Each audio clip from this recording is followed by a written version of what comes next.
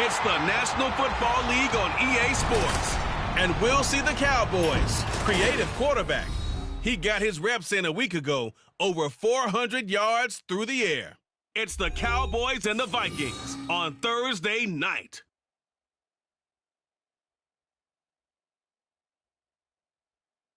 U.S. Bank Stadium holds just under 70,000 spectators, and they've come out in full force for this one. A fantastic atmosphere here in Minneapolis. Tonight, we're on to week 2 of the NFL season. We got a good one on tap, as it'll be the Dallas Cowboys taking on the Minnesota Vikings.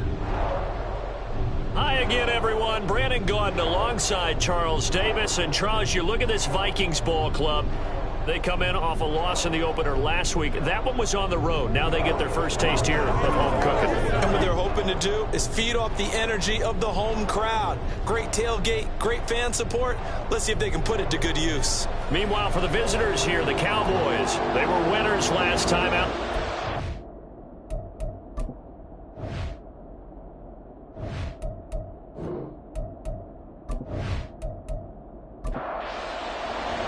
The first game's out of the way. Time to buckle down for the long season ahead. And we're off in week 2. Taking it about the 1. Just past the 20 as his guys will go to work at the 21-yard line. So here are the Cowboys now ready to go on offense for the first time. And they will be led out by their 6'3" quarterback. And he said he was feeling good in the lead up to the season, and he proved it in a big way in week 1 with 4 touchdown passes. Had the offense moving at peak efficiency right at the start of the year. Awfully impressive. That's caught. Puka Nacua. And they're going to get this beyond the 40 before he's taken down. A good pickup there, 21 yards. Certainly no settling into the drive there. They came right out on the first play and attacked the middle of the field for a big gainer and a first down. And a solid run here as he'll pick his way down to the 42-yard line. And they get 17 more on that one and another first down. Well, no slow start here. A couple nice chunk plays back-to-back. I love the momentum that they're showing here early because they did it both ways, right? Threw the ball on first down for a nice chunk of yardage. Came right back and ran the ball. Looks like they got the defense set back on their heels. Let's see if they can keep this moving. Back-to-back nice plays. 12 yards that time and a first down.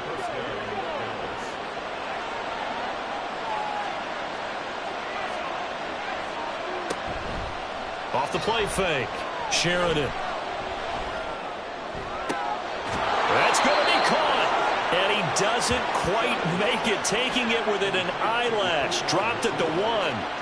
He got 29 yards that time. Boy, no problems getting down the field here on this opening drive. They've looked really sharp in the early going, and they've come up with some big plays already. Here's another that's going to set up first and goal. First and goal, a chance for an early statement here on the road. They'll try to run this one in, and he will take it in for a Cowboy score. A great effort there. His first touchdown of the new season. And the Cowboys will claim the early lead as they're on the board first here tonight. Extra point forthcoming.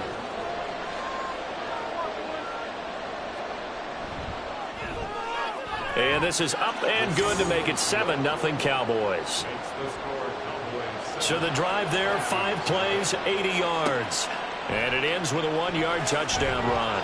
And some good special teams coverage as they bring him down just outside of the 15. So here come the Vikings as they get set for their first drive. And trotting out there leading them is their 4th-year quarterback. I tell you what, when he is on schedule for that week, secondaries take notice because you've got to stay alert back there on every snap. A truly powerful arm, one that's capable of challenging any level of the defense on any given play. That's why so many scouts preach arm talent when preparing for the NFL draft. A quarterback with arm strength to make every throw in the book, he's an asset to have in any offense. Throwing on first down, but this one winds up to be incomplete. Here's 2nd and 10.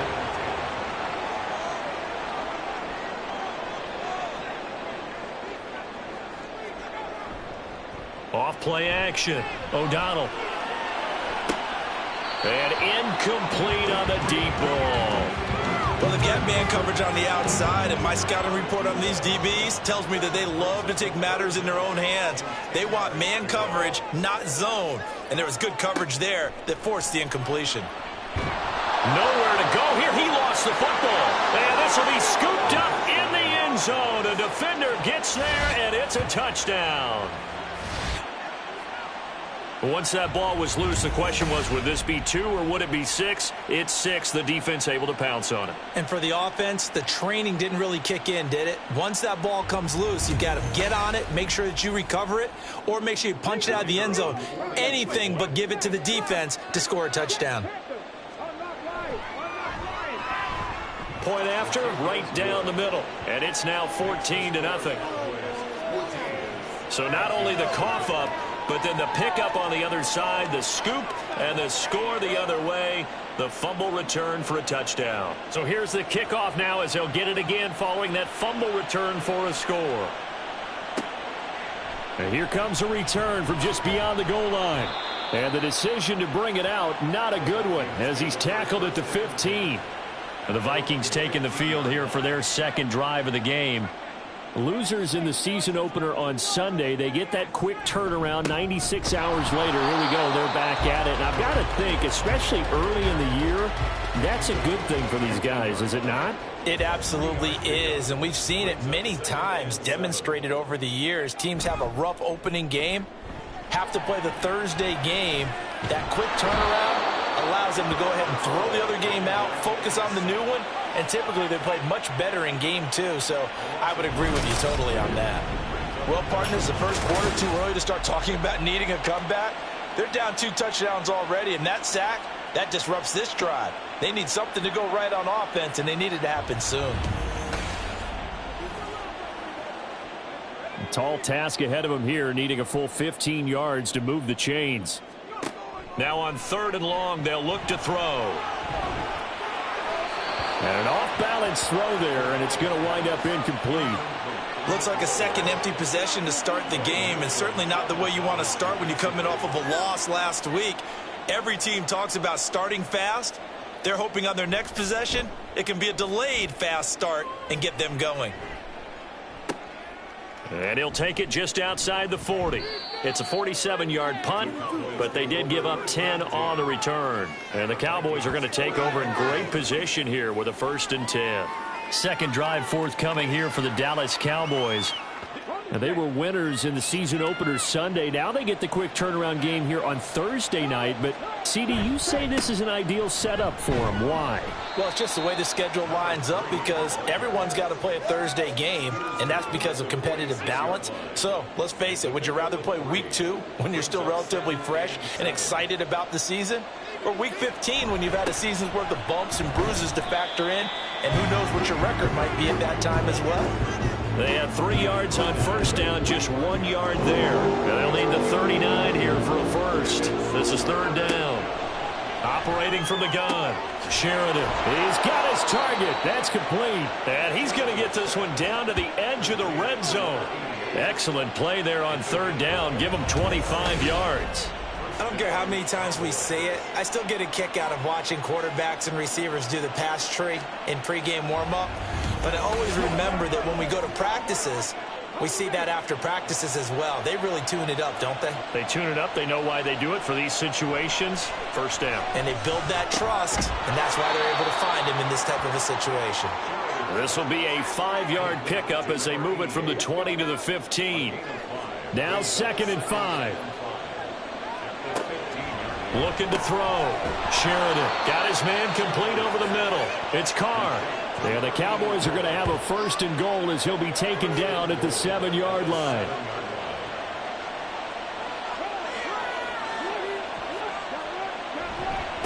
They'll try and run for it on 1st and goal. And he is into the end zone for a Cowboy touchdown.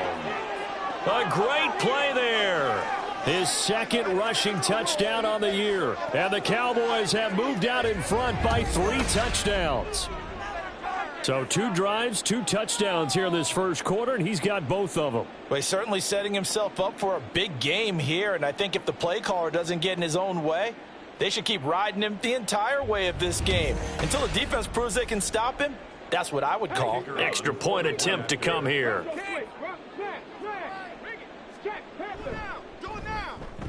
It's good, and before you know it, it's 21-0.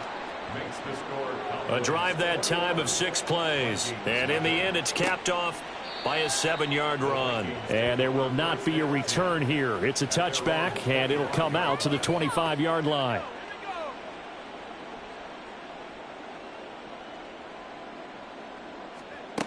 Throwing to start the drive. O'Donnell. Oh, he's got a man wide open, complete. A big play there for Minnesota. 41 yards. And the offense is saying to itself right now, if only they were all this easy, because he was wide open. And once he made the catch, plenty of room to work his way downfield. That was a breakdown on the defensive side of the ball, one that they want to fix immediately. So the big play changes the complexion of things. Here's 1st and 10 just outside the 30. Operating from the gun, O'Donnell. And he will find his man on the outside. It'll go as a gain of 4, and it'll be 2nd down. You look at this Cowboy defense. They come into this one 9th in the NFL against the run. Most of their challenges have come in the passing game because against the run, they've been pretty darn good. Now you've got to figure out a way to slow down those receivers before they get downfield and maybe make a few more plays on the ball when it's in the air. He'll end up getting 5 out of that, but now they're looking at 3rd down. They'll come to the line needing only 2 yards to gain the 1st here. On 3rd down, McKnight. And he'll be taken down, but he does have 1st down yardage. The gain of 4 that time as the drive continues.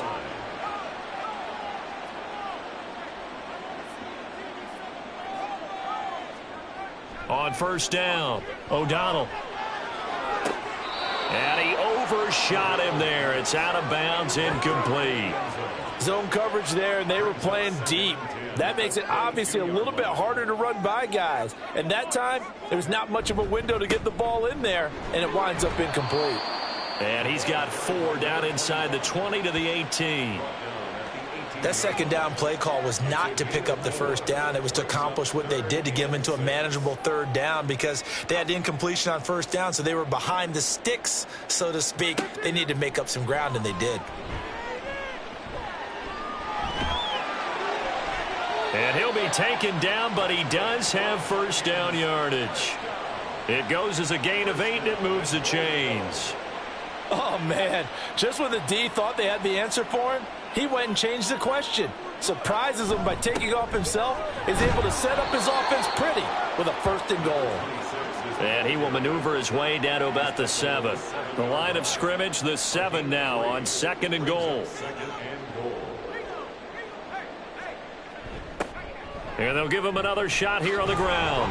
And he's brought down right at the 5-yard line. Give him 2 on the play. His path became similar to almost running a stretch play, didn't it? Trying to find a crease, anywhere to put his foot in the ground and cut back. It just never materialized. Meanwhile, on 3rd down, they take a shot at the end zone, but it's incomplete. What an excellent defensive stand there in the red zone. Nice tight coverage. They certainly recognized how important it was to bring up 4th down here. And his kick is right there. It's good. So a long drive gets him down inside the 5, but ultimately they settle for just the field goal. And I have to think that if maybe they were a yard closer, that would have made their decision tougher, and I think they likely would have gone for it. But in this situation, they just decided to take the 3, and I think it was a smart move. Now the Cowboys offense heads back onto the field. And they come off a victory over the weekend, but now the quick turnaround here for this Thursday night game. How does that affect how teams like this approach these short turnarounds? Well, wins and losses always factor into, how you're getting ready for the next game. But equally as important when you have the short turnaround, what is your injury situation? Are you losing key guys? And if so, how well have the backups prepared for this? Because you don't have much time to get them ready. They have to be ready before this week in order to play well in this game. And a pretty good burst there as he'll get this across midfield and down to the 46.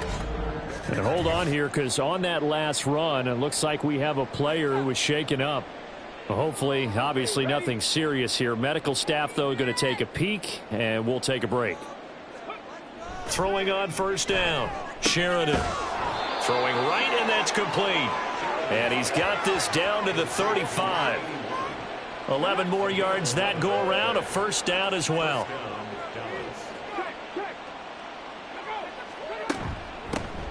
Here's a handoff out of the gun. And he gets forward up the middle, but only for a couple. It'll be second down. 33-yard line. 2 yards on the pickup. It's second and 8.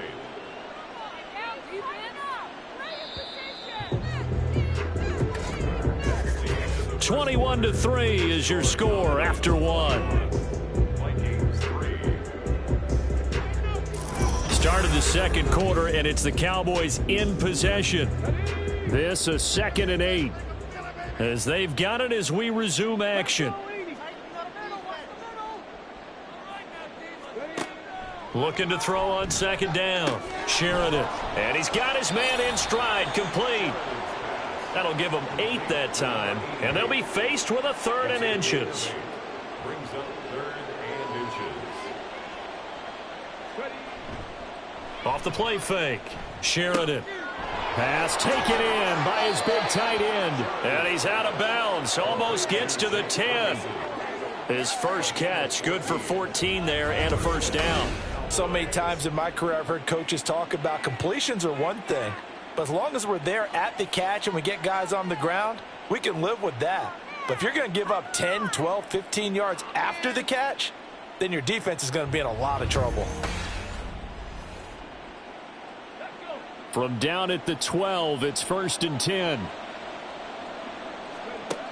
From the shotgun, he'll look to throw. And this is caught for a Cowboy touchdown. Puka Nacua, his 3rd touchdown now on the year. And the Cowboys continue to pull away here in this first half.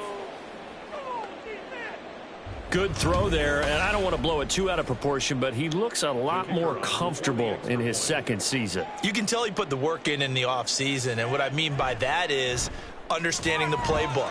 Not just the plays and how to execute them, but how to do it against a variety of defenses. Also understands his team better, what they can and cannot do. You can see the confidence rising in him as he plays. From a couple yards deep, he'll bring it out of the end zone. And in hindsight, probably should have taken a knee as he only gets this out to the 16-yard line. Minnesota's offense takes over possession. And they come into this one off the loss over the weekend. But you say if you're going to play a Thursday night game, this is the week to do it. It certainly is, because you get right back out there. You don't have time to dwell on things. And look, your game plan is going to be a little more limited, but so is theirs. So that's when you just appeal to your top players. Guys, you make plays in this one, we out-execute them, we can walk away with a win. Now a 2nd and 10. Operating from the gun, O'Donnell. And that one's going to come up a little short. It's incomplete. A couple of quick incompletions, and now they're just one more away from getting off the field. They've got options now. Could they dial up a blitz here or just drop everyone into coverage to crowd the throwing lanes? Now yet another incompletion here as they fail to connect on third. It's going to be another frustrating end to a drive here. This offense, they've not been able to get anything going in this first half. And now it's going to be time to gather on the sidelines and try and figure out what's going wrong. Who has an idea? Who has a plan? Time to implement it. It's a 40-yard punt, 6 yards on the return. And the Cowboys will take over the football with a 1st and 10. Good starting position for the Cowboys here as they come up 1st and 10. Just shy of midfield at the 48. They'll start this drive out on the ground. And he'll lose yardage here. Back at the 47. Officially, it's a 1-yard loss. That's going to bring up 2nd and 11. And that's what I'd like to see out of this defense, a little fire, a little toughness. It hasn't been the best first half for them, but they did do a nice job there, forcing a loss on that play. Dances by him, and he's got it across the midfield stripe and into Viking territory. 78 yards for him on the ground so far tonight as he has been terrific in this first half. From the gun on 3rd down, Sheridan. Able to find the open man. That's complete. And they'll have it in the red zone before he crosses over out of bounds. A big one there on 3rd down. They hit for 30 yards. Well, he worked his way quite a bit in this first half, and with good reason. You can see it there. He is such a handful defensively. Just too hard to keep him under wraps. It delivers a big play here for this offense. So the big play means just like that, they'll operate from the red zone now on 1st down. And the nimble footwork gets him just inside the 10 to the 9, but no further. Now whistles and a timeout. Looks like we've got a Viking slow to get up. The medical staff will attend to him, and we will step aside. 2nd and 3 from the 9.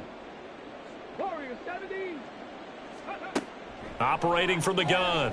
Sheridan out to the flat. That's complete to his running back. So they'll get nothing out of that play. And now it's 3rd and 3.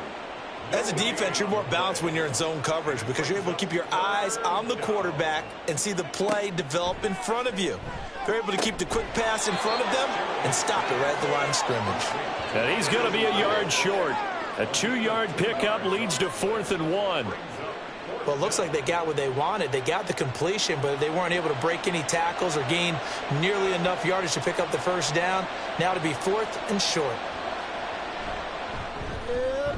And this one is right through.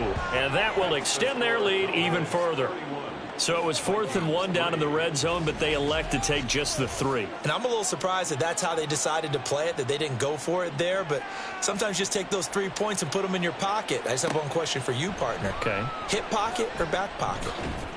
And able to get this across the 20, but not much further as he's dropped at the 23-yard line. And now out comes Minnesota. These guys definitely hoping for a better showing than their last appearance. They couldn't really even move the football much beyond the shadows of their own goalpost, Charles. We'll see if they can get a better, more sustained drive going here. Yeah, and every team that we ever talk to says the exact same thing. When you start a drive from that deep in your own territory, the goal is a minimum of at least 2 first downs, because even if you have to punt then, you change the field position, right? You flip the field a little bit. They didn't get that done. This time they want to string together a nice drive and help themselves out. And down he goes, but he takes it up to the 40. 17 yards, 1st down, Vikings.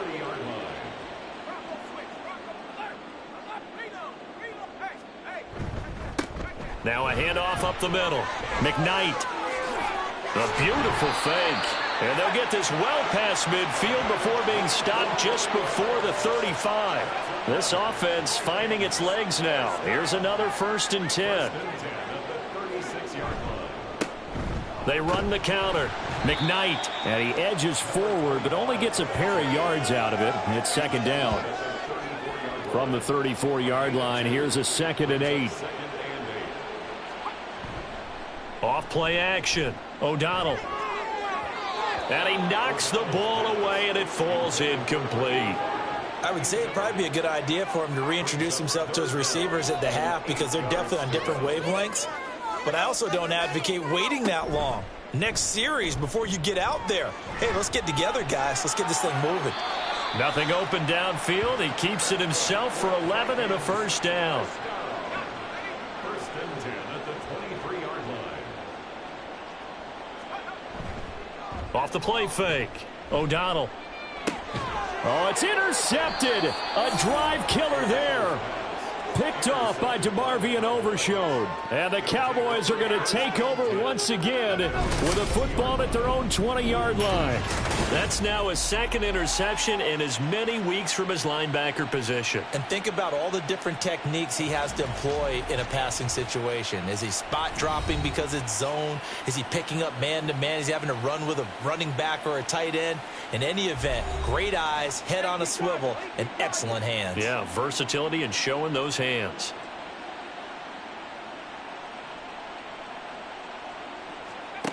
On 1st and 10, Sheridan. Looking left side, and he's got a man. That's Carr. And able to get this across the 20 before going out of bounds. Now 2nd and 7 from the 23. 3-yard pickup brings up 2nd and 7.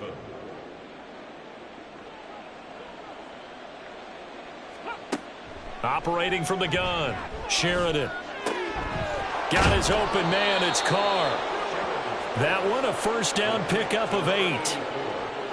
And a good quarterback facing zone coverage. If he has just a little bit of time to survey the scene, that's what's going to happen. No doubt about it. If there's no pressure, he's going to continue to pick them apart because he'll have all that time to find someone open downfield. He can only cover for so long. So maybe they want to go to a zone blitz scheme, get a little bit more pressure. Remember when Carolina did that against Denver? They lost the game ultimately. They dropped the defensive end out, and he ended up with an interception in that game in Super Bowl 50. Maybe some sort of scheme like that to try and get more pressure at the passer. The offense on 3rd down tonight, they've been good. 3 for 4 thus far. This is 3rd and 4. Now a shotgun snap as they'll look to throw. And he will have a Cowboys 1st down as he'll be marked down a yard or 2 past the marker following a gain of 6. Would it be safe to say that as precise as routes are supposed to be run in the NFL, maybe they're not quite as precise in college ball? That's accurate, yeah. And I think we saw a college route in the NFL there. Just find the soft spot, find the dead zone, and find the 1st down. And that's what he just did. Looking for more there on 1st down, but this throw downfield incomplete. 2nd and 10.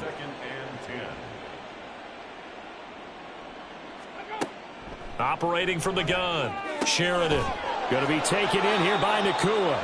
And this is going to turn into another 1st down as the tackle is made at the Vikings' 44-yard line.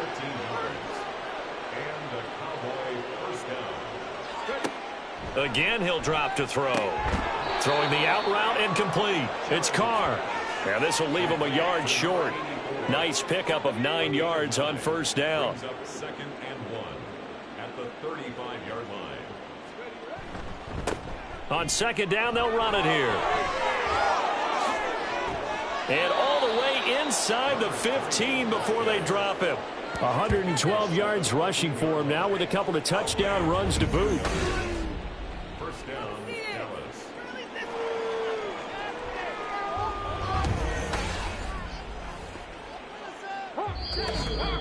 2 minutes remaining in this 1st half of football. Here's a 1st and 10 at the 14-yard line. Operating from the gun, Sheridan. That's going to be caught at the 10-yard line. And the Cowboys are going to have a 1st and goal coming up as the tackle made at the 3-yard line. A chance to really cap off a big 1st half here as they come up on 1st and goal.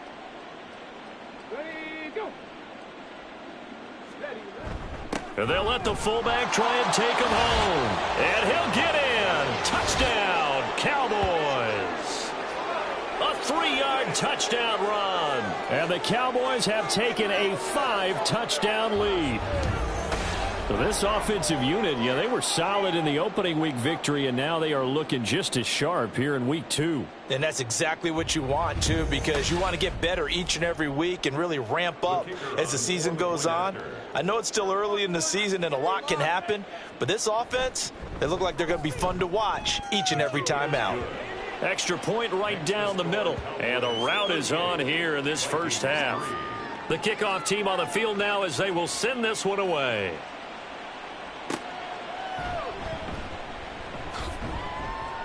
And good coverage there on special teams as they'll get him down shy of the 20.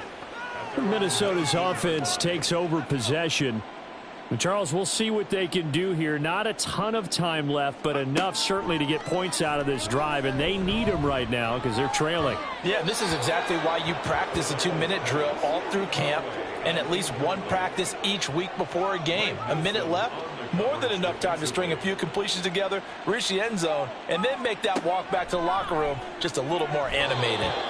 Another throw on second down, and this one incomplete as well. This defense has passed its first 2 tests by forcing back-to-back incompletions.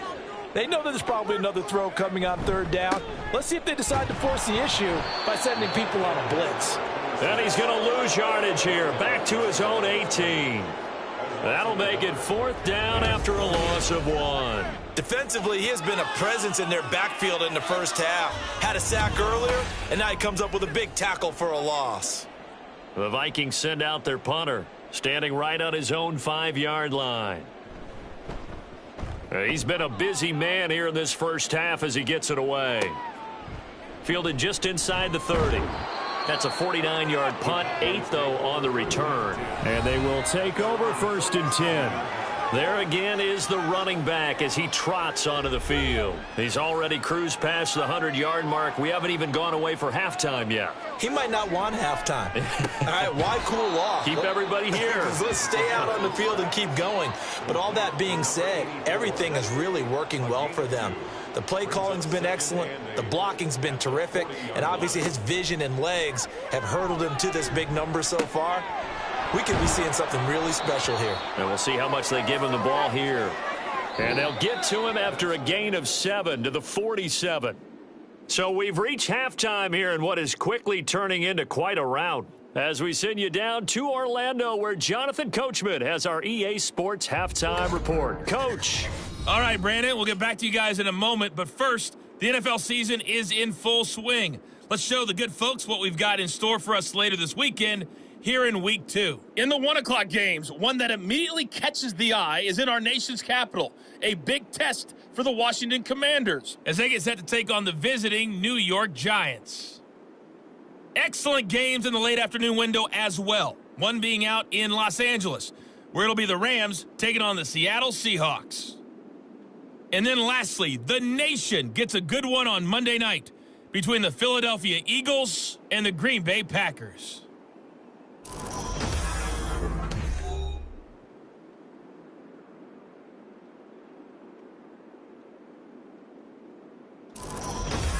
The highlights from the first half, all we welcome everyone back. This one got out of hand early, and now you have to wonder how these teams will approach this second half, because this one's already close to being in the bag, if it's not already. And he had no room to run as he's tackled down inside the 20. Out come the Vikings. They'll have it first on offense as we begin the 3rd. And they have a mountainous deficit looming in front of them. It was really, Charles, a disaster of a first half. So where do they go from here? Well, first thing they have to remember is that what's done is done, and there's no going back. And now you have to play this drive by drive. Obviously, come back in this spot, pretty unlikely. But you still have to go out, take pride in your work, and try and put something together here in the second half. To throw on second down.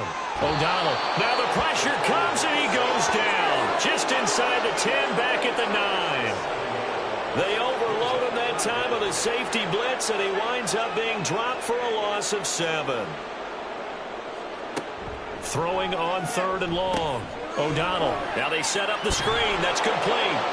And that's not going to get it done. He'll come up well short of the first at about the 21. They get 12 yards back, but it still leads to a 4th and long. The Vikings send out their punter as he's on to punt for the 4th time tonight. He's averaging just under 50 yards a punt as he gets this away. Fair catch called for and taken right near the 30-yard line. So a change of possession here on the punt. And it will be 1st and 10 as they take over. The Cowboys offense now, they head out for their first possession of the second half.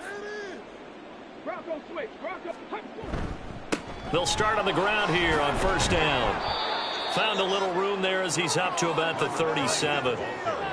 Give him 5 on the carry there, and it'll be 2nd down. It's a gain of 5. brings up 2nd and 5. And they'll keep leaning on the running game. Back to the ground. And some good acceleration there as he's across midfield to the 48-yard line. 133 yards for him on the ground now. He has been a tough man to bring down all night. On first down, Sheridan. Pass complete there to Nakua. And he's corralled, but not before getting it inside the 35. Another nice gain, 13 yards that time, and another first down. And a Cowboy first down. One back in the backfield, he'll get the carry.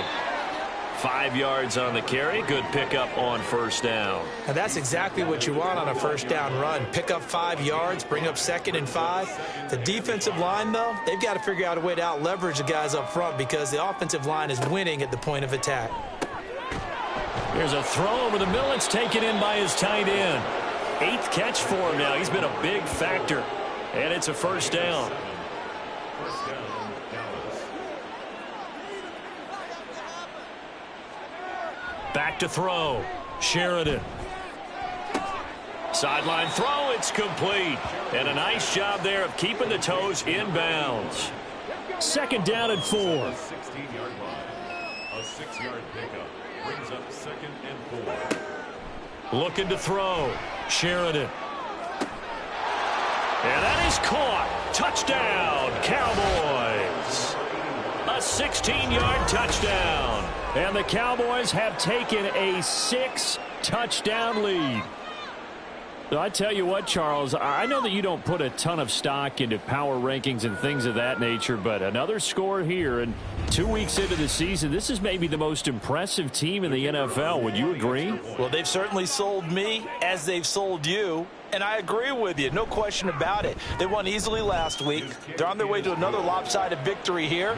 They're definitely a team to be reckoned with, and they are serving notice to the rest of the league. The kickoff unit is out on the field, and they will send this one away. And he returns this to the 22. And now out comes Minnesota. Well, we're still in the third quarter, so there's some time to kind of clean this up and make it look more respectable. Now, a win, that's probably gone out the window, Charles, but I don't know. Do you look at this as a time to just improve and maybe start to look towards the future?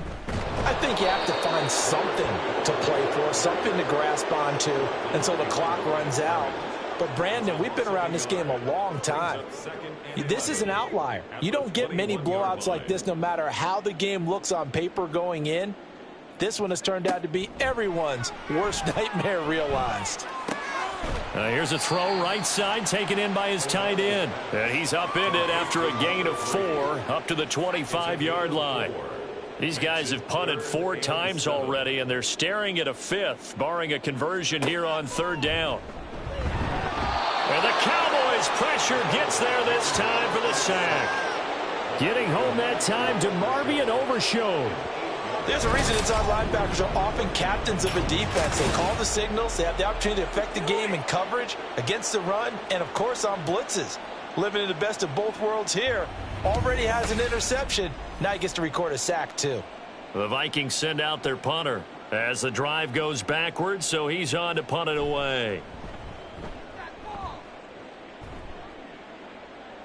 Fair catch taken just inside the 40-yard line. A 40-yard punt, no return, and out will come the offense as they take over.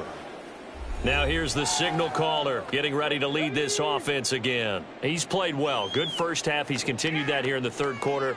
But my question, when you're a head coach, what do you look at stat line-wise for your coach? Do you go right to... And nothing but green grass here, middle of the field. Touchdown, Cowboys. A big play there. His 3rd touchdown of the season, all coming in this game. And the Cowboys are able to strike quickly to add on to their lead. I know I should keep the focus and the spotlight on the hero that just scored, but tackling's been an issue for this defense all game long. I can't set that aside. We just saw it again here. Missed tackles leads to his long touchdown run.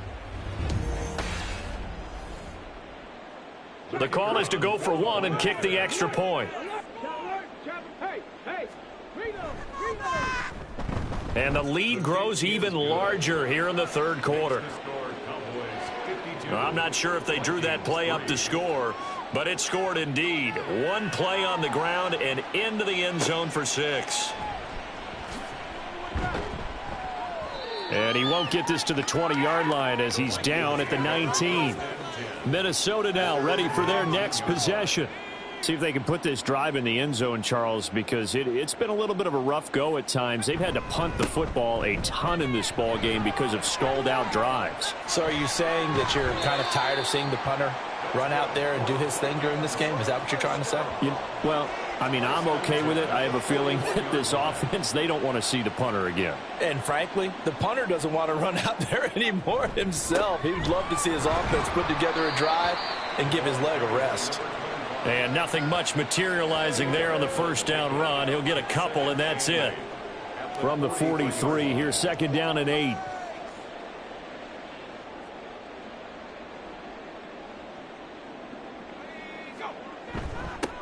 They'll keep it on the ground. McKnight, and not much there at all. Maybe a yard up to the 43. Defensively, we always know that he is tough in run support, and I think the way that he gets there is he understands what an offense is going to do before the ball's even snapped. A great job of scouting prior to the game, then reading, reacting, and taking the right path to the ball carrier. Now a 3rd down throw, but it misses the target, incomplete. And you can tell just by looking at him that this offense is a frustrated unit. Things are really unraveling here, and as a head coach, time to earn your paycheck. You've got to find a way to keep it together as that brings up another 4th down. And that'll hit at the 5 and go into the end zone for a touchback. A look at the running back, the man out of the backfield as he gears up to go again. I guess it kind of goes without saying at this point, but he's had a great game, as we like to say, a nose for the end zone, no doubt. Continues to find it throughout this game, and I'm sure he's got a nice place to live. He might want to make an offer on the end zone for a second home because that's what it's been like throughout this contest. He knows how to get there, and boy, he looks happy when he does. He's already bought all the property in the end zone. That's the problem. He's going to sell to himself now. Well, those backups on the sideline, they got to be eagerly anticipating the 4th quarter upcoming. Look at the size of the lead, how they're moving the football. This defense really struggling and giving up plays like we just saw. Yeah, his Stars have certainly done all they've needed to in this one, haven't they? But my question is, will he be able to resist the urge to continue to run things up a bit and get his main guys a few bonus stats before he calls them off the field?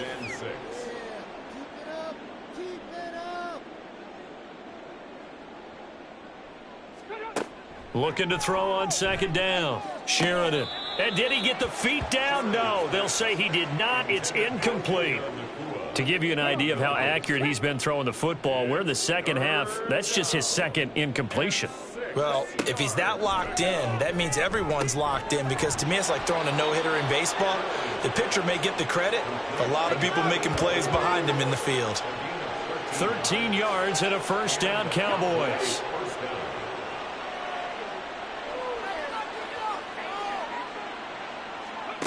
Back to throw. Sheridan. Wide open receiver, complete. And he'll go down, but not before getting this inside the 30. A well-executed 22-yard gain. This offensive game plan has just been sensational. I mean, when you think about all the different ways they've gotten their receivers open so far, it's really been impressive. Scheme, design, execution. They'll look to throw again. He finds his man, complete. That's Carr. And inside the 20 before he's brought down. Another strong gain on the last 2 plays. They've moved it a combined 33 yards.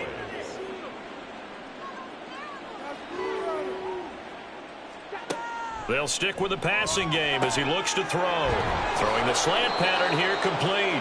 And the Cowboys are looking at 1st and goal as he's tackled all the way down at the 2-yard line. Just picking up yardage in bunches here these last few plays. They have moved right down the field, and just like that, they're going to be set up with a 1st and goal. They'll try and run for it on 1st and goal. And he'll take it into the end zone for a Cowboy touchdown. Taking it in from 2 yards out. And the Cowboys get another 3rd quarter touchdown to add on to that lead. Well, this offensive line has really stepped up to the challenge here because those Mastodons, they've been sensational clearing holes all game long. And this is great work down here near the goal line to give their back the space he needs to work his way into the end zone.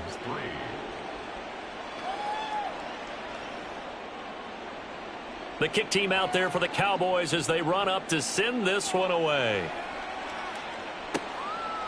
From a yard or two deep, here comes a return. And that decision to bring it out ends up not being a good one. Cost him about 5 yards as he's tackled at the 20. And out now come the Vikings.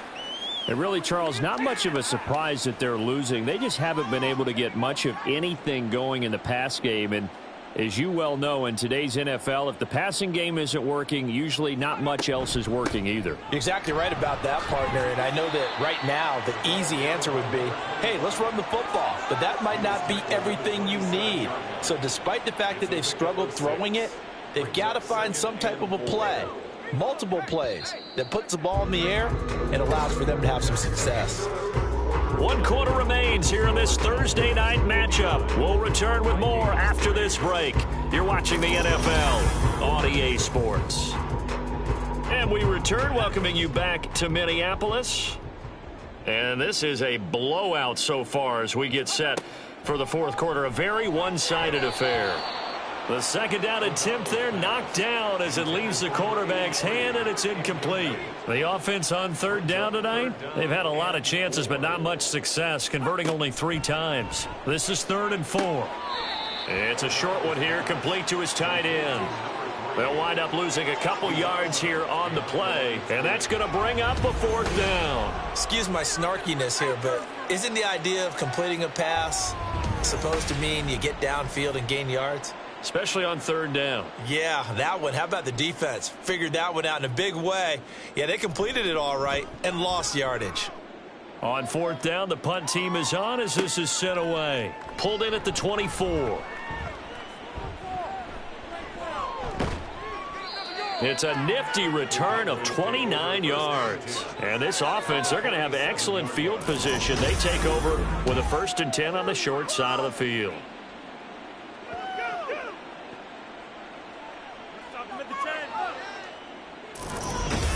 Possession of the football going back to the Cowboys. Well, they don't really need the points here, Charles, given what we're looking at on the scoreboard, but they've scored on 3 consecutive possessions, 3 consecutive drives, and I'm sure that they would like to keep that streak going here and continuing to pour it on. And things have gotten that way in the NFL, haven't they, partner? Because in the old days, people would have, they'd get off the gas a little bit, right? But now, people continue to accelerate, but we'll see what they decide to do as they come out for this one. But the way that this game has gone, they've got to be awfully happy with their execution overall. 20! And he takes it down deep into enemy territory. My, oh my, 250 yards on the ground for him now as he has gotten better, really, as the night's gone on. After the big play, a chance to finish now on 1st and goal. They'll try to run this one in. And he is into the end zone for a Cowboy touchdown. It's a 1-yard touchdown run. And the Cowboys are on their way to a 2-0 start. Sometimes offenses can get too cute down near the goal line, but there's nothing fancy about this one. As Coach Lombardi would say, we get a seal here, and we get a seal here, and we run this play in the alley. And that's good work to hit the hole hard and finish in the end zone. Extra point splits the uprights, and this one was over a while ago as they just add on to that big lead. Minnesota's offense takes over possession. Well, we said it at halftime that they would need a nearly perfect second half to erase that deficit that they were facing, CD. But unfortunately, the second half has pretty much been a carbon copy of the first. Yeah, that early lead was almost insurmountable the way their opponent was playing. And, partner, they do have some good news, though. This one is getting close to being over, and they can try and hit the reset button starting tomorrow. An incomplete pass leads to 2nd and 10 from the 25. To throw again, O'Donnell. He's got a man. That's caught. Left sideline. A gain of 28 yards there and give him a 1st down. Looking to throw. O'Donnell. And that went too far in front. He couldn't reel it in. It's incomplete. They lead big, and a major part of that has been how they've taken their play to a whole new level this second half. No points allowed since the break, and you can add another incompletion to the total number that they've forced in this runaway contest. 9 yards, and that leaves him just short, so it'll be third and less than a yard. Brings up third down. Back to throw again. And he will go down. A Cowboys sack. The defense rising to the challenge and setting him back on the sack. My man, it's been a rough night for that offensive line, and it's only getting rougher. 5 sacks now that they've given up in this contest so far. It feels like the witching hour out here, doesn't it? Okay, stupid question. What's the witching hour? Yeah, the witching hour. That's when everything goes haywire late at night. The Vikings send out their punter as he's on to kick it away.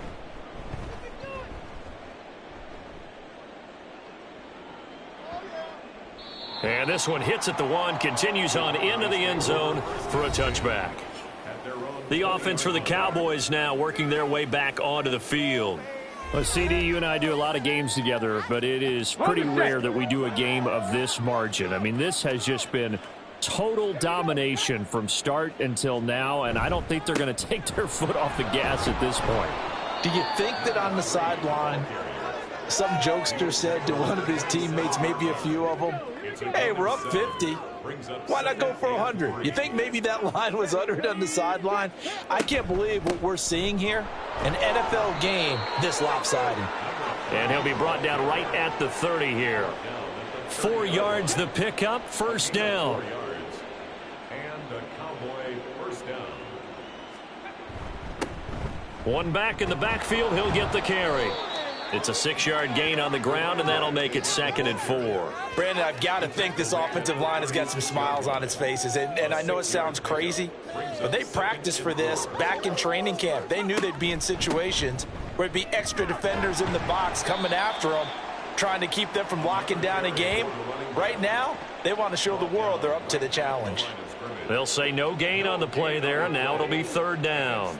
They'll need 5 on this play to move the sticks.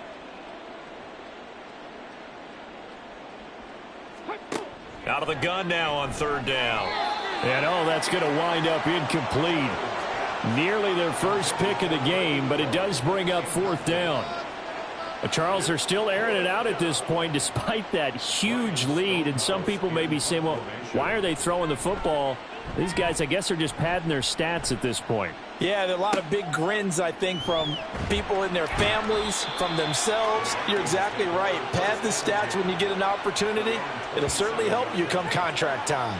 They'll call this a 41-yard punt, 7 on the return. And it will be Vikings ball, 1st and 10. Throwing to start the drive. O'Donnell can't get away, and he's taken down. It'll be a loss of 10. And it'll bring up 2nd. Partner, my vocabulary isn't that great, but to me, there's only one word that fits this front 7 today, and that's dominant. 4 and 5 sacks is already rare in one game. Getting to more than 6 in one contest while winning by this many points, an absolutely astounding effort by every player involved. Pass protection has been a problem all night long as they come up facing 2nd and a bundle. Now here's a throw that's complete. And he's able to break out of 1 tackle, but then quickly brought down. They'll give him 4 yards there. And they're going to face an uphill battle here on 3rd and long.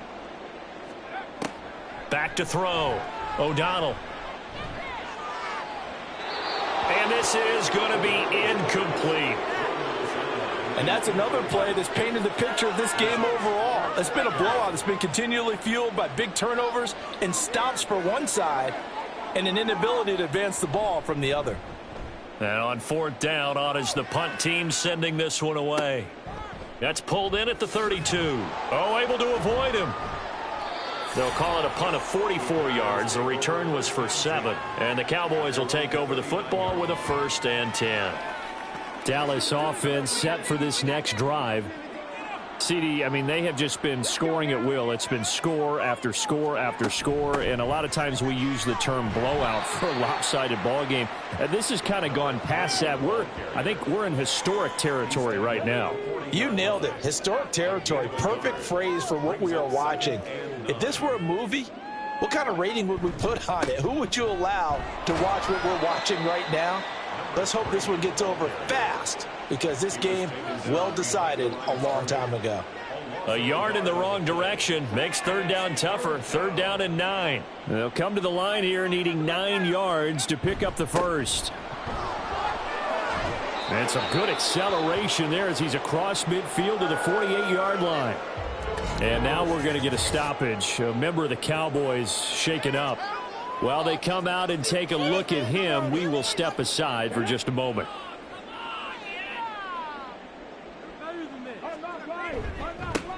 They'll try and run some clock here as they keep it on the ground. Down to about the 45. Give credit to the defense for stringing that play out, and they gave up no cutback angle. You know he was trying to dart through. No place for him to go. A nice job there, only giving up a 3-yard gain. From the gun, they'll try to run it.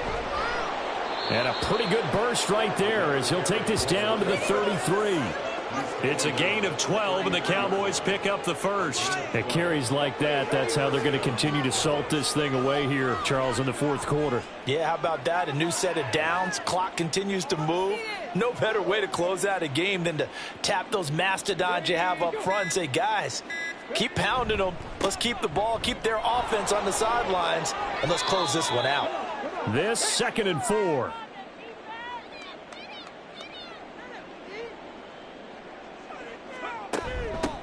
From the gun, he'll hand this off. And for one of the first times all night, he is going to go nowhere as they bury him behind the line. And now they'll stop play here, at least momentarily. A member of the Vikings in some discomfort after that last play. So it's 3rd and 6, and this will be the 8th play of the drive. Operating from the gun, Sheridan. And he's going to go down here, a sack. They push him back to the 34. And that'll bring up 4th down on a big sack with a loss of 5. And we all know how talented this guy is who's calling the signals for him. But even the best in the game, they can struggle against a good, cohesive zone coverage. Can't find a gap in the secondary quick enough, and he ends up taking a sack. So now on 4th down, Mike McCarthy will turn to his field goal unit. On the left hash, officially, it's called a 51-yard attempt. And his kick is absolutely perfect. And that will extend their lead even further. Well, ultimately not really sure that they're going to need those 3 points, but they'll take the 3 and they pad that lead. Yeah, this one's already wrapped up, but you and I both know if you're an offensive coordinator, you never let up on the gas unless the head coach tells you to do so. And maybe you've actually clicked him off in your headset so you can keep calling plays and trying to add to this lead. And they will wrangle him down a couple yards shy of the 30. And now out comes Minnesota. Well, CD, it's all window dressing at this point. I mean, the best they can do is end the game with a nice drive to maybe build some momentum to move forward into their next contest. Yeah, with how lopsided this game has been, even one score might not do a lot of cosmetic good on the scoreboard, partner, because it's just about looking forward at this point. Get a touchdown here, give yourself some positive momentum and reps to focus on when you get back to practice in the next couple of days. A 2nd down pass play there, but it's incomplete. This has been a rough one, to put it mildly, for him. And after this one's done, you just feel like at the post-game press conference, this team's going to have a lot of questions and definitely not a lot of answers. Now throwing on 3rd down there, but he cannot connect. Well, the trials and tribulations of being a quarterback in this league, it's tough. It's got to be wearing on him out there. Well, he has been sacked a number of times. He had an interception, so I'm going to give him a skosh of credit for hanging in there and trying to make something happen, despite the amount of pressure he's been under this entire game. So possession goes over here on the punt. Here's the Dallas offense now heading back out onto the field. And checking the timeouts. They do have 2 defensively, but no real need to use them as they're not going to be able to stop the clock after that.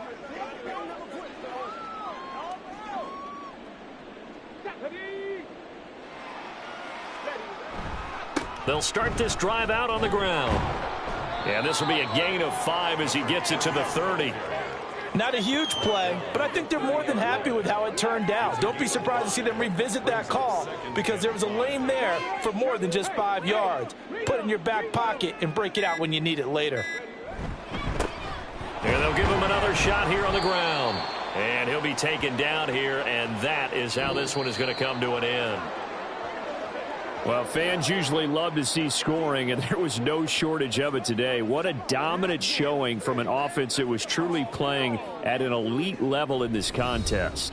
Partner, this game was over a long time ago, and you noticed they did not want to slow down anything. Absolutely a dream scenario for everyone on that offense, and they took advantage of every second. Guaranteed popcorn for everyone in their film session. So for the Cowboys, it was a great all-around performance as they come out of this one with the victory. And they'll get a few extra days to get ready for next week where they take on the Tennessee Titans. Meanwhile, for Minnesota, they'll drop to 0-2, and they'll look to regroup next week as they head to MetLife Stadium to take on the New York Giants. And for Charles Davis and our entire crew, I'm Brandon Gaudin. You've been watching the NFL on EA Sports.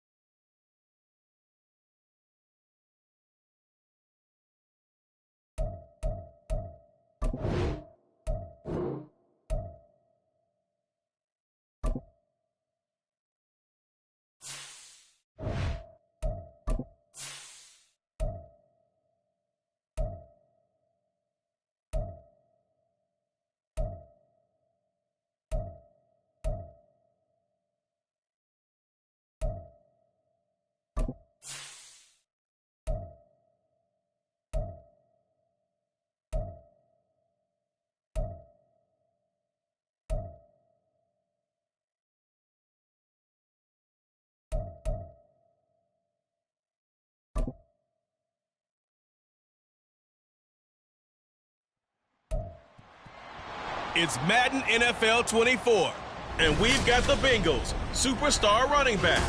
He was stellar a week ago, piling up the yards and finding pay dirt twice. It's the Bengals and the Browns, and it's coming up next.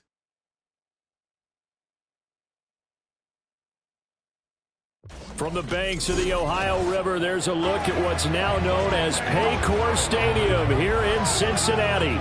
Today, after a topsy-turvy opening weekend, it's on to week 2, and we've got a good one here, as it'll be the Cleveland Browns taking on the Cincinnati Bengals.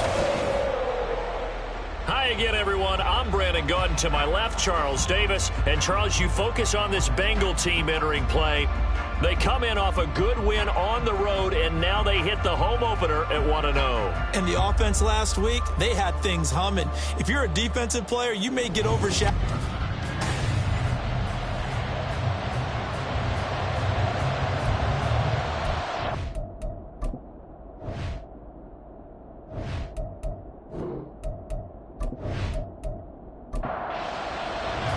The final weekend of the summer. Hope you're enjoying it wherever you are as we are off and running on EA Sports. And running with power here. Get him down inside the 30 at the 27.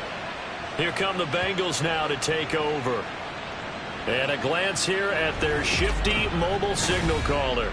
And he was terrific in the opener, threw 3 touchdown passes, and make no mistake about it, he was eager to get right back out and do it again. So I think we'll see him try to test the secondary quite a bit as this game goes on.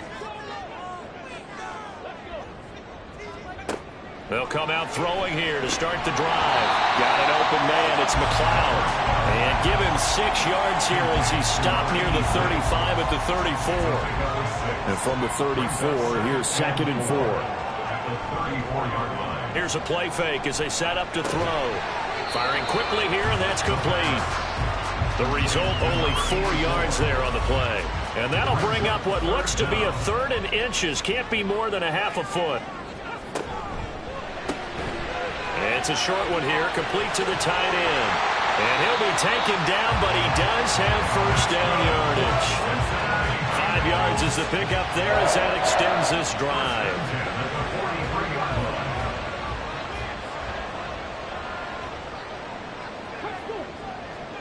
Now on first down, he'll drop to throw it. Able to complete this one to McLeod.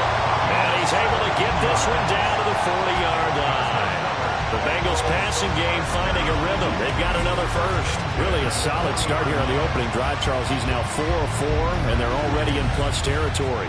Brandon, he's been so precise to start this game, like we're watching an operation taking place right now. Master surgeon at work. Now a play fake here on first down. Got a man, and he hits him in stride. And brought down, but not before they're inside the 25. 17 more yards. They had 17 on the previous snap as well.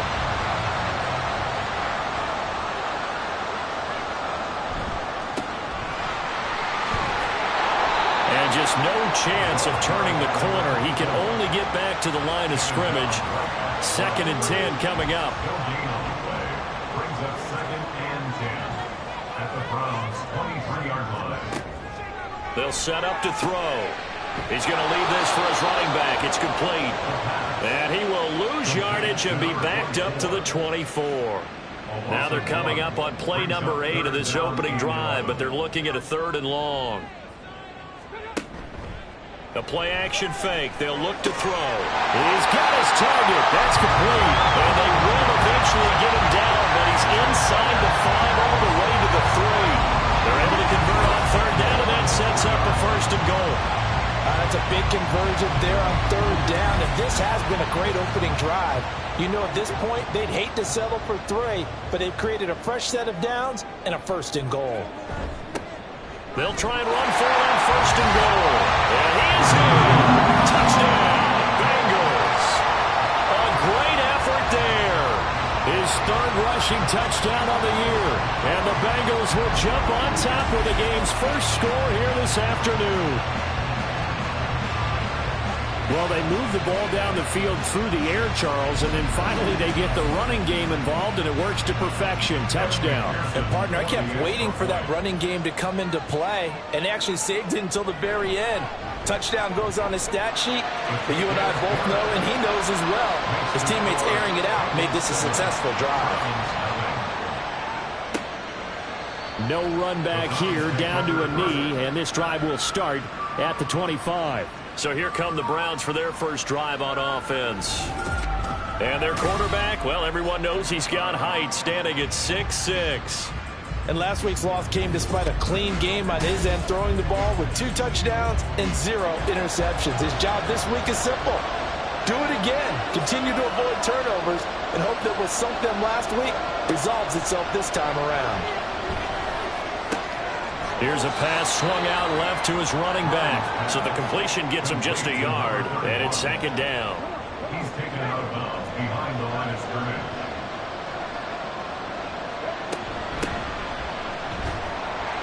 Only a couple there as he'll be brought down about the 28. You talk about this Bengals defense. They come into this one ranked number 5 in the NFL against the run. We know it's only week 1, but the results are pretty good so far. The key is, can they do it week 2? And he'll be taken down by the Bengal pressure. The defense rising to the challenge and setting him back on the sack. You've called plenty of games in your career. Do you believe in momentum, my man? I do, and I think we're seeing it right here. Oh, there's no doubt about it. The run that he's been on. How about that? 3 sacks in a game a week ago, and another one right here. Oh, he's feeling it in a big way. The Browns send out their punter now, standing about a yard deep in his own end zone. And just a single punt for him in the loss last week as he sends this one away. Gets around him. Powerful running. It's a 39-yard punt, 8 on the return, and the Bengals will take over in terrific field position. Getting set to go again as we look at the back, heading onto the field again. Last week, a strong showing, up over 100, also 2 trips to the end zone. It's the kind of week that if you said, listen, I'll let you have this type of a game each and every week, you'd sign up for it. You wouldn't try and get too greedy. But let's face it, good runners always want to be a little bit more greedy at the end, try and squeeze out every last yard. He's going to try and duplicate that and exceed it in this game. Throw left side, complete to McLeod. A busy first quarter. His 3rd catch of the afternoon is a first down.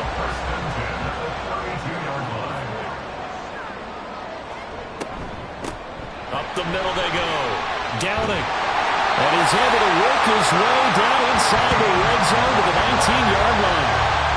It's a gain of 13, and the Bengals have a first down. He was well over 100 yards last week. He told us this week, a little ambitious, said he wants to hit that 200 mark. We'll see. Makes sense, though, doesn't it? Have we ever run into a running back that had a great game the week before that didn't think that's just going to naturally continue? Just make sure you feed me the football. And that's what they're all about. Continuity, rhythm, number of carries. Just keep giving it to him. Well, this is a defense that's definitely on their heels now because they gave up the running play yardage 1 play ago. Now the pass here sets this offense up 1st and goal. They're going to have to dig in strong now because they've been in retreat so far on this drive. This offense on the march. Now that sends them 2 yards in the wrong direction and leads to second down.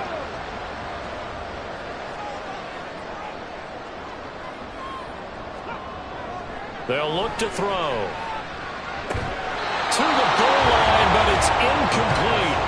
Well, that play there was certainly a scouting report special because Covered was all too aware that this close to the end zone, he's going to become a bigger weapon for that offense. And they were there to help. And he's got it. Touchdown, Bengals. A great play there. His 2nd touchdown on the season. And the Bengals have taken a 13-0 first quarter lead. Good start to the season for him. He had the touchdown last week in the opener and a second one in week 2 now. How about the pace he's already established, right? Not sure he can keep it up for an entire season, but don't burst the bubble because he thinks that he can. Do guys go into a season with a goal for touchdown scored or yardage? What do you think? I think every single one of the guys who's going to touch the football, they all have those types of goals. They all have those types of thoughts. And then they just have to see how the season unfolds if they can stay with it. Unfolding so far so good for him. Taken at the goal line. And he'll be brought down at the 28-yard line, so the decision to bring it out of the end zone gets him 3 more. Second drive coming up here for Cleveland as they return to the field on offense. Early on, you know, Charles, every game could be called a measuring stick game. But I think when it comes within your division like this, it's a measuring stick game with a little extra intrigue. I would agree with that totally because all division games have a little extra to them. But I like where this game is situated because at this stage of the season, it has that little extra juice. But at the same time, it's not a make or break if this were, let's say, week 15, 16, somewhere in that neighborhood. On first down, they'll go to the ground attack. And he's going to take this ahead for right around 3 yards, but no more than that. Second down. The numbers for him from a week ago: 14 carries, 55 yards. Just an all right day from him last week. He really didn't break out for the huge yardage he had hoped going in. I talked to him before the game, though, and he knows this is a new, fresh opportunity. He's put last week behind him, and his focus, getting some extra yardage with every carry he receives this week. A gain of 3 last play. This time they double it and pick up 6.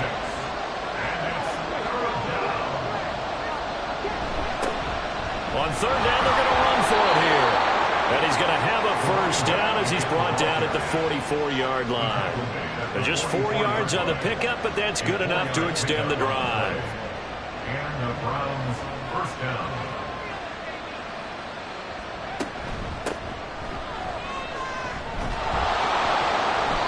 And he's going to be stopped at about the 37. A solid run on first down. Gain of 7 leaves him with a 2nd and 3. Brings up 2nd and 3. One back in the backfield. He'll get the carry. And he'll work it inside the 30 to the 29-yard line. That one, a first down pickup of 8. But you're down early. How do you get back in the game, maybe establish the run? I think they're trying to do that. Now, I'm with you on that one, and what I like about the message is that there's no panic from the head coach. He's already told his offensive coordinator, let's run the football, let's get things settled down a little bit and find our way back into this game.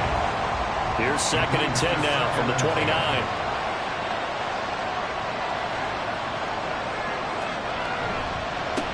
One back in the backfield, he'll get the carry. Down to about the 22 here. And hold on here, because on that last run, it looks like we have a player who was shaken up. So as the medical staff takes a look, we'll step aside. Here comes play number 9 now as they come up on a 3rd and 3.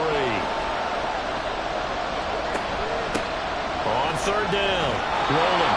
And he's going to have a first down here as he gets this one to the 17-yard line. Give him the 3rd down conversion, 5 yards on the play. So from the 17 now, here's a 1st and 10. And they'll run on the inside handoff. And they corral him just a couple yards shy of the end zone.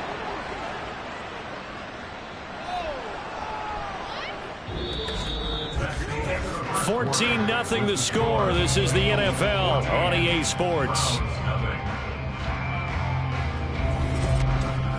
The start of the second quarter, and it's the Browns in control of the football. 1st and goal, and they got to be thinking a chance to get right back into this football game. They'll try to run this one in. And this will result in him losing yardage back to the 3. That's going to go as a loss of a yard, and it'll be 2nd down. That's a really alert defense there because they saw the heavy look come in from the offense, countered it with extra linebackers who brought a little bit of speed and heft, and able to really make a big-time play for their defense. They'll try to run this one in. And he'll go backwards, losing yardage to the 5. It'll be a loss of a couple on the play, so now 3rd down coming up. Sometimes you just sit back and marvel at what he can do defensively. Speed, strength, quickness, he's the whole package. And that package just wrapped up the runner for him. In trouble, and he'll go down back at the 12. A tough time to take the sack. Now it's 4th and goal, and that's a loss of 6. So now the Browns will turn it over to their field goal unit here. From the right hash here, should be an easy one. And his kick is good. And they will get themselves on the board here at 14-3. So not exactly the response they were hoping for, but they'll take the 3 to at least get them on the score sheet. Yeah, now's not the time to panic. All is well. Somewhat calm. Only down 14-0. So continue to play your game. Take the points when they're there. And put the emphasis on your defense to go out and get you the football back. Cincinnati now ready to take the field. So for this offense, Charles, remember, drive 1 made it to the end zone. Drive 2 resulted in a touchdown as well. Now they'll try to make it 3 for 3. Yeah, and you know, they told us all week that this was the plan and this is what they wanted to execute, but did they really believe it would happen this well, this efficiently? I know they'll take it, and afterwards they'll say, there's never a doubt in our minds we were going to be successful in this one. Here's 2nd and 7 now from the 28. They'll keep it on the ground. Downing. And the reinforcements come in as they're going to stop him behind the line. A yard in the wrong direction makes 3rd down tougher. 3rd down and 9.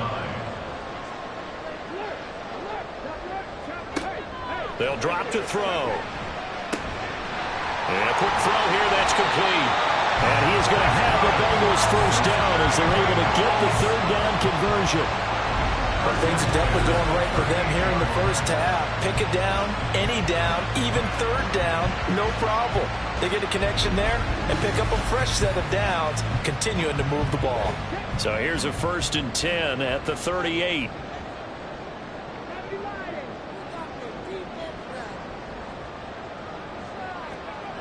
Back to throw here. And this is incomplete.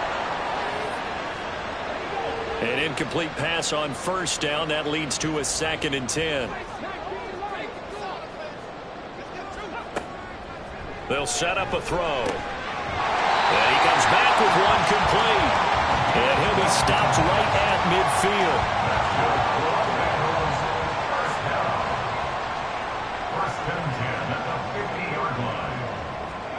From the midfield stripe, they'll look to throw. And this throw a bit late as he couldn't reach back for it. This could be the start of a nice stand from this defense now after getting walked backwards on this drive. Come through with another one here, and you have them staring at a 3rd and long, and that puts the defense in a position to dictate to the offense. And they're going to have another 1st down as he's going to be tackled at the Browns' 37.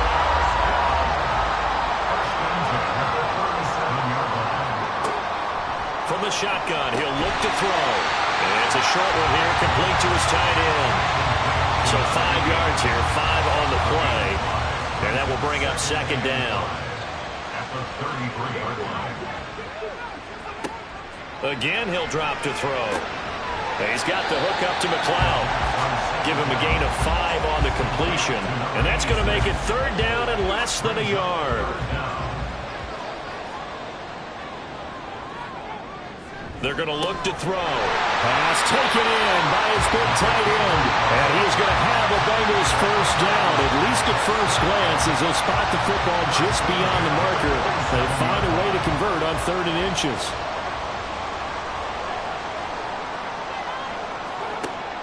Looking to throw. Throwing left side here, and it's complete. And inside the 20 before he's brought down. So the ball down to the 16 here for 1st and 10. Now back to throw. And this one is going to be off the mark, too far out in front. The touch and time are critical for those types of throws. He put a lot of zip on that one. Needed just a little bit more finesse trying to get it to his back. They'll look to throw again. And this time he's got the hook up. It's complete. And the Bengals are going to have a 1st and goal coming up as the tackle made at the 3-yard line. It looks like a jumbo set with 3 tight ends here for 1st and goal. Off the play fake, he'll look to throw. And that is caught. He's got it for a Bengal touchdown. A great effort there. His 1st touchdown here of the new campaign. And the Bengals are able to stretch out their lead. This is where, as a tight end, you've got to really sell that this is a run. They're going to fake the give, hope the linebackers bite, and here they do just enough. That split second, that's all it takes for that tight end to leak out into the end zone. Touchdown. Extra point by McPherson, up and good. And the lead is up to 18 now. And this will not be brought out. It's a touchback. The football going back over now to the Cleveland Browns. And this, let's face it, an important drive if they're going to get back into this ballgame.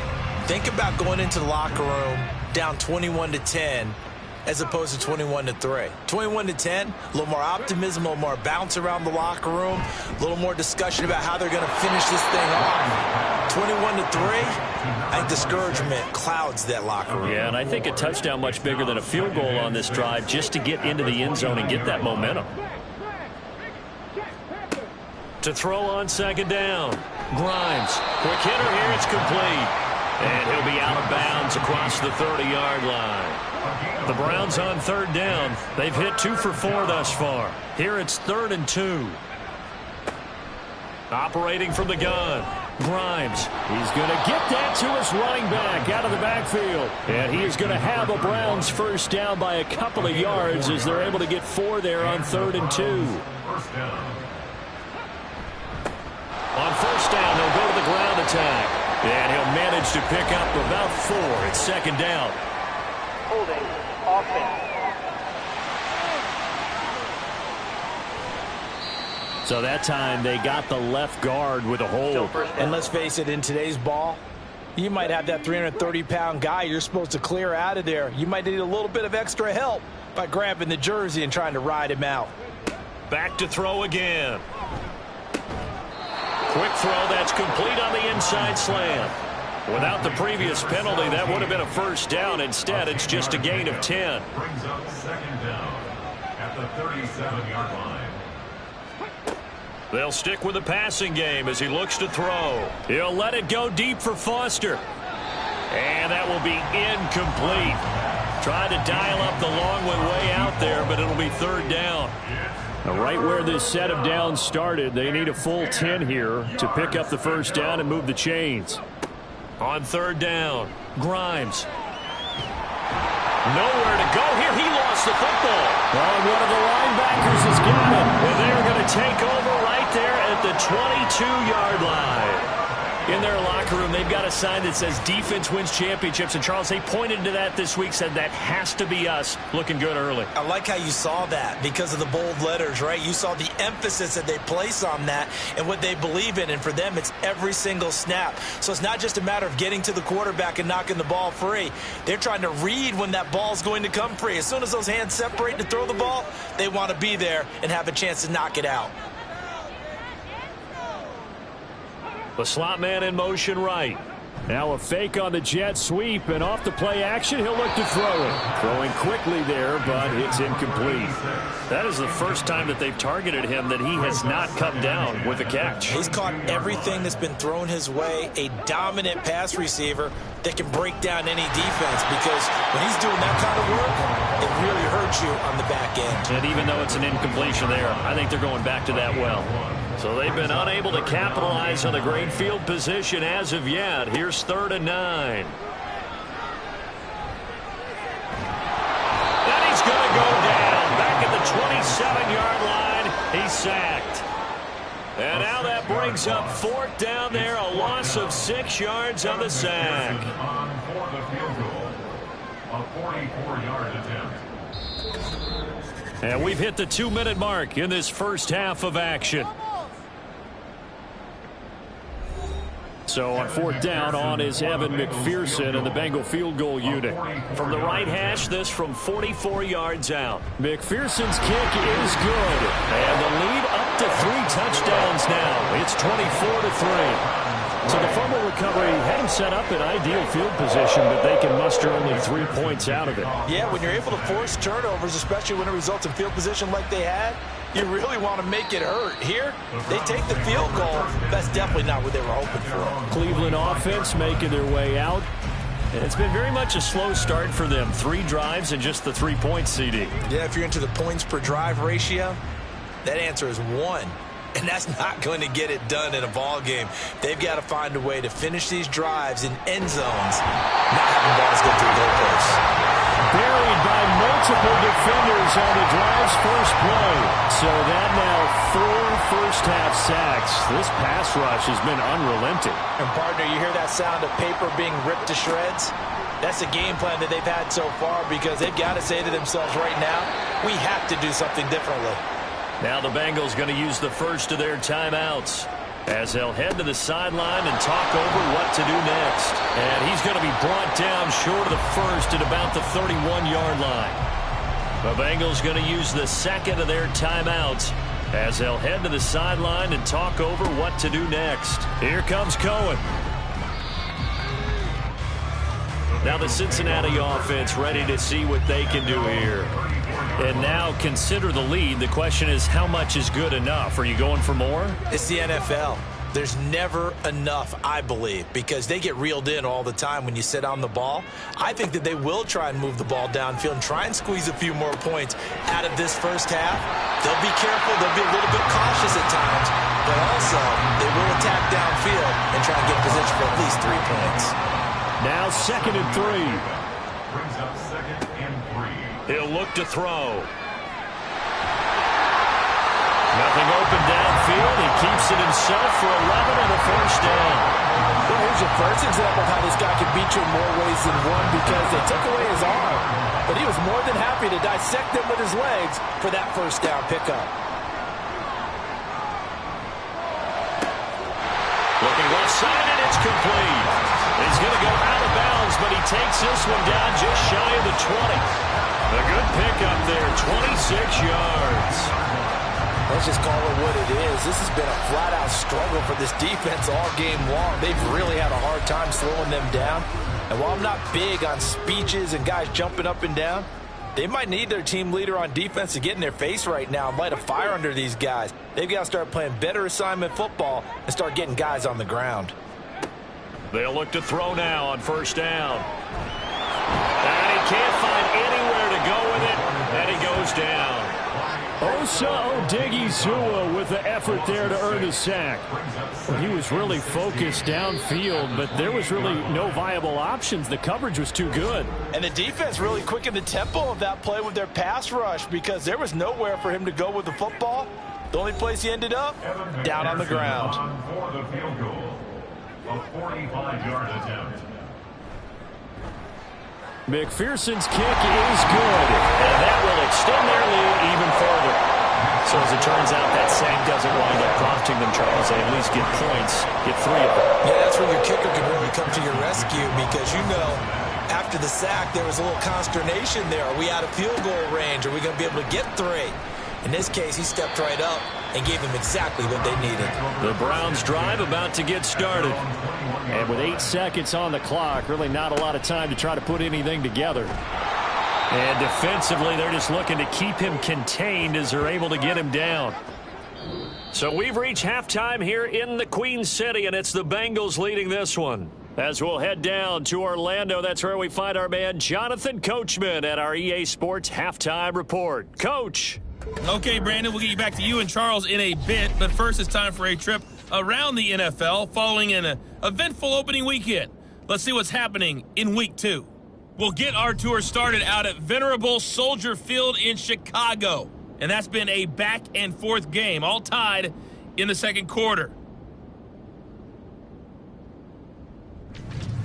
We'll stay in the NFC North as we head over to the Motor City to check on the Lions at home in Detroit. And you can see, currently they trail in that ball game. Jalen Hurts has thrown a touchdown pass. Lastly, let's get you to Charlotte, North Carolina. Check on the Panthers at home at Bank of America Stadium. And that one all even as they play the visiting Bucs.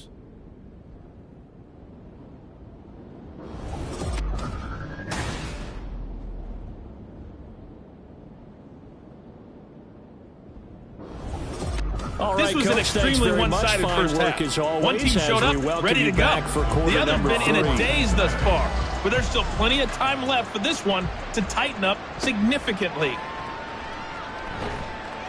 And some good special teams coverage as they bring him down just outside of the 15. The Browns offense set to go to work to begin this third quarter.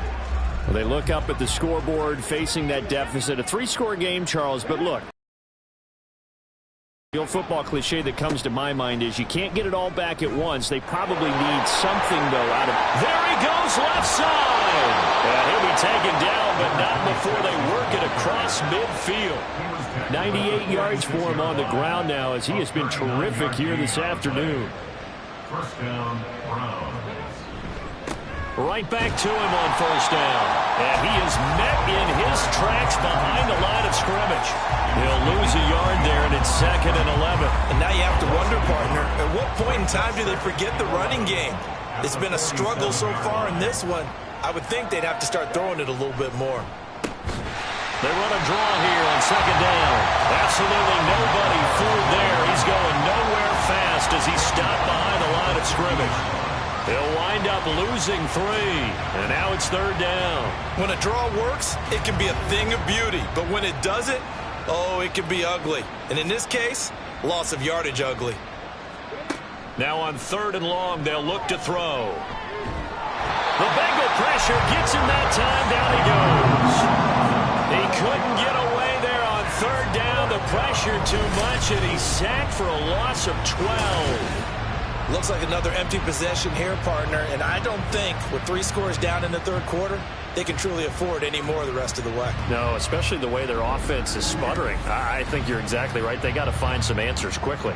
The Browns send out their punter now, as he's on here to punt it away.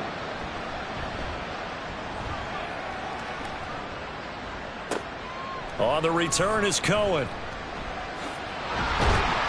A very good kick there, but 15 yards on the return. And the Bengals will take over here 1st and 10. So here are the Bengals now as they get their first possession of this second half. A very good starting field position for the Bengals here as they come up 1st and 10 at the 39-yard line. They'll come out throwing here to start the drive. That's good. The completion there for 7 yards, and that's going to bring up 2nd down. Brings up 2nd and 3 at the 46-yard line. Now a handoff up the middle. Downing. And he'll be brought down at the 48-yard line. 6 yards to pick up, and that's a 1st down. Brandon, I think you and I were both raised the same way in the game of football. You run to set up the pass, but I think we've discovered in this NFL, a lot of teams pass to set up the run. And that's what they've done throughout this game. They've aired it out, thrown it around the yard. Now they've come back to the running game, and they find a way to be successful with it. Just what you want on a 1st down run. Call it 8 yards, and it's 2nd and 2. At the 40-yard line. They'll bring a receiver in motion left. And they're going to give it to him on the jet sweep. And he'll get it down on the play to the 37. They'll get 3 as the drive continues. It's a 1st down. 1st and 10 at the 37-yard line. They'll keep it on the ground. Downing. And he'll take this ahead for about 4. 2nd down coming up. But that was a quality play to start a new set of downs. That was simply an offensive line winning the battle up front and winning in a big way and giving their guy in the backfield a nice lane to hit. And he is going to be stopped cold behind the line of scrimmage. Now they're staring at a 3rd and 8. That last play backwards a yard. That was well played there defensively. 2 tight ends in the formation, which essentially gave them 7 blockers up front. Hard to imagine with all that size and beef that they could let a tackler through, but that's exactly what happened. A loss resulted. He's going to have the 1st down and more than that. And all the way in for a Cincinnati score. A great play there. 34 yards. And the Bengals have opened the lead up to 30. Boy, another score. This lead gets even bigger. And Charles, we haven't even hit the 4th quarter yet. Well, forget the deficit, right? They're really not going to cut into that a heck of a lot. But how can they get out of here with some dignity? Can they get a stop or 2? Can they make a play on offense themselves? Anything to start to feel better about what's happened to them here in this one. Extra point by McPherson, up and good. And the lead grows even larger here in the 3rd quarter. After the touchdown, McPherson on to kick this one away.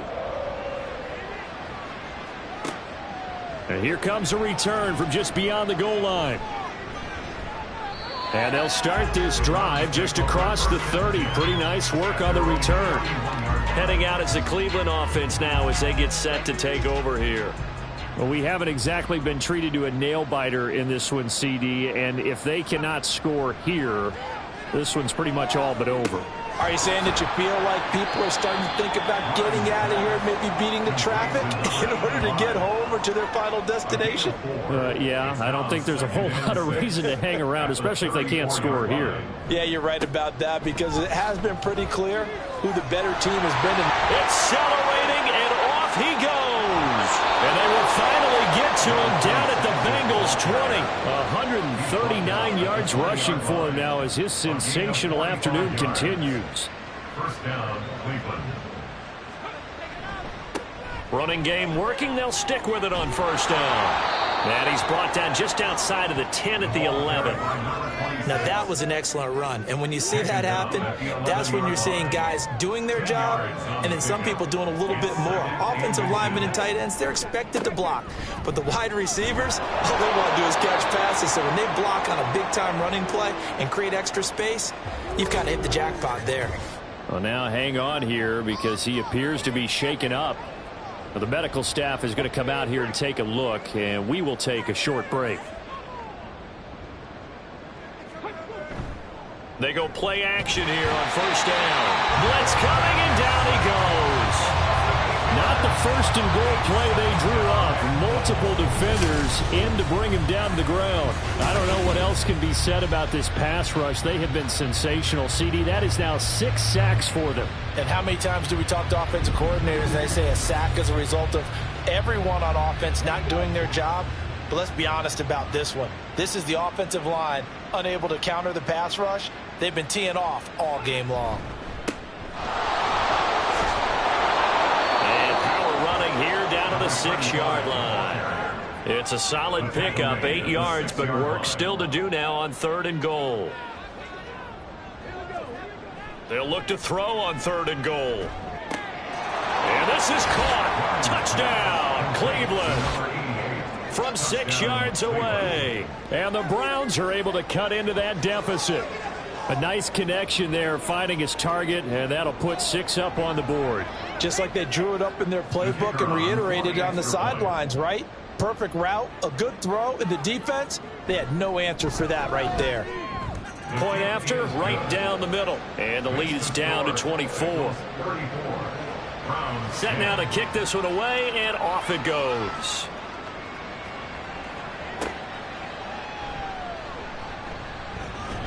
And up to about the 26-yard line, just across the 25. The Bengals offense now, they head back onto the field. Still operating with a comfortable lead despite the score a moment ago as they begin first and 10.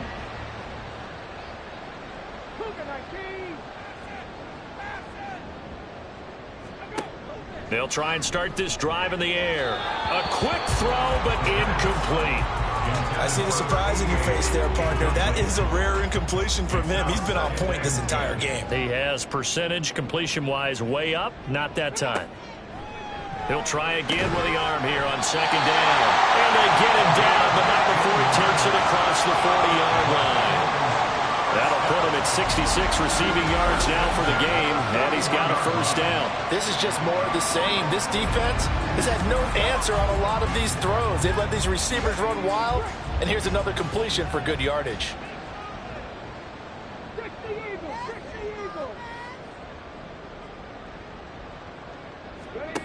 On first down, he'll drop to throw. Throw out right, pulled in by Downs. Short completion, just 4 yards, and it'll be second down. Second and 6 at the 46-yard line. Up the middle they go. Downing. And the second wave of tacklers is going to get him as they stop him behind the line. Now they're going to be dealing with a 3rd and 7. Is that one officially a loss of 1? When this offense gathers to watch the tape, they're going to like a lot of what they saw. They put up big numbers, but they might fast forward through that last play. Oh, there won't be any fast forwarding, partner. I've sat in those sessions before. You end up spending more time on the bad plays than you do on the good ones. It's just the nature of coaches. But I know sitting in that room, when you've had a big game, the night that they've had, you don't want to hear that. You just want to focus on the good stuff.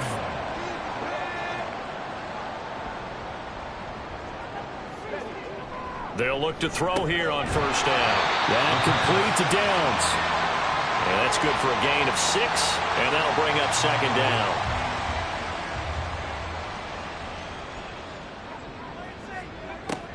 Back to throw. And he's got his favorite target yet again. It's complete. And they just keep marching right along. First down on a pickup of 8 there.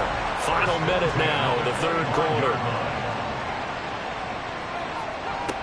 Now on first down, he'll drop to throw it. And let's take it in by Downs. And they'll work it inside the 15-yard line before it's all said and done. And we got a pause following the play because it appears a member of the Bengals in some discomfort. Well, now they're going to come out and take a look at this injury, and we'll be back in a moment. Back to throw now on first down. And he's got it. Touchdown, Bengals. A great effort there. His second touchdown of the game, his third on the year. And the Bengals will add on to their lead here in the final minute of the third. Boy, he has been fun to watch throwing the football in this one. It's certainly not fun for that defense, though, Charles. Now up to 4 touchdown passes in this ball game. Yeah, we're supposed to be neutral, but I'm feeling their pain right now because he has absolutely carved up this secondary. A clinic on how to attack a defense and take them out of the game. Extra point by McPherson, up and good. And the lead grows even larger here in the third quarter. From a couple yards deep, he'll bring it out of the end zone. And he'll get it up past the 20 to about the 22. Ready to take over again on offense. Out comes Cleveland. And here we are almost through 3 quarters of play, and this passing game still has not really found any kind of rhythm. Put it mildly, because they're not even over 100 yards yet. And in today's NFL, where it's a pass-first league, that is quite surprising. Not many teams patient enough to stick with the run. Everybody wants to advance the ball through the air. They've got to get their timing back. So 2nd and 10, third quarter. Thanks for tagging along with us here from the Queen City of Cincinnati. And this time he won't even make it back to the line of scrimmage as they stop him in his tracks. This will be a loss of 3, and now a much tougher third down looming.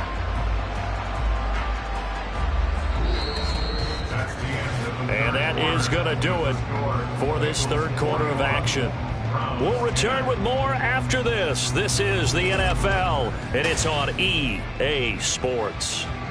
The Browns on third down, not quite 50%, 4 for 9. This is going to be 3rd and 13. Able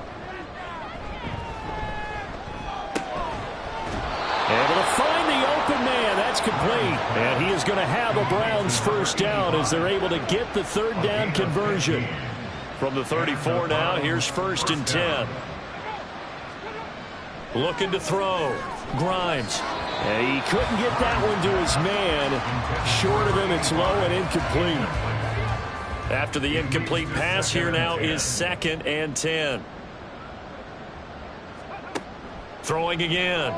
Grimes. I think this one offensively, this is one where you just say, let's move on. Let's not even watch the game tapes from this one. Yeah, you might just want to throw it in the trash, act like it was never there in the first place. Yeah, just say we're good. I actually have heard of a coach in the past who took his team out to the practice field and ceremonially buried the game films from the prior game when they got clobbered. That's his way of putting it on. Now yet another incompletion here as they fail to connect on third. Sometimes it's just not your day. There's another failure right there on third down.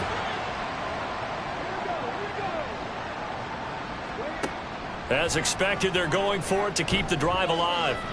And that's caught inside the 30.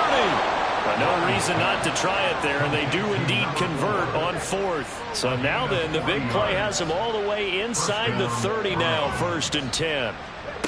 Again, he'll drop to throw. He finds his man, complete. That's Hampton. And he'll get it down this time to the 17. Still a few inches short of a first down as they come up now on 2nd down. Back to throw. Grimes. He finds his man, complete. It's Hampton. And they're going to lose some on this play. Being knocked back to the 18. It'll be a loss of 2 on the play. And that'll leave them with a 3rd and 2. In motion left, that's Jackson. He's going to get it on the jet sweep. That is not going to be any help as they dump it behind the line of scrimmage. And a loss of 3 to bring up 4. I think this offense, specifically this running game, they're going to have to find a way to turn the page because they haven't found a way to run it effectively thus far, and it's cost them. All right, they're going to try and keep hope alive here on 4th down. They're going for it. Got to try it here. He's back to throw. And it's incomplete. They cannot convert, and they turn it over. The Browns unable to move the chains on 4th down. And this 11-play drive is going to lead to nothing on the scoreboard. Well, that's another mistake there on the drop pass on 4th, and we've seen him do things like this all game. It's not hard to figure out why they're down by that deficit. They haven't made plays that are going to keep them in the game or win the game all game long. That's another example right there. It all boils down at the end of it to execution. Either you make the play or you don't. And he is met in his tracks behind the line of scrimmage. 2 yards the loss, 2nd and 12. Hey, a lot of points have been scored in this game against them, but tally that one on the side of the defense. Do you think maybe, possibly, it can be a little bit of a changer for them? Maybe not a game changer, but a little bit of a momentum one that maybe they can string together some pretty good plays and slow them down. They try to throw on 2nd down, but this one is incomplete. An incomplete pass on that last play, and that means they'll need to come up with something here on 3rd down. They'll set up a throw. Oh, there's that man again. It's complete. And he is going to have the Bengals 1st down as they're able to get the 3rd down conversion. Tell you what, partner, the way he's been slinging in this one, I think he should be ticketed for a baseball cap and a set of headphones for the next drive. He's been absolutely sensational. But one thing we've both learned about quarterbacks in this league, they often stay on the field longer than you expect. We got a pause following the play because it appears a member of the Bengals in some discomfort. Hopefully, obviously nothing serious here. Medical staff, though, going to take a peek, and we'll take a break.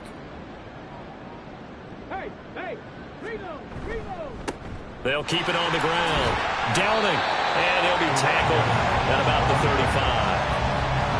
On a 2nd and long, it's really nice to see an offense that has enough confidence to run the football in that situation. I think that goes back to their practice and game planning. They've seen things that they've seen on tape and in previous games that led them to believe that even in a long-distance situation, they can still run the football and gain enough yardage to put themselves in a good spot on 3rd down. He has a 1st down, and that catch will also put him over 100 yards receiving now on the afternoon. He's been the go-to guy. They needed a big play there on 3rd down. Went his way. It worked out. Doesn't matter whether they've scouted it or that they think he's going to get the ball. He has a knack for finding his way open and completing the connection. And he'll manage to pick up about 4. It's 2nd down. Well, at the end of all that hitting and hollering, it was a 4-yard run, so the offense is going to go back to huddle and feel pretty good about themselves. Defensively, you have to feel okay because you didn't let it turn into a bigger run, but the goal, shut it down for 2 yards or less. That's when you start to feel good about yourselves. 55 yards rushing for him now as he's done it on 19 carries. Now, this offense really looking polished these first couple of weeks. Here's 1st and 10. Now a handoff up the middle. Downing. And they're going to stop him right at the line of scrimmage. Just no cutback lane to be found whatsoever. 2nd and 10. So after the run for no gain, here's 2nd and 10. Now they'll switch it up here and look to throw. That's into the hands of Reynolds. 9 yards, not quite enough, and they'll be left now with 3rd and 1. Coach is always harped on the quarterback reading the defense and getting it to the open man. That's good recognition there. And how about what he did after the catch? Yeah, hit your tight end, let him get some rack. Yeah, when he gets moving, not many guys want to come over and put a hit on him, do they? Give him a yard on the play, and he's definitely short. It'll be 4th down and a few inches. I know that speed is the hallmark of today's NFL game, but the key to good rushing defense is still having your linebackers set the edge. A 46-yard attempt. McPherson's kick is good, and that will extend their lead even further. So they're content to take the 3. Somewhat of a conservative call. They're opting not to go for it on 4th and inches. And that's from a team that you and I know is not usually playing it close to the vest. It's a little bit of a surprise that they opted for the 3 instead of going for it. From a yard or 2 deep, here comes a return. And ultimately cannot get this out to the 25-yard line as he's dropped at the 23. The Browns set and ready to go on offense. They've got some stuff to build on from that last drive because they moved the football, CD, and then they tried to go for it on 4th down, didn't convert, probably left a bitter taste in their mouths. I would say so, and I think that they go out in this series determined for that not to happen again. In fact, they don't even want to get to a 4th down opportunity. They just want to make sure they get it done within the parameters that they've set for themselves. Run their offense, get it into the end zone. Yeah, I think a little bit of determination and a dash of anger. Throwing again on 2nd down, but this time it's incomplete. An incomplete pass on that last play, and that means they'll need to come up with something here on 3rd down. Looking to throw. Grimes. Pass taken in by his big tight end. And he is going to have a Browns 1st down, although it doesn't appear to be by much. He needed 4, and he got 4 on 3rd down. They'll look to throw again. Throwing left sideline there, but it's incomplete. At this point in the game, they've got to continue to try anything they can. They're still working at it, even though this one feels like a lost cause.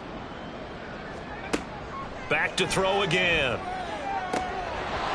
And that almost their first INT of the ball game. Had his sights on it, but he couldn't seal the deal. So back-to-back incompletions, and that has him staring at a 3rd and 10. They'll stick with the passing game as he looks to throw. And that one too wide and incomplete. At this point, down big, you'd have to imagine this defense are just going to sit back, blanket the field as best they can. Yeah, this is actually the easy part of the game for them because, just as you noted, they can sit back, keep everything in front of them. But they've blanketed the field the entire game using a variety of coverages. 36 yards on the punt with no return. And the Bengals take over 1st and 10. Their own 26-yard line.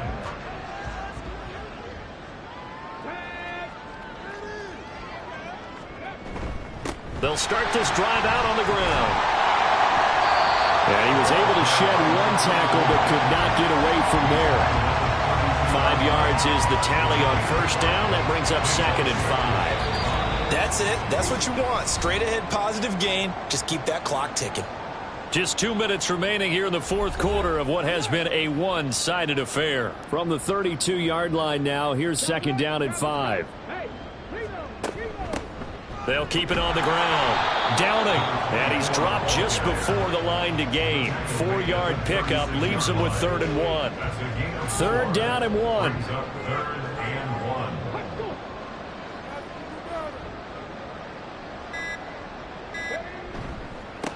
They'll try the left side. Downing. And able to get this one across the 45 before he's brought down. 77 yards rushing now for the ball game on 24 carries.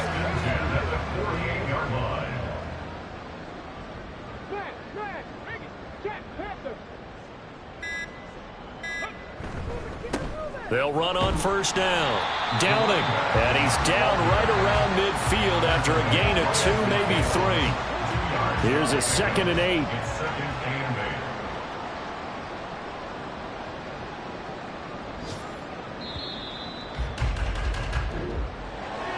Charles, a lot of happy faces heading into the tunnel as this one ends, and understandably so. Not only did they get the win, but boy, their offense was on fire in this ball game.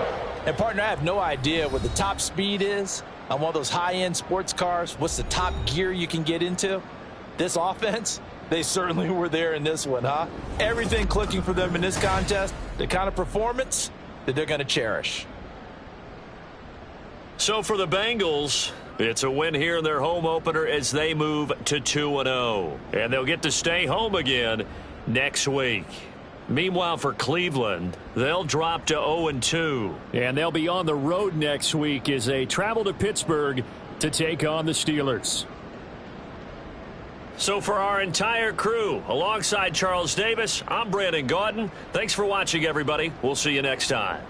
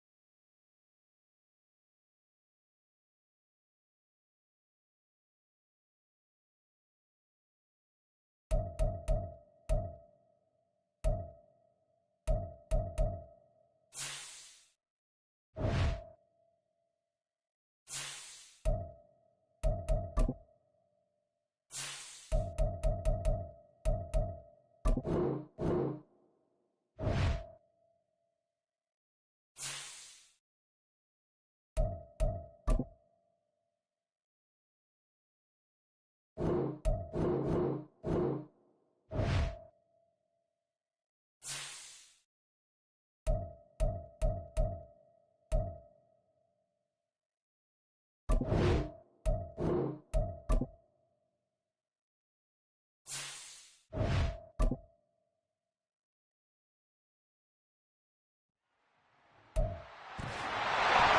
Madden NFL 24 EA Sports, and front and center is Sam Laporta. He's coming off a 109-yard game last week. It's the Ravens and the Steelers, and it comes your way next.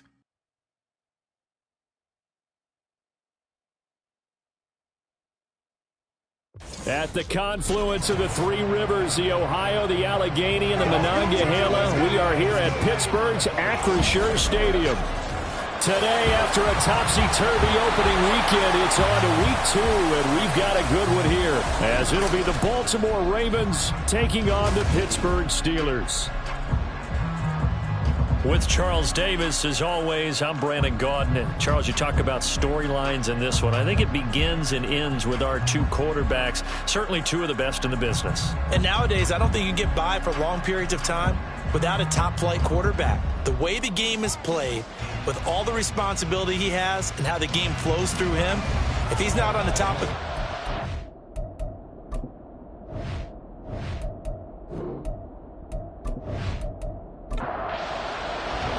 The final weekend of the summer. Hope you're enjoying it wherever you are, as we are off and running on EA Sports. And here comes a return from just beyond the goal line. Get this across the 20, but not by much, as he's marked down officially at the 21. So here come the Ravens with their first look on offense. And they will be led out by the youngster, the rookie, their QB. I think the hope was to let him sit and learn for a bit, but he was thrown right into the fire in week 1. Now we'll see what kind of lessons he's learned as he prepares for his second start in the NFL. Throwing to start the drive.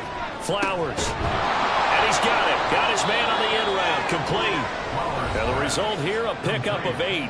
Leaves him with 2 to go on second down. 8 yards on the pickup. The numbers for Flowers last week. 5 catches, 55 yards. And that was a nice job there pulling that one in. Now, this is an offense that will certainly spread the ball around a bit, and this is a guy the defenses had better focus on. 4 yards the pickup, first down. The Ravens at 1-0 on the year following the win in week 1, and this would be quite a start for them if they could win 2 straight on the road. Yeah, the schedule makers didn't do him any favors. They gave him 2 road games right out of the gate, but the thinking on the team has to be, imagine if we win these 2 games. What a setup for the rest of the season for us. Second and a couple. Second and 2 at the 41-yard line. Back to throw. Flowers firing quickly, but it's incomplete. Had an open man that time, but ended up putting a little too much heat on it, don't you think, partner? Absolutely, just needed a touch more air under it. Instead, he fired an absolute bullet. On third down, Goodrich. And he's got the first down yardage as he brings this up to the 47. Call it a gain of 7, and it gets him a new set of downs. A couple of first downs on the drive already, as they'll go from the 47 now on first down. They'll keep it on the ground. Goodrich. And a pretty athletic run right there, as he's going to get this down inside the 40. That one good for 13 and a Raven first down. Well, there's plenty of real estate for him to maneuver on that run, and let's face it, it shouldn't be a surprise. He's one of the better backs in the league. Had to come into this game with the idea, slow him down, otherwise it's going to be a long afternoon. And he'll work this forward for about 3 at second down. Ball on the 36 now. Here's second down and 7. Up the middle they go. Goodrich, and he won't get much. Maybe a couple. Down inside the 35 to the 34. During that run, an injury here. We got one of those big blockers in some discomfort. The medical staff will attend to him, and we will step aside. Out of the gun now on third down. Work in the middle of the field, and he's got a man complete. And he will have a Ravens first down. They needed 5 there on third down. He winds up getting 7.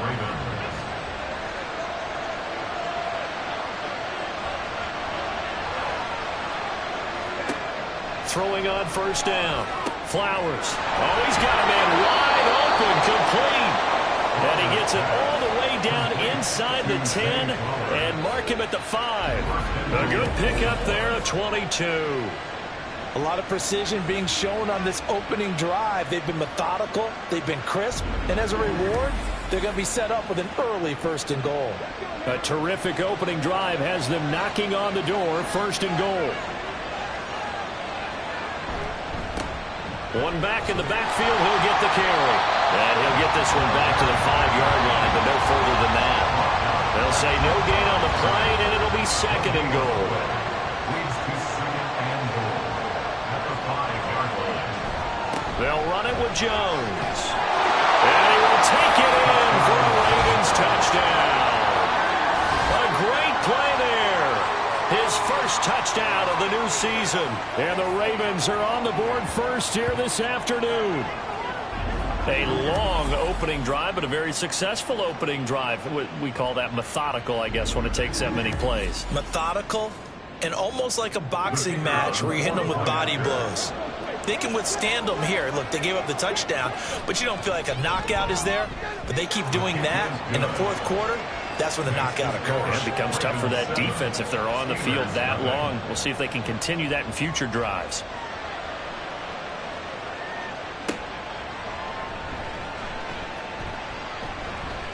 Fighting his way through contact. And a nice return sets him up pretty good here right at the 30-yard line. So here are the Steelers now to take over for the first time. And a look at a guy, definitely got a little razzle-dazzle to him. Can do it with his arm or his legs. Their mobile QB. Would you say that last week's performance by him, workmanlike in terms of numbers? 1 touchdown, 1 pick, but obviously a loss. Yeah, and that's the bottom line for him. All he cares about is how do we find a way to win the game. Maybe leans on a few other parts of the offense, and hopefully springs a receiver or 2 free. The safety blitz turns out to be a great call defensively as they sack him for a loss of 9. And so much for that great field position to start the game. Now they're way behind the sticks. Can't wait to see what their 2nd down call is going to look like now. And they need to work to at least get some of this yardage back after the sack. 2nd and 19. And he is going to be stopped cold behind the line of scrimmage. They lose 2 on that last play, so things get even tougher. 3rd and long coming up.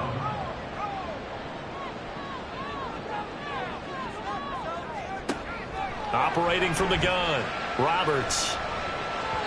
And that is incomplete. That was their first 3rd down try of the game, and clearly something was off in the execution of that play. Good news, they've got a whole game left to clean that up and start clicking on those key 3rd down throws. He punted 4 times in the loss last week as he gets this one away here. A 41-yard punt there with no return. And the Ravens, they'll take over. There again is the running back as he trots onto the field. And a week ago, as you get a look at the numbers, well over 100 yards, he was on fire. He was on fire. Obviously, the offensive line was on fire. All the guys who were trying to assist him. But you know who else was? The play caller. Because his ego totally got out of the way. And he kept calling the plays that were working over and over. And they really didn't stop him. Now the challenge, can they duplicate it? You look at this Steeler defense. They enter this one 18th in the NFL in stopping the run. For some defensive fronts, playing the run is not the priority. It's playing the pass, right? They get upfield, they rush the passer, and sometimes neglect stopping the run. That's something they have to work on and reverse a little bit. Make sure you play the run on your way back to the quarterback. They'll come up facing 3rd and 5. Looking to throw. Flowers. He had a man open, but he missed him when it's incomplete. And this is what you want to see from a defense. Give up an opening drive touchdown, that's fine.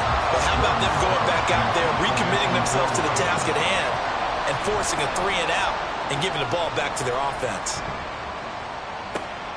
This is taken at the 15. A 41-yard punt, 9 on the return. And the Steelers will go on offense here, 1st and 10.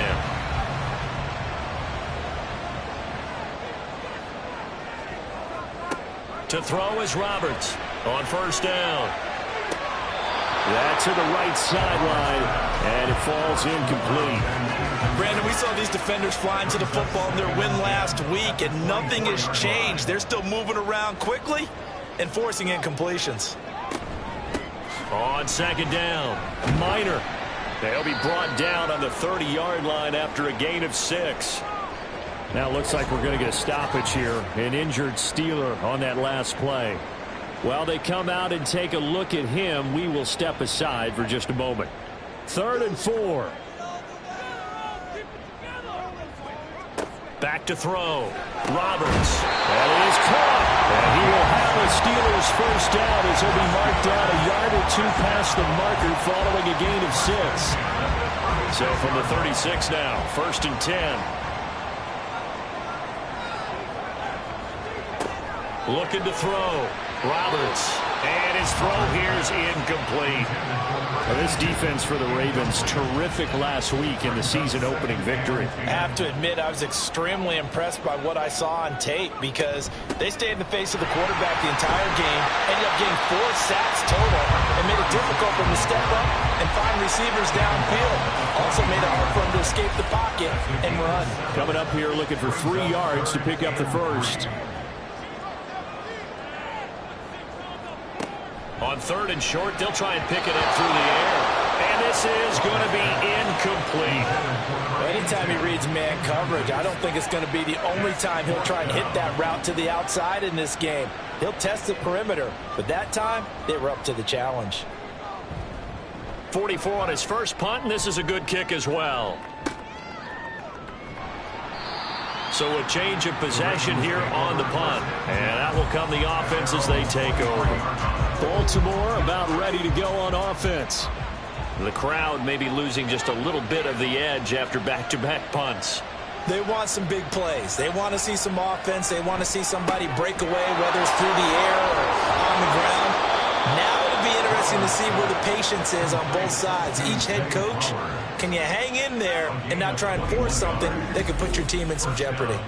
That catch for his career is number 731, and that's the number that Calvin Johnson ended with when he stopped his career in 2016. Yeah, what could have been for him. So maybe now what we'll see is someone else continue to elevate their game and put this number well in his rearview mirror. I think 800, not out of line here. On 1st and 10, Flowers. This will be stopped about 2 yards shy of the marker. 8-yard gain, 2nd and 2. 8 yards on the pickup. Brings up 2nd and 2. At the Steelers' 48. Now a handoff up the middle. Goodrich. And this time he's able to take it down to the 42. 43 yards on the ground for him now on 9 carries. He was solid last week, over 100 yards in their victory on the ground. They want to get that going again. Absolutely. And what they also understand is that from week to week, it's not necessarily the same, but they want it to be, right? What they saw last week on the ground, they want to see in this game as well. That'll go for a gain of 7, and that'll make it 2nd down. Brings up 2nd and 3. At the Steelers' 35. Back to throw. Flowers. And he's got his man on the out route. And they're going to have themselves another first down as the tackle's made at the Steelers' 23. First down, Ravens. Off play action. Flowers. The throw here right sideline falls incomplete. Well, a momentary speed bump there with that throw, partner. The defense had other ideas, and they're trying to mount a small stand before this drive reaches the end zone. Off the play fake. Flowers. And that is incomplete. Nearly intercepted. The free safety couldn't quite get his hands around it, and it brings up 3rd down. Operating from the gun. Flowers. He's got his target. That's complete. And in for the Ravens touchdown. Sam Laporta, his 4th touchdown on the year. And the Ravens lead this now 13-0 here in the opening quarter of the ball game. When we draw up defenses on the board, we do account for every receiver. But on that particular play, somehow he was wide open, became an easy touchdown pass.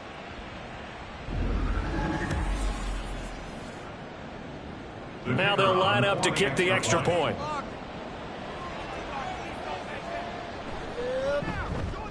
And it's good, and they have jumped out here to a quick 14-0 first quarter lead. So that drive in total 8 plays. And it's capped off with a Ravens touchdown. And he's up past the 20 to the 22-yard line. And Pittsburgh getting set to take the field. Still in the first half, but this offense has struggled. Haven't really been able to get anything going, not only in the points category, but in the yards category. We'll see if they can do better here on this drive. And the Raven pressure too much. Down he goes. Credit that sack to Travis Jones. That's a pretty darn good start to his season, huh? A sack in the opener, adds a second one here. That tells you about his offseason. He came in determined to have a big year, and it's paying off.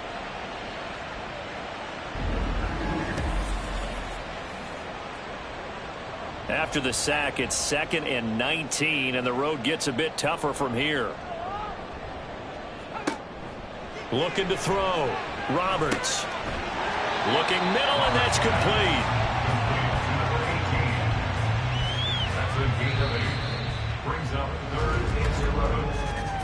14-0 the score. This is the NFL on EA Sports.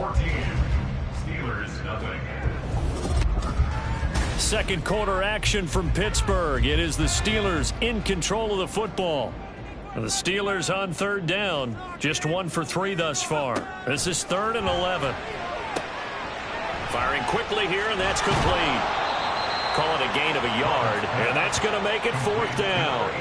So much about this game is just understanding situations and then having to execute, isn't it? Guard the first down sticks. Don't let them get there. And they rallied and made the tackle. He's been a busy man here in this first half as he gets it away. And a fair catch called for and made just inside the 35-yard line. A look at the running back, the man out of the backfield as he gears up to go again. We're in the second quarter. They've got the lead. The lead, though, not so much because of the ground game, because of their air attack, Charles. So what they're seeing so far is the possibility of things loosening up later in the ground game.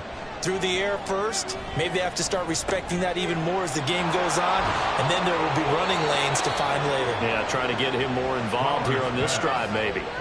Solid way to start the drive, 13 yards, picking up the first. First down, Baltimore.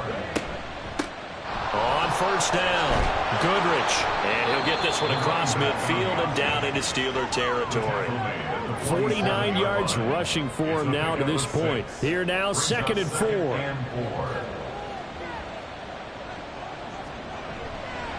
Off play action. Flowers. Rush coming, and he's taken down. They push him back 8 yards that time on 2nd down. That's a step in the right direction defensively here because you're facing this sizable deficit. They're going to need more plays like that. A good sack, though. Good effort there.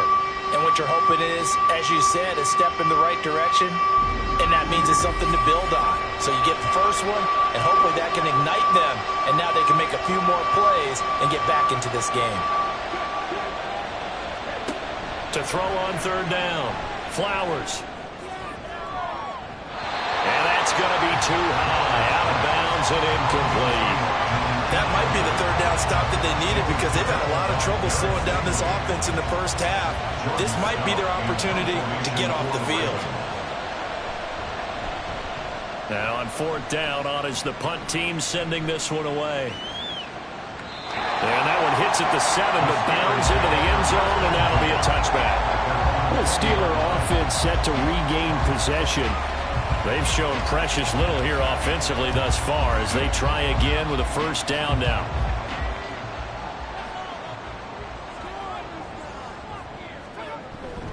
They'll start this drive out on the ground. And he is brought down at the 22 after a gain of 2, and it brings up 2nd down. From the 22, here's 2nd and 8. Brings up 2nd and 8. Off the play fake. Roberts. Over the middle, complete. It's Hall. And they're going to get this beyond the 40 before he's taken down. Second catch for him today, and it'll wind up a first down. Well, these guys have definitely been outplayed in the first half, but I like their countenance. I like the way that they haven't panicked out there, the way they're carrying themselves. They're starting to move the ball, and what you have to do, maintain your poise and start to put together some drives. Now, meanwhile, a pass that should have been intercepted, but it winds up falling incomplete. Here's 2nd and 10.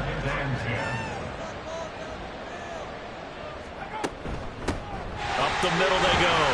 Minor. And he'll be tackled at the 45 following a gain of just 2.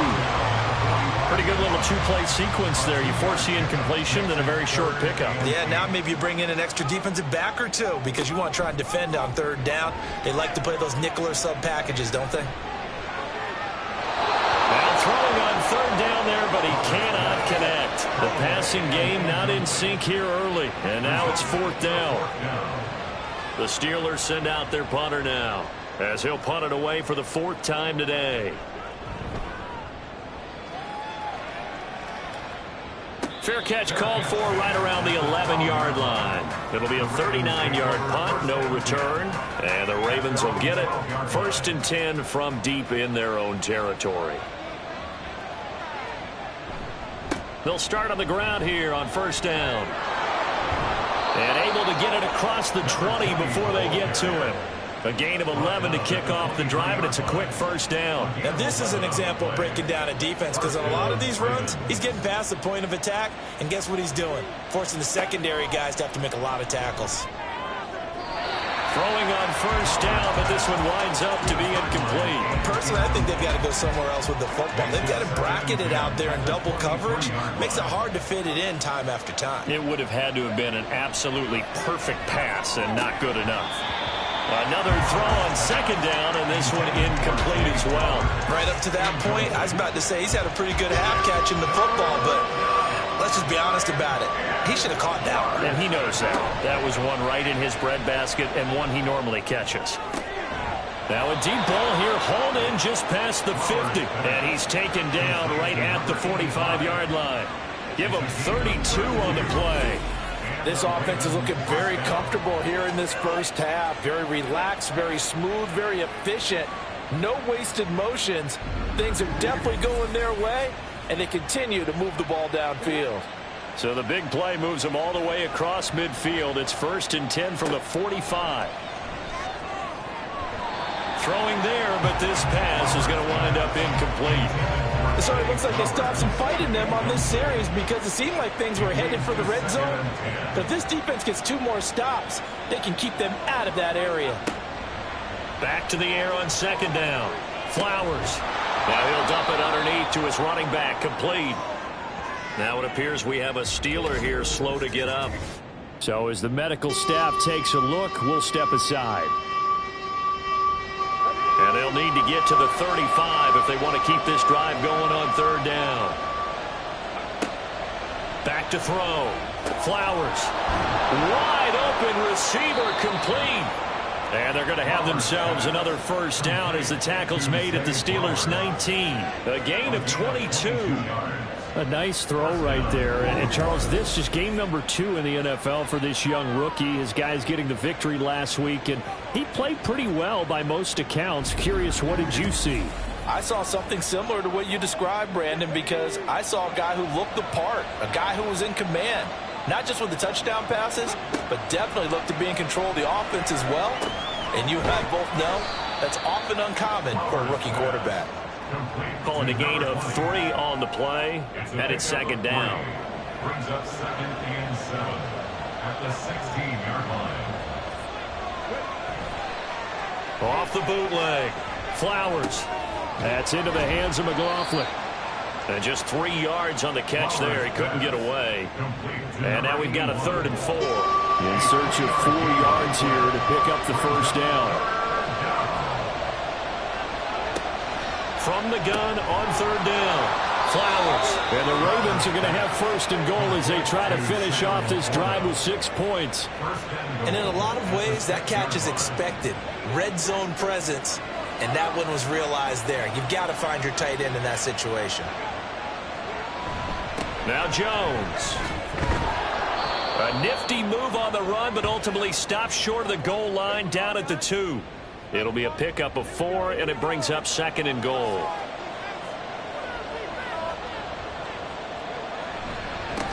They'll try to run this one in. They lost 4 there, and it's 3rd down. They have 3 tight ends in that formation. That's almost a universal sign that they're planning to run the football.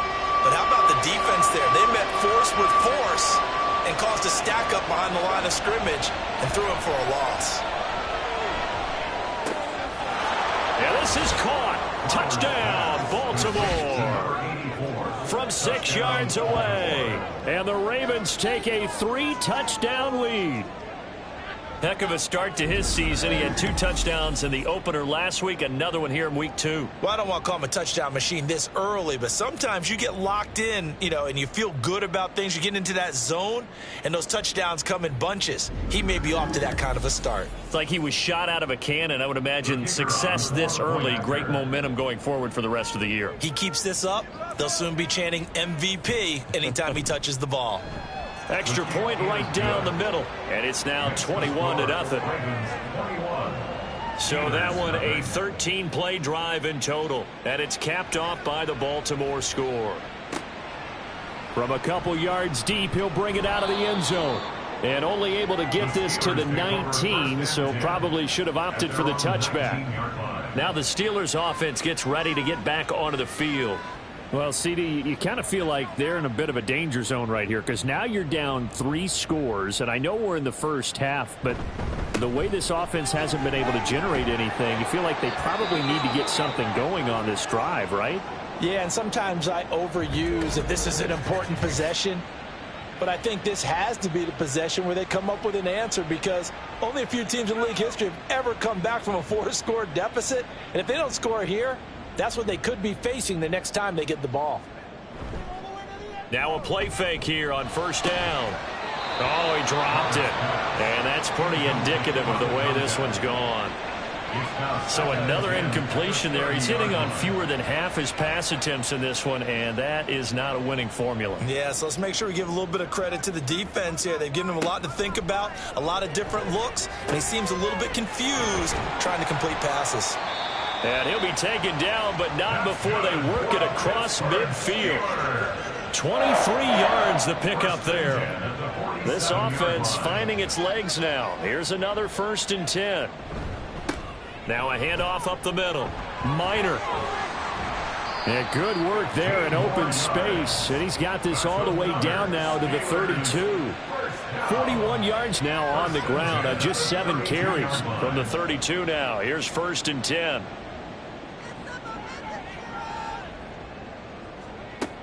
Looking to throw. Roberts. He's going to flip that out to the flat. It's complete. And he will lose yardage back to the 34-yard line. Despite the completion, they're going to wind up losing 3 there. 2nd down.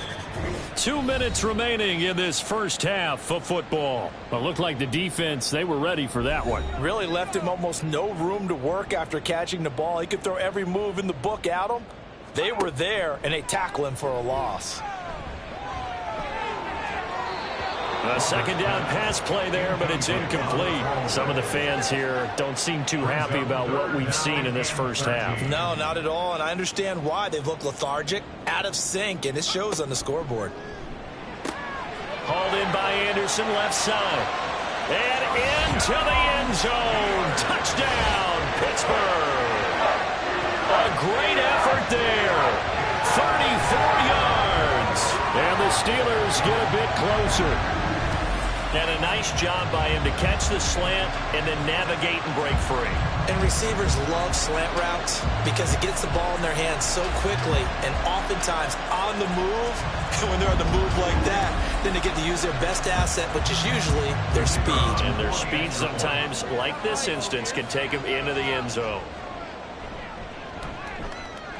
Extra point splits the uprights, and they'll cut the lead to 21-7. So that a 7-play, 80-yard drive. And it ends with a Pittsburgh touchdown. Here's the Steelers' kick team as they'll boot this one away. From a yard or 2 deep, here comes a return. And only able to get this to the 19, so probably should have opted for the touchback. Now the Baltimore offense heading back out onto the field. They've had a very solid first half, and as we near the end of that first half, they're just looking for a little more on top of their lead right now. And when you put together a game plan on offense, you put together what you think is going to be the best possible scenario, right? Hey, we're going to score. These are the plays that are going to do it. But you also put together your counters, meaning after they make adjustments to what you're doing, what do we have to go to next? The adjustment to the adjustment? Exactly. So I can't wait to see if we come out of the half, how they're going to go about doing things. Do you just keep running what you ran before, or do you go to your counters expecting those adjustments to happen? Before that, we'll see the end here this first half. The Steelers signal for the second of their timeouts as they'll head to the sideline and talk over what to do next. Taking it about the 36. The Steelers ready for their next possession. A strong showing their last time out. They scored the touchdown, but Charles, they look up and they're still down double digits, so you feel like just to keep pace, this drive probably needs to end in the end zone as well. Yeah, and I think the best move for them is to not worry about how far they are down on the scoreboard, but to just remember the last drive and how it ended. Go ahead and try and repeat that. Then you can look at the scoreboard and see where this game is. And 2nd and 10, he'll look to throw again. And he'll find Hall. That'll leave him with a 3rd and 2 coming up. They got 8 yards there. Now the Steelers hustling up to the line of scrimmage. Now Roberts on 3rd and 2. 7 yards there. Good enough to move the sticks. Gotta say, I was a little surprised to see him, Charles, come out in the shotgun on 3rd and less than a yard. Yeah, but the way the NFL is nowadays, we hardly ever see anyone really run for it on short yardage. So and he goes down. The Ravens able to get to him. Now the Steelers going to use their 3rd and final timeout, as it'll come with 15 seconds to play in the first half. And pressure coming, and they got him once again. It'll go in the books as a 7-yard loss on the sack, and it's 3rd down. So we have reached halftime here with the visiting Ravens out in front. As we'll send you down to Orlando, and we check in with Jonathan Coachman for our EA Sports Halftime Report. Coach. Okay, Brandon, we'll get you back to you and Charles in a bit, but first it's time for a trip around the NFL following an eventful opening weekend. Let's see what's happening in Week 2. We'll get our tour started out at venerable Soldier Field in Chicago, and those two are tied up as they play the second quarter. We'll stay in the NFC North as we head over to the Motor City to check on the Lions at home in Detroit. And you can see, currently they trail in that ball game. Jalen Hurts has thrown a touchdown pass. Lastly, let's get you to Charlotte, North Carolina. Check on the Panthers at home at Bank of America Stadium. And that one all even as they play the visiting Bucs.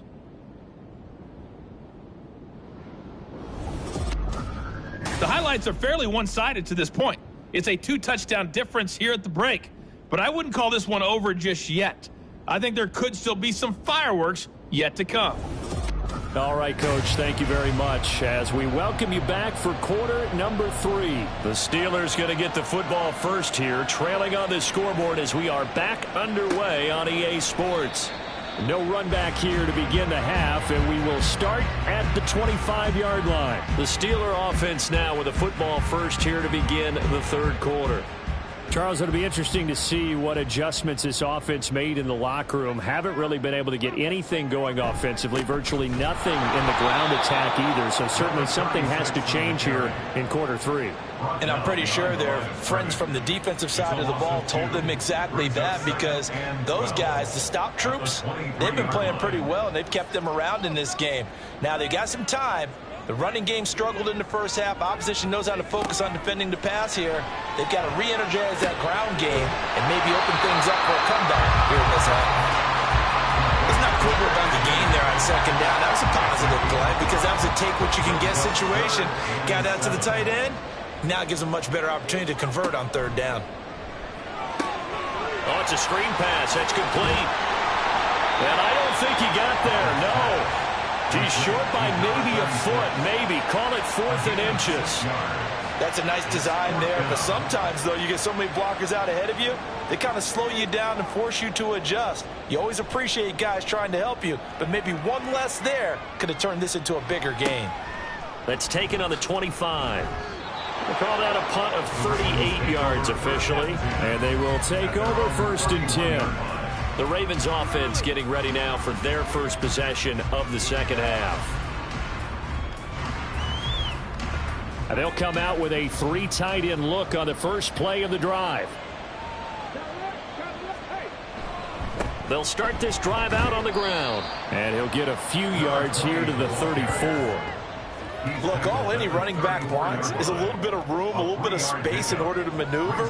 But he also understands how difficult it is for his offensive line up front. So if they give him any space, he realizes it's his job to make more out of it than what they give him.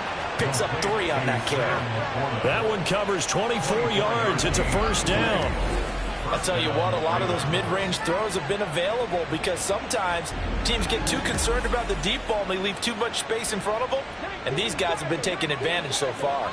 Operating out of Steeler territory now. Here's 1st and 10 at the 42-yard line. Back to throw. Flowers.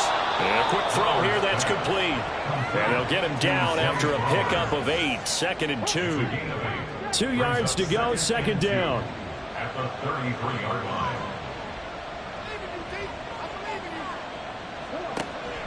Looking to throw. Flowers. And that'll be incomplete. Not his best throw there, but where we sit right now in the 3rd quarter, he's had a pretty good game throwing the football. He certainly has, and it's not exactly at the point where we're doing 4-minute offense yet, but they've got to think about, I'm not going to say milking the clock, but understanding clock management here on out. And he will have a Ravens 1st down, and comfortably so, as he gets 5 there on 3rd and a yard. And the Ravens 1st down.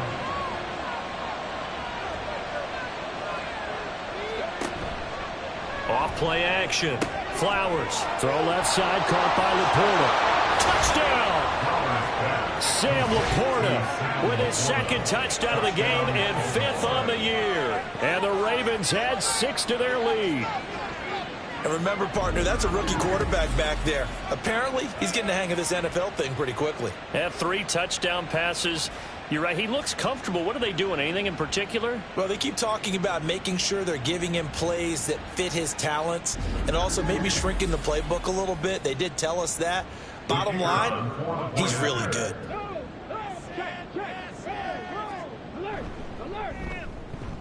Point after, right down the middle. And the lead now to 3 touchdowns at 21.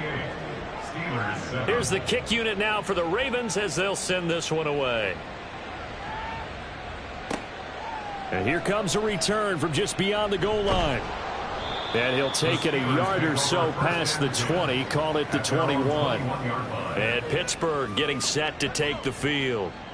I kind of feel like they've reached a do-or-die point in this game, Charles. If they're going to try to pull off an impressive comeback, it has to start right here, right now. Yeah, now they've got a final chance to get out of this situation, but they also understand they've got to move the ball and move it fast. In addition, they need to save as much time so they can get 2 more possessions. Ball at the 23, 2nd and 8. Here comes the blitz as they look to throw. Complete on the crosser to Hall. And they work this well upfield across the 45. The catch and run, good for 24 yards. Well, we talk all the time about playing situational football, and right now I think the scoreboard is dictating what they need to do. Where they are in this game, they've got to push the ball downfield, take their shots, try and get big chunks of yardage in a short amount of time. That was a nice play there.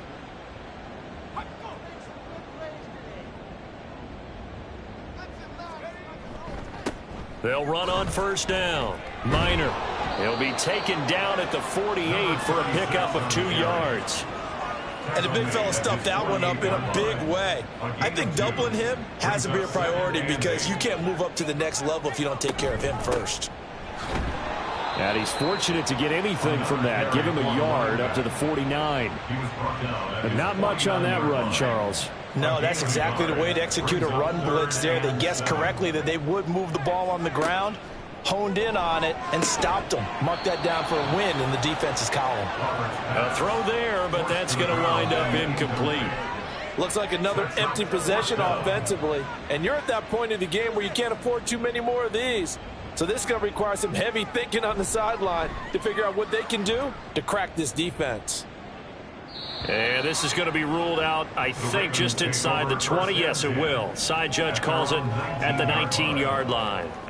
The Ravens offense now, they get set and head back onto the field. They're continuing to rock and roll, and at intermission, you know, maybe sometimes you fear after such a good first half of a letdown, but that wasn't the case. And what I remember most about being in those situations is exactly what you're talking about. You almost have that sense of satisfaction. You're like, we're doing really well. But I remember one time someone saying, winning's fun, but so is playing really well. Why would we want to do otherwise? That was the message, to keep the intensity up, to keep things going, and that's exactly what we're seeing here from this team. Yeah, it's helped them extend their lead. It'll go as a gain of 4, and it'll be second down.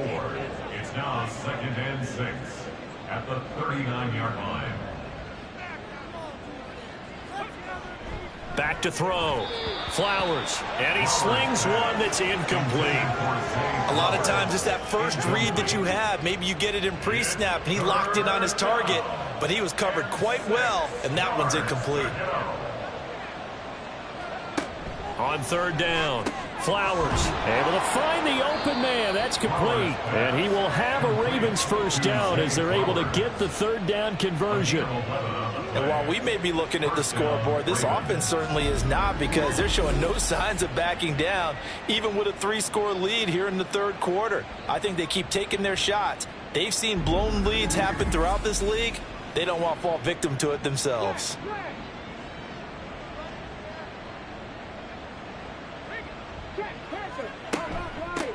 On first down, Goodrich. And this will be stopped at the 44. That one good for 7 yards. Well, no matter how they phrase it, staying on schedule, staying ahead of the sticks, whatever you want to call it, 7 yards on first down, that fits the bill. Looking to throw on second down. Flowers. He went over 100 yards in the wild card round. He's over 100 here as well. And a first down. And a Raven first down.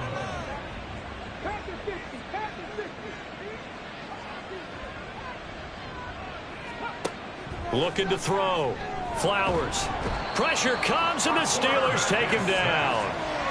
It'll be a loss of 10. And it'll bring up second. Now that was a passer's nightmare. The front door totally shut down by the defense, so he kept going backwards, hoping to find another avenue of escape. It didn't exist.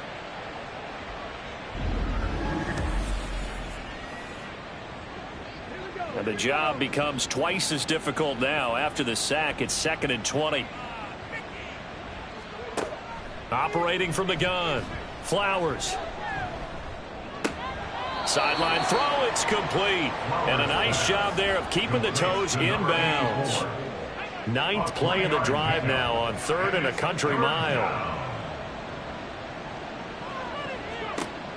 Operating from the gun. Flowers.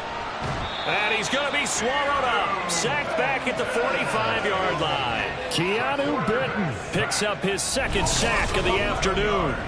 This is a little hard for me to compute because I'm watching sack after sack happen, but somehow they're still behind in the game. I would expect all of this defensive pressure to translate to them taking a lead, and thus far, it hasn't happened. Time's winding down. They don't want to waste this type of performance from these ace pass rushers. The Ravens send their punter out now as he'll come on to kick this one away. He's averaging just under 50 yards a punt as he gets this away. And this one hits at the 3 and then bounds into the end zone for a touchback. The Steelers offense now, they get ready to head back on the field. Defense got the better of them last series, forcing a punt. See if they make a few changes in the game plan here and try to get points out of this drive. 1st and 10. First play of the drive going for 14 and a first down. And you start to think if it's going to happen for these guys, it's got to start with this drive. Down 3 scores, they need to start making some inroads. And that'll help the cause there as they pick up good yardage and a first down. They'll run on first down. Minor. And he's going to get a solid gain of 9 before being brought down. Second and right at a yard. Good yardage there on first down. Exactly what you want. Get yourself set up to keep making first downs, keep the clock running. And if they're smart, you're starting to milk the clock. No hurry before you run your second down play. And he'll be brought down just shy of midfield at the 49-yard line. 60 yards rushing for him now as he's carried it 13 times. Yeah, they really needed to get something going, didn't they? They had punted on the last 2 possessions. The running game starting to come to the front for them, providing a nice pickup there to keep this drive going. Roberts throwing on first down. And that would not to be. It's incomplete. So they couldn't hook up as time is now run out on this third quarter of play. 3 quarters in the books. We'll return with more after this. You're watching the NFL on EA Sports. Now is 2nd and 10. Back now in Pittsburgh. A lot of folks starting to make their way to the parking lot. Their guys trail big here to begin quarter number 4. And he comes back with one complete. And he'll go down inside the 45 before going out of bounds. The offense on third down, they've converted a third of their opportunities, 3 for 9. This time they face a 3rd and 2. And that is incomplete. Well, it just seems like all game long there hasn't been a lot of sync quarterback to wide receiver on this side of the football. They haven't been on the same page, quarterback and receivers. Heck, they haven't been on the same grease board when you draw plays up. They haven't been on the same Surface tablet that you look at on the sidelines. Nothing's worked for them. They've got to find a way to start matching each other's movements. So the defense has to stay out and get one more stop. They were able to do it, forcing the incompletion. So on their record, that goes down as a successful play. Doesn't matter how they got there, how it happened. They got it done. They're the ones that are jubilant. They'll start on the ground here on first down. And he sneaks his way forward only for a couple here. 2nd down. This is 2nd and 8. It's 2nd and 8.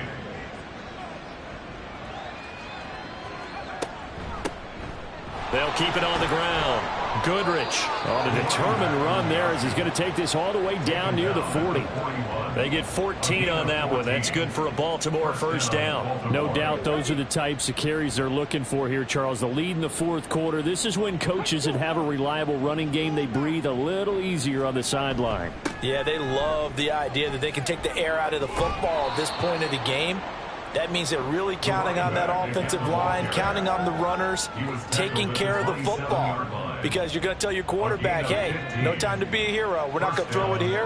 Just eat up that clock. And if you have the ball, they can't score. On first down, Flowers.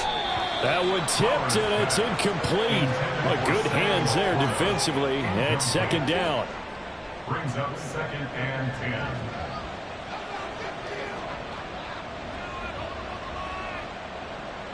Now this is going to be a quarterback draw. And they take him down, losing yardage back at the 27. Now a pause, and there's an injured Raven in need of some assistance. Now the medical staff is going to come out here and take a look, and we will take a short break. Backed up here, tough spot, needing 11 yards to pick up the first. To throw on third down, Flowers. And a throw there going to be incomplete. Certainly looked like someone was very confident in his ability to fit that one in. I would say he was overconfident because there wasn't a whole lot of separation there. Had that one covered pretty well downfield and knocked it away. And his kick is good. And that will extend their lead even further. So after 4 touchdowns in the game for this offense, this time they're forced into taking the 3. But you did mention 4 touchdowns, right? So 4 out of 5, not too bad. I think that's a pretty good record for them.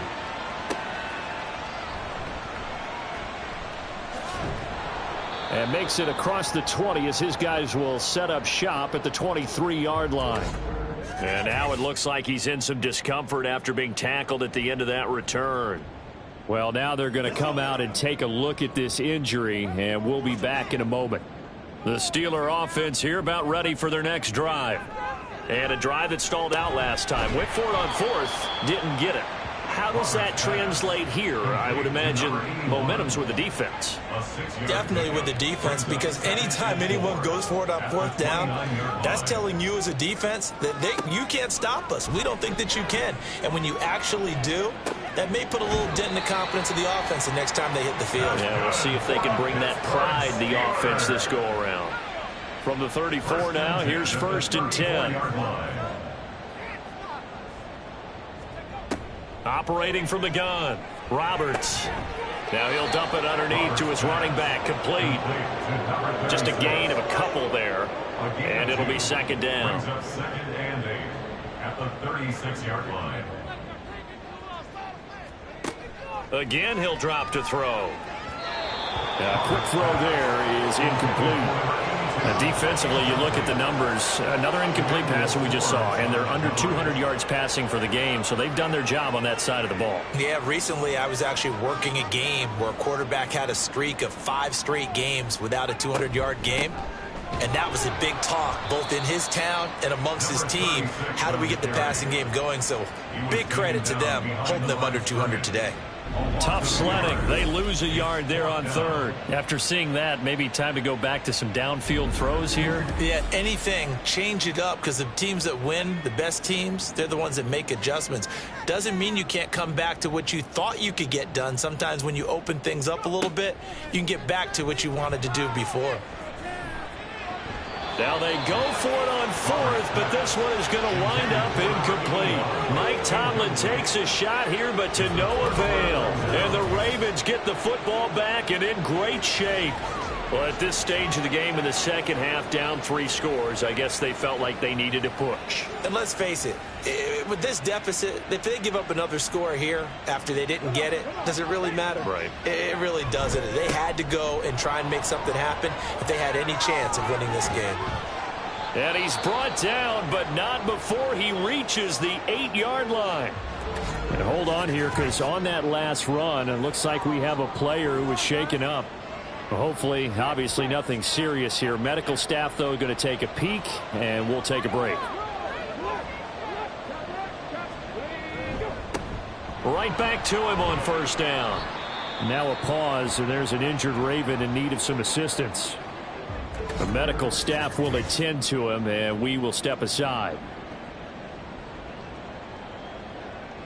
Good yardage on 1st down. Now can they punch it in on 2nd and goal? They'll try to run this one in, and he'll get in. Touchdown, Baltimore. A great play there. His first rushing touchdown on the year. And the Ravens are on their way to a 2-0 start. When coaches come into a game preaching total team effort, CD, I think this is the type of ball game that they're dreaming of. It was pretty apparent early on that they were clicking in all 3 phases. It's been fun to watch. Yeah, sometimes in the NFL you end up with matchups like we've been watching here. And when you go back through the early drives, you can just see that one squad was on a different level in this game. Safe to say, we have been disappointed in watching their execution throughout this contest.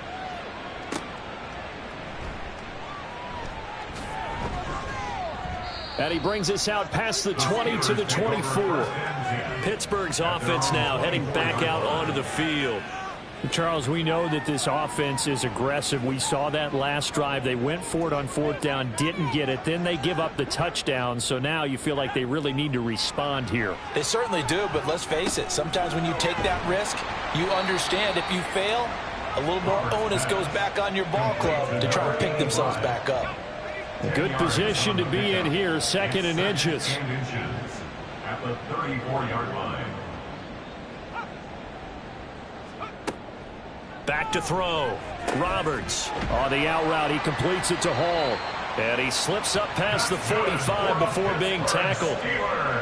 They call his number again. It's his 6th catch and a 1st down. Looking to throw. Roberts. There's Hall bringing in another one. So give them 5 yards there on the pitch and catch, and it's second down. One thing I think that's safe to say defensively, the tackling's been really good. And because of that, it's been very, very hard for them to move the ball because you're not getting the benefits of run after catch. They're tackling them almost on the spot. That means you have to run extra plays, harder to move it. They call his number again. It's his 6th catch and a first down. First and 10 at the 43-yard line. Back to throw. Roberts. Throwing over the middle, and it's incomplete. And not a common sight, at least on this drive. A momentary setback, though, for this passing game that has been moving well this series. Good thing for them, though. Still 2 more downs to connect and try and pick up another first down. They try to throw on second down, but this one is incomplete. They went with a dime look on defense. 2 extra defensive backs on the field and covered up essentially every blade of grass. That allowed them to disrupt the play. Now they go screen. It's complete. And he is going to lose yardage here.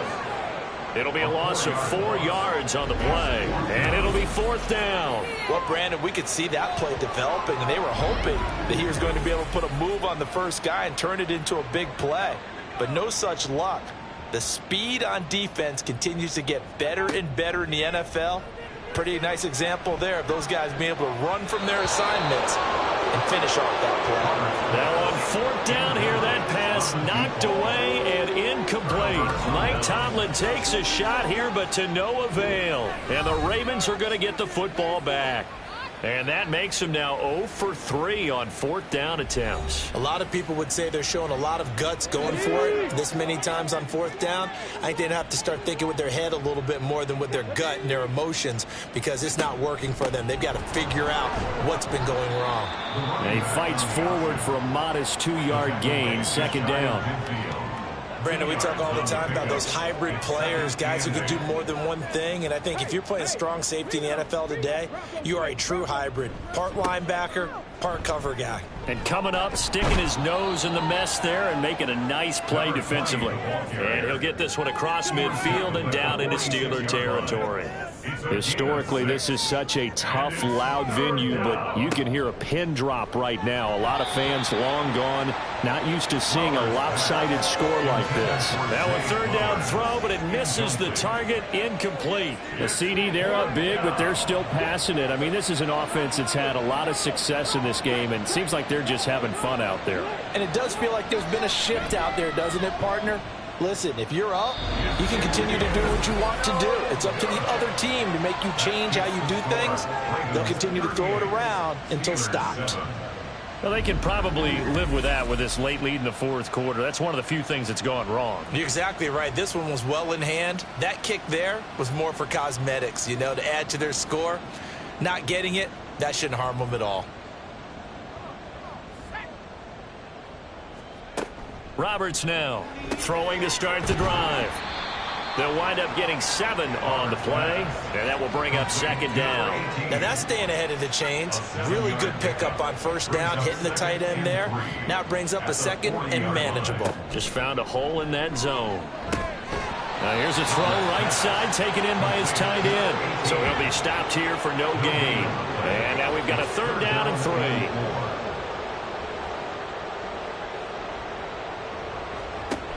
Looking to throw. Roberts. Into a double team, and it's intercepted. And the Ravens are going to get it back here just past the 35. They'll start this drive out on the ground. Shedding the tackler, and it gives him some room. And he'll be taken down, but not before he works it past the 50.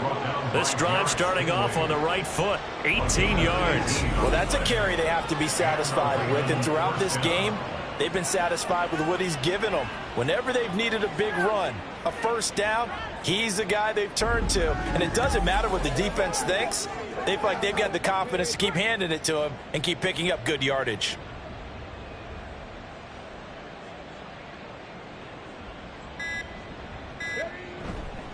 Running game working. They'll stick with it on 1st down. And he can only manage to get a couple. 2nd and 8 coming up. 2nd down and 8. Brings up 2nd and 8.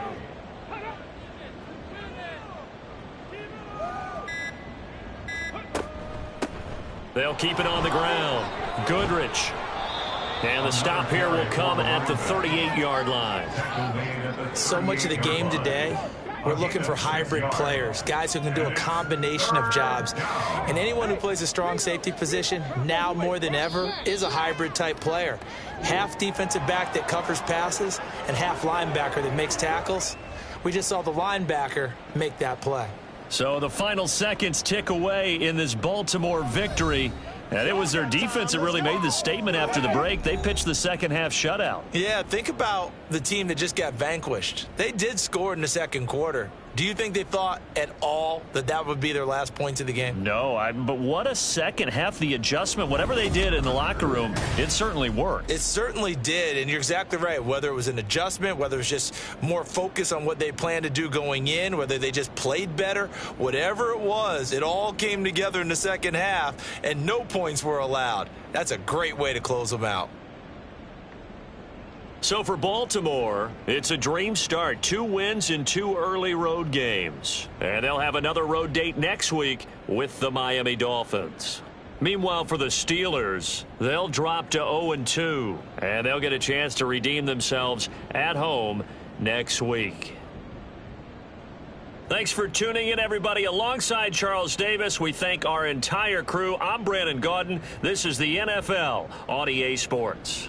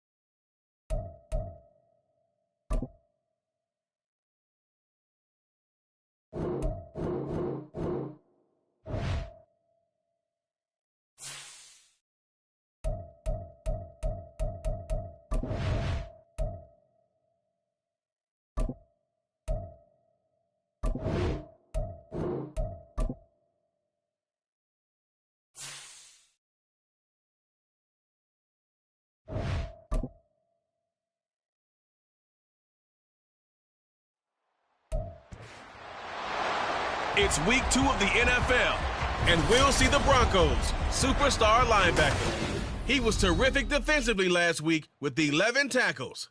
It's the Broncos and the 49ers, and it's coming up next on EA Sports.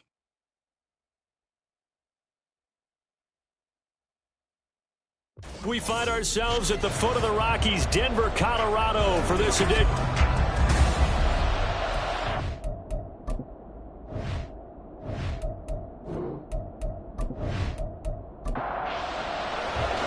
Two clubs here, each looking to rebound from a Week 1 loss as we're underway on EA Sports. And no run back here, so they'll bring it out to the 25. So here are the Broncos now for their opening drive. And a glance here at the vet. He's got a lot of years under his belt in the National Football League. And he comes off a tough opening matchup. Threw way too many interceptions in that game. Definitely not the way you want to kick off a new season. So he said to himself, I've got to throw that game out. I'm going to get a fresh start right here in Week 2. They'll start on the ground here on first down. And this will be a gain of 5 as he gets it to the 30. That's a really nice, tough run inside, and they gained 5 yards on it. And to be frank about it, most offenses don't expect to get 5 yards on a play call like that. So when they do, they go back to their huddle under a heavy rush, and down he goes. It'll go as a loss of about 6, and now it brings up 3rd.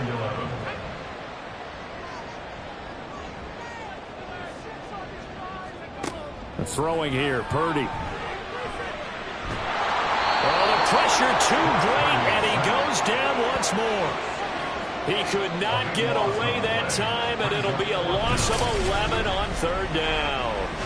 It always helps for a visiting team to come in and set the tone on defense. In fact, when we talked with them prior to the game, they said they wanted this home crowd to feel like they had to hide their valuables when they were in town. Well, the home crowd quiet now early. See if their offense can take over and get some points on the board.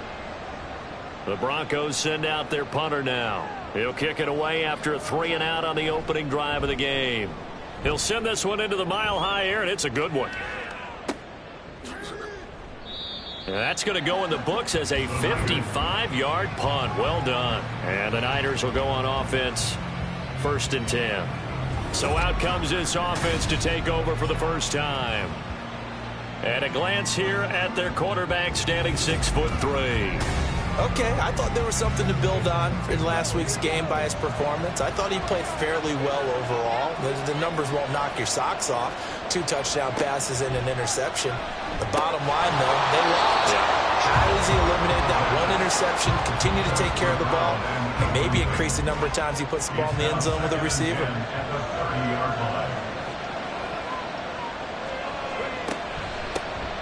On 2nd down, it's Dixon, and he'll be upended at the 33 following a gain of 3. And guess what? It brings up 3rd down. So 7 yards from the first down here as they come up to the line of scrimmage. Out of the gun now on 3rd down. Quick hitter here, it's complete. And he's just going to be short here, barely. Maybe by a half a foot. It'll be 4th and inches. Here comes the 49ers punter now, as he's on to punt for the first time this afternoon.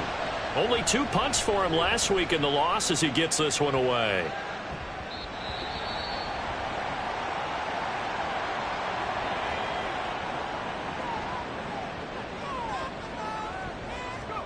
Purdy to throw it on 1st down. Oh, his first throw of the game going to be intercepted. And they will take over at the 29-yard line. And this, Charles, definitely not what they were wanting to see. Remember, he threw 3 interceptions in the loss last week, and now he gives the ball away again here in the very first quarter. And you have to think that this was drilled into him all week, too, by his teammates, by his coaching staff. They've told him all week long, we've got to protect the football. They probably crossed that fine line with giving him the right advice and saying it too much. And it turned out that it got into his head a little bit.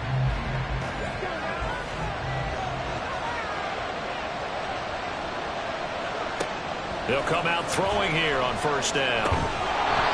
Looking left side, it's complete. He's got it. And inside the 20 before he's brought down. So from the 17 now, here's a 1st and 10. Up the middle they go with Dixon. And stopped a few yards shy of the goal line at the 3. 13-yard gain yet again, just like last play. That's a very nice game there. A confidence-building run. Love the execution up front. And the way he pressed the hole, absolutely perfect. On 1st and goal, Dixon. And that play going absolutely nowhere as he's belted before he could get out of the backfield. This drive starts with 2 steps forward and now 1 back. A pair of first downs, and here a loss of yardage. They'll keep it on the ground. It's Dixon again. And he is met in his tracks behind the line of scrimmage. That backs him up 1 yard and brings up 3rd down.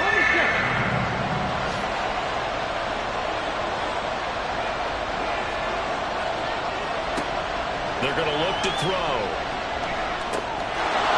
And it's complete. In the end zone. Touchdown 49ers. A great effort there. His first touchdown here of the new campaign. And the 49ers take the early turnover and convert it into an opening touchdown.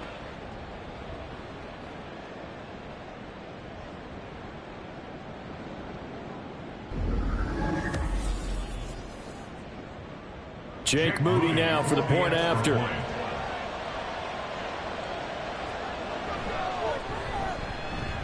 And the 49ers grab a 7-0 lead.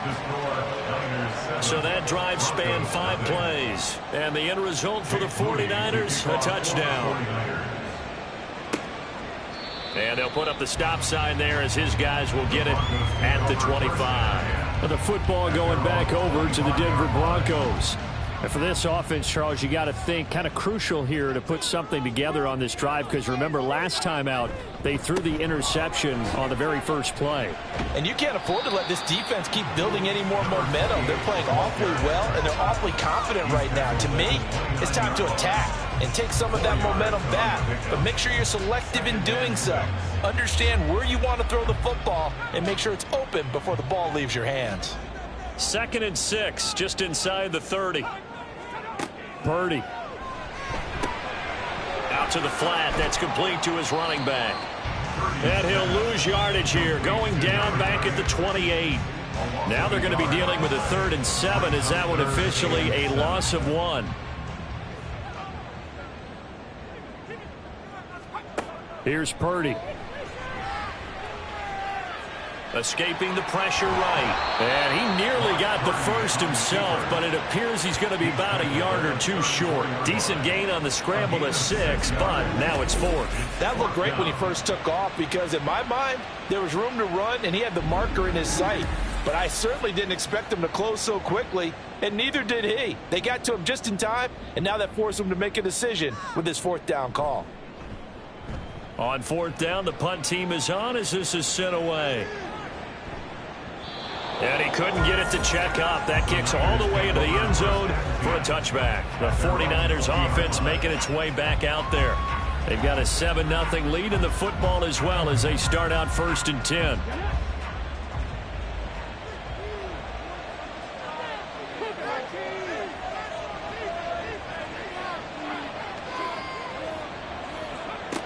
They'll try and start this drive in the air.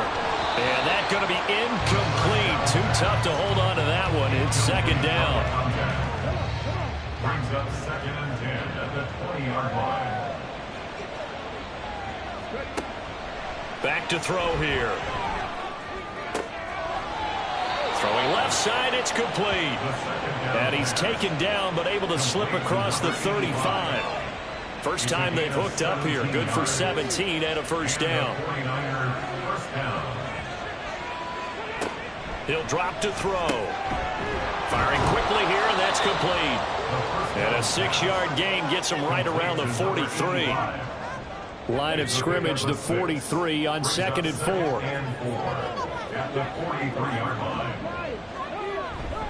Now a handoff right side. It's Dixon. 9 yards to pick up there, and it's a 1st down. The Niners had 0-1 on the year following the loss in the opener. And right now they're probably asking, hey, who did we offend in the scheduling office? Back-to-back road games to start the season.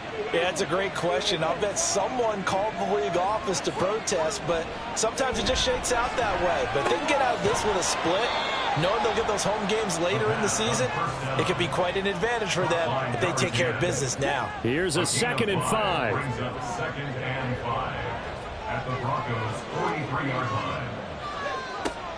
He'll look to throw. This one complete to his fullback out of the backfield.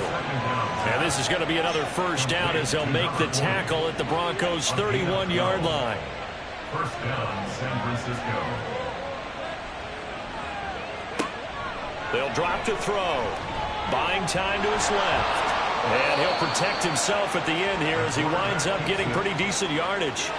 He'll get 5 out of the scramble. It's 2nd down. At the 25-yard line. Dixon trying up the middle. And he is going to be stopped cold behind the line of scrimmage. That's a big loss of 3, and it brings up 3rd down. The running lanes have definitely not been there for him here in the first half, and I don't think it's all been his fault. His offensive line hasn't given him much space. A loss results there. On 3rd down, he'll drop to throw. Over the middle, it's complete. And he is going to have a Niners first down as they're able to get the 3rd down conversion. Partner, he just surpassed 60,000 career passing yards. I remember when you and I were there when he hit 50, now 60. Where does this stop? I don't know where it stops, but how did we even calculate this one, right? Long division? New math? Using abacus? I trusted you. You're smarter than I am. My calculator shorted out on this one. 60,000 yards. Congratulations. Man, has it been fun to track his career, and it continues. He'll try again with the arm here on 2nd down. And he's wrapped up. Taken down. Back at the 25. It'll go as a loss of about 6, and now it brings up 3rd.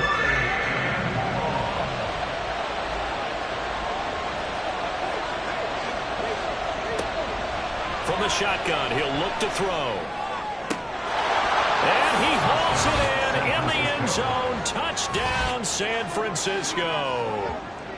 A great play there. His 2nd touchdown on the season. And the 49ers are off to a 13-0 first quarter lead. So after the disappointment in the opening week loss, Charles, this looks like really a completely different football team. They sure do, and I think they realize we can't start 0-2, and they're determined to not let it happen by the looks of things here in the early going. Moody good with the extra point. And that'll make the score 14-0. Broncos nothing.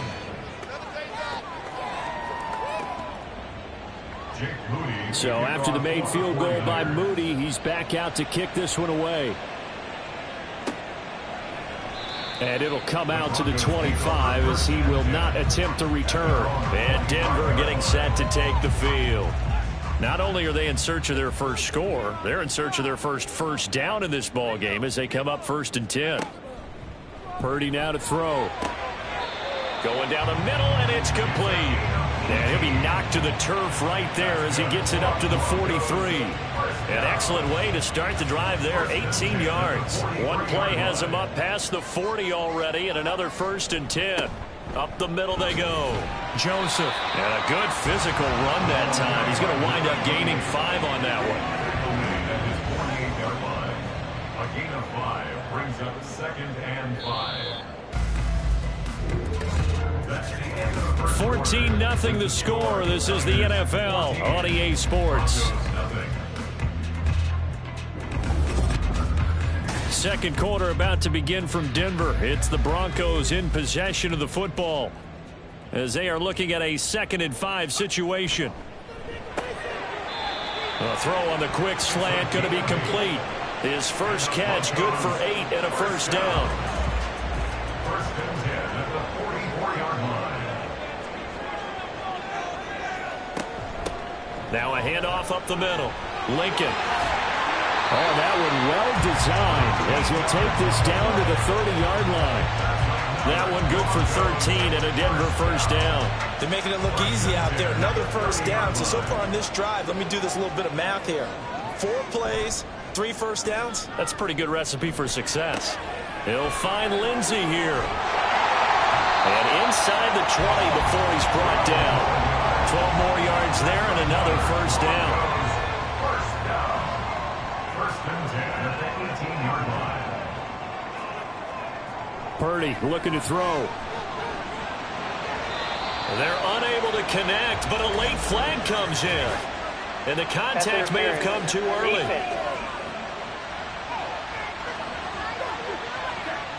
So flag for the contact, pass interference. And I know that you're going to look at me and roll your eyes, and rightfully so, because you know what I'm going to say. Doesn't the defender have a right to the football as well? No, I don't like defenders. That's because you spent too much time with me. Okay, I'll side with you on this one. Here's the correct call. 2nd and 1 from the 2. Brings up 2nd and 1. A handoff as they run the counter play. And he is unable to get in. They stop him at the line of scrimmage. This will be play number 8 here on the drive. It's 3rd and a yard. Now Purdy.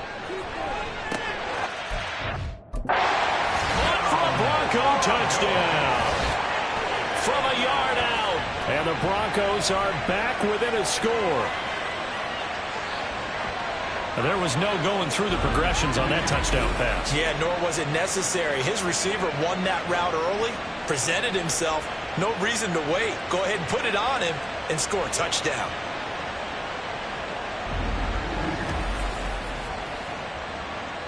Point after try forthcoming.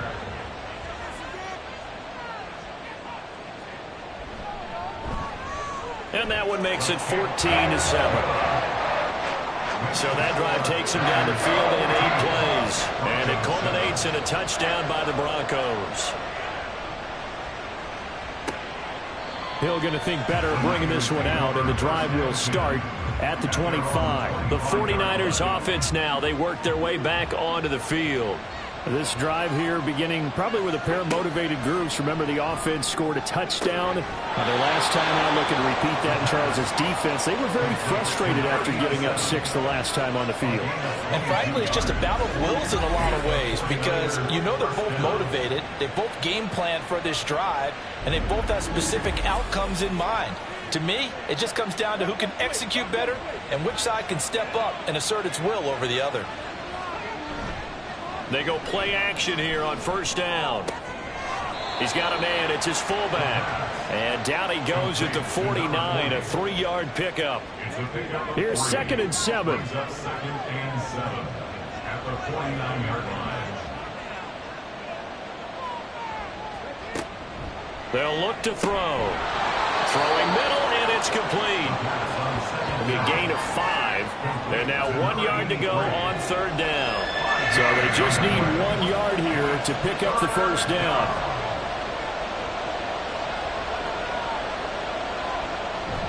On 3rd and short, it's Dixon. And he will be very close to a first down, but I see the closed fist of the referee, and that means 4th down. Well, he hasn't made much of an impact in the running game thus far, and after that last run, not much is going to change in that area. He hasn't been able to get anything going, and really the offensive line not helping him much. Feeling like they're not quite in field goal range yet, they're going to go for it on 4th. They'll run it here with Dixon. Oh, and I think he went backward. He did. Kyle Shanahan, an offensive mind, but his guys stopped up short. And the Broncos will take over on downs. Even though they didn't get it, probably the right call. Too long for a field goal and just not a whole lot to gain from a punt there. Yeah, you wouldn't have really netted very much yardage if you pumped the ball, right?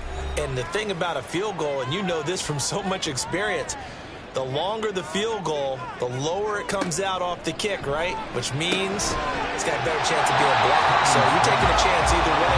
I like the fact they went for it. So the completion good for 7 there, and that's going to bring up 2nd down. Up the middle they go. Lincoln. And a pretty athletic run right there as he's going to get this down inside the 40. A 10-yard pickup, and it's enough for a Broncos first down. First and 10 at the 39-yard line.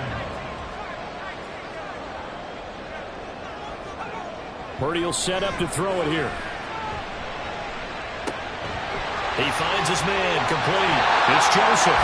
And he's going to get this down near the 20-yard line. 17 yards on the catch and run. It's a first down. And maybe that touchdown on the previous drive has re-energized this offense a little bit. They've been kind of sluggish until then, but they're showing signs of life here, and they get good yardage that time and a first down. And now a throw on first down there, but it's incomplete. Second and 10. Second and 10 at the 22-yard line. Purdy from the gun. Got his man complete over the middle. That's Franklin. And he doesn't quite make it, taking it within an eyelash. Dropped at the 1. A well-executed 22-yard gain. I think he has to be saying to himself, how did that not wind up a touchdown? Remember, he just did the tip of the ball across the plane. It's not going to get there, but they're going to be set up in great shape with first and goal.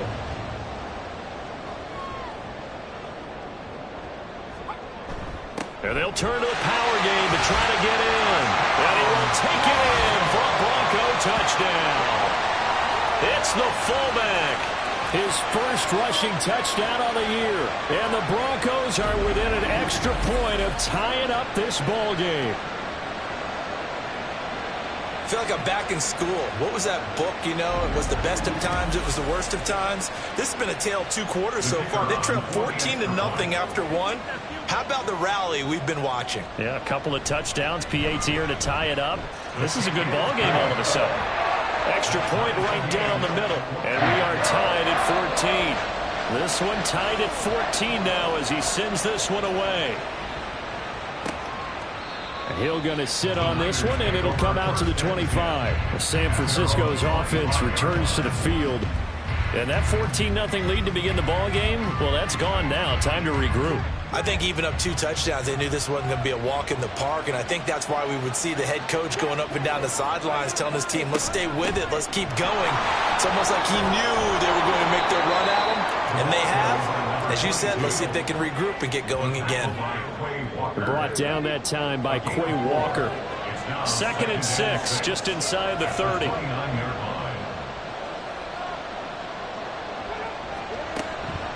Here comes the blitz as they look to throw. On a slant, here's Collins. And he gets this one just shy of the 40, down at the 39. So from the 39 now, they'll come up on a 1st and 10.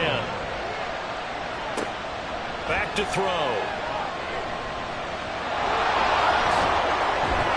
And he gets this one to midfield before he's brought down. Nothing open downfield. He keeps it himself for 11 and a first down. First down, 49ers. Dixon running from the shotgun. And he is met in his tracks behind the line of scrimmage. Officially, it's a 1-yard loss. That's going to bring up 2nd and 11.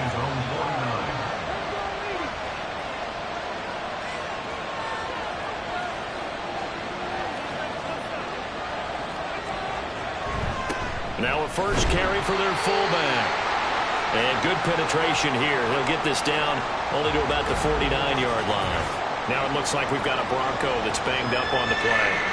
We'll step aside and get a report when we come back to Denver. The Niners on 3rd down. They've converted 3 out of 5 thus far. This is 3rd and 9. Throw left side complete. That's Dixon. And he's got this down a yard or 2 shy of the 40 before he's out of bounds. The screen does get him 9, but it also brings up a 4th down. So now they're going to send out the field goal unit to, as they say, fire away from long distance. So this will be spotted on the midfield logo. It's a 58-yard attempt. And I tell you what, he got it from 58. That had lots of leg behind it. And they take a 17-14 lead. So they're able to end that drive with 3 points in this one-possession ball game. And ideally, you want to end every drive with points. Most quarterbacks will tell you, let's end it with a kick, right? A PAT, that's number 1. Field goal you'll take, Punts, you really don't want to do that. In this case, they'll take the field goal and get prepared for the rest of the game.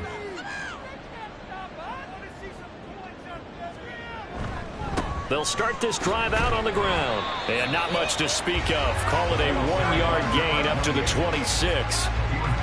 Oh, there's plenty of traffic waiting for him up the middle. But give him credit, he tried barreling through anyway. They're fortunate to get a yard out of that one. Purdy now to throw off the play action. He finds his man, complete. It's Franklin. And he's out of bounds, able to take this one up to the 35. So 8 yards on the completion there, and they'll be faced with a 3rd and inches. Second quarter action with 1:59 remaining.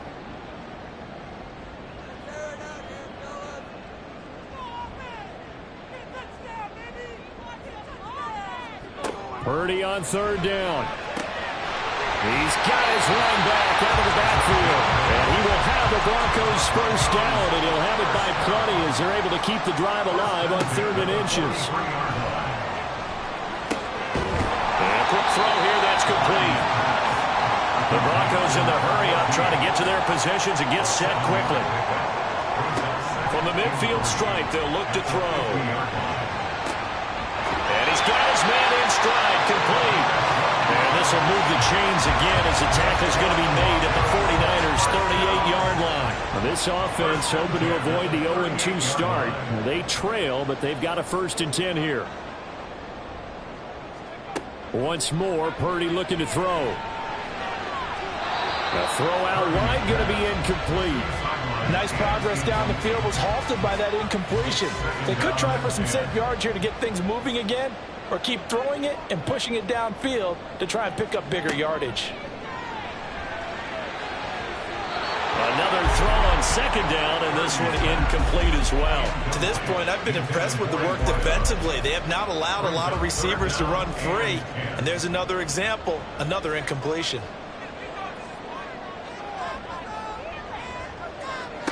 Purdy with it on 3rd and long. He's got Gibson on the out route. The 49ers now going to use the first of their timeouts as the clock will stop with 35 seconds to go in quarter number 2. And this one is right down the middle, and that will tie things at 17-all. So the scoring drive encompasses 9 plays, and the net result, 3 points. Take your disappointment and put it aside. 9 plays. Yeah, they want to end up in the end zone with a touchdown. I get that. But sometimes those 9-play drives pay dividends later with another 9-play drive that culminates in a touchdown when they wear down a defense. Well, the Niners going back on offense now late in this first half as they will take over here with a little more than 30 seconds remaining. Going to throw right side here, complete. Now San Francisco going to call their 2nd timeout. So that means they're down to 1 remaining here as we head toward halftime. And it's a short one here, complete to the tight end. And now the Niners going to signal for their 3rd and final timeout. And with halftime on the horizon, they'll be out of timeouts from here forward. Quick hitter here, it's complete. And this is going to be another first down as they'll make the tackle at the Broncos' 38-yard line. So nothing separating these two teams as we head to the break, all square. As now we send you out to Orlando and hook back up with Jonathan Coachman for our EA Sports Halftime Report. Okay, Brandon, we'll get you back to you and Charles in a bit, but first it's time for a trip around the NFL following an eventful opening weekend. Let's see what's happening in Week 2. We'll start our tour out in the City of Angels, Los Angeles, and those two are tied up as they play the second quarter. From there, let's head west to see what's going on with the Raiders at home in Las Vegas. And they trail in that one as it's the visiting Jags who are out in front. The Jaguars trying to hold on and claim victory. Lastly, let's get to the Windy City, see what's happening with the Bears at home at Soldier Field. And things didn't work out so well as they fall to the visiting New England Patriots. 27-21, your final. We thought this one would be a close battle coming in, and we have not been disappointed. They're all even to this point. This has the feeling of a game that could go right down to the wire. One mistake or one big play could turn out to be the difference.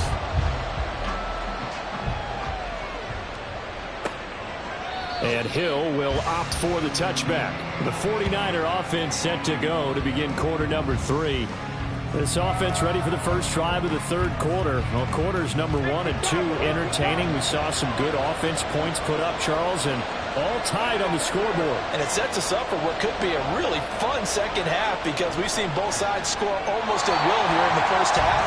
And now, here in the second half, getting the ball first, you've got to think, hey, we can go out and really run our offense the way we did in the first half. But if I'm a defensive player, all I'm thinking is, can I make a play to really help out my team and break this streak of offense?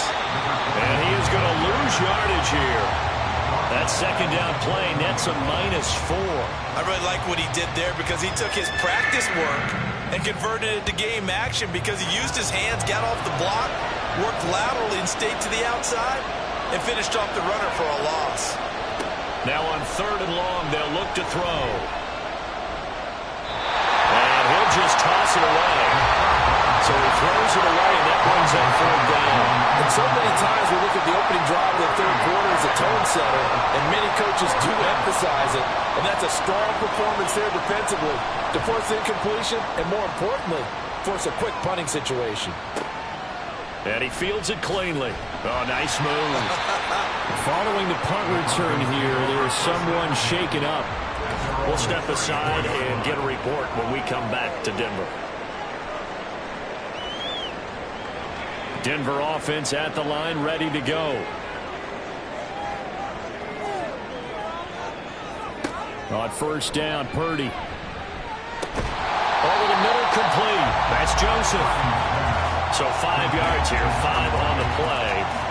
And it'll be 2nd down. Brings up 2nd and 5 at the 39-yard line. Purdy. And that'll be complete to the running back, Gibson.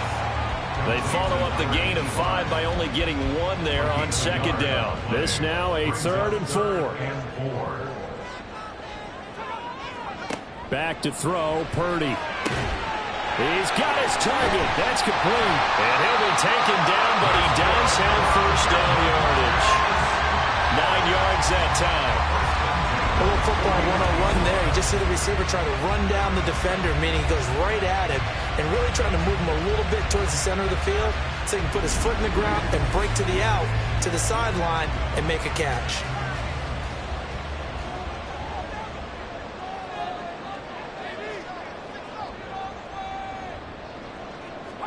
Purdy sets up to throw again.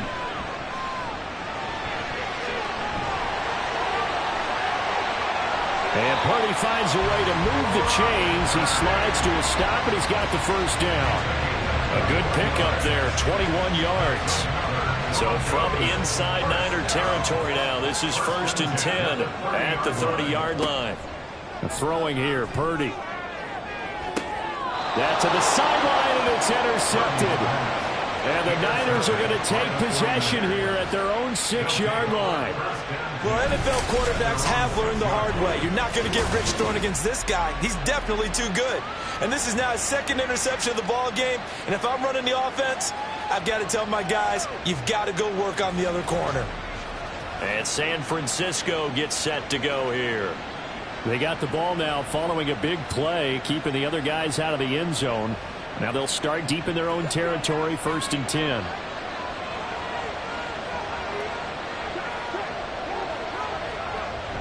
The drive begins with a run by Dixon.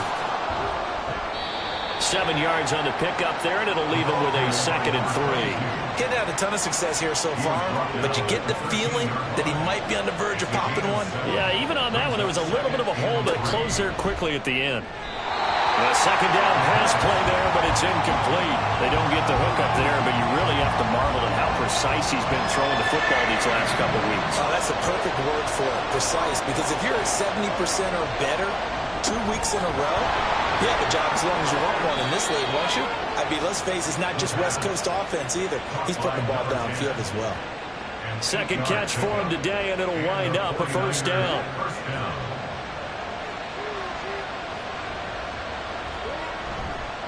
Here's a play fake as they set up to throw. Blitz coming, and down he goes. Quay Walker came through to make the sack. The pressure that time right up the middle, and he was able to wiggle in there pretty easily and get the sack. Yeah, sometimes you end up getting caught in a little bit of a breakdown about who to block up front, and that creates the gap there, and he took full advantage, got to the quarterback, and finished off the sack. A tough spot here, 3rd and 15.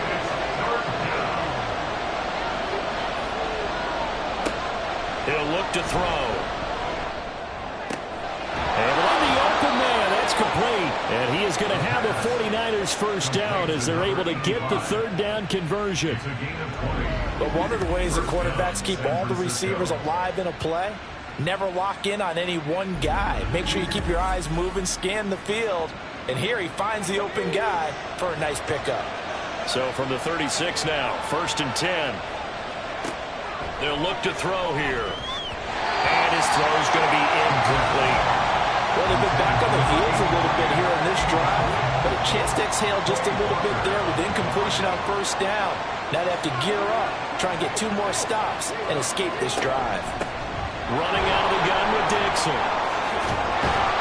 And they bring him to the ground just shy of midfield. 42 yards rushing on 12 carries for him now. Sometimes it's hard to believe, but there are times this game is about patience, isn't it? Has had the game he expected, but that run there, that may get him going. I was just going to say, maybe that gives him a little juice, because you're right, he struggled, especially in that 1st half. Yeah, and I know the great ones always think to themselves, just hang in there. I'm just one big carry away from busting this open. That's a good start for him. Brings up 2nd and 7 at the 47-yard line. On 2nd down now, it's Ross. And they get him behind the line, so that short gain on 1st down quickly negated. It'll go down as a 2-yard loss, and it brings up a 3rd down.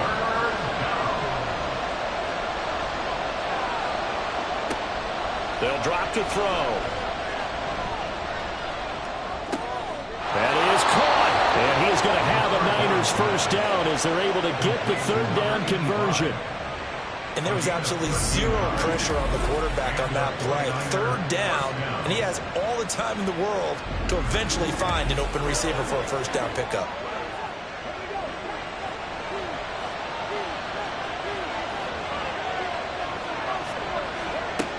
They'll look to throw here on 1st down. And that nearly the first pick of the game, but it falls down to the ground incomplete. Line of scrimmage, again the 37 as they line up 2nd and 10. Back to throw here. And this time he's got the hookup. It's complete. And this is going to be another 1st down as they'll make the tackle at the Broncos 23.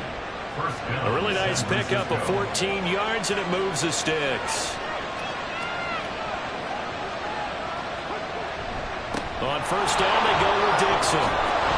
And they've got it inside the 10 at the 8. 15 more there, and they're on a roll. It's another 1st down. I think they like this drive a little bit better there, partner. Running game helping out, picking up some of the slack. Because remember the last drive, they went 3 and out. Now on 1st, Dixon again. And he will maneuver his way down to about the 7. Only a yard on the pickup there. 2nd and goal. It's a gain of a yard. Brings up 2nd and goal.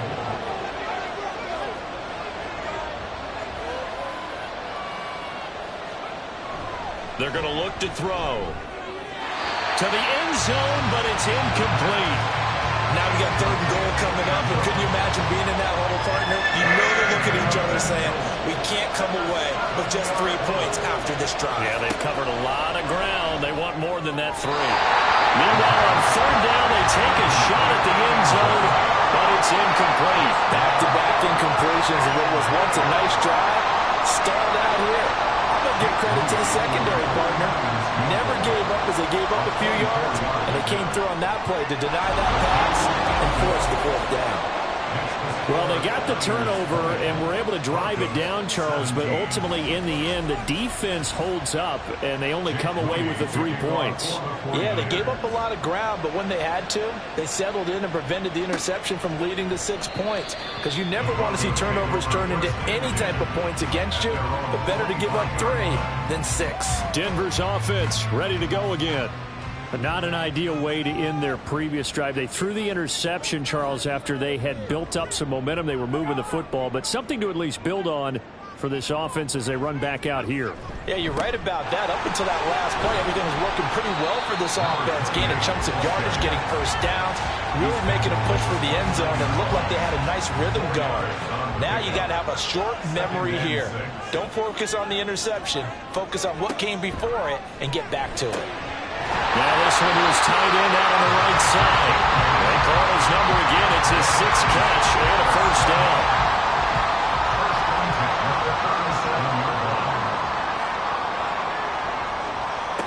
Purdy looking to throw. He finds his man, complete. That's Crawford. That's good. The completion there for 7 yards, and that'll bring up second down. Brings up 2nd and 3 at the 45-yard line. Purdy off the play fake. And that went to the right side and incomplete. And a smart play there. He's probably saying, I wish I would have done that on the last drive instead of throwing the interception. 3 yards to go. On third down, it's Joseph, and he won't be close to a first down as he runs into a wall right around the line of scrimmage. No gain on the play there. Nice job defensively, and it likely forces a punt situation on 4th. Another down on the scoreboard, but the urge to go for it is almost irresistible here on 4th and short. Yeah, I know they're on their own side of the field. I was going to say. Normally I would say punt the ball away, but I'm feeling it. I say go for it. And a little too much mustard on that one. It hits a couple yards into the end zone. A missed opportunity there maybe to pin him back. San Francisco set to go on offense once more. And last time they got 3 points, but it was a chip shot field goal. And when you go to the sideline after a chip shot field goal, maybe the offense not too happy. It's a balancing act, isn't it? Because you're exactly right. They're none too pleased that they didn't punch it in for 6 points. But they also have to remember they did put points on the board. 3 points is 3 points. And in this league, you take points when you can get them. Not easily done.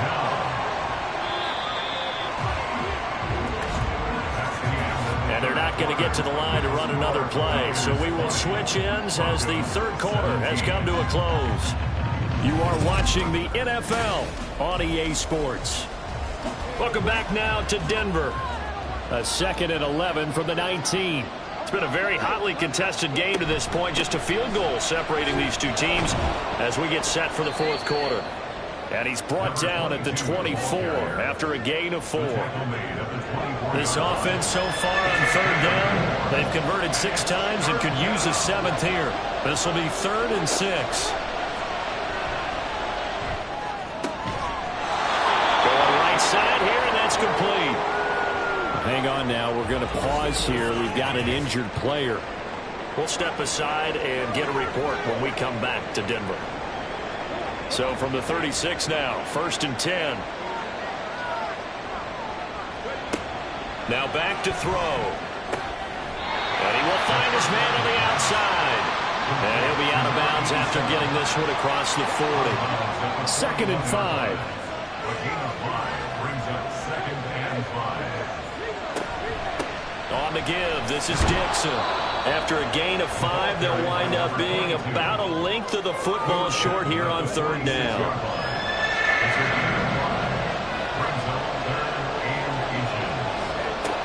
They'll set up a throw. Firing quickly here, and that's complete. And he is going to have a 49ers first down, and he'll have it by plenty as they're able to keep the drive alive on 3rd and inches.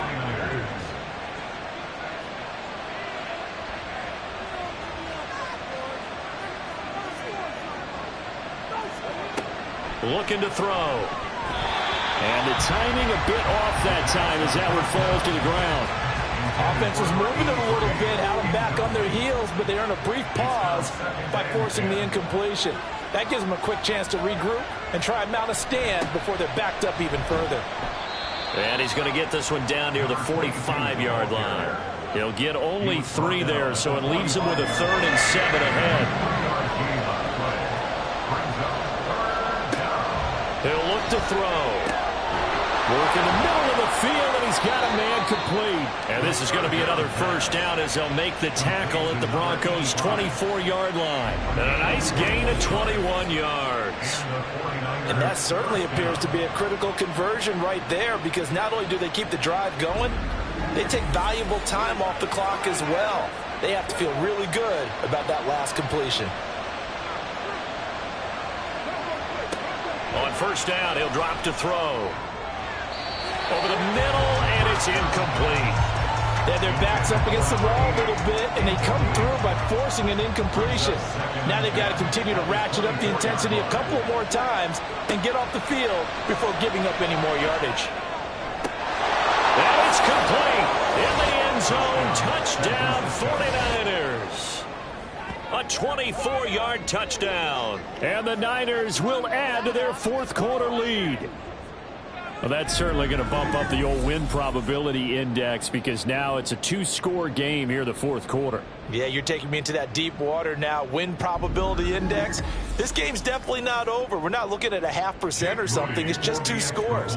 But the way that this team has played, to me, what I've seen, they absolutely deserve to win this game. They've been the better team by far throughout. Moody good with the extra point. And his guys will take a 10-point lead. So following the touchdown, here's Moody back out to send it away. The return man down to a knee, and this will come out to the 25-yard line. And coming out now, the Broncos. Well, that last touchdown we just saw, what an important one. Now it's back to a 2-score deficit for this crew as they take the field here, and they are in desperate need of finding the end zone. Now Purdy. And that one's going to be off target and incomplete. His back has been a dependable safety valve all game, so he went back to him when his first read was covered. Just unable to connect, so the play results in no gain. Purdy to throw again on 2nd and 10. That one caught by Gibson. And from the 25, they work this to the 29, a gain of 4. 49ers have an extra defensive back on the field, a nickel set for 3rd down. Purdy will set up to throw it here. Pass taken in by his big tight end. And they're going to have this across midfield and inside the 45. 27 yards there on a very nice 3rd down conversion. You cannot write these guys off just yet, not with a quarterback like that under center. You mean it actually crossed your mind with him running the team that you could actually maybe write this game off? Not yet. Not a chance. Not with him. We've seen it too many times. So signs of life in what's been a dormant offense in this second half. Here's 1st and 10. Now a give right side. Joseph. And nothing much materializing there on the 1st down run. He'll get a couple, and that's it. Here's a 2nd and 8. It's 2nd and 8. Here's Purdy. And his throw's going to be incomplete. The line to gain is the 33 on 3rd down. Purdy now to throw. And down he goes. The 49ers get there. And we're going to stop play here, at least momentarily. It looks like there is a 49er who's in some discomfort. We'll step aside and get a report when we come back to Denver. And they're indeed going to go for it here on 4th down. So trailing here in the last quarter. Let's see how this plays out. And he's brought down. Can't do anything with a football. It's a sack and a turnover on downs. And we're going to stop play here, at least momentarily. It looks like there is a 49er who's in some discomfort. We'll step aside and get a report when we come back to Denver. They'll come out throwing here on 1st down. And intercepted. Maybe the turning point they need. And the Broncos are right back in this football game. Their passing game has been spectacular this afternoon. Finally, a win for the defense. You think maybe there was an adjustment there. Finally gained a measure of, I don't even know if you call it revenge, but got a play done against him, and that's been difficult for them all game long.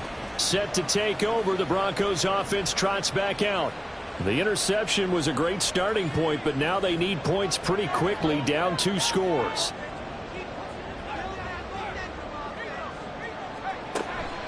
They'll start on the ground here on first down. And the defense closes quickly there. He'll get maybe a yard to the 33.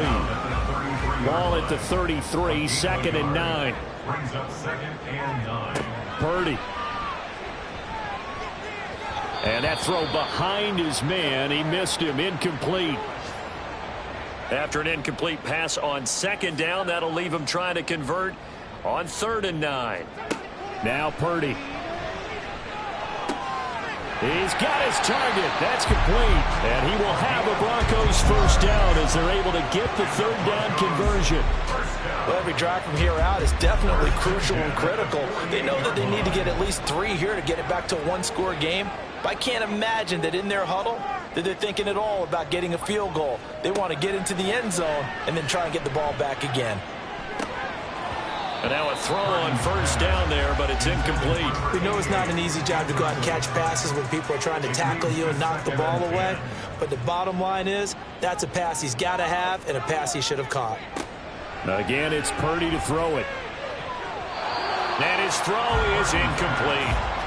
Nice back-to-back plays defensively. They're stacking momentum now. 1 incompletion, 2 incompletion. They're going for more.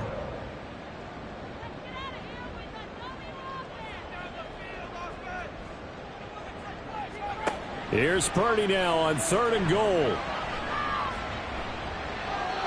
And that is incomplete. And when you've thrown as many interceptions as he has in this one, you definitely start getting a little hesitant to throw the ball out wide because that's prime pick-6 territory. That time, he made sure the only guy who was going to catch it was sitting in the 3rd row.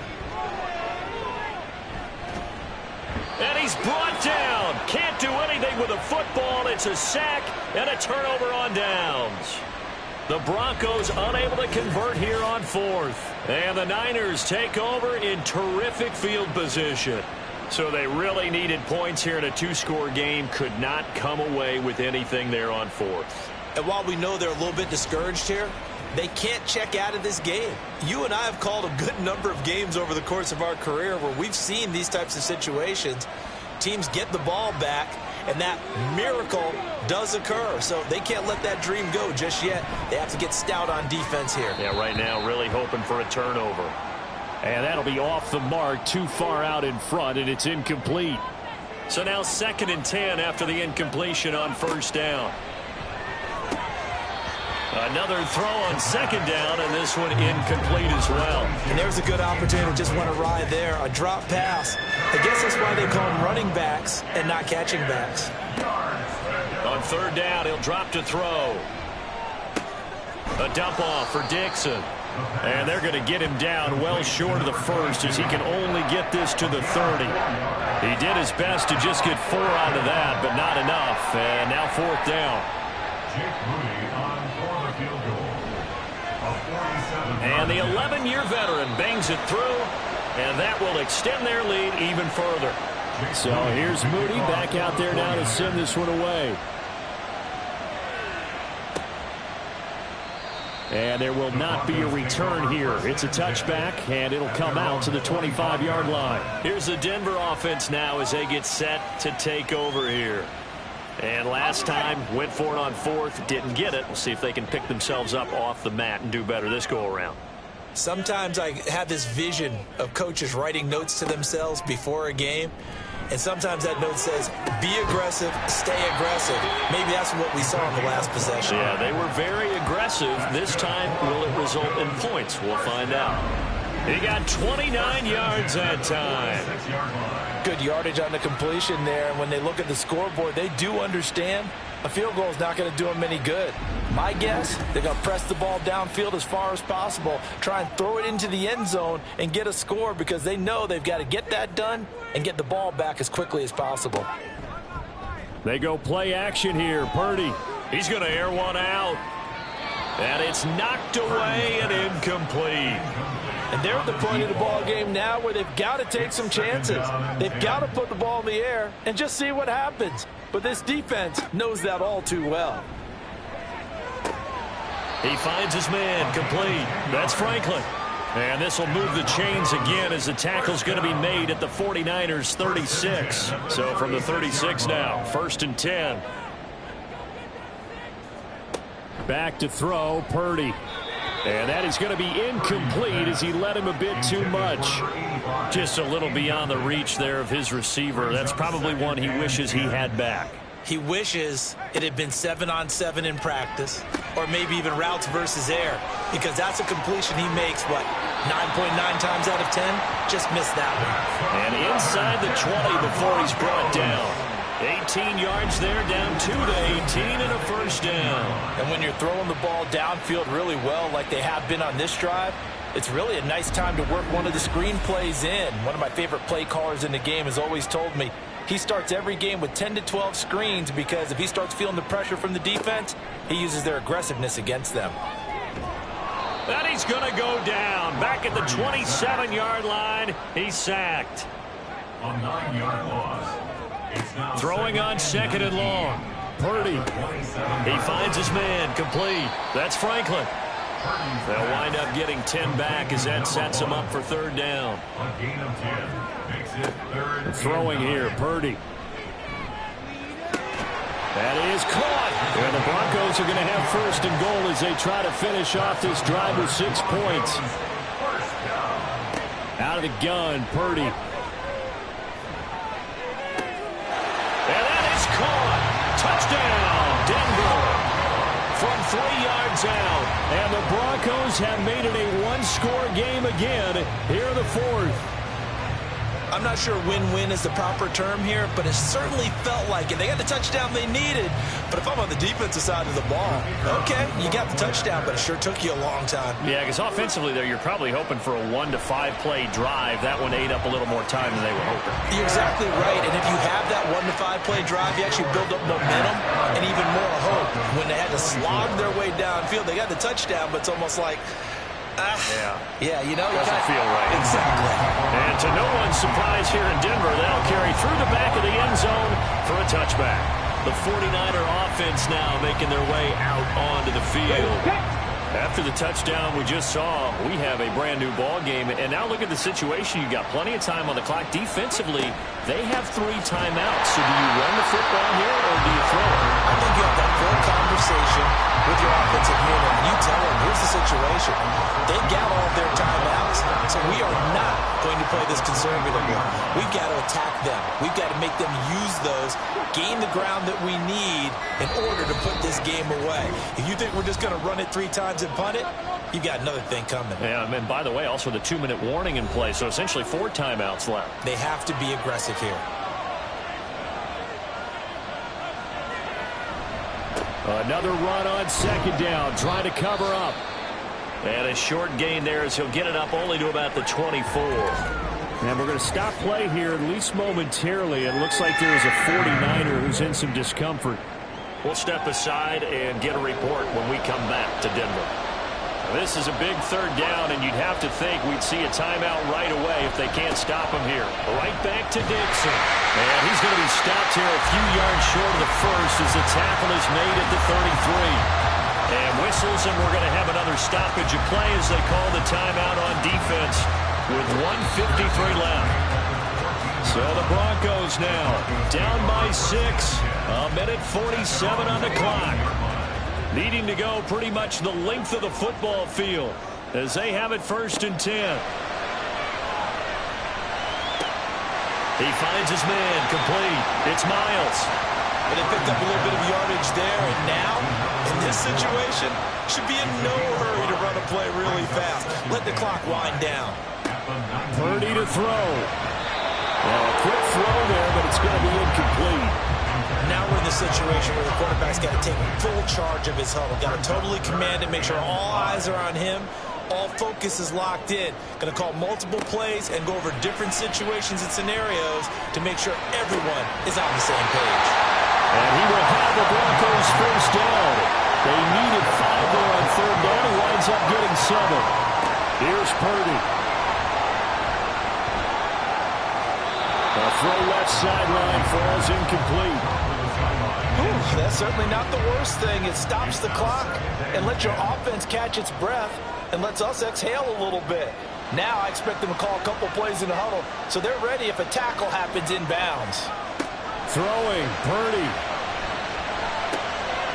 He's going to leave this for his running back. It's complete. Now the Broncos going to use the second of their timeouts as they get the stoppage with just under 50 seconds remaining in the fourth. Able to find the open man. That's complete. And they work this well upfield across the 45. Purdy to throw. And that's to the left sideline and incomplete. Let's face it, this defense has had its share of struggles all game long, and they know that they can put it all behind them if they defend well here in the 2-minute drill. Excellent coverage right there to force the incompletion. And this will move the chains again as the tackle's going to be made at the 49ers' 34-yard line. Now the Broncos will use their third and final timeout as it'll come with 15 seconds to play in the ballgame. Throw out wide is incomplete.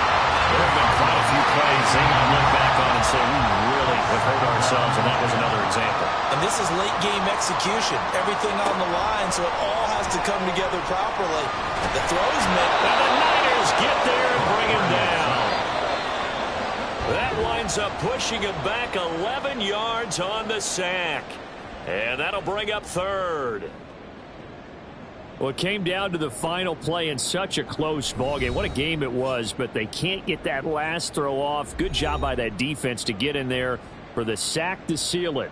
And for fans watching the game, a little bit anticlimactic, don't you think, partner? Not even able to get off one last throw to see how it would have turned out. Instead, pass rush got to him and ended it that way. So for the 49ers, they did what they needed to do. They split their first 2 road games of the year, and they will head back home next week. Meanwhile, for the Broncos, they'll drop to 0-2, and they'll get a chance to redeem themselves at home next week. And for Charles Davis and our entire crew here at EA Sports, I'm Brandon Gaudin saying so long, everybody.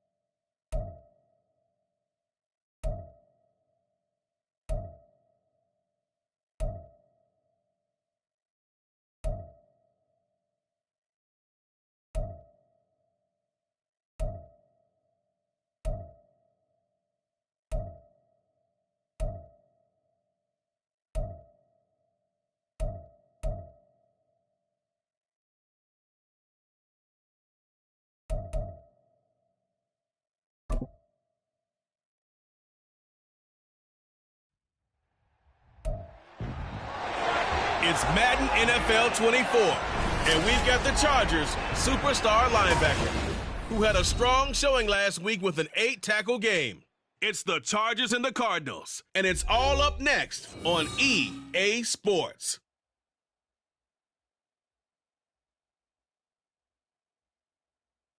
We find ourselves at the home of the world's first retractable natural grass field as you get a look inside State Farm Stadium in Glendale.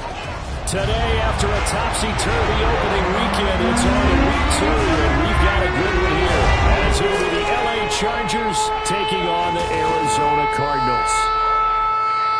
With Charles Davis, I'm Brandon Gaudin. Charles, you look at this Cardinal team as they get ready here. The losers their last time out, so they'll look to make amends here. And one of the best ways you can do that is to be at home, and they are. They're going to try and ride that home crowd and that wave.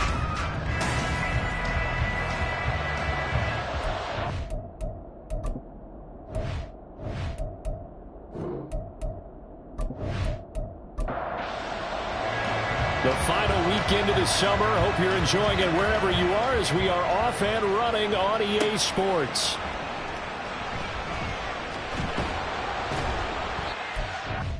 We're going to be made right there at the 25-yard line. So out come the Cardinals now for their opening drive. They will be led out by the 6-foot lefty from Alabama. It's Tua Tagovailoa. Every quarterback in the NFL has a little bit of his own signature style out there, but for this guy, He really plays the game in a different way. It's led to a couple double takes from us up here as we see him as something truly unique. It's not that he's just the strongest passer or the best athlete to ever play the position. And this intercepted on the first play of the game. And to the 40-yard line, that's where the return stops. Well, they wasted no time taking a shot down the field. He was letting it fly in the very first play from scrimmage. And this was excellent coverage down there. And he'll come away with an early takeaway. And I mean an early takeaway.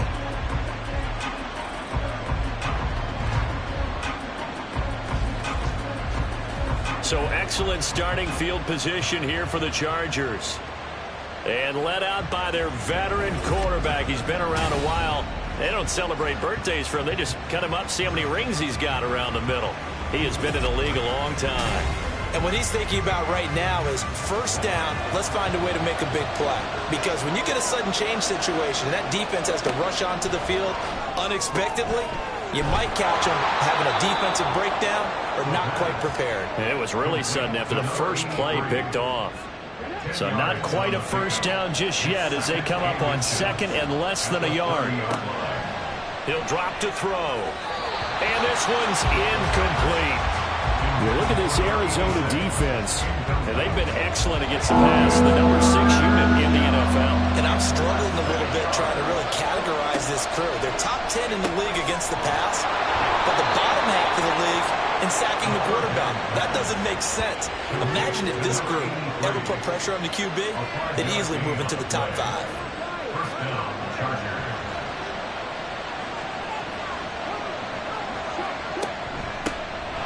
They'll go with Pollard here on first down. Showing off the quick feet that time and getting forward for a pickup of 3 yards. The rushing numbers for Pollard last week, 22 carries, 136 yards. So coming off the opener where they established the run and established it well, their goal is to make sure that the trend continues and to serve notice to the rest of the league that they might be a run-first team. Open man here is Gentry. And they're going to have another first down as the tackle's made here at the Cardinals' 12-yard line. First down, Chargers. They'll run left with Pollard. And the result here, a pickup of 8. Leaves them with 2 to go on second down. This running game's so important for them, and they know that. It helped lead them to a victory last week when he was over 100 yards. Let's face it, it's their identity, and that's what they want. And he is into the end zone. Touchdown, Los Angeles. A great effort there. His second rushing touchdown on the year. And the Chargers use the early turnover to get on the board first here in this one. And they just powered it in right there, Charles. 3 tight ends out on the field, the fullbacks for the defense. They knew what was coming. They knew, but they weren't able to stop them. They knew they had to meet them with a little bit of force. But on that play, the big guys up front won the day. Extra point up and good by Dicker. And it's now a 7-0 game. So that drives 7 plays in length. And it results in a 4-yard touchdown run. And able to get this across the 20, but not much further as he's dropped at the 23-yard line. So the Cardinals offense back onto the field here for their second drive of the game. They threw an interception the first time they had the football, wound up leading to a touchdown the other way. How do you approach drive number 2? Going back to your game plan coming in, everyone has matchups that they like better than others. Where they think they have an advantage, dial up some of those plays. Try and go to those spots and get your offense moving.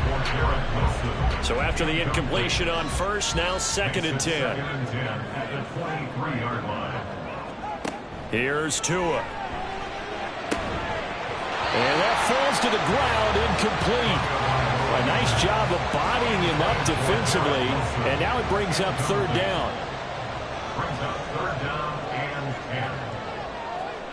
10. Tagovailoa working out of the gun. And that will be incomplete. Give them credit for excellent coverage, tight coverage. They're doing a lot of things that we talk about in basketball. They're causing disruptions in the passing game. And as long as that continues, it'll be tough for them to gain any momentum throwing the ball downfield. Fair catch called for and taken right near the 30-yard line. So possession goes over here on the punt. And it'll be Charger football here as they take over. From the 32 now, here's 1st and 10. They'll try and start this drive in the air. And it's incomplete. Look at this Arizona defense.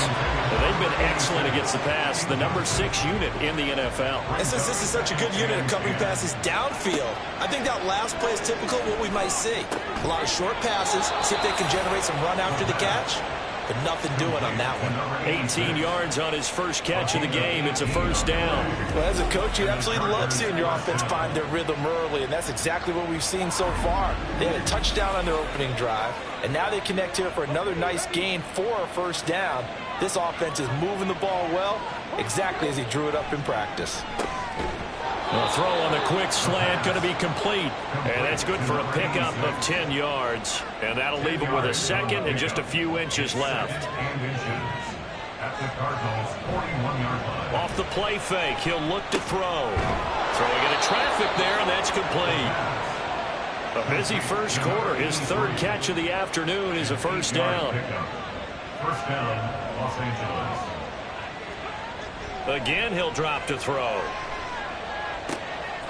Looking left side, and he's got a man. That's Barnett. He's going to go out of bounds, but he takes this one down just shy of the 20. 1st down, Chargers. They'll stick with the passing game as he looks to throw. And that is incomplete. Oh, he had it and dropped it. That is an unforced error there, and it takes away what could have been a touchdown. On 2nd down, it's Pollard. And they'll bring him down at the 13-yard line. 9 yards, and that leaves him just short, so it'll be 3rd and less than a yard. Trying to run for it with Pollard. But he will have the 1st down before he's tackled at the 12. We all love to have a home run hitter in the backfield. Guy can take it the distance. But in short yardage, trying to pick up 1st downs, that big guy, always a nice luxury to have, isn't he? Going to run again here with Pollard. This will be stopped about 2 yards shy of the marker. 8-yard gain, 2nd and 2. And it appears we have a Charger shaken up on that last play. While they come out and take a look at him, we will step aside for just a moment. Here's 2nd and 2 now from the 3. They toss it down to Pollard. And this one will wind up with him losing yardage. Back to the 4-yard line. He'll lose a yard on the play, so now they need 3 yards on 3rd down.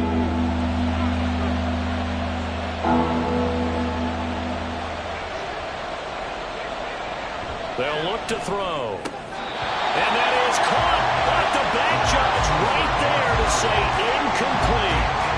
You absolutely have to have this early on, right? 3rd and short, they elect to throw for it.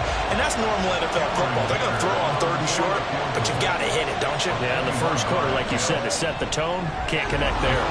And the 12-year veteran knocks it right through. So another scoring drive there, Charles, and an early 2-score lead. You'd like the 6 there, partner, but you'll take the 3, and I think they have to be happy about the way they moved the ball in these first 2 drives. They have to feel good about their opportunities the rest of the game. And able to get this out to the 25. The Cardinals offense ready to set up shop. They're still in search of an initial 1st down as they come up here 1st and 10.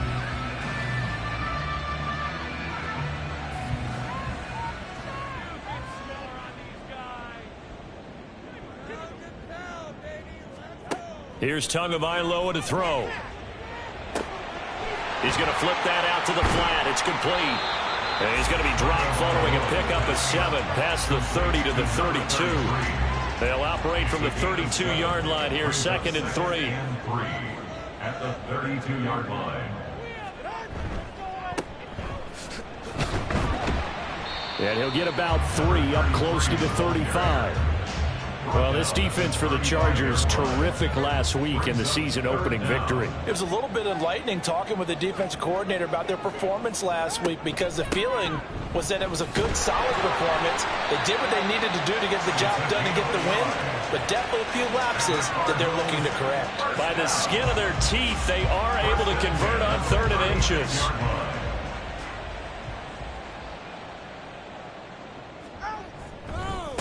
They'll keep it on the ground.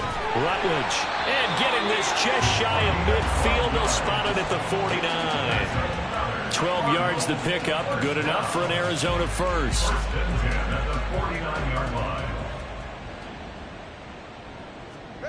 Throwing now is Tagovailoa. It's a short one here, complete to his tight end. And just 1 yard here from the 49 to the 50. Ball right on the 50-yard line. Here's the 2nd down and 9. At the 50-yard line. From midfield, here's Tua. Chargers able to get the pressure and bring him down. Tui Pelotu Coming in from that outside linebacker spot, and he buries him for a loss of 7. 7th play of this drive coming up, but a long way to go on 3rd down. Now Tua. And he's going to go down again. Looks like a 9-yard loss, and it also brings up 4th. Well, this is what happens when you get behind the chains, as people like to say. When you have obvious passing situations, hard to vary it up and fool a defense. And you hate those situations if you're an O-lineman, right? Oh, without a doubt, because you just know they're coming, and you never know exactly how. They can be exotic in their blitzes, or their athletic ability just takes over. His first punt, 45 yards. This looks good as well. This is taken at the 18. Call that a 46-yard punt with a net of 40 on the 6-yard return. And it will be 1st and 10 as they take over. And the LA offense ready for this next possession. They're looking sharp, out early to a 10-zip lead and looking for more as they've got it 1st and 10. That's dumped off to Pollard. He'll be brought down on the 30-yard line after a gain of 6. With the ball on the 30, here's 2nd and 4. Brings up 2nd and 4 at the 30-yard line. Here's a play fake as they set up to throw. Oh, he's got a man wide open, complete. A big play there for L.A. 41 yards. Despite writing it down on my notes, I never give enough credit to the offensive line, and we have to here. The protection, that's what made this play a success. Quarterback had to wait for his crossing route to develop, and that takes a little bit of extra time. Excellent job by the big fellas up front. So now then, the big play has him all the way inside the 30 now, 1st and 10. It's a short one here, complete to the tight end. And he'll go out of bounds in the red zone just inside the 20. So the completion results there in 9 yards. And that'll give him a short yardage situation here for 2nd down. Back to throw again. And a quick throw here, that's complete. And he's going to be brought down on what will be the final play of this first quarter. 10-0 the score after 1 on EA Sports. Charger football to start quarter number 2. Here's a 1st and 10 at the 14-yard line. As they've got it as we resume action.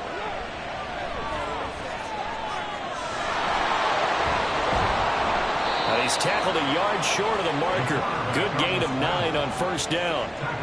I do think it's fair to say that they were caught off guard a little bit when we decided not to throw it on 1st down. But give them credit. They recovered in time to deny him the 1st down yardage. But it's only 2nd and short. So that run is still likely to lead to a new set of downs. Just a gain of a yard, but it's going to set him up with a 1st and goal.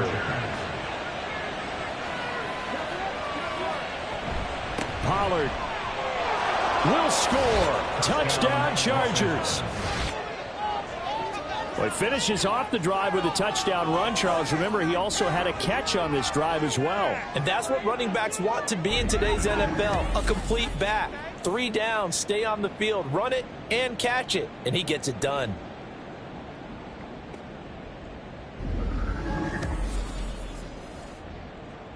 Dicker down to tack on the extra point.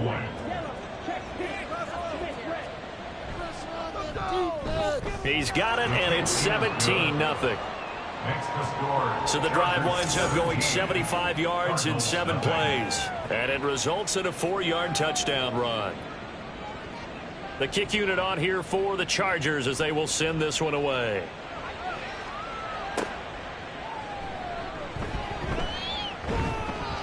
And a decent return out to the 27-yard line. Here's the Arizona offense now as they get set to take over. And we don't want to call this desperation time, especially in the second quarter, but you're down. You don't want to. No, but let me finish. Okay, my bad. You're down 3 scores already. You've done nothing offensively, nothing on the scoreboard. That's not a good combination. I think you just called it desperation time. I think you did. But let's face it, you mentioned this to me in a break earlier in the game. The energy level hasn't been there right from the start. We've noticed that. They've got to find a way to get on their toes and start punching instead of retreating, to use a boxing analogy. Give him a gain of 5 on the completion, and that will bring up 3rd and 1. That's a gain of 5. Brings up 3rd and 1. Looking to pass. Tua. And that's going to be incomplete. The coverage too good there. The contact popped the ball free, and it's 4th down. I know this offense was expecting to do big things, but it certainly hasn't turned out that way, at least not through the first 3 drives. They're definitely going to have to put their heads together and start concocting some offense that'll move the ball downfield. So a change of possession here on the punt. And that will come the offense as they take over.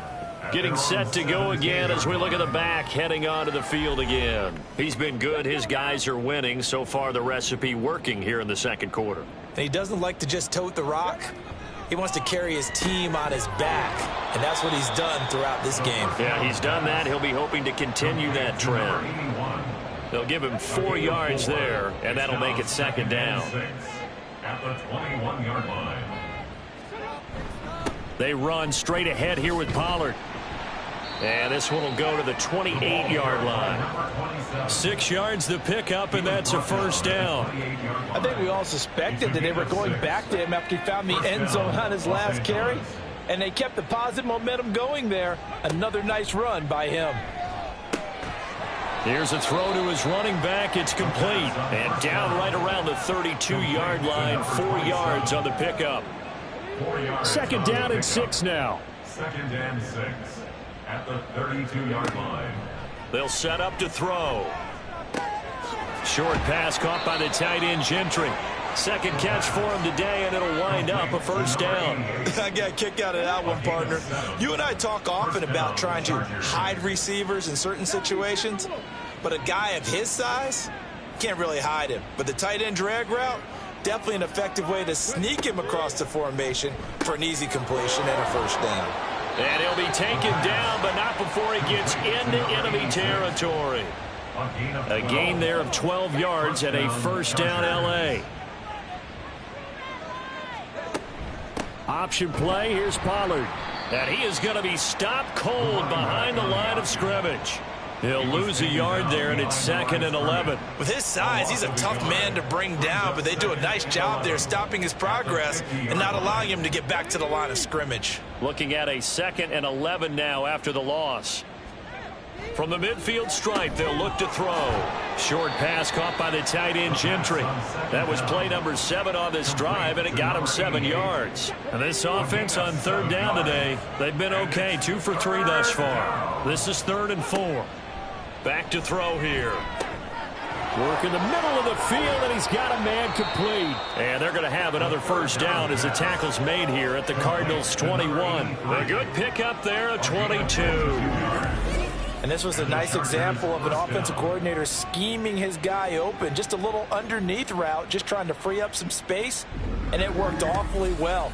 Got him not just space, but plenty of room to run after the catch to pick up really nice yardage. They'll look to throw here on 1st down. Throwing the out route incomplete. That's Barnett. So the completion good for just 3. And it's 2nd down. Brings up 2nd and 7 at the 18-yard line. Pollard gets it off the option. And he'll get it here to the 10-yard line. 47 yards rushing for him now as he's run it 11 times. We both know it's difficult, but they've made it look effortless out there. Through the air, on the ground, they've moved the ball with relative ease. They'll run with Pollard.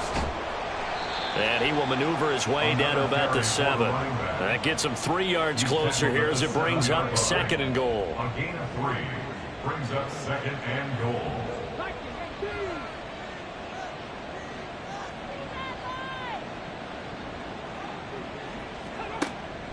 They're going to look to throw. They'll wind up getting 7 on the completion, but they'll still be faced now with a 3rd and goal situation.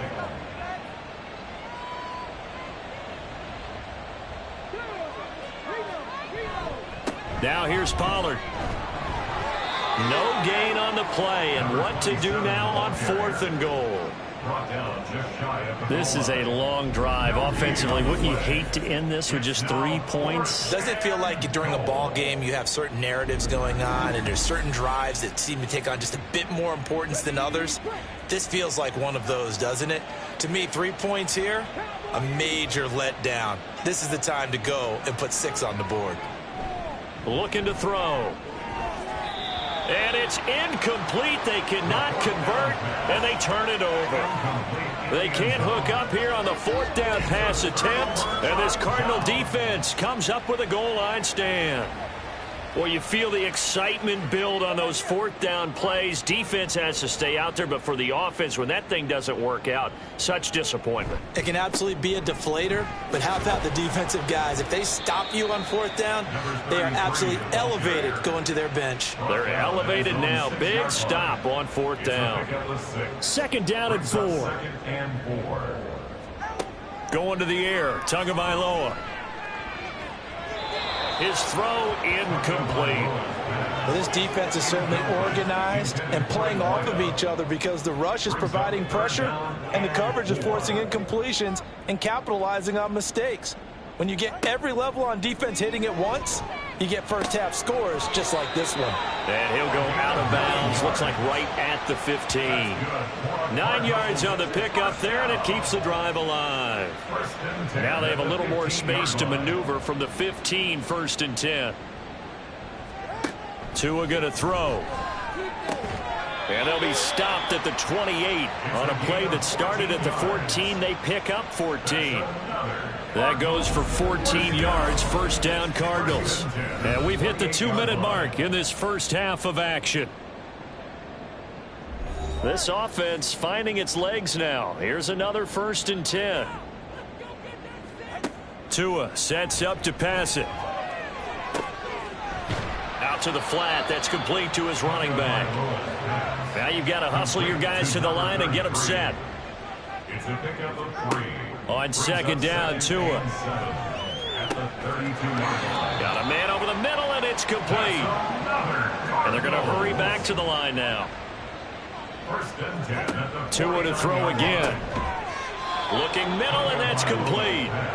And they'll get him down after a pickup of 8. 2nd and 2. They'll look to throw again. And that one finds the ground, breaking a string of 5 straight completions. And it brings up 2nd down. No, 3rd down. Brings up 3rd down and 2. He'll look to throw. Oh, everything falling apart now. Another one intercepted. And the Chargers are going to take over here up near the 40. Boy, we've seen a lot of mistakes here in this first half, and another there on the interception. Yeah, they're certainly starting to pile up, aren't they? Because, let's face it, we expect a miscue here and there, but they're already down 3 scores and still giving the ball away. If they want to get back into this one, they've got to take care of the ball because right now the way they're playing doesn't say a whole lot for their chances.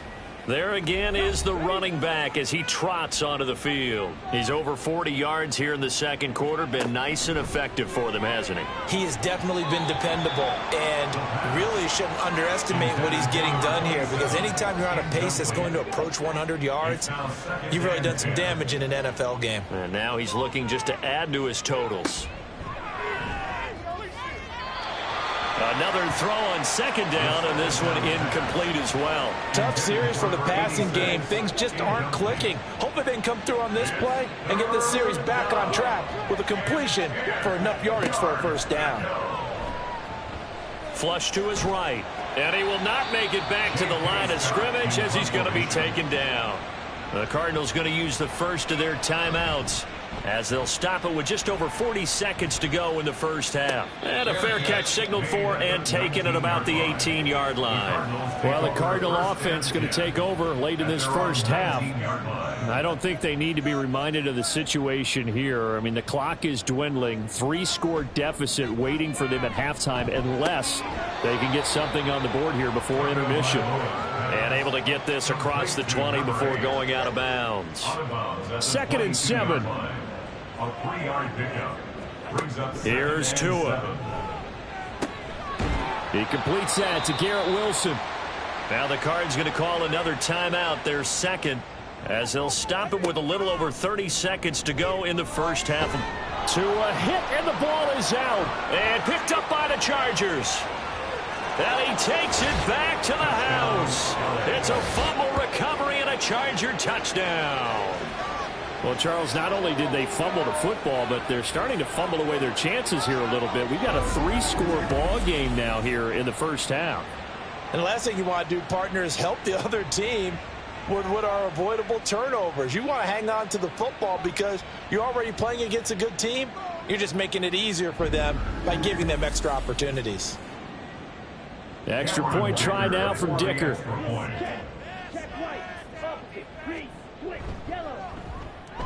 And the lead is now 24. So not only the cough up, but then the pickup on the other side, the scoop, and the score the other way, the fumble return for a touchdown.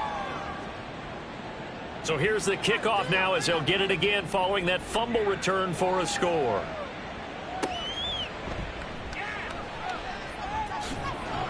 And he returns this to the 22. Now the Cardinals going to get the football one final time here in this first half. And with time quickly fading here in the second quarter, not sure how aggressively, offensively they want to play this. I think we'll find out just how much they trust their guys in this situation if they decide to take a shot. And he'll just push his way forward for a few as the clock will run. Brings up 2nd and 9.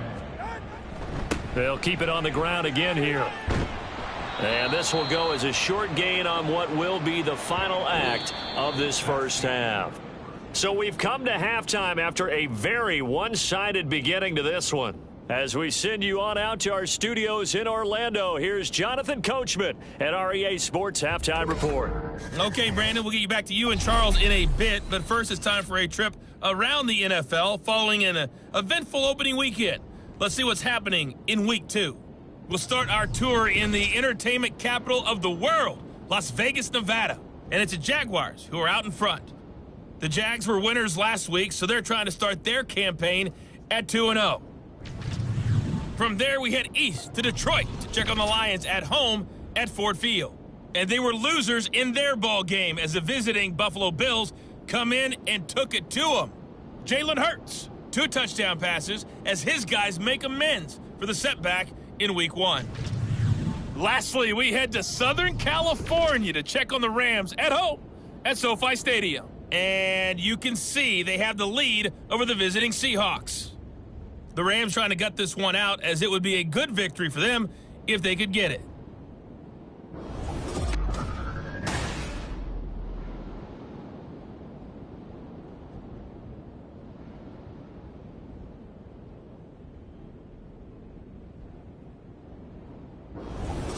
Okay, Coach, thanks as always to you and the gang in Orlando as we welcome everyone back in for quarter number 3. So the Chargers will start the second half with the lead and the football as we're underway in the third quarter. This taken in at the goal line.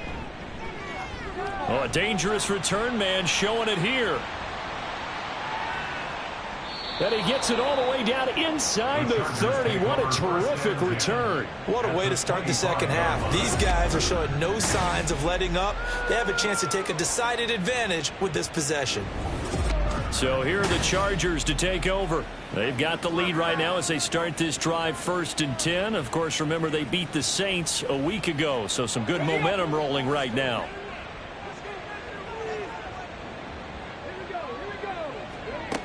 They'll try and start this drive in the air.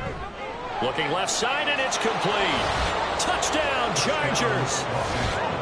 A great play there. His second touchdown on the season. And the Chargers are able to strike quickly to add on to their lead.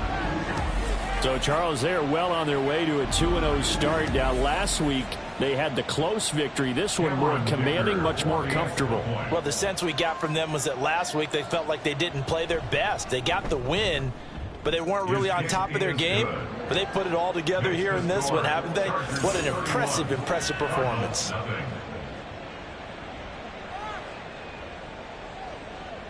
The kick unit on here for the Chargers as they will send this one away.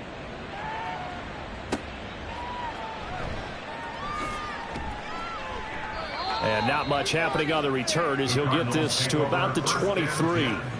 The Cardinals offense now ready to get their first opportunity here in the second half. CD, they certainly know the hole that they face as they begin the second half. They have to do what precious few teams have done in NFL history, and that's try to come back from a 4-possession deficit. And, partner, you know, as that team gathers, they're saying to each other, you never say never, right? Because if you're on an NFL roster, that's how you have to think. You can always come back and win a ball game. And let's face it, we saw a certain Super Bowl, a 25-point lead late that wasn't enough to put someone away. But that being said, this task is near impossible. Let's face it. And bottom line is, it officially becomes impossible if this possession is an empty one. On first down, Rutledge. Solid running on the carry, but still brought down just inside of the 40. It's a 7-yard carry to set them up with a 2nd and 3. Brings up 2nd and 3. They'll keep it on the ground. Rutledge. And maybe a little over pursuit there as he's able to take this down to the 25-yard line. Still in search of their first touchdown of the game, but they're on the move. 1st and 10. They'll set up a throw. Forced out to his left. And he slides and covers up at the end as he's going to be able to pick up decent yardage. And before this second down play, we'll get a whistle, a signal, and a timeout. And as the two teams talk it over on their respective sidelines, we take a break. That is caught at the 7. And the Cardinals are going to be looking at 1st and goal as they move this down to the 4-yard line. And they've got 3 tight ends here on 1st and goal to add some extra mass. Play action. Now it's Tua. Touchdown, Cardinals. A great effort there. His first touchdown of the new season. And the Cardinals are able to make some inroads here to that deficit. Well, that's just how they drew it up, CD. His first read was there, got it to him quickly, and into the end zone. Absolutely excellent execution by all involved. And the coordinator, I give him credit, found the perfect play call.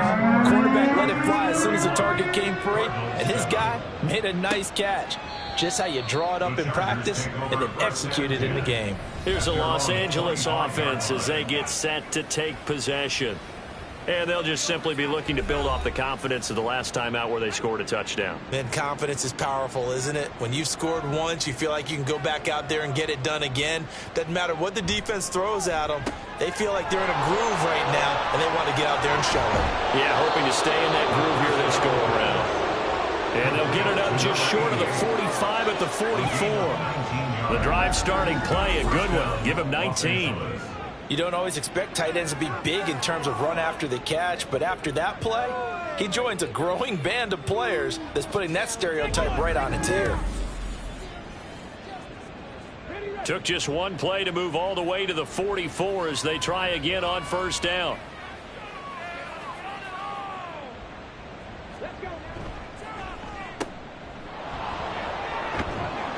And taking it across midfield and just shy of the 40.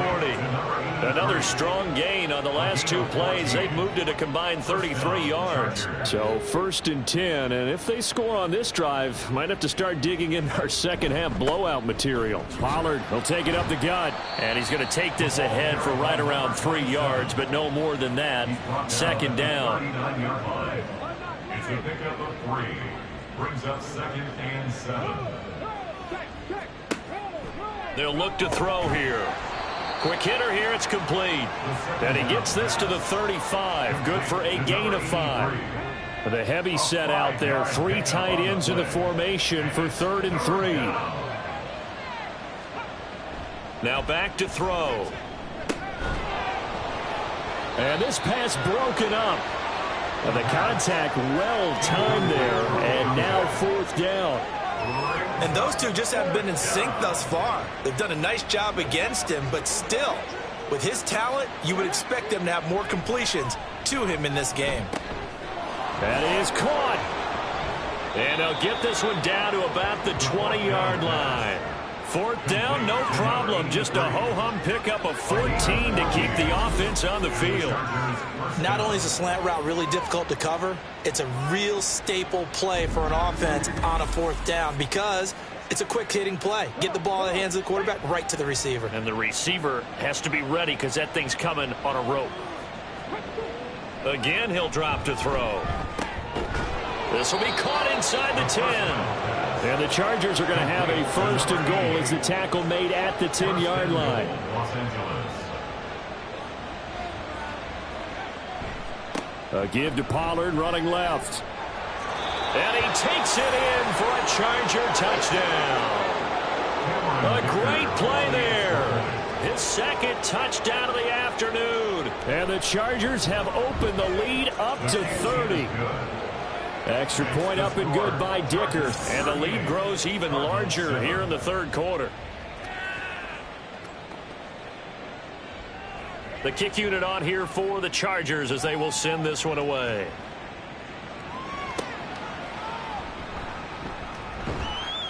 And he won't quite make it to the 25. And it appears we have a Charger shaken up on that last play. So as the medical staff takes a look, we'll step aside. Ready to go with their next drive, and at the line, the Cardinal offense. Well, we haven't exactly been treated to a nail-biter in this one, CD, and if they cannot score here, this one's pretty much all but over. Are you saying that you feel like people are starting to think about getting out of here, maybe beating the traffic in order to get home or to their final destination? Yeah, I don't think there's a whole lot of reason to hang around, especially if they can't score here. Yeah, you're right about that because it has been pretty clear who the better team has been in this one. And in a league that we talk about every game being a one-score game as we go into it, watching this blowout, let's just say it's been unusual. And now the 3rd down throw incomplete as well. Well, how about the coverage we just saw break out on 3rd down? Dime defense, blanketed the field with extra defensive backs and speed, unable to find an open hole to complete that pass. Now on 4th down, on is the punt team sending this one away. Breaks a tackle. That'll be a 41-yard punt, 4 yards there on the return. And they will take over 1st and 10.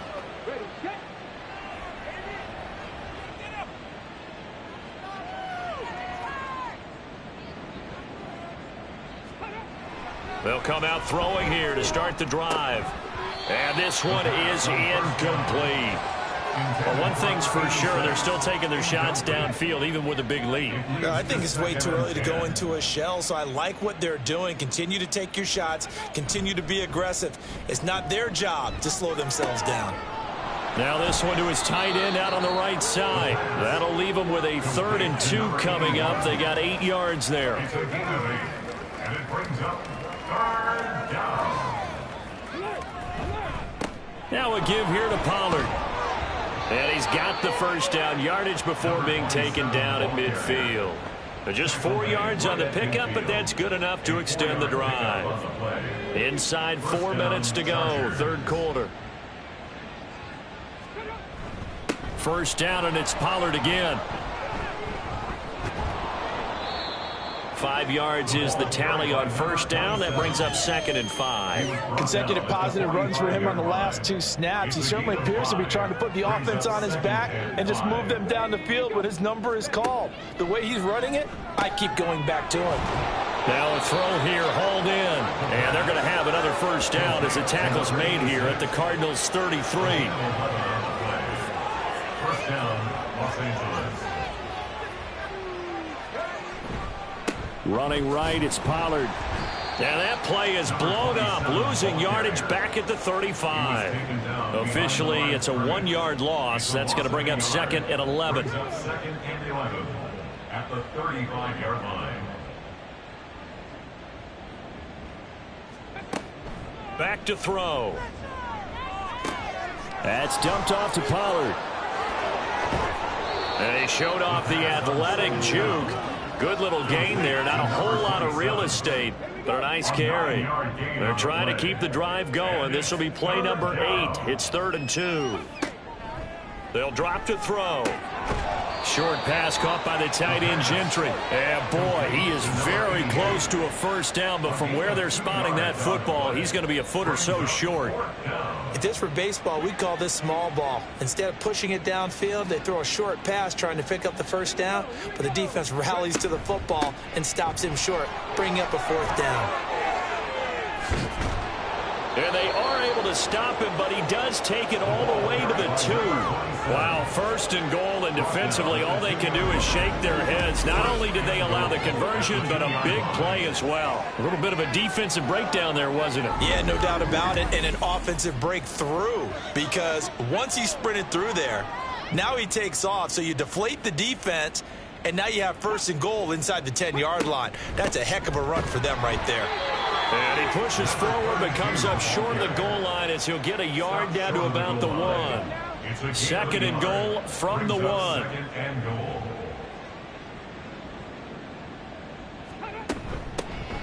They'll try to run this one in. And this time he is in. Yes.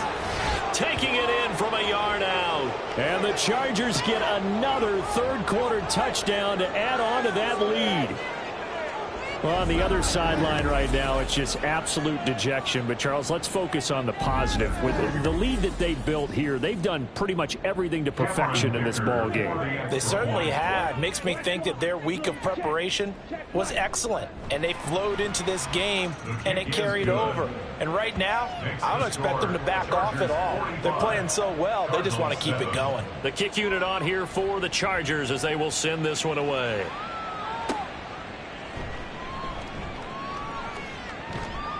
And a good return as he'll be stopped just shy of the 30-yard line.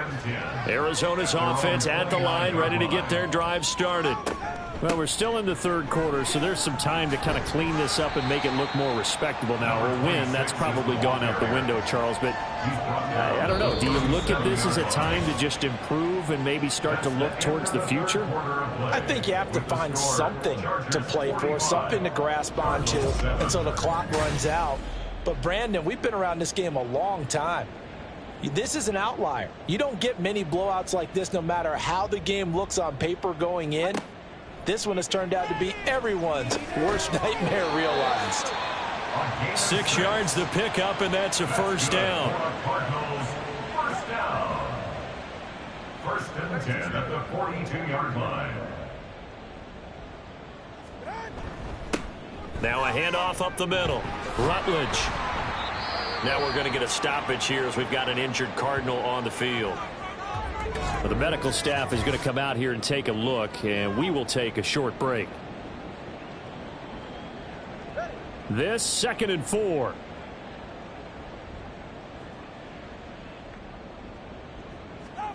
Throwing now is Tagovailoa. And he drops it incomplete. And their struggles continue here. This is certainly a team that has proven it likes to target its backs through the air, and defensively, they were aware of that and certainly were prepared on that throw. Over the middle into traffic, and that's complete. And he is going to have a Cardinals first down, I do believe. Yes, he's got it by about a yard there on 3rd and 3. 2 now on first down. And he lost the football. like one of the DBs has it. And the possession is theirs at their own 43-yard line. And with that kind of a deficit, you can't afford to make any kind of mistakes. But it's been pretty symptomatic of what we've seen all game with them, isn't it? Down this big in the fourth quarter. You'd say an afternoon to forget, absolutely. And now out on the field, here comes Los Angeles. And they have to be feeling pretty good. Comfortable fourth quarter lead as they take over following the fumble recovery. They've got good starting field position as they come up here 1st and 10 at their own 43. They'll run with Pollard to begin the drive. On a determined run there as he's going to take this all the way down near the 40. 108 yards rushing for him now as he has been tremendous all day long. Well, we're beyond the tone setting right now. This guy's been the bell cow all day, and they'll continue to rely on him to move the chains, drain the clock, and lead his team. Here's Pollard again. Credited with a 1-yard gain there to make it 2nd and 9. They went right back to him, but he pretty much had nowhere to go on that play. Yeah, the previous carry looked pretty good. That one, maybe he was a little tired. I don't know. Yeah, maybe he should have tapped out and had a second back come in and maybe make that run. Who knows? And give him 6 yards here as he stopped near the 35 at the 34. And hold on here because on that last run, it looks like we have a player who was shaken up. Well, now they're going to come out and take a look at this injury, and we'll be back in a moment.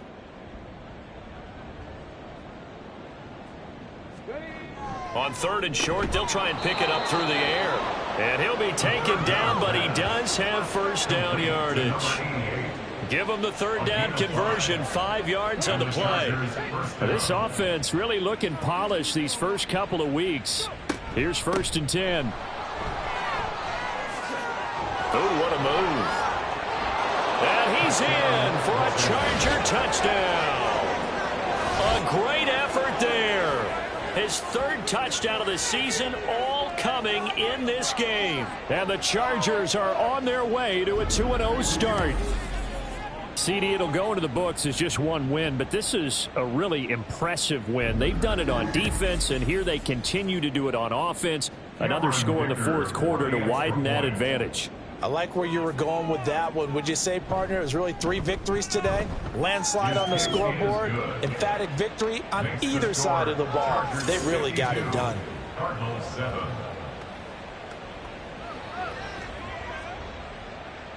Out is the kickoff unit as they run up and send this one away.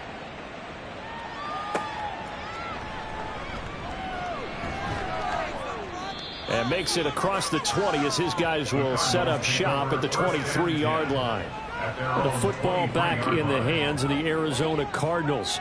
Where we stand right now in the 4th quarter, this one pretty much out of reach. And, Charles, I know they're going to be disappointed about several things with this ball game, but the self-inflicted wounds, they've had several turnovers.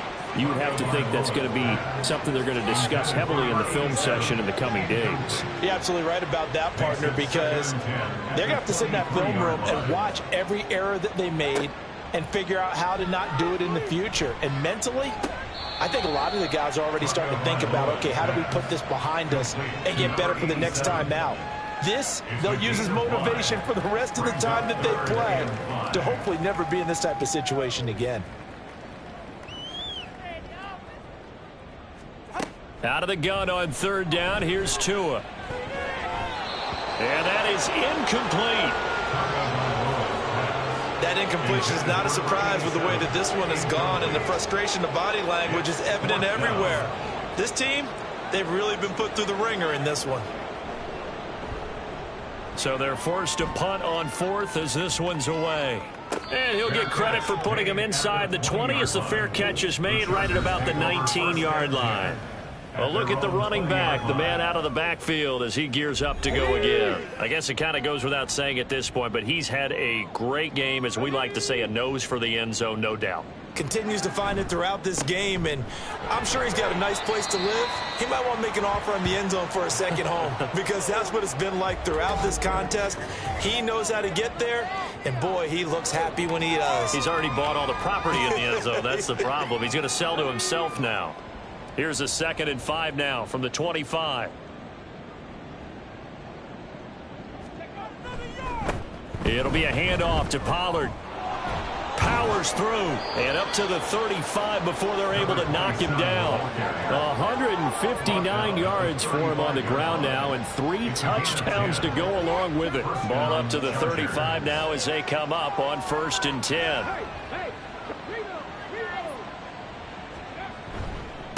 Now Pollard.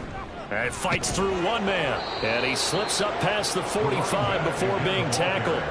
11 more on that one, and another 1st down. Brendan, every great running backs coach I've talked with has always talked about when you have great vision, you're not consciously thinking about your cuts and your moves. You're just doing them. And I think that's what we're seeing tonight. He's about to run them into submission, hasn't he? You took the words right out of my mouth. I was just going to use that phrase. He has run them into submission. Wave the white flag. Now 2nd and 3. Now a shotgun handoff to Pollard. Call it a gain of 3, but not enough to move the sticks. It'll be 3rd and about a foot or 2.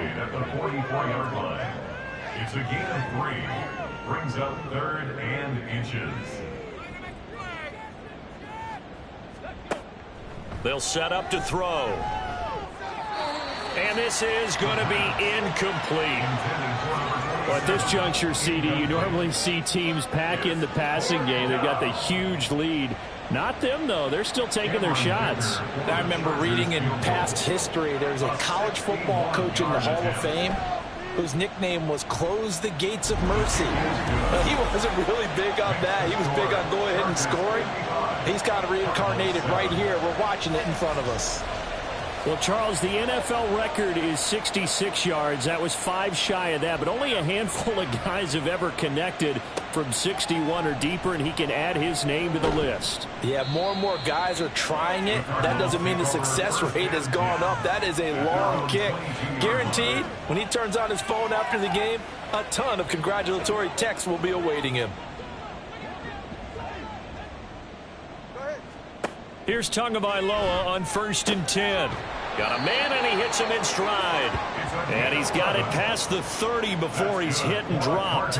So they'll come up 1st and 10 now from the 33. 1st and 10 at the 33-yard line. Looking to pass. Tua.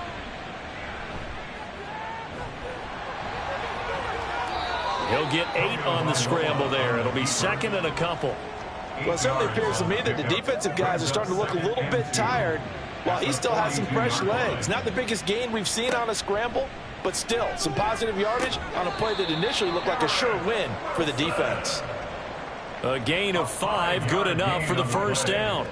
And the Cardinals, 1st down. 1st and 10 at the 47-yard line. Now Tua. And he's got his man in stride, complete. So give him 5 yards there on the pitch and catch. And it'll be 2nd down. 5 brings up 2nd and 5 at the Chargers' 48-yard line. Here's Tagovailoa to throw. Oh, he dropped it. They were looking for him in the middle 3rd. He couldn't catch it. Now 3rd down. Incomplete. Brings up 3rd and 5. Tua sets up to pass it. Work in the middle of the field, and he's got a man complete. And he is going to have a Cardinals 1st down by about a yard as they find a way to convert there on 3rd down and 5. And again, it's Tagovailoa. The throw here right sideline falls incomplete. We've got to give out a little applause on that play. It has to go to the defense. More good work by them. They've taken away the passing lanes all game long, and you can see the frustration that it's causing because he just about threw that one into the 1st row. Now here's a throw right side taken in by his tight end. And he'll go out of bounds after taking it a little further down inside the 40. 1st down marker at the 31. It's 3rd down. Going to the air, Tagovailoa. And this almost intercepted. Not sure he saw the free safety that time. But lucky, incomplete. That'll bring up 4th down. No sign of Tua departing. 4th down, they're going for it.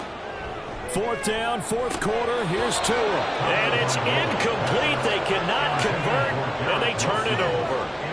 The Cardinals unable to convert there on 4th down. And this 10-play drive winds up yielding nothing.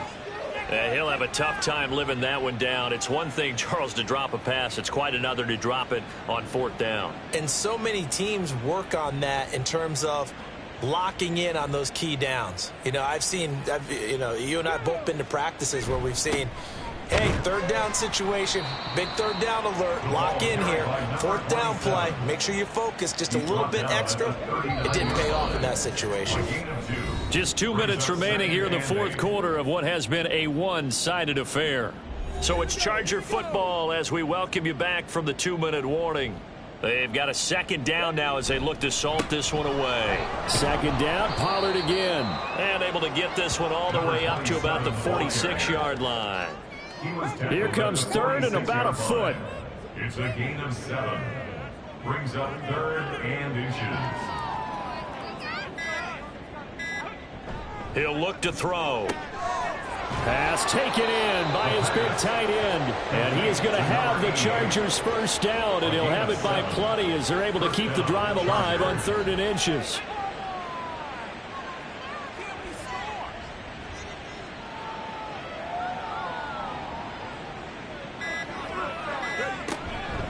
Out of the gun to give to Pollard. And he can only manage to get a couple. 2nd and 8 coming up.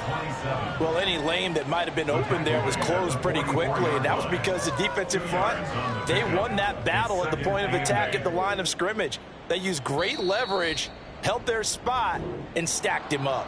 So this one's over. It's in the win column for the L.A. Chargers. And we talk so much about the turnover battle, determining who wins, who loses. This game, no exception. Air-free football, no turnovers at all, and they win it. So this is one you don't have to convince your team that what you're saying is accurate. And you know what I'm talking about. Head coach always stands up in front of the team and says, guys, if we do this, this, and this, we'll win. And usually they say if we win the turnover battle, we'll win. Well, here's the proof right there. Win the turnover battle. Go on to victory. Now the guys believe. You move on to the next lesson where you have to convince them. This one is now planted. So for the Chargers, it's a dream start. 2 wins in 2 early road games. They'll get another road test next week as they head to Mile High to take on the Broncos. Meanwhile, for Arizona, they'll drop to 0-2, and they'll get a chance to redeem themselves at home next week. So for Charles Davis and our entire crew, I'm Brandon Gaudin. Next game, guess what? Charles and I will be here again. It's the NFL on EA Sports.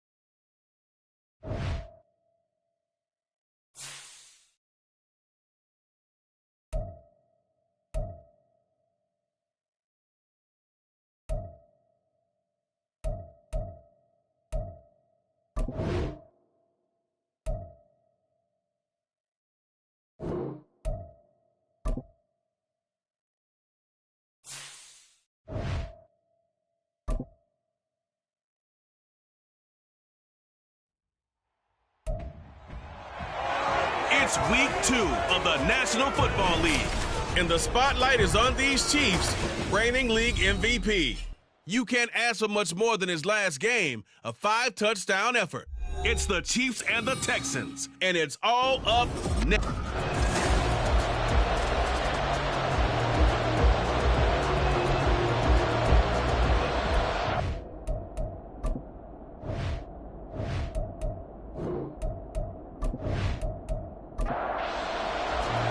And we are underway from Houston. And here comes a return from just beyond the goal line. They cannot get this out to the 25-yard line as he's dropped at the 23. So here come the Chiefs for their opening drive. And a glance at the tall signal caller, standing 6'6". And he comes off an incredible performance in the opener. 5 touchdown passes. Now look, you always want to start strong, but I think that's more than anyone, including himself, could have expected.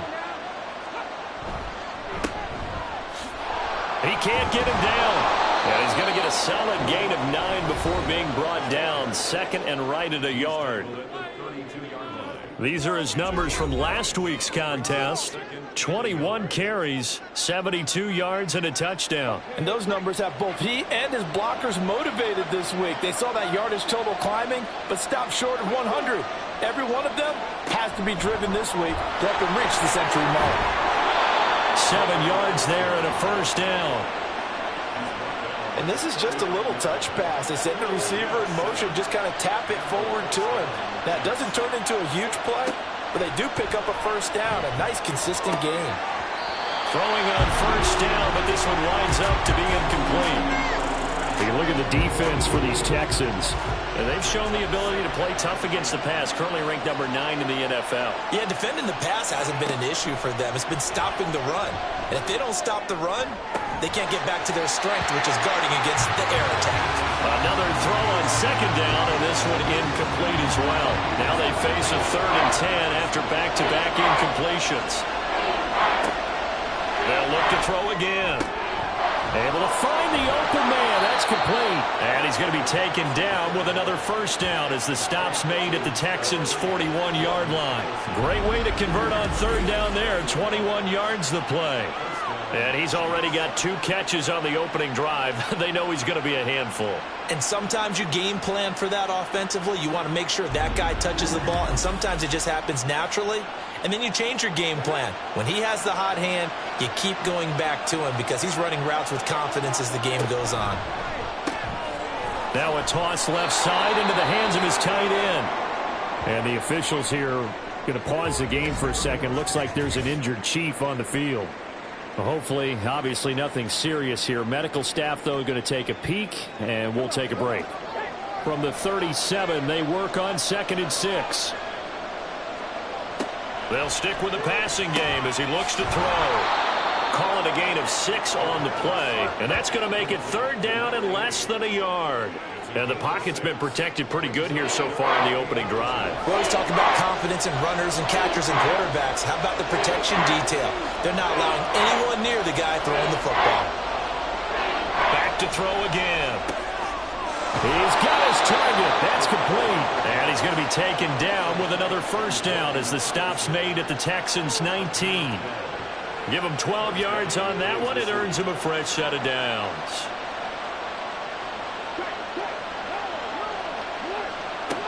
Again, he'll drop to throw. Firing quickly here, and that's complete. And he'll get him inside the 15 down to the 14-yard line.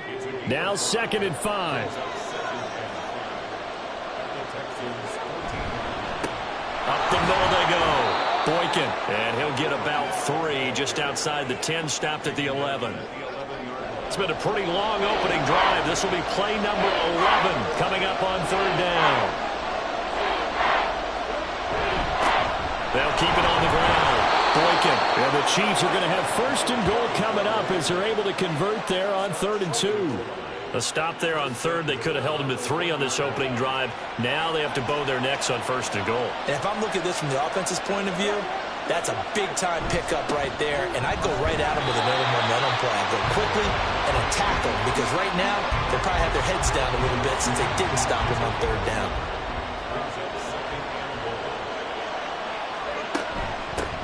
They'll try to run this one in, and he will take it on in for a Chiefs touchdown. A great play there. His second rushing touchdown on the year. And the Chiefs get the upper hand as they're on the board first here this afternoon.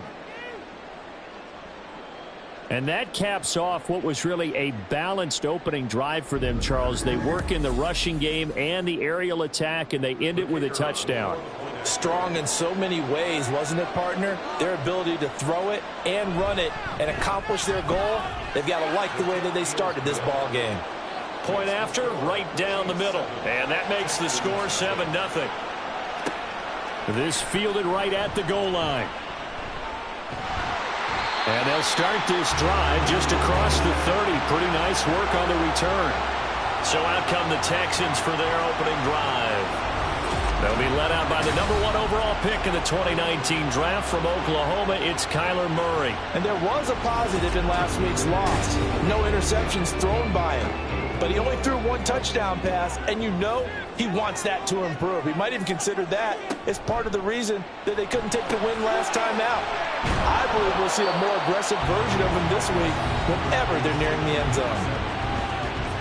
The numbers for him from a week ago: 6 catches, 74 yards. And I'd certainly expect them to use him quite a bit because he runs excellent routes, has good hands, and knows how to get open.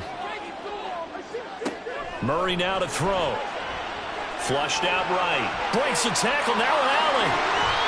Good coverage downfield led to him taking off, picking up the first down on a 13-yard run. That's the first time he's called his own number, but he's got to be overjoyed with the results. He wasn't just going to settle for a modest gain. To me, he was determined to come through with a big message to a defense that slept on him in the pocket. On 1st and 10, here's Murray. Got his man complete over the middle. It's Harper. And the result here, a pickup of 8. Leaves him with 2 to go on 2nd down.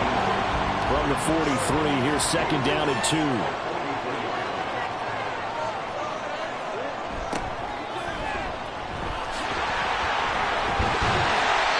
2 yards, good enough for a first.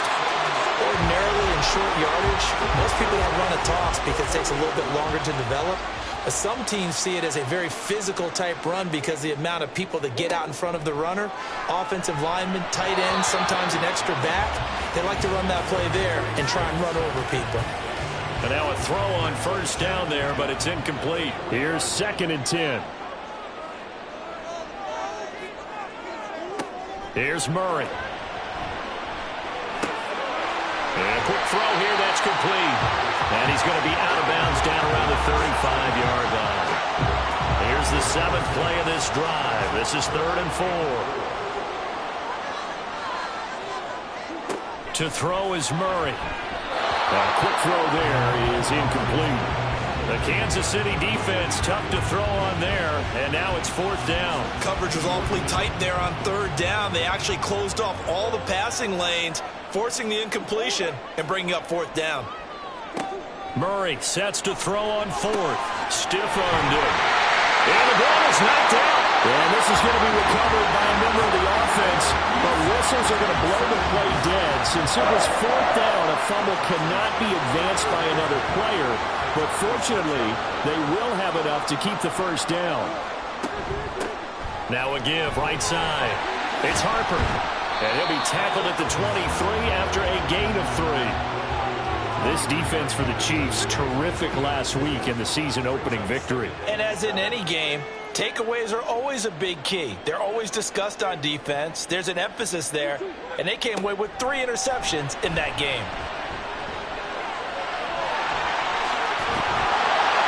And he'll get him inside the 15 down to the 14-yard line. 8 yards that time, able to take off, and the result is a first down. That's an early scramble that can be viewed positively by either side. From the offensive point of view, it begins to establish it as a possibility to keep it on certain plays. And defensively, they avoided giving up a huge play in one of their first tests in containing a quarterback on the run. And the Texans are going to be set up with a first and goal on a pass play that moves them all the way down to the 1. We know they have these RPOs in their playbook, and look, we're seeing it here in the first quarter. You think we're going to see it as the game continues? They trotted them out early for a reason, partner. They're letting them know. And he gets into the end zone. Touchdown, Houston. A great effort there. His second touchdown on the season. And the Texans respond to that opening drive touchdown with one of their own. So they brought the extra bulk in down on the 1-yard line, and they're able to push this one across. Yeah, I can just see your face right now because I know we're mind-melding on this one. Coach Madden would love this. Power football, hat on a hat, chest to chest, driving forward, touchdown. Extra point splits the uprights, and we are tied at 7. So that drive, 12 plays in length. Each team's had it. Each team has scored. 7-7 here as the kick's away. And no effort to bring this one out. It's a touchback. Kansas City taking the field for their second drive. So both of these teams, Charles, coming off touchdowns now, but this offense, they just had to stand on the sideline, watch their opponent author a really impressive drive to reach the end zone. Yeah, and I think you're not telling yourself the truth if you don't think there's some one-upsmanship going on right now, because they just had their touchdown answered by a drive of double-digit plays that also found the end zone. Now they want to do something even more impressive to answer that one. Took just one play to move all the way to the 44 as they try again on first down. They'll keep it on the ground. Boykin. And a lane slow and materializing there as he'll get maybe a yard up to the 45. Now 2nd and 9. They'll look to throw here.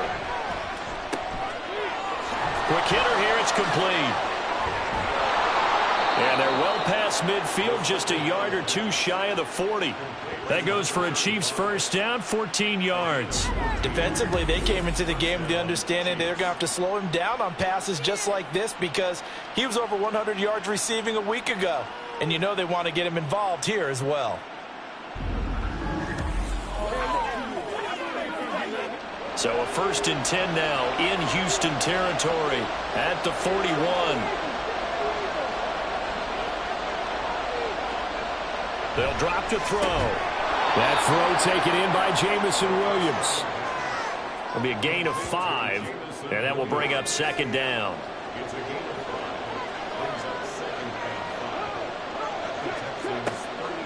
They'll look to throw. Finding Williams once more, complete. Back-to-back receptions for him, and it's another first down. 7-7, our score after 1. The Chiefs with the football as we start the second quarter. So 1st and 10 now from the 30 as they've got it as we resume action. Now a throw here to his running back. The result, only 4 yards there on the play. And it'll be 2nd down.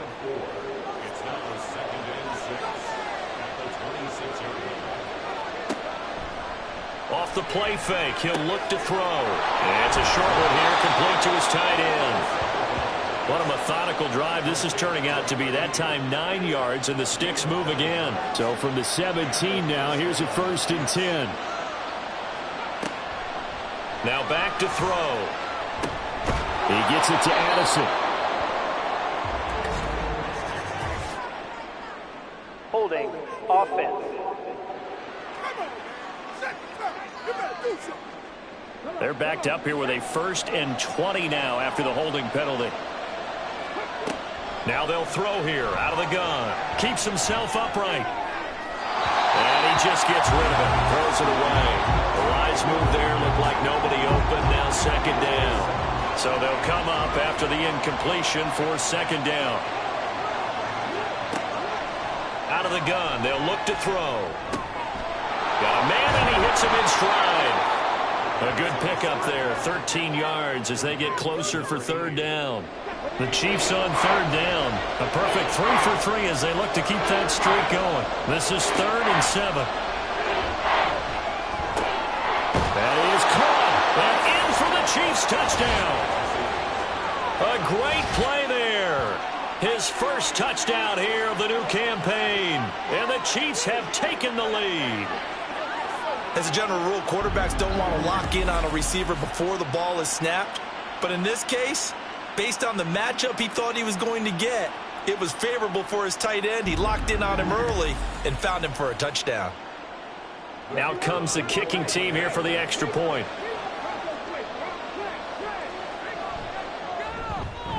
And he's got it. It's now a 14-7 ball game.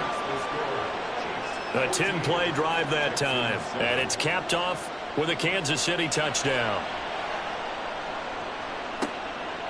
And this will not be brought out. It's a touchback. So now we get set to see Houston for their second drive of the ball game. So remember, Charles, last time they were out here, they scored, but they just saw the opposition score, and they're trailing right now, so they're trying to keep pace here. They need a touchdown drive. Well, if you're a fan of offense, you're loving this, but if you're a fan of defense, this is tough to watch, and it's also tough to keep that up when you just watch your opponent march down the field on a scoring drive that lasts into double-digit snaps. You need a score here, not just to follow the momentum from your last drive, but put the onus back on your opponent. And that's what they're doing right now, swapping that onus back and forth. All in all, no gain on the play, and it'll bring up third. Here's 3rd and 9. Now Murray. Throw left side complete. That's Harper. And they're going to have this across midfield and inside the 45. That one goes for 30 yards. I don't care what level of football you play. This one was a universal, wasn't it? When we were kids and we played touch football, remember we get in these positions and you just say, everybody go along and hope someone would come free. Now this offense hoping to avoid the 0-2 start. They trail, but they've got a 1st and 10 here. They run the counter. Harper. And nothing much materializing there on the first down run. He'll get a couple, and that's it. 2nd down and 8. They'll keep it on the ground. It's Harper. A fresh set of downs on a gain of 13 there for the Texans. For a lot of guys playing this game, there's no better feeling than running right through a tackle. He's able to lower his center of gravity and churn his legs for a really nice pickup. So 1st and 10 now from the 30. Play action. Now it's Murray. Here's Johnson with a reception. And they move this all the way down to the 9. A well-executed 22-yard gain. Kind of a dangerous throw there. He's off balance when he gets rid of it. But this is all about a quarterback knowing what he can get away with. And that time, it turns into a completion and a healthy gain as well. Here's Murray as he sets to throw it. Dancing to his left. And he's going to have to eat this one as down he goes. Multiple players combined for their team's first sack of the game. Well, there's still time to rectify this situation because the silver lining, they took a sack on 1st and goal. But that close to the goal line, that still definitely hurts. And he'll be brought down this time at the 5-yard line. A gain of 8 there on the 8th play of the drive. A big play forthcoming. Here's 3rd and goal. Throwing now is Murray. Touchdown! A great effort there. He scored on the ground and through the air. And the Texans are an extra point away from drawing level. Getting your back involved, what's the importance there in the passing game? Well, oftentimes you can create mismatches because who's going to cover, and you get him into space, which is where he likes to operate with the ball in his hands. Oftentimes makes people miss, gets that run after the catch, and off he goes. And into the end zone. Extra point forthcoming.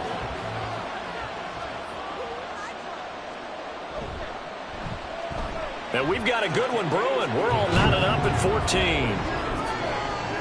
So that drive consumes 9 plays all told. And the result, a Houston touchdown.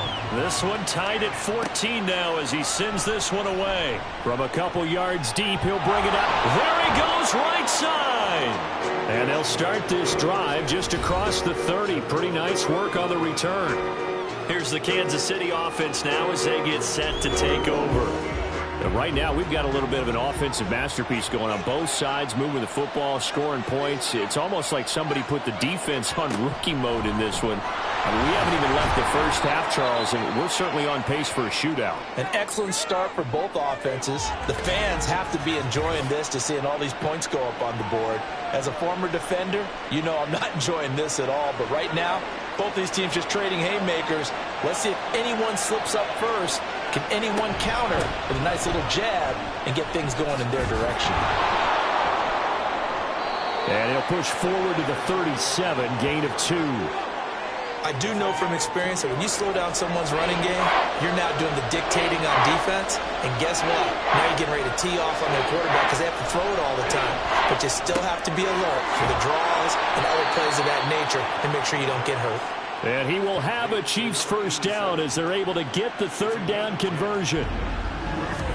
Well, a lot of times when you get a manageable third down situation like this, you have to think about your tight end, and he comes through for him, picking up the first down.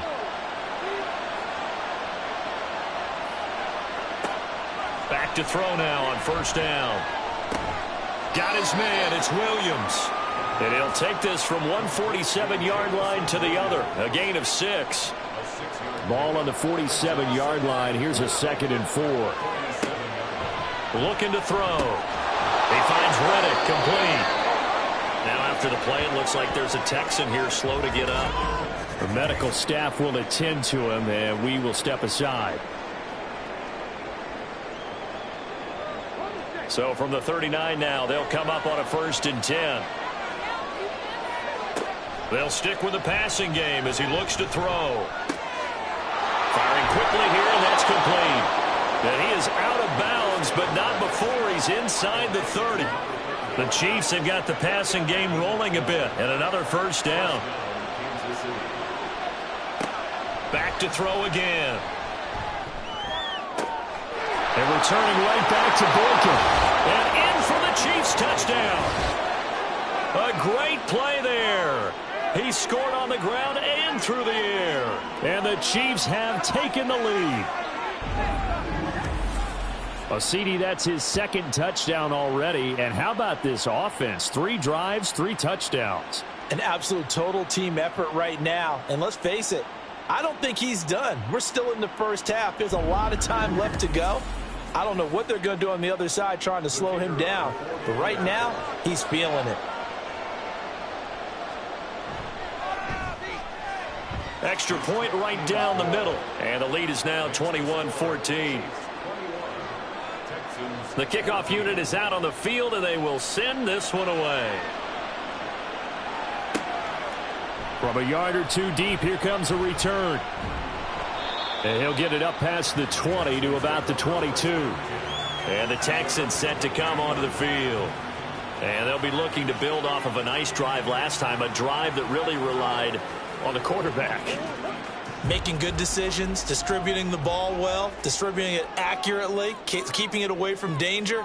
A really nicely run drive. But now the defense, what adjustments do they need to make in the passing game?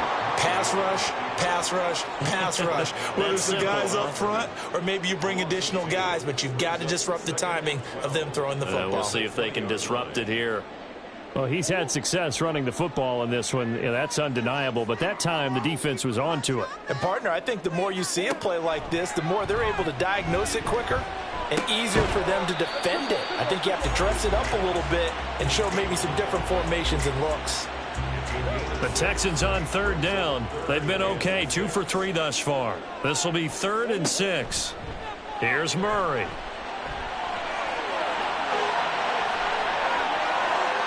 Now he's loose at the 40. And finally taken down at the 34. Big yardage there on the scramble. It gets him the first down. Well, he and his offense were staring down what was likely a 3 and out.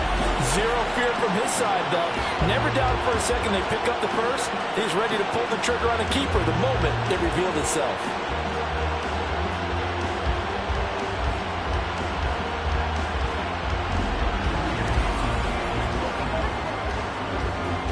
So the big play changes the complexion of things. Here's 1st and 10 just outside the 30. From the gun, Murray. Oh, he rifles one, and that's going to be intercepted. And the Chiefs are going to get the football here at their own 23. Certainly not his best throw that time, and not a good time to make it, Charles, when they were a nickel with 5 defensive backs on the field. And that's exactly why you have those 5 DBs out there. You want extra speed on the field, guys who have ball skills and understand what the passing game can do, and gives them a chance to react and make a play on the football, and they take one of those away. Their quarterback in this offense heading back out to the field. He's thrown touchdown passes on his last 2 drives as he begins here, 1st and 10. They'll come out throwing here to start the drive.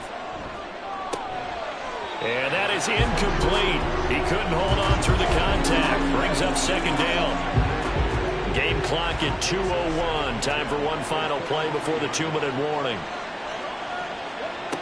And 2nd and 10, he'll look to throw again. The completion to Riddick.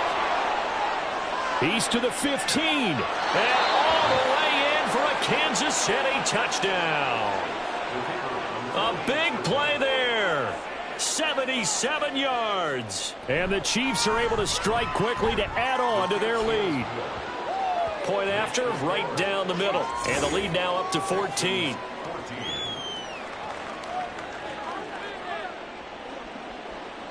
Here's the Chiefs kickoff unit now as they'll send this one away.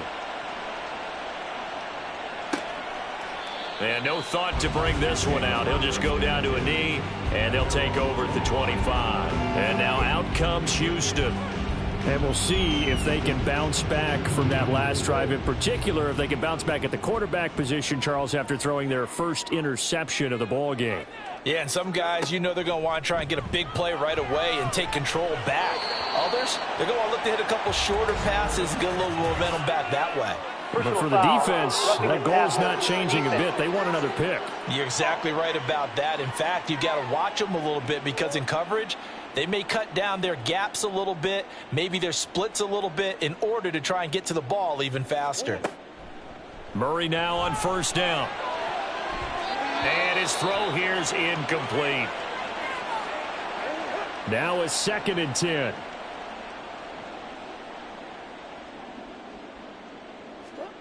Murray now. It's a short one here, complete to the tight end. 9 yards, not quite enough, and they'll be left now with 3rd and 1. Murray going to throw.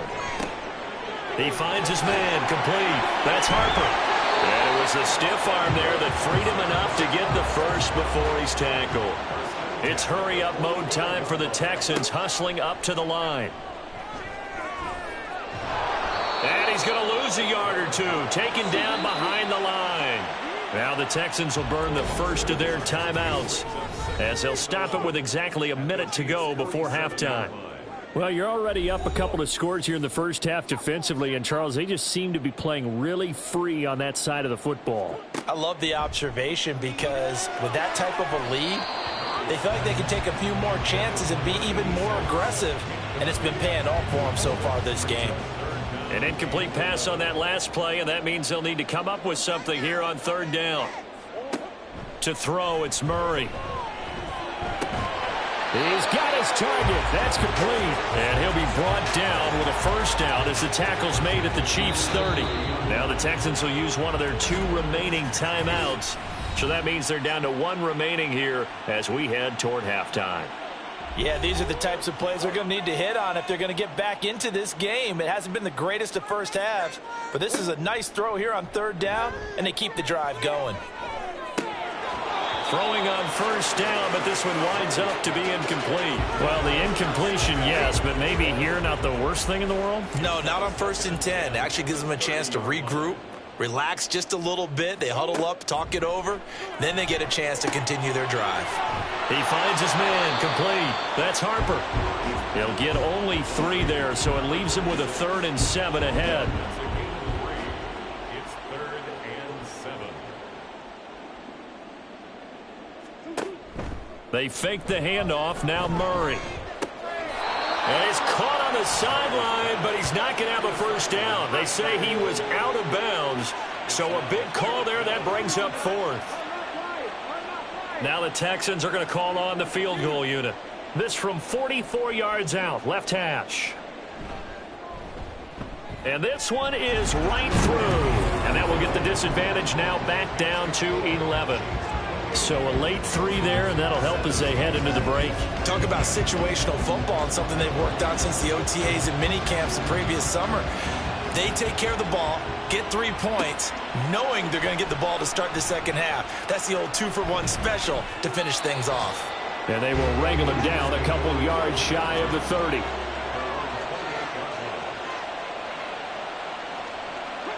He'll take the knee, and the final couple seconds will tick by in this first half. So we've reached halftime with the visiting Chiefs on top. As we send you on over to Orlando for Jonathan Coachman in our EA Sports Halftime Report. Take it away, Coach. Okay, Brandon, we'll get you back to you and Charles in a bit, but first it's time for a trip around the NFL following an eventful opening weekend. Let's see what's happening in Week 2. We'll get started out west in Las Vegas. And it's the Jaguars who have the lead in the second quarter. The Jaguars trying to get to 2-0, and they've got the lead on the road. From there, we head east to Detroit to check on the Lions at home at Ford Field. And they were losers in their ball game as the visiting Buffalo Bills come in and took it to them. Jalen Hurts, 2 touchdown passes as his guys make amends for the setback in Week 1. Lastly, we head to Southern California to check on the Rams at home at SoFi Stadium. And you can see they have the lead over the visiting Seahawks. The Rams locked in a tight one, but this is a game you feel they've got to have.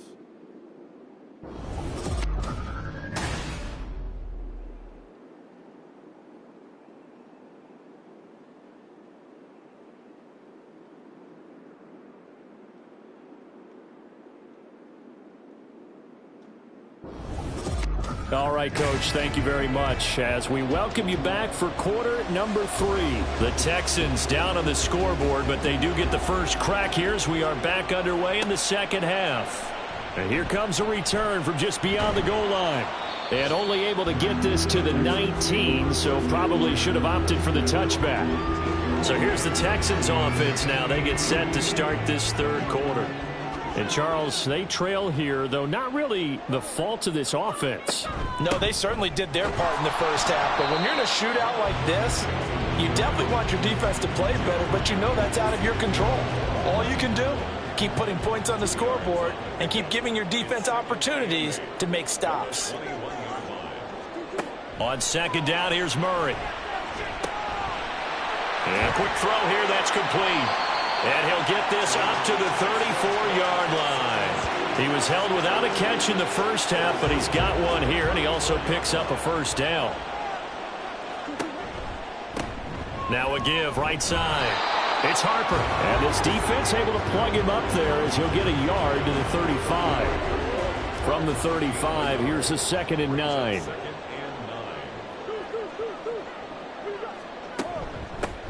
They'll keep it on the ground. Harper. And this defense not giving him anything there. Maybe a yard up to the 36. This offense in desperate need of a conversion as they come up on 3rd down. To throw is Murray. And the Chiefs are going to get him. Multiple defenders there to drop him for a loss of 4. I'd say it's not panic time yet, but let's be honest about it. Empty possession here, not what you're looking for when you're down a couple of scores. Absolutely not. Trying to start the second half off on the right foot. Unfortunately, going to give the ball up. This is taken at the 15. We'll call that a 49-yard punt, but a net of just 39 following the 10-yard return. And it's Chiefs football, 1st and 10. So here are the Chiefs to take over. Last week they defeated the Broncos, and they've got the lead here as well as they work with a 1st and 10. They'll try and start this drive in the air. Now he'll dump it underneath to his running back, complete. And he'll be taken down, but not before they work it across midfield. 25 yards there on the catch and run.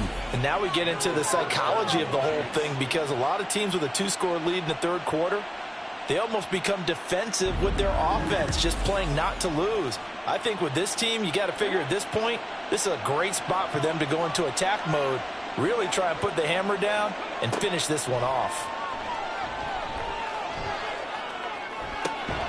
Meanwhile, the throw here is complete. So the completion good for 6 yards, and it's second down. It's a pickup of 6. Brings up 2nd and 4 at the 42-yard line. They'll set up a throw. A short throw pulled in by Kincaid. Second catch for him today, and it'll wind up a first down. And the tight end is certainly a position built to move the chains because they can control space underneath. If they've got good hands, then, of course, they're a dynamic target. But one other thing is they're right in the sight lines of a quarterback on just about every play. And that makes it easier for the quarterback to pick him out and deliver. From the 33, here's second down and 7.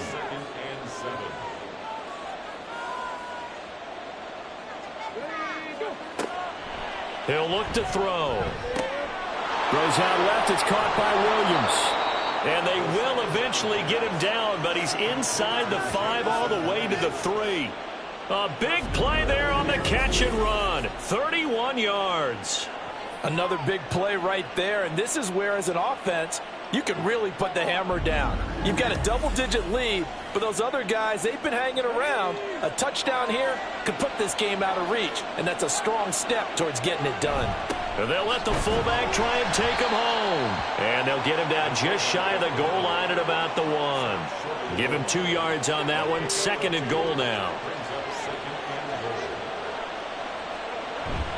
And they'll turn to the power game to try to get in.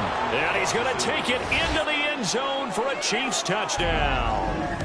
Punching it in from a yard away as his guys are able to push that lead out a bit further. Partner, they had a good lead as they went in at the half, and they came out here in the second half and found a way to extend it. I love their consistency.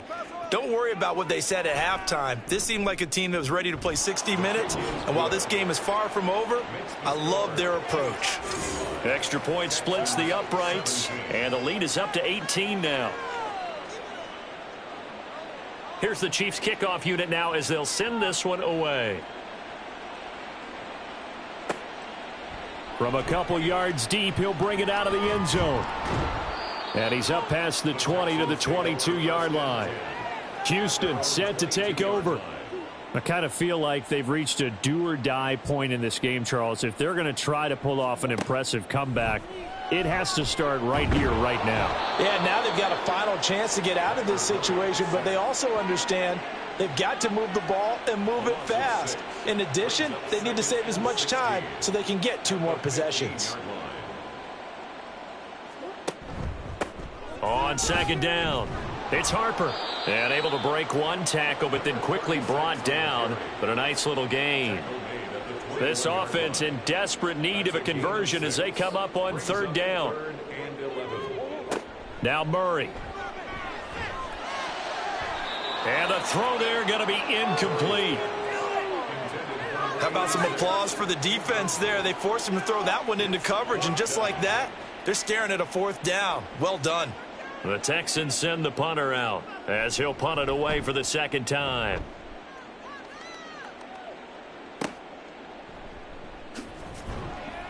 .43 yards on the punt, 7-yard return. Now the Chiefs offense, they get ready to head on the field. So good starting field position for them here as they come up 1st and 10 at the 41-yard line. They'll set up to throw. And it's incomplete. Boy, he doesn't drop many like that one. Second down. 2nd and 10. It's now 2nd and 10. Back to throw. That's caught downfield by Addison. Now he's loose down the left sideline. And all the way in for a Kansas City touchdown. Jordan Addison with career touchdown number 96. He joins Eric Dickerson on the all-time list. And the Chiefs are able to add on to that lead.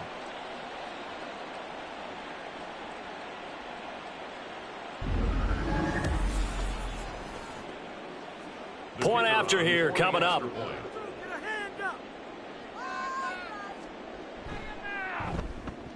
And they open the lead up now to 25 points.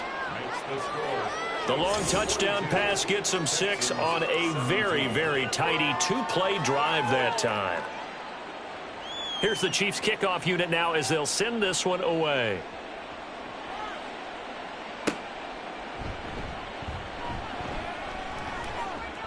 And good coverage there on special teams as they'll get him down shy of the 20.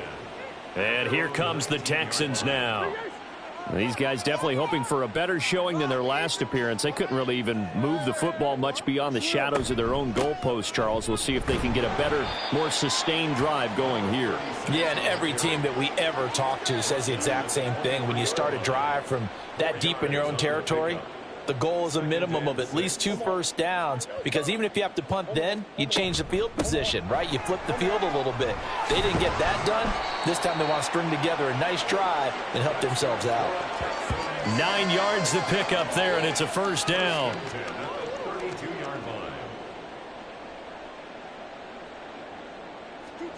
Murray now to throw. It's a short one here, complete to his tight end.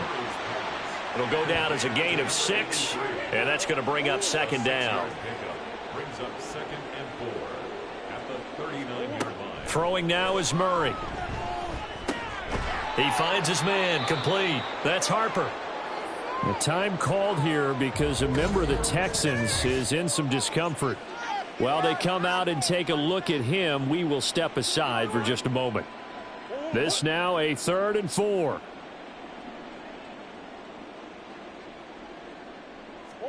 Here's Murray as he sets to throw it. Pass taken in by his big tight end.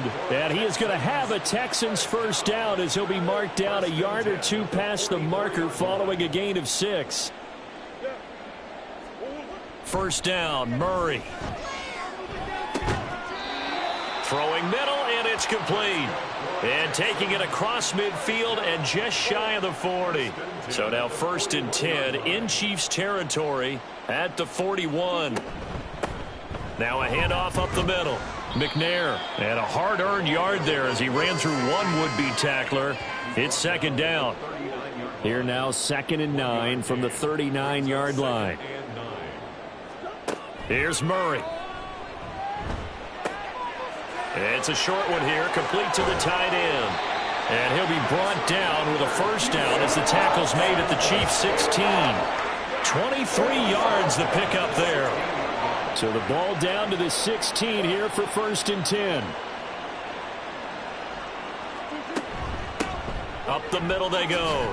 McNair. Give him a couple on the carry there. 2nd and 8. Not too many offenses want to turn down long drives, but when you're down what they are, they've got to pay it off with some points. On 2nd down now, McNair.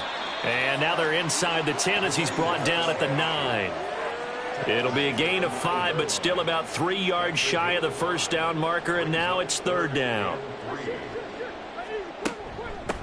From the gun, they'll try to run it. And he will have the first down before he's brought down at the 3.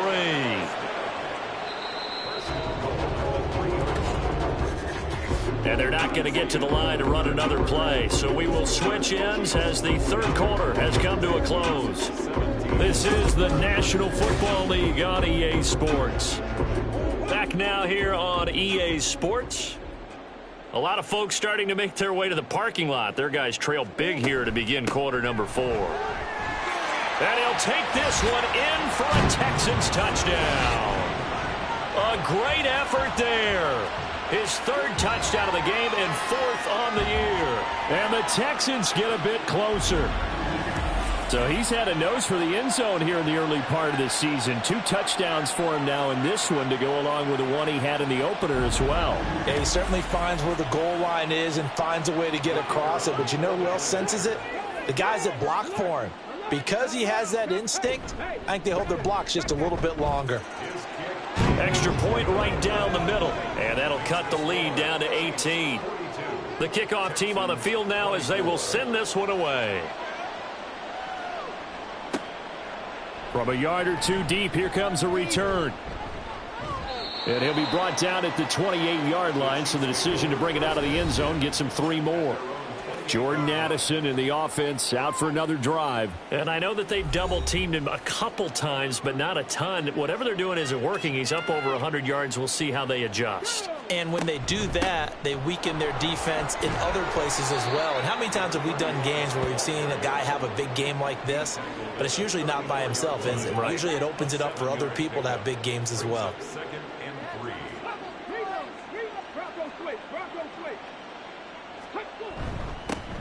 On second down, Boykin. And he'll bring it up here to right at the 40-yard line. And hold on here, because on that last run, it looks like we have a player who was shaken up. So as the medical staff takes a look, we'll step aside. Now, this offense really looking polished these first couple of weeks. Here's 1st and 10. They run the counter. Boykin. And he'll maneuver his way forward for about 4. 2nd and 6. Now, I'm guessing you'd say this is kind of the key here. Grind out some yardage, work on that clock, see if you can continue to tick it down. Definitely, you want to bleed things out at this point, right? Continue to possess the football, gain some yardage, and put the onus on the defense. Do they have to use timeouts? What are they going to do to stop you? You're taking charge. The Chiefs on 3rd down. No problems to this point. A perfect 5 for 5. This will be 3rd and 5. A short throw pulled in by Kincaid. And it's not going to be enough here. A gain of 4, about 2 feet short of the marker. 4th down. Here's the Chiefs punter now. Always a good sign when your first punt comes in the 4th quarter. And the win last week punted 4 times as this one's away. 35 yards that time on the punt. And the Texans will take over with a 1st and 10. Houston's offense taking over again. Well, this game, it has had no shortage of offense. They've been able to put up a decent amount of points on this side, Charles. They just have not been able to keep pace with the other offense they're going against here. Yeah, that's a good way of pointing things out, because now it's not a total loss, because as you said, they've scored some points, so there's some plays they can build on, moments where the game plan actually worked. But overall, though, they were just out-personnelled. They were going up against a team that's playing at an elite level. Give him 10 that time, escaping the danger, running with it, and picking up a 1st down. He certainly isn't looking at the scoreboard out there, because to me, all he's concerned about is analyzing the field and making most of the time left in this game. Deficit's still there, but he's starting to hit them with some big plays. Now a pass hauled in downfield. And he has a big gain inside the 40 before being dropped. Give him 30 yards there. Well, this game has certainly had no shortage of offense. Both teams have been revved up from the start. And here's yet another big play. Boy, both defenses have just got to be dragging out there, because they've been run ragged throughout. So how about that for a chain mover? They're all the way down inside the 40 now for 1st and 10. Back to throw. Murray. And they'll wind up getting this one all the way down inside the 20. Able to find a lot of empty space there, picking up the 1st down and a 21-yard gain. 1st and 10 at the 17-yard line. From the red zone, here's the Heisman Trophy winner, Murray. To the end zone, but it's incomplete. That's coverage you'd expect to see in a tie game late. Not in a lopsided game like this. They are not letting up.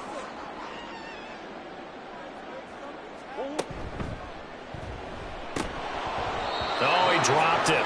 They were looking for him in the middle 3rd. He couldn't catch it. Now 3rd down. Brings up a 3rd down and 10 yards to go.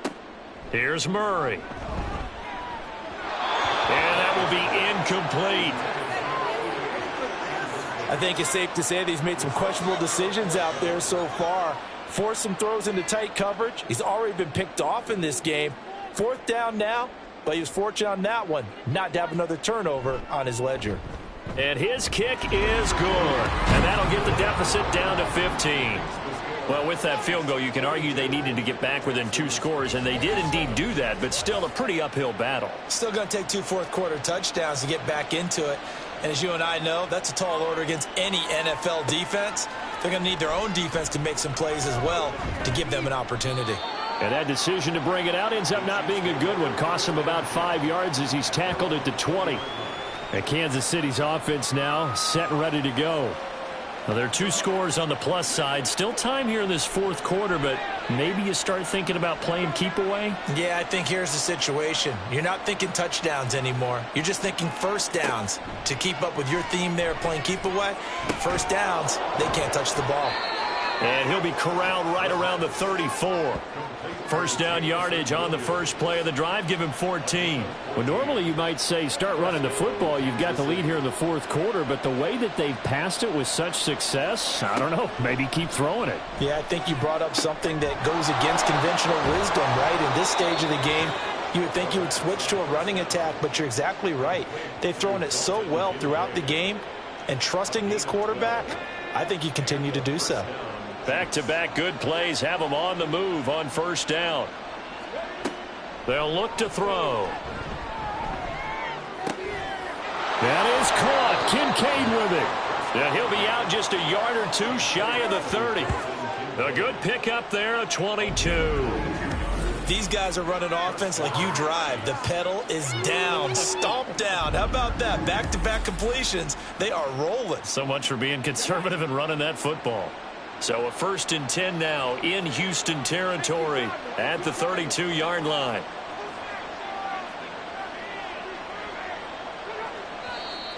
Now whistles and a flag down. Looked like one of the chief linemen might have moved.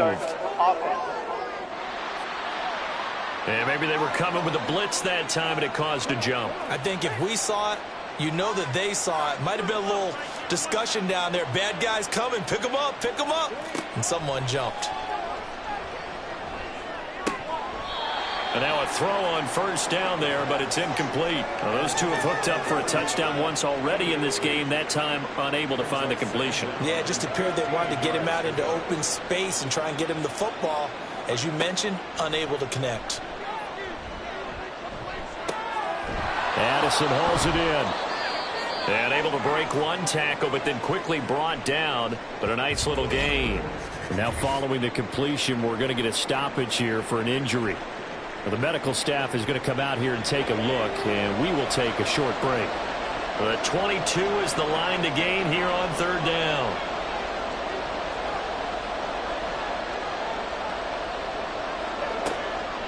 On play action, they'll throw.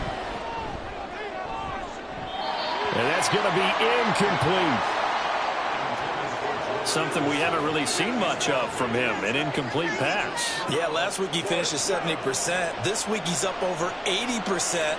I don't know how you slow him down. Pass rush is usually the best way because a quarterback on his back usually can't complete a pass. So that almost certainly the final piece to this puzzle, a 3-score lead. I don't think there's any coming back from there. But, you know, normally I'd get on you for giving up on the game right here, but I do think you're right in this case. This late in the game, 2 scores is tough enough. 3, I'm with you. That seems out of the question. And this will not be returned. It'll come out to the 25. The Texans offense now, they get set to head back on the field here.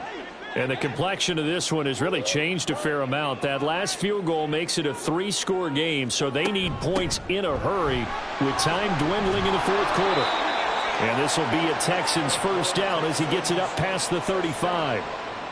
We'll definitely see some open running lanes, and he's taking advantage of it right now, but that shouldn't be a surprise. Defense has the lead. They're playing for the pass first. Now here's a pass on first down that's knocked away and incomplete. Yes, sir. How about an attaboy there on first down? Got his hand in and knocked it away. Now Murray throwing on second down. Throws right side, and that's complete. Yeah, he'll be out just a yard or 2 shy of the 30. A very nice pickup of 33 yards. They'll run on first down. McNair, he'll work his way up the middle for a gain of about 4. Second down. 2nd and 6. Murray going to throw. And he's got his man in stride, complete. And he gets it all the way down inside the 10 and mark him at the 5. First and goal, and they got to be thinking a chance to get right back into this football game. One back in the backfield, he'll get the carry. And he's in. Touchdown, Houston. A 5-yard touchdown run. And the Texans have got it back to a 2-score game here in the fourth. Well, they needed 3 scores to have any chance. There's the first of the 3 as they get into the end zone. Yeah, Brandon, I think that our guys at Next Gen Stats in charge of the win probability are probably saying your chances still aren't great. But now, you still got more than 3 minutes to go. You got to focus on the task at hand, which is going to be getting the football back as quickly as possible. Point after, right down the middle. And that'll make this now an 11-point deficit. And the Chiefs are going to make the recovery. Well, fourth quarter, they felt like they needed the football back. Unfortunately, they couldn't get it. And I know we brought analytics into the game, and someone has said here that the data says that when a team's expecting an onside kick, 80% of the time, the team expecting it, they do actually recover the ball, which is what we saw here. I just wonder if that number is much more of a anecdotal type of a number. Kind of like when the coaches tell us, well, when you score on special teams, 93% of the time you win the game. I'm still waiting to see that number is empirical. A little bit of daylight on that first down run sets him up nicely. 8 yards on the carry. Ball on the 39. Here's 2nd and 2.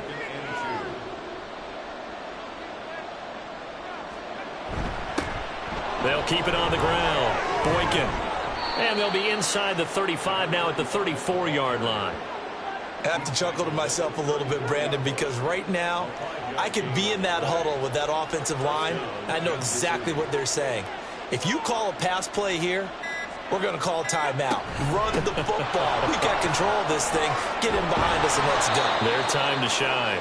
And he's able to work his way down inside the red zone to the 19-yard line. 92 yards on the ground for him now as he's done that on 15 carries. 2 minutes left to play in this football game here on EA Sports. So here's a 1st and 10 now down inside the 20.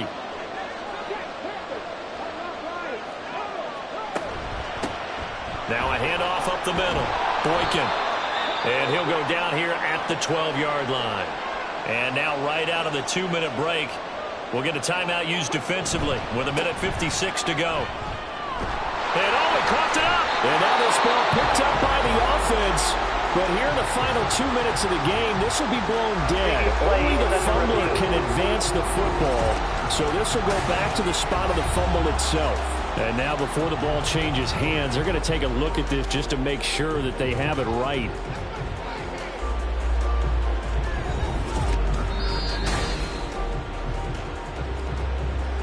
So that one overturned. They say the knee was down, and that will not be ruled a fumble.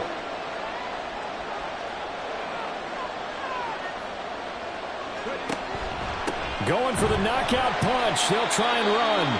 The Texans going to signal for their 3rd and final timeout as they'll talk things over prior to this upcoming 2nd down play. And that'll be incomplete. Took a pretty good shot as he tried to pull that one in. Couldn't hang on 3rd down.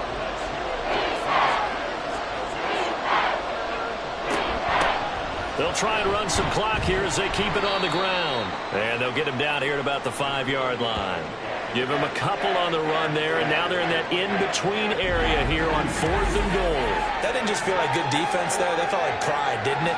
He's already gotten into the end zone twice, trying to get there for a 3rd time. No one likes to have the hat trick against them. So on 4th down, Andy Reid decides to send in the field goal unit. This a fairly straightforward 22-yard short attempt. And the 10-year vet knocks it through the goalpost, and that will extend their lead even further. So they settle for just the 3, but clearly right now anything helps trying to salt this one away in the 4th. Without a doubt, obviously a touchdown probably would have been the final nail to finish this thing off, but they still ate up time, got points. So while it's not mission accomplished, it's darn close. And the decision to come out of the end zone is going to cost him 5 yards as he's taken down right at the 20. So now the Texans down by 2 touchdowns. A little under a minute to go. It's an extremely tall order in front of them, but they've got the ball with a first down. Connecting with Johnson. And past the 40 before he's out of bounds.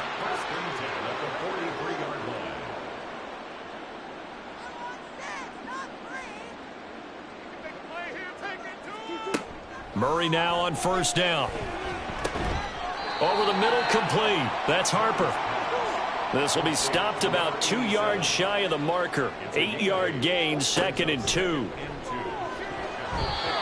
Now, meanwhile, a pass that should have been intercepted, but it winds up falling incomplete. Well, this feels like a late season game, even though it's just week 2. Here's a big third down. He's got his target. That's complete. And he is going to have the Texans first down, I do believe. Yes, he's got it by about a yard there on 3rd and 3. Now Murray again. That'll be incomplete with 9 seconds now showing on the clock. They'll try again here. 2nd and 10. To throw is Murray. And that will be incomplete. 4 ticks left here on the clock. And now defensively in the 2-minute drill, the big key to me, make sure you understand your assignments. And anytime you get a chance to tackle someone in bounds, get them on the ground. One last shot at the end zone. And that is going to officially draw the curtain on this one as the last throw intercepted. Pass interference. Defense. So the game will continue for at least one more play. Cannot finish a game on a defensive penalty. That's why they get one more untimed attempt. Murray, one final try. And this is going to be caught. So it affects the final score, not the outcome, but it is a late touchdown here on the game's final play. Problem for them, they needed that score with a little more time left on the clock. I think just too little, too late now. I would agree with that, and we're programmed never to say never. But in this case, we're asking a lot for them to even think they have a chance. Won't be enough, but here's a final chance at the extra point. It's up and it's good, but it won't matter because 7 is as close as they're going to get, and this game is over. Well, on the one side, if you try to take away something positive from this game, they played to the final whistle, getting the touchdown there on the last play, but still, all for naught, really. Yeah, I'd say give them points for positivity. I like that. That part is good. But I often wonder, when the game is settled and the clock is run out, do we really need to kick the extra point? Oh, yeah. It's silly. It's silly. It doesn't make any sense to me. I know that people have explained before, well, you got to play it all the way through. Come on, this thing was done. So for Kansas City, it's a dream start. 2 wins in 2 early road games. And they'll get another road test next week as they have to go to Santa Clara to take on the 49ers.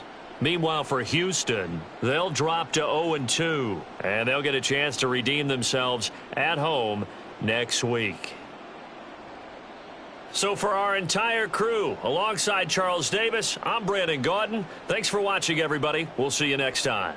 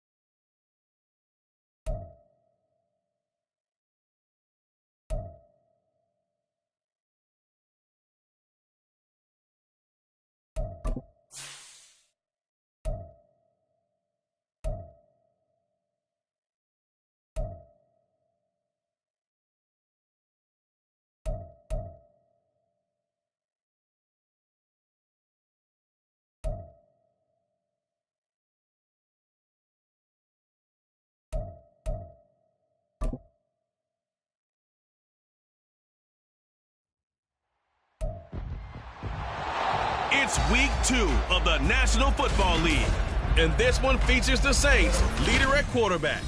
He had the green light to sling it last week, over 450 yards passing.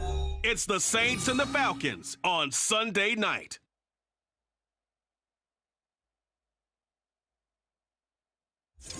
We are pleased as always to be bringing you coverage of the National Football League on EA Sports. Tonight we've got a great Sunday night matchup on tap, as it'll be the New Orleans Saints taking on the Atlanta Falcons.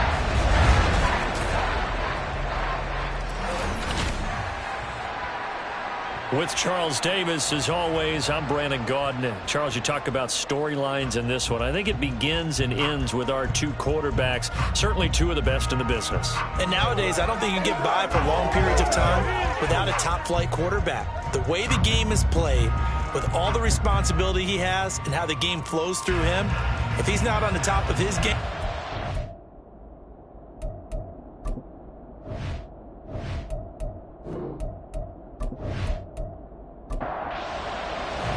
2-1 team set to lace it up. This ought to be fun, and we're underway on EA Sports.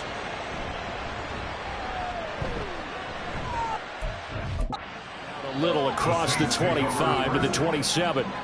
And here come the Saints for their opening drive. And leading him out, their veteran quarterback. And he certainly had his share of struggles in the opener, threw a couple of ill-timed interceptions in the game.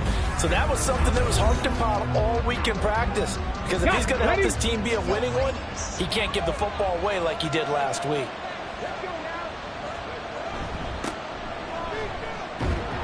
A bit of an opening there on the first down run as they get this forward for about 6 yards. Here now, 2nd and 4. Brings up 2nd and 4. They'll keep it on the ground. Lincoln. And he'll be taken down right around the 34 after a pickup of only a yard. Third play of this opening drive as they're looking at a 3rd and 3. They'll drop to throw. That is caught. And he is going to have a Saints first down as they're able to get the 3rd down conversion. So opening drive, 3rd down, they complete the slant to move the sticks. And ordinarily, it's a high percentage pass when you throw it. And receivers like to run that route because it gets the ball in their hands pretty quickly. Just a couple of quick steps upfield, break towards the middle, the ball should be there, and then they can do some work afterwards. Shoves him aside. And they'll work this down to the 40-yard line, tackled there. They'll get 13 yards for the 2nd play in a row. From Falcon territory now, here's 1st and 10, right at the 40. Up the middle they go. Lincoln. And they'll get him down after a pickup of 8, 2nd and 2. The Saints had 0-1 in the year following the loss in the opener. Charles, they were losers last time. What do you think they need to do differently here? Well, I don't think it needs to be as drastic as burning up last week's game tape or not watching it, but the attitude has to be what's done is done. Let's move on. Put that one behind them, galvanize themselves, and go forward and get a win in this one. That burst good for 20 and a first down.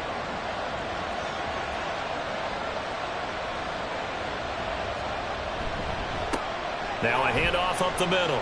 Lincoln, and he'll be dropped at about the 11 after only a yard.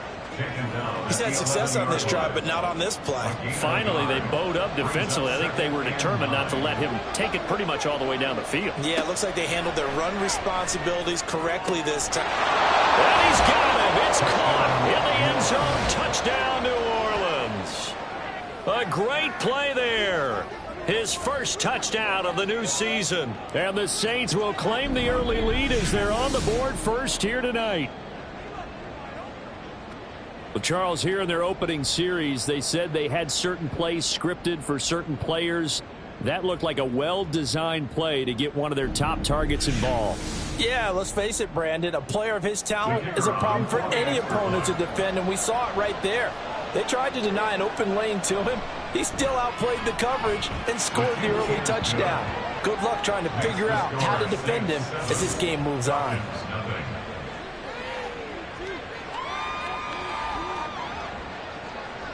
The ball upright on the tee, and the Saints kick team booms it away.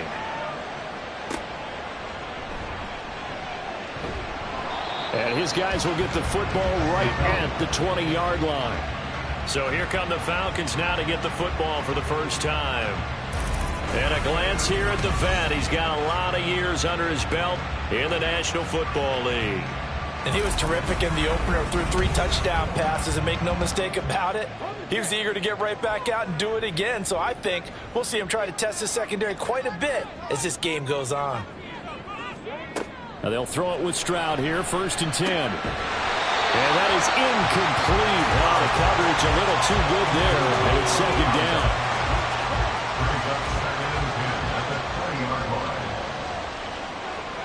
Back to throw. Here's Stroud. Open man is Kyle Pitts, his tight end. And he's brought down at the 24 after a gain of 4. And now we'll get a stoppage here. There appears to be an injured Falcon on the field. Well, now they're going to come out and take a look at this injury, and we'll be back in a moment. Stroud on 3rd down now. And incomplete on the deep ball. One thing we always talk about heading into a game, who's going to set the tone early, and very early on here, we're seeing the defense is showing they're going to continue to break pressure. They smelled that early 3-and-out, brought the pressure, and the hit forced the incompletion. On 4th down, the punt team is on as this is sent away. Well, following the punt return here, there's someone shaken up. Well, hopefully, obviously nothing serious here. Medical staff, though, going to take a peek, and we'll take a break. The Saints offense on the field, ready to get their drive started.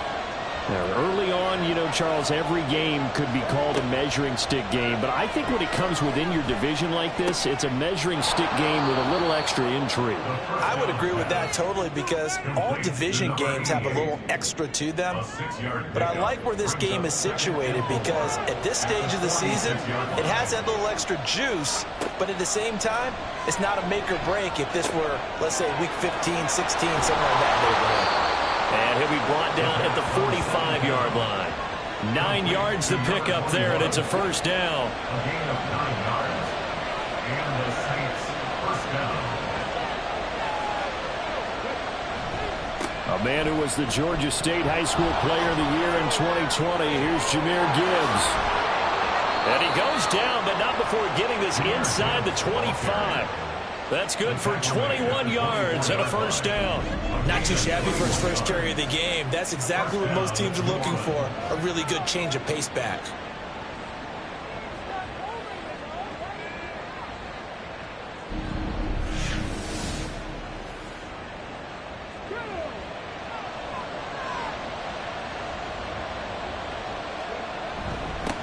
On 1st down, Lincoln. And not much, maybe a yard down to the 23. No doubt about it. A really nice job there by the defense, not allowing him to get to the perimeter.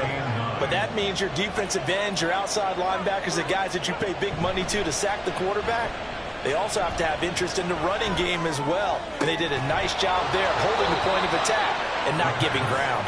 And they will eventually get him down, but he's inside the 5 all the way to the 3. Had the offense humming on the first drive. Not much has changed here on drive number 2.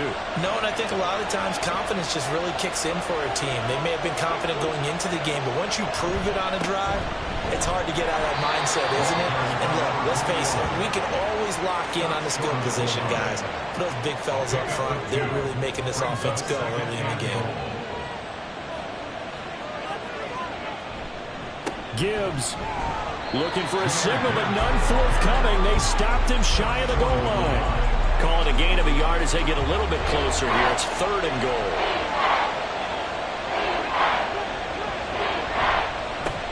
They'll try to run this one in. And he takes it across and into the end zone. Touchdown, Saints. A great effort there. His first rushing touchdown on the year. And the Saints have taken a 13-0 first quarter lead. So the 2nd down run didn't work. They run it again on 3rd down and get in. I wasn't sure if they might pass it, Charles. We know that they like to mix it up down here around the goal line. Yeah, almost felt like the offensive line said, forget mixing it up. Let's call our favorite running play over our best blockers, and let's get this one in. Groupie able to add the PAT, and it's now 14-0. Set now to kick this one away, and off it goes.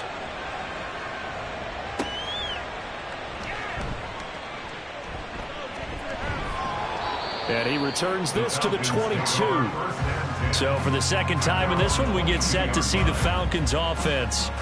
They've been outplayed early, no question. Down 14-0 already as they come up 1st and 10.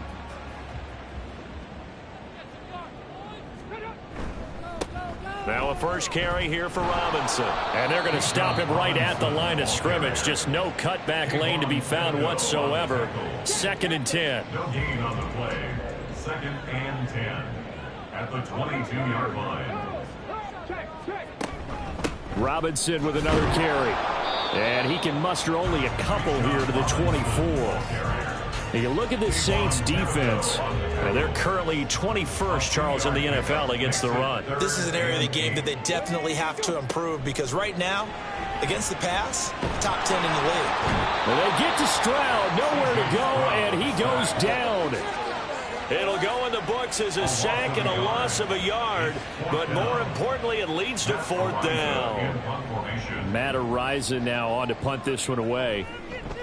44 on his first punt, and this is a good kick as well. And taken right on the 30. A 7-yard return following a punt of 45 yards. And the Saints will take over with a 1st down and 10. A good starting spot for the Saints as they come up 1st and 10 at their own 37.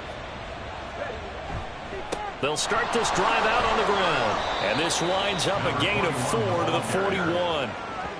I feel like I could see what he was thinking on that carry. Wanted to follow that big tackle through the hole. Ended up only getting 4 yards on the carry. I think he had designs on that one being bigger. A 2nd down pass play there, but it's incomplete. I have to give some credit to the defender on that when he read all of his keys perfectly and got a great break on the ball and able to force that incompletion. On 3rd down, he'll drop to throw. And it's a short one here, complete to his tight end. Hang on now, we're going to pause here. We've got an injured player. The medical staff will attend to him, and we will step aside. 4th down, so Jake Camarda is out there. And just a single punt for him in the loss last week as he sends this one away. A 41-yard punt there with no return. And the Falcons will get it 1st and 10 from deep in their own territory. Here comes the Atlanta offense now ready to take over here. Not only are they in search of their first score, they're in search of their first down in this ball game as they come up 1st and 10. Into the hands of London. And able to get it across the 20 before they get to it. It'll be a gain of 10 to start the drive out by a few inches. That'll be a 1st down.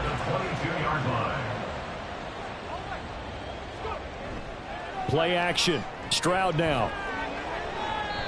It's incomplete. Took a shot, couldn't connect. They'll put a check mark in the box where the defense coordinator was saying, how well can we stay with these receivers if we're in man coverage? Because he just did it on that one, forced the incompletion. That allowed him to get bolder with his pass rush, won't it? Absolutely. Frees up your guys elsewhere. Now a deep ball there on 2nd down, but it'll wind up incomplete. So back-to-back incompletions, and that has him staring at a 3rd and 10. Again, it's Stroud.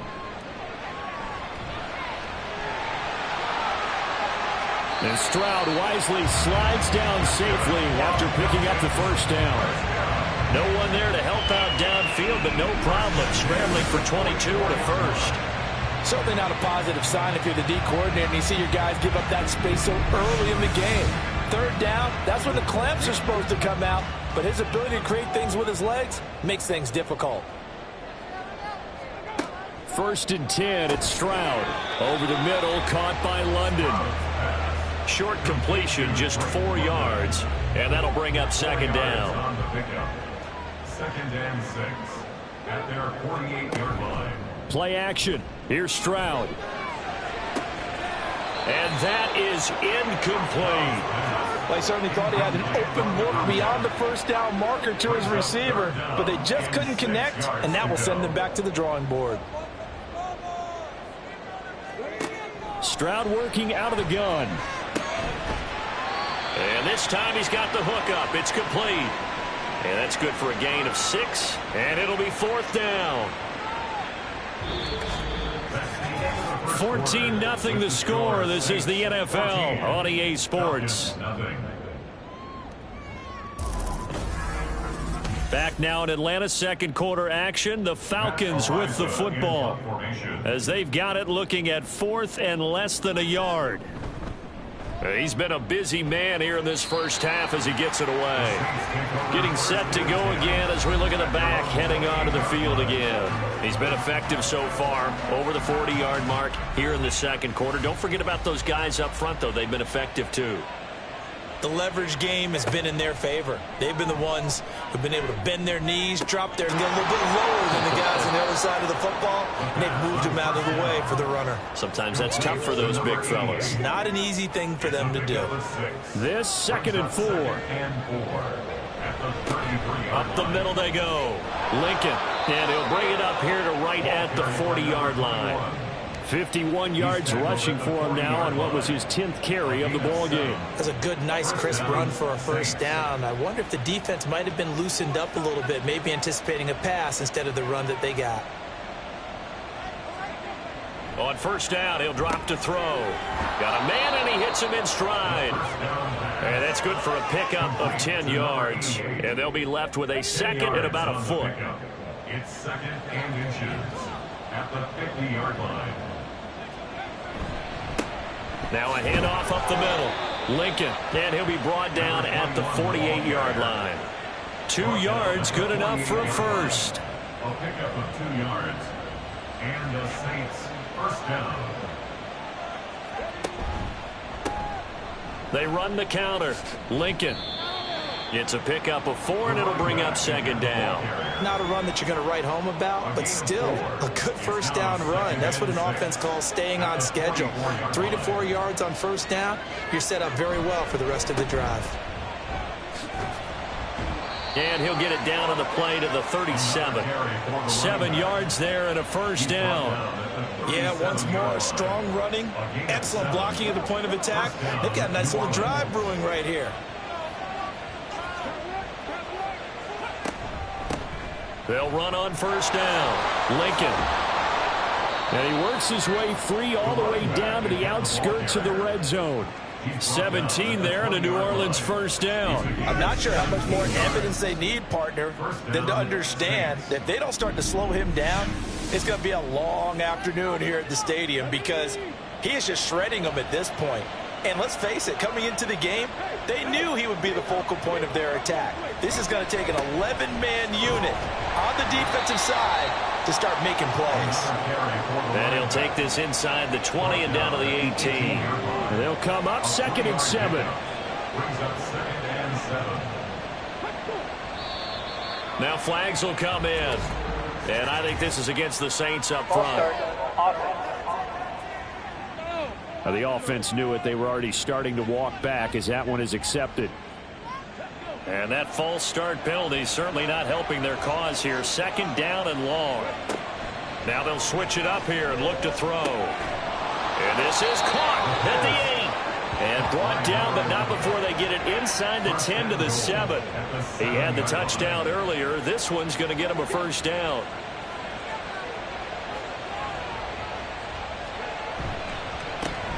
One back in the backfield, he'll get the carry. And a little bit of space there, takes it inside the 5 to the 3. Give him 4 on the carry there, and 2nd and goal.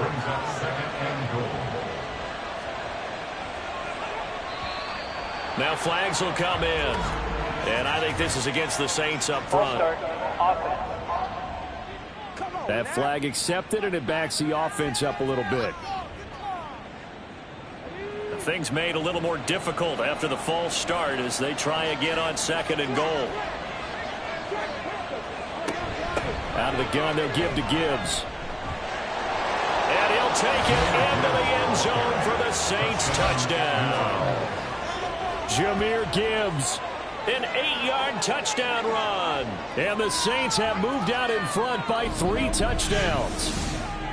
Sometimes you get a first and goal and you're back near the 7, 8, 9-yard line, and you start thinking, maybe we'll run it here on first down to get half of what we need, so maybe we can have 2 or 3 shots at going for it from closer range. So this is a bonus right here. What a great run to work his way into the end zone. The point after, good by Groupie. And it's now 21-0. So that one a long 11-play drive. And it was all capped off by a touchdown run from Jahmyr Gibbs. And here comes a return from just beyond the goal line. And ultimately cannot get this out to the 25-yard line as he's dropped at the 23. Atlanta now coming out on the field.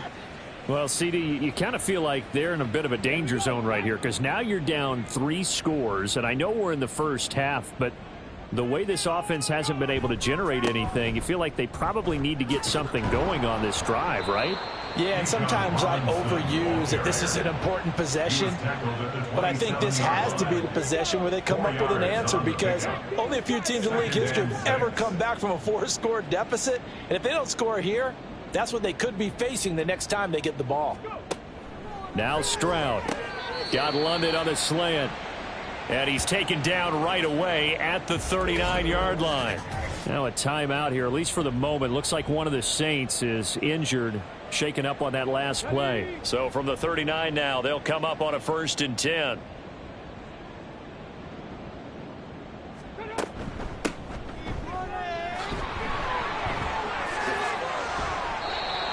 Two yards on the carry there. It'll be 2nd down. Oh, that's a real nice job there by the defensive front. They just engaged and held their ground.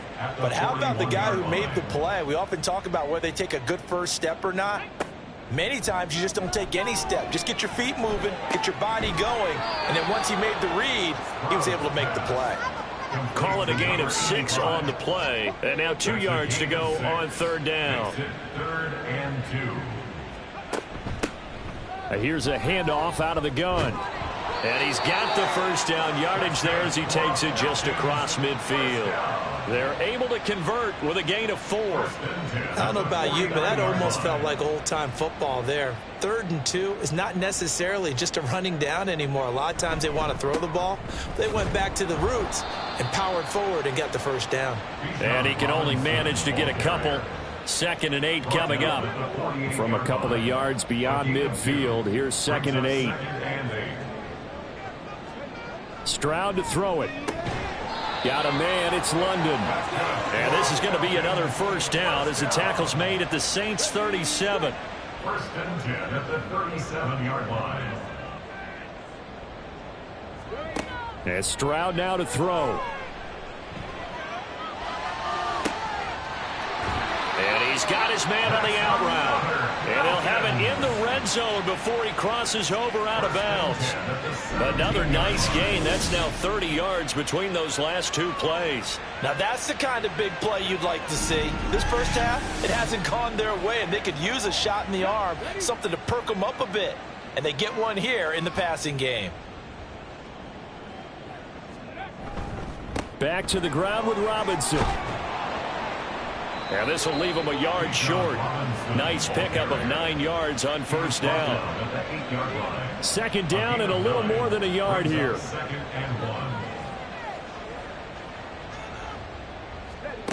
Stroud out of the gun here. And this throw incomplete. Well, the defender all over him that time, but it's going to lead to 3rd down. Brings up 3rd down and 1. Stroud looking to throw. Able to find the open man. That's complete. Touchdown, Falcons. A great play there. His 2nd touchdown on the season. And the Falcons are able to cut into that deficit. That seemed like a much-needed touchdown after 21 unanswered points to start the game. It's not often that you equate a football game to a golf tournament, but it's like you don't want to shoot yourself out of the tournament too early. So they needed that touchdown to make sure that they got an opportunity to not just get back into this game, but a chance to win it later if they continue to play well. The extra point splits the uprights, and they'll cut the lead to 21-7.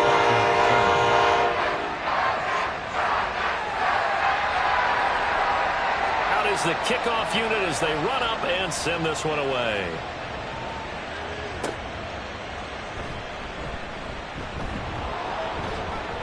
And they'll start this drive just across the 30. Pretty nice work on the return. Out onto the field comes New Orleans.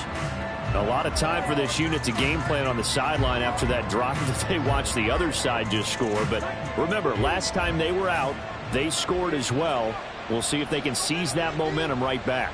And they have had a lot of time to cool off from reaching the end zone the last time. So have they been able to keep themselves mentally sharp and into this game even though they haven't been on the field? And you and I both know, one big play, though, gets them right back up to that level.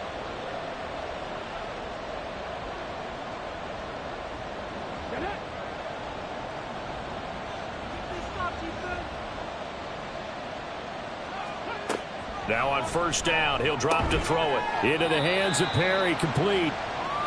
So 5 yards here, 5 on the play, and it'll be second down. A gain of 5 brings up 2nd and 5 at the 47-yard line. They'll try the left side. Lincoln, and he'll be taken down after a short gain as that takes us to the 2-minute warning. Holding. Offense. So not a lineman, but the tight end instead this time, drawing the holding call. And more what you're getting with tight ends are guys who are much more receiver than blocker. They may be willing, but that might not be their thing. Oftentimes, they'll be the ones getting the penalties. It'll go as a gain of 4. And 3rd and 8 now. They'll stick with the passing game as he looks to throw. Pass to the sideline and pulled in. And he's going to be out of bounds, but not before he takes it inside the 40. The Saints passing game in sync and moving the football. It's a first down. We often hear the phrase sure-handed tight ends, and he certainly fits into that category. Plus, he's got a quarterback who knows to look his way when they need a big pickup. And on this play, he finds him for the first down. Back to throw again. And that'll be incomplete. A good job in coverage there. They took away his top read on the play, so he went through his progressions and ended up settling on his running back who scored on their last possession, but the coverage held. It goes incomplete. Throwing the out route incomplete. That's Perry. And he'll be out of bounds as he gets it down to the 30 there. Trying to keep the drive going here. This is play number 7 on 3rd and 2. Again, he'll drop to throw.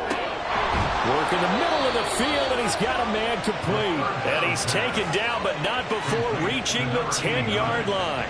Well, they were in search of a short gain on 3rd down, and they wind up nabbing over 20 yards. Everything's going right here in this first half, and they've got a good lead. And part of that can be attributed to their success on 3rd downs.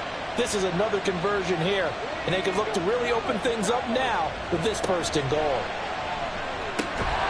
This is caught. The Saints going to call the first of their timeouts as they'll stop it with just over 40 seconds to go in the first half. They'll look to throw again. And he's got it. Touchdown, Saints. A great effort there. With 2 touchdowns on the season, both in this game. And the Saints will extend their lead in the final minute of the half. Groupie able to add the PAT. And the lead now to 3 touchdowns at 21. The ball upright on the tee, and the Saints kick team booms it away. This taken in right around the goal line. And he will make it to the 20-yard line and no further. And the Falcons now going to go on offense late in this first half.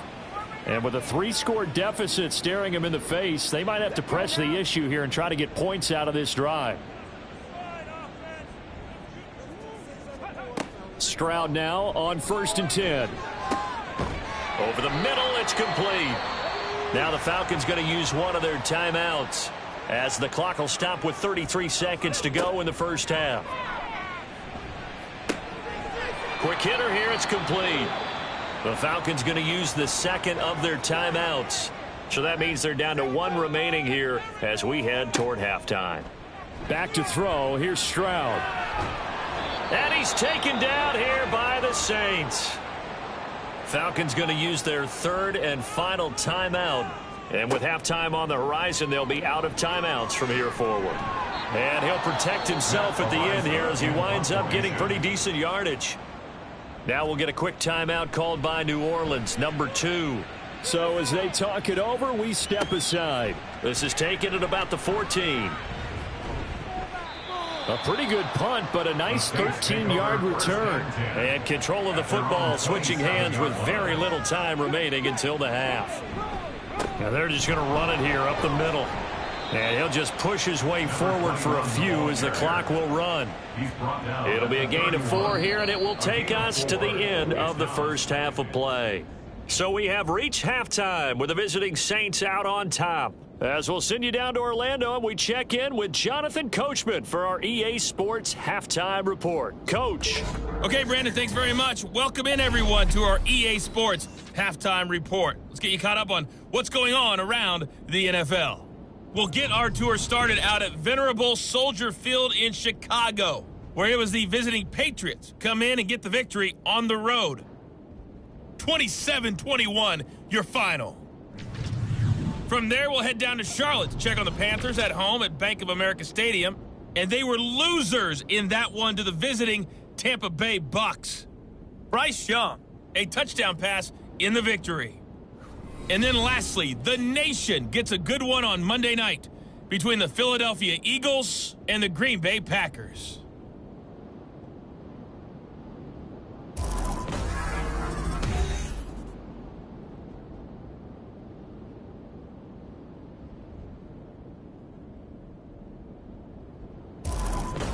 All right, Coach, thanks very much. Fine work as always as we welcome you back for quarter number 3. It'll be Falcons football, and they trail here as we get back underway on EA Sports.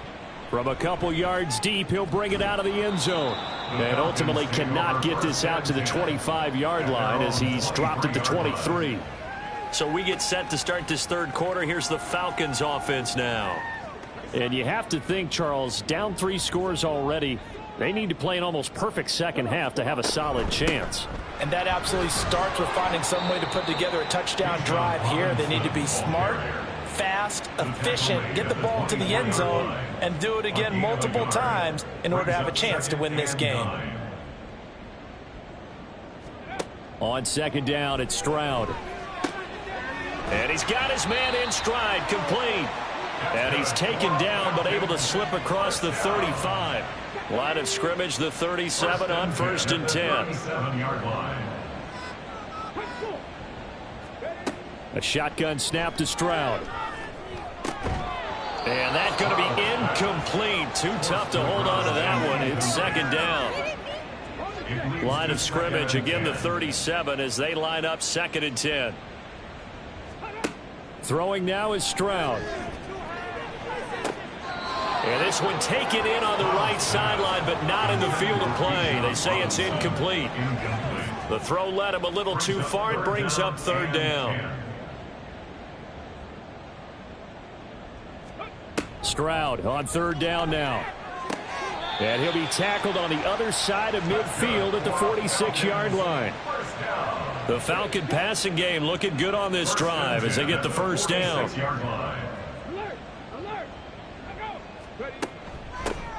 Hands it off out of the gun. And the reinforcements come in as they're going to stop him behind the line. Call it a full 3 yards in the wrong direction there. Brings up 2nd down.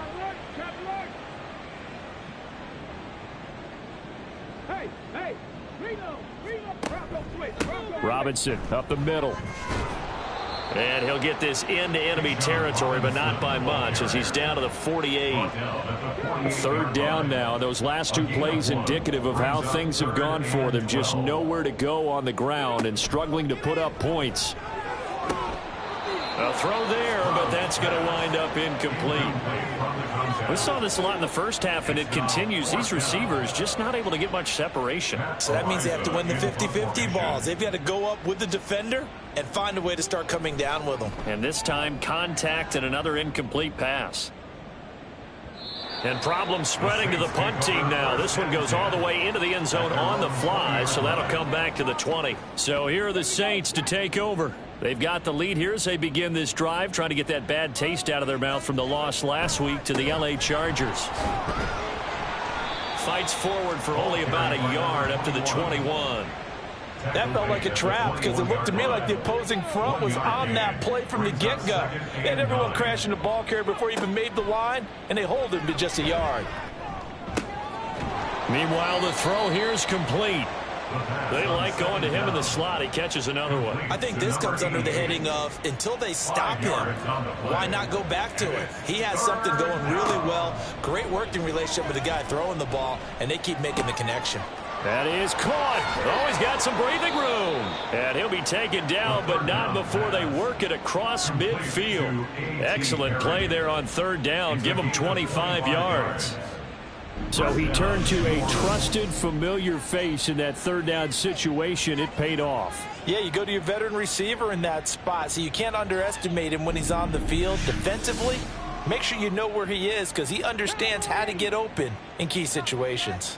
Things looking much rosier for him here in week 2. They work with the lead as they've got it 1st and 10. And the result here, a pickup of 8. Leaves them with 2 to go on 2nd down. 2 yards to go, 2nd down.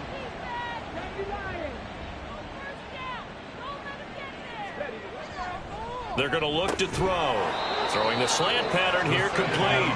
And that's going to be good for another 1st down as the tackle's made at the Falcons' 30.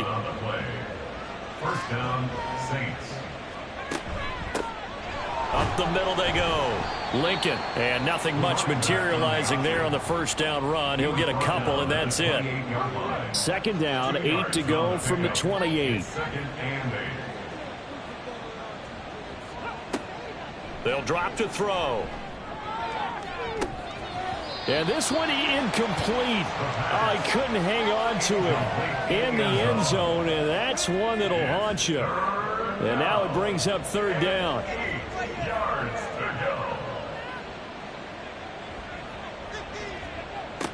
He'll look to throw. Pass taken in by his big tight end. And that's going to be good for another 1st down as the tackle's made at the Falcons' 12-yard line. A sizable 16-yard chunk there. The drive continues. And that's well executed there on 3rd down. And I love the confidence that they had to let their tight end try and find some space in the middle of the field, right in their quarterback's line of vision. And QBs love to make that easy throw, and they hooked up there for a 1st down. And he's got him. It's caught in the end zone. Touchdown, New Orleans. A 12-yard touchdown grab. And the Saints are able to stretch out their lead. So, Charles, the bad taste from that opening week loss, that's just a memory now. This has been a very strong performance as they score once again. Yeah, I know it's only week 2, but you're exactly. And we remember, of course, all scoring plays need to be verified upstairs. And I think they're going to at least take a look at this. They're taking a peek at whether or not those feet were in bounds, and obviously a big call here in the end zone. And not just the feet. How about the hands? How's the ball possessed while the feet are hopefully getting down in bounds? That's what they're trying to look at to see if it all comes together. So they called it a touchdown originally, and this will stay a touchdown after the video review, so they had it right. The kick is good. A point after, good by Groupie. And that'll increase their lead to 28.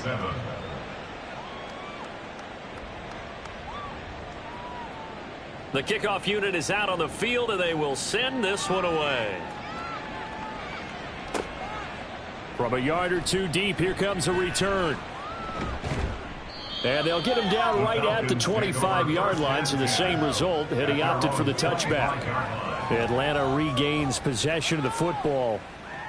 See if they can put this drive in the end zone, Charles, because it's been a little bit of a rough go at times. They've had to punt the football a ton in this ball game because of stalled-out drives. So are you saying that you're kind of tired of seeing the punter run out there and do his thing during this game? Is that what you're trying to say? Well, I mean, I'm okay with it. I have a feeling that this offense, they don't want to see the punter again. And frankly, the punter doesn't want to run out there anymore himself. He would love to see his offense put together a drive and give his leg a rest. And from the 25, they work this to the 29, a gain of 4. These guys have punted 4 times already, and they're staring at a 5th, barring a conversion here on 3rd down. And the Saints pressure gets him. Brought down for a sack. It'll be a loss of 8 on the sack, and it's going to lead him to 4th down. It's been a tough one all game long for this offensive line. They're already down big, and now you know they're just going to come after the quarterback in a big way, don't you? Yeah, they just can't get out of their own way right now. It's created an avalanche, and an avalanche is coming right on top of them. The Falcons send out their punter as he'll come on to kick for a 6th time tonight.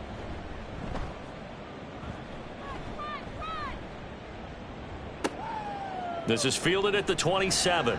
It'll wind up being a net of 41. 9-yard return, 50 on the punt. And out will come the offense as they take over.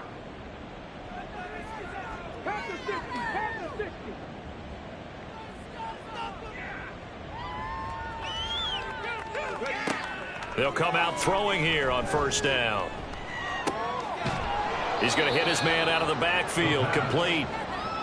So give him 5 yards there on the pitch and catch, and that'll make it 2nd down. Brings up 2nd and 5 at the 41-yard line. He'll drop to throw. Firing quickly here, and that's complete. 8th catch for him now. He's been a big factor, and it's a 1st down. The start for them near flawless. Defense gets them a 3 and out. 2 quick pass connections on offense. So that's how a team works together. Just what you described. Get them the ball, give them a little momentum, and they're capitalizing off of that. Thanks a lot, guys. And he is met in his tracks behind the line of scrimmage. It's a loss of 5 there, bringing up 2nd. This offense has had a lot to like in this game. I don't know that last play, though, is going to make the highlight reel. It's not going to make the highlight reel, but it will be the focus of the film session that the team has to sit through. I've sat through those before. Never any fun. You're always excited about your good plays, and they actually fast forward through those. All right, that was good. All right, great. They get to the bad ones and really illuminate them. Not cool. Need something from deep in the bag of tricks here after 1st and 2nd down went backwards. It's 3rd and very long. Throwing there, but this pass is going to wind up incomplete. As a corner, you have to be able to run with guys step for step downfield in man coverage and make up ground quickly in zone. You have to put yourself in position to make plays, just like that one we saw there. His first punt, 45 yards. This looks good as well. Here's Murphy. They'll call this a 41-yard punt, 7 on the return. And it will be Falcon football. Here comes the Atlanta offense now ready to take over here. And right now these guys, they're shuffling a little bit, maybe doubting, because 3 straight drives have ended with them punting the football away. Yeah, so you start pointing fingers at each other a little bit, asking a lot of questions. What are you seeing? What are you getting? Maybe trying to narrow down your playbook a little bit and maybe get simpler rather than more complex in order to try and fashion together a drive. 2nd and 6, just inside the 30. 2nd and 6 at the 29. Now Stroud. Throws right back to London, complete again. And they'll get it up just short of the 45 at the 44. 1st and 10 at the 44-yard line.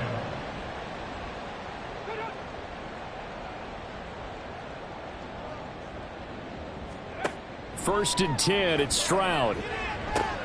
Oh, he tries to force it in, and it's intercepted. And he'll return this ball across midfield to the 47-yard line.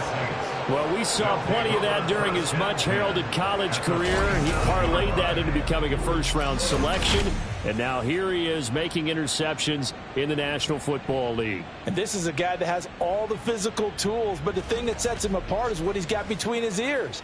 And that's the sixth sense for knowing where the football is going. Just an excellent play there to create the turnover. So 1st and 10, and if they score on this drive, might have to start digging into our second half blowout material. Now a handoff up the middle. Lincoln, give him 5 on the carry there, and it'll be 2nd down. Oh, that was a thing of beauty right there. Look at how quick those blockers fired off the line once the ball was snapped. That was an O-line on a mission, all in sync, and the defense is lucky that play only picked up 5 yards. Now this throw caught left side, and he'll go down, and that will do it for the third quarter of action. 1 quarter remains here on a Sunday night. You're watching the NFL on EA Sports. Back now here on EA Sports. A lot of folks starting to make their way to the parking lot. Their guys trail big here to begin quarter number 4. They'll look to throw now on first down. And he will be brought down at about the 6-yard line. I guess no need to force it when you can do that instead. First down, 18-yard gain.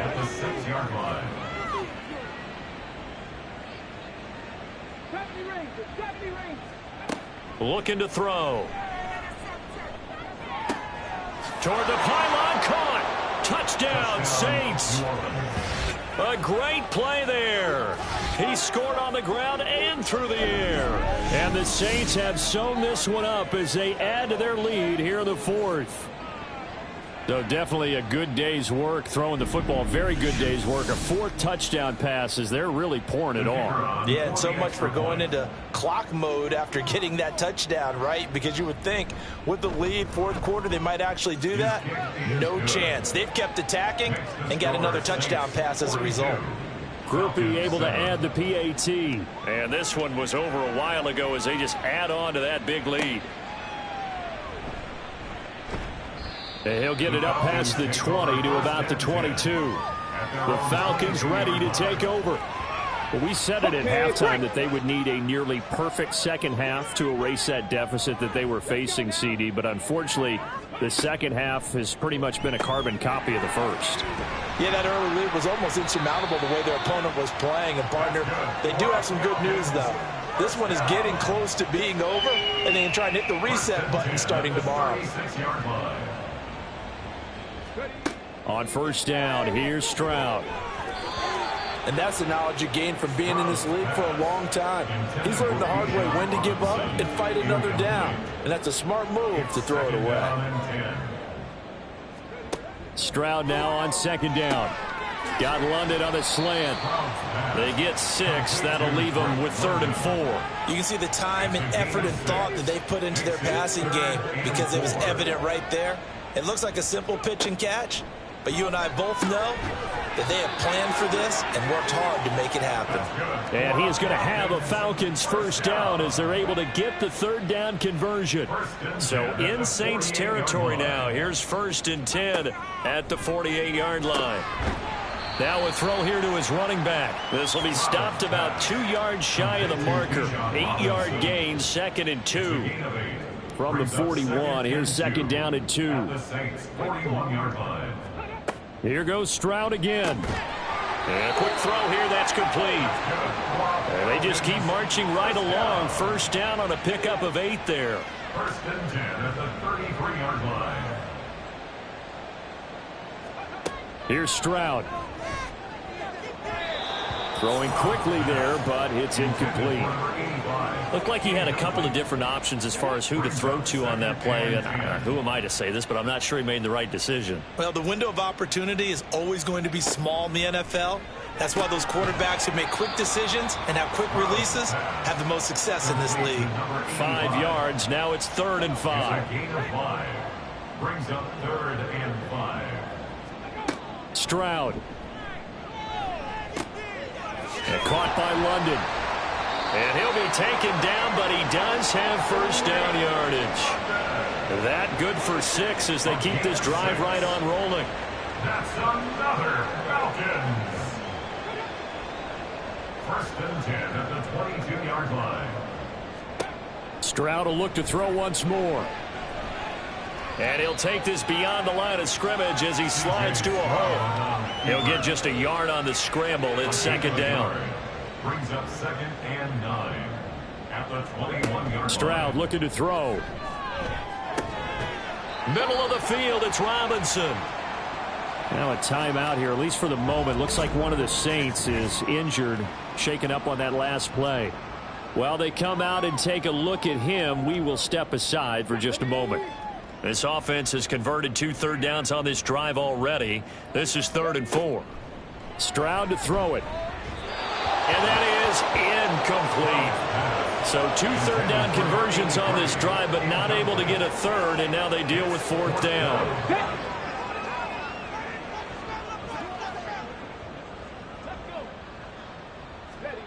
Fourth down, 4th quarter. Here's Stroud.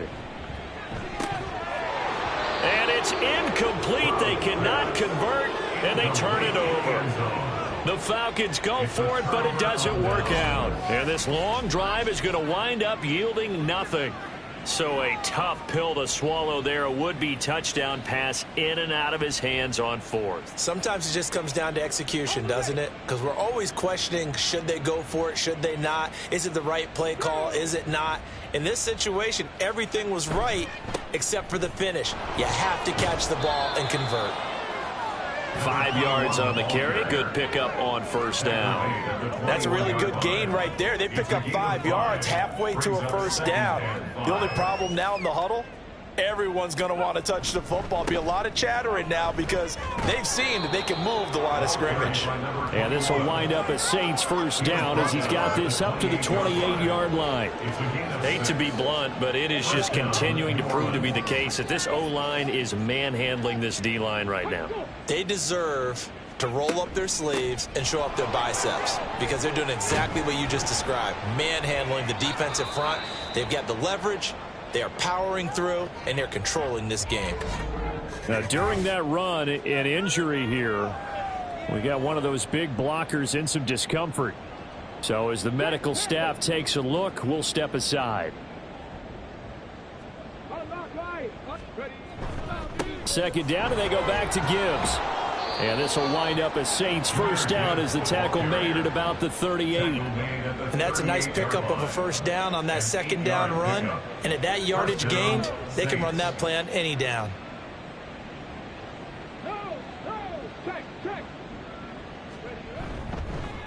On 1st down, Lincoln. And good running there as he'll take this all the way up to midfield.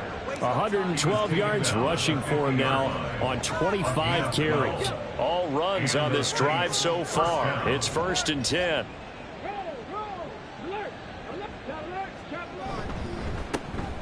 They'll keep it on the ground. Lincoln, and good penetration here. He'll get this down only to about the 49-yard line. So from just across the midfield stripe, here's 2nd and 9. They'll try the left side. Lincoln, and for one of the first times all night, he is going to go nowhere as they bury him behind the line. They wind up losing a couple there, so they go behind the original line of scrimmage, and now 3rd and 11 coming up. Now a give, right side. Lincoln. And they do get this across midfield to the 49, but a small consolation prize as he's well short of the first. 2 yards on the pickup there. It's 4th down. Well, the guys who are paid to make the tackles deserve some kudos there, but I think they deserve even bigger ones because in that situation, they had to be thinking pass. Loosened up defense, going to pass coverage. Instead, maybe they surprised them a little bit running the ball, yet they rallied to it and stopped them well short of a 1st down. And this one will not be returnable as it sails out of bounds. Atlanta now coming out on the field. Even though they were able to force the punt defensively, still a big hole to climb out of, especially at this late stage of the contest.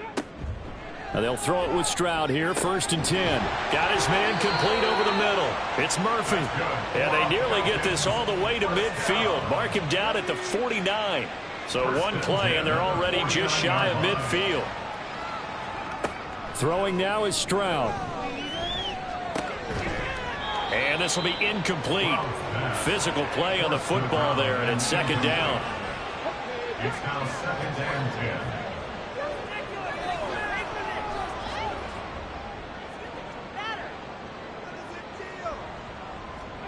10. A shotgun snap to Stroud.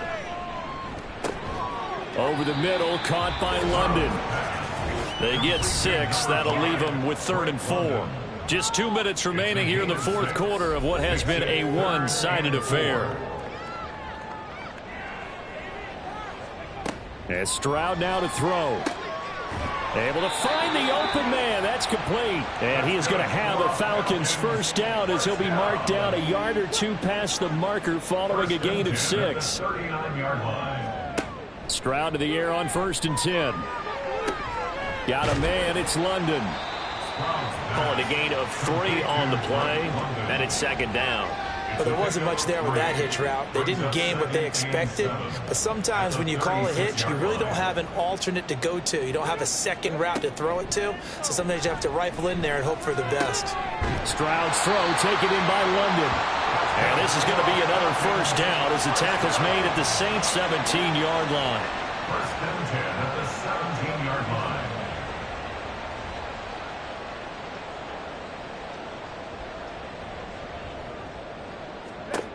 Again, it's Stroud. Looking for London on the out route complete. And able to get this down inside the 15 to either the 13 or 14 before he's out of bounds. 2nd and He's 7. out of bounds at the 13-yard line. A 3-yard pickup brings up 2nd and 7. Back to throw. Here's Stroud. And he's got his favorite target yet again. It's complete. A gain of 3 last play. This time they double it and pick up 6.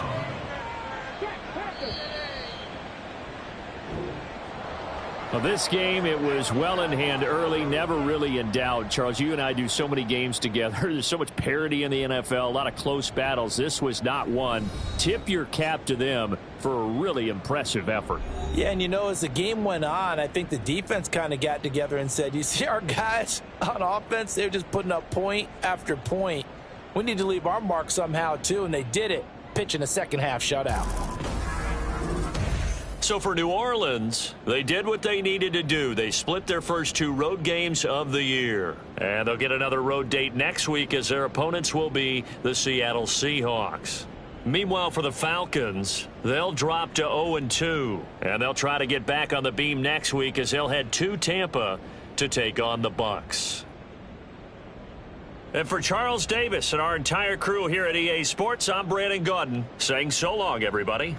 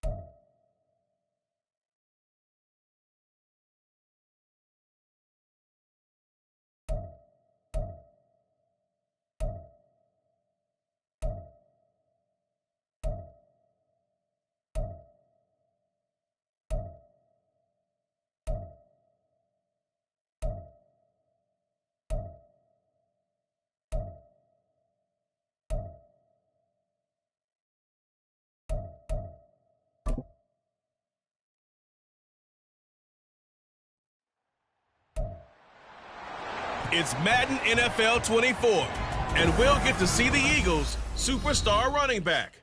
There's a lot to like from his showing last week, well over 100 yards and a pair of scores. It's the Eagles and the Packers on Monday Night Prime Time. This is such a special place. You drive through the streets of Green Bay, no tall buildings, quaint houses, and then boom, right there in the middle of the neighborhood is iconic Lambeau Field. Tonight it's the second of our Monday night doubleheader, as it'll be the Philadelphia Eagles taking on the Green Bay Packers. With Charles Davis, as always, I'm Brandon Gaudin. And Charles, you talk about storylines in this one. I think it begins and ends with our two quarterbacks, certainly two of the best in the business. And nowadays, I don't think you can get by for long periods of time without a top-flight quarterback. The way the game is played, with all the responsibility he has and how the game flows through him, if he's not on the top of his game, your team's not going to benefit at all.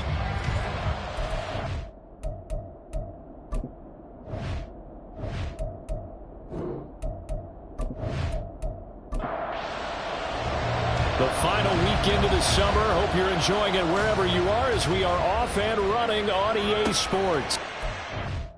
We will not see a run back on the opening kickoff. This will be a touchback. So now here comes the Eagles offense as they get ready to take over. And trotting out there leading them is their fourth-year quarterback. I tell you what, when he is on schedule for that week, secondaries take notice because you've got to stay alert back there on every snap. A truly powerful arm, one that's capable of challenging any level of the defense on any given play. That's why so many scouts preach arm talent when preparing for the NFL draft. A quarterback with arm strength to make every throw in the book, he's an asset to have in any offense. 13 yards on the game's opening play. So here's a 1st and 10 at the 38. Young working out of the gun. And that one off the mark behind him, incomplete. The Eagles 1-0 on the year following the win in Week 1, and they were able to take care of business in front of the home crowd last week. Yeah, it's always nice to get that opener at home, but now things get a little bit tougher. The good thing for them, though, is they take a little extra confidence with them when they head out on the road. And he is out of bounds inside the 35. That one covers 29 yards, 1st down. Well, when you're facing a receiver like this, you always come into a game thinking, we've got to put our best corner on him. We've got to find a way to get him off his routes, limit his touches. But that plan, not working too well on this opening drive. That's already 2 catches for him, and this one, good for a 1st down. It's Edwards again. And he will reach the 8-yard line before going out. Back-to-back receptions for him, and it's another 1st down.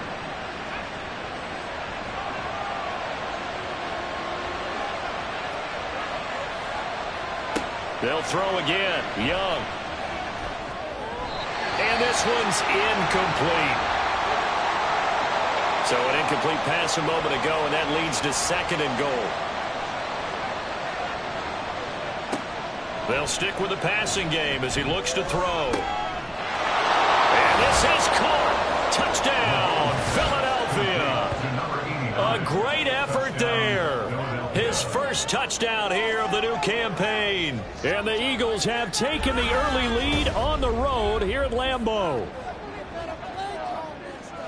They're the favorite, no question. And when they score like that on the opening drive to set the tone, you're the underdog on the other bench.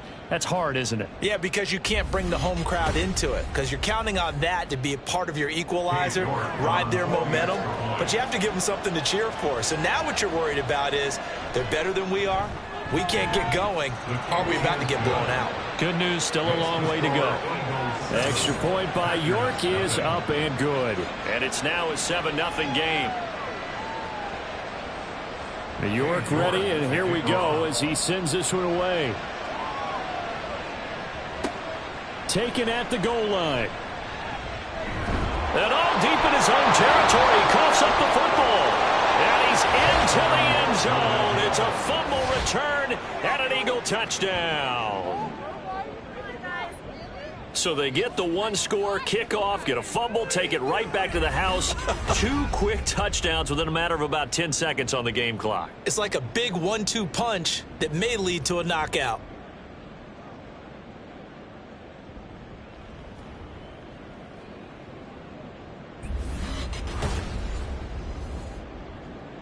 The York on now for the extra point.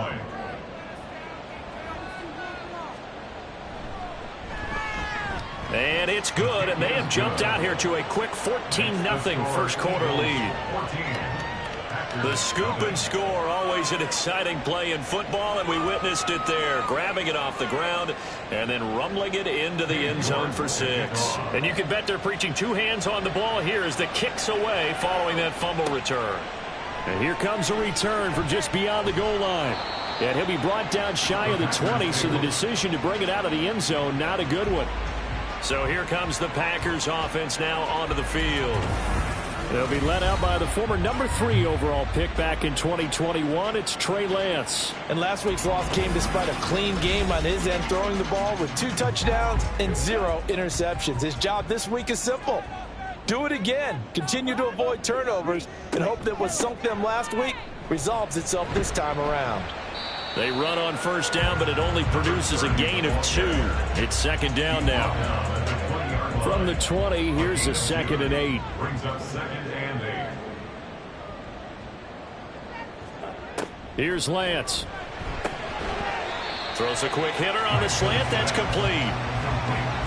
Well, this defense for the Eagles, terrific last week in the season opening victory. And what keyed their victory? The pass rush. Got to the quarterback 6 times for sacks, and plenty of other turbulence in the pocket for him as well. Hard to throw the ball downfield, but all you're seeing is opposing jerseys come at you. It's a gain of 4, and it gets him the first.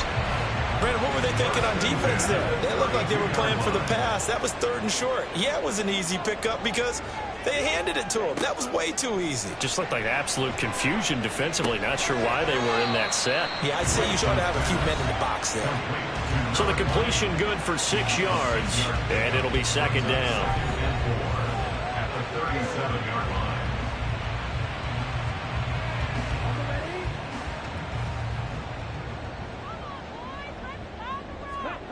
Here's Lance to throw it. Oh, he's got a man wide open, complete. And he'll be taken down, but not before he works it past the 50. Give him 15 there, and the Packers have a first. Well, that's not just his first, not his second, already his 3rd completion here on the opening drive. And I think it's safe to say that getting him the ball in this game, one of their top priorities. And a top priority for the defense has got to be finding ways to cover him. And I don't think you can have one basic coverage to get it done. You have to throw a number of coverages at him, make him think as he's running downfield, and hope you can create a little bit of havoc. Line of scrimmage, the 37 on 1st and 10. Now Lance again. Quick hitter here, it's complete. And this will go as a gain of 7 as he gets it to the 30-yard line. Well, they're not hiding who their central focus is on offense. Charles, he already now has 4 receptions here on this opening drive. And I know people who are watching the game are thinking, did they forget about him in the defensive game plan? But it's actually been the opposite. They give him a lot of attention, but he's been very creative and savvy in his route running and finding seams and openings in order to create these completions. Lance going to try and throw on 3rd down here. Work in the middle of the field, and he's got a man complete. And he's going to have a Packers first down, and he was able to get it by plenty. A gain of 8 on 3rd and 3. Solid opening drive so far, Charles. They've moved this football into field goal range, but you know that they want to cap this off with 6 and not 3. Absolutely. As one of the better coaches in the league always tells me, on offense, I want to throw body blows all game long and finish it with uppercuts. Well, here are the body blows right now. He's hoping in one uppercut will take care of the end of this drive. Now a 2nd and 10. At the 22-yard line.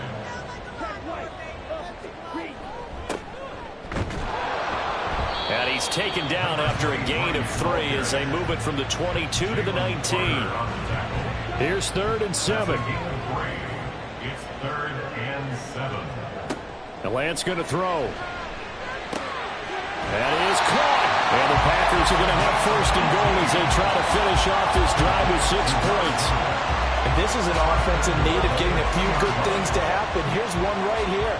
They've got their share of struggles in key moments, but that's a nice throw and nice work after the throw. And they're set. And it's a Packers touchdown. A great play there. His 2nd touchdown on the season. And the Packers are back within a score.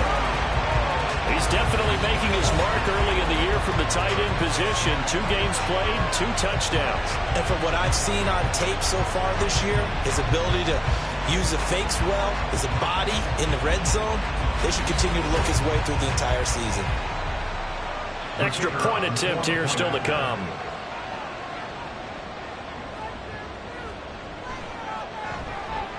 And that one makes it 14-7. So that drive spans 13 plays. And the result, a Green Bay score. From a couple yards deep, he'll bring it out of the end zone. And he's able to get this across the 20, but not by much, as he's marked down officially at the 21. So back onto the field here come the Eagles for their second drive. As this offense takes the field again, it's been a while since they've been out there. We just saw that long touchdown drive by the opposition. But remember, when this crew was out here last, Charles, they scored as well. And let's make sure we give both offensive staff some credit, and especially the offensive coordinators, because we spoke with both of them in the lead up to this game, and both were really confident in their game plans. They felt like they had scouted their opponents and focused on specific areas in practice this week to make sure that they were ready to go. And frankly, it looks like they both did an excellent job. Yeah, we'll see if those game plans can keep this streak of touchdowns going here. And this is going to be an Eagles first down as he gets us up past the 30 to the 32. A quick burst there, and he nicely bit off a pretty decent gain. They go play action here on first down. Looking left side, and he's got a man. That's Bradley. And he'll be taken down, but not before he gets into enemy territory.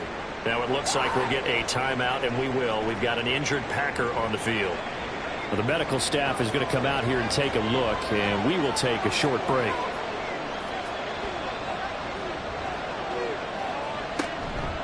Now a play fake here on first down. Got a man, and he hits him in stride. And he gets this inside the 35-yard line. 15 more there, and they're on a roll. It's another first down. Someone sharp in this game. I mean, a touchdown pass on the first drive and comes right back, and he's flinging it around really well here. A really nice throw there to pick up the first down. You kind of just feel a laser focus and confidence about him, and I think we saw that this week, didn't we? Talking to him and the coaches, they felt good about his performance coming up. Yeah, I was really impressed with that last practice we saw when they went through 2-minute drill, when they went through all the different situations. Ball hardly hit the ground, and I thought, yeah, he might be locked in for this one. Second down and 4.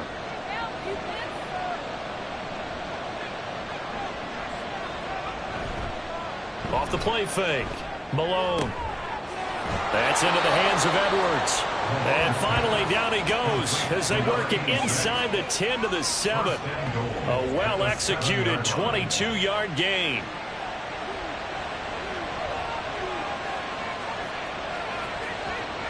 Looking to throw. Malone. Looking end zone, but it's incomplete. That pass just a little bit off. It looked like maybe he tried to force it in there. Game speed, always different, no matter what you do in practice. You can't simulate it, right? So your decision-making, everything has to be a little bit quicker. Sometimes it can throw you off until you adjust. The catch good for 6 yards, but now it's 3rd and goal.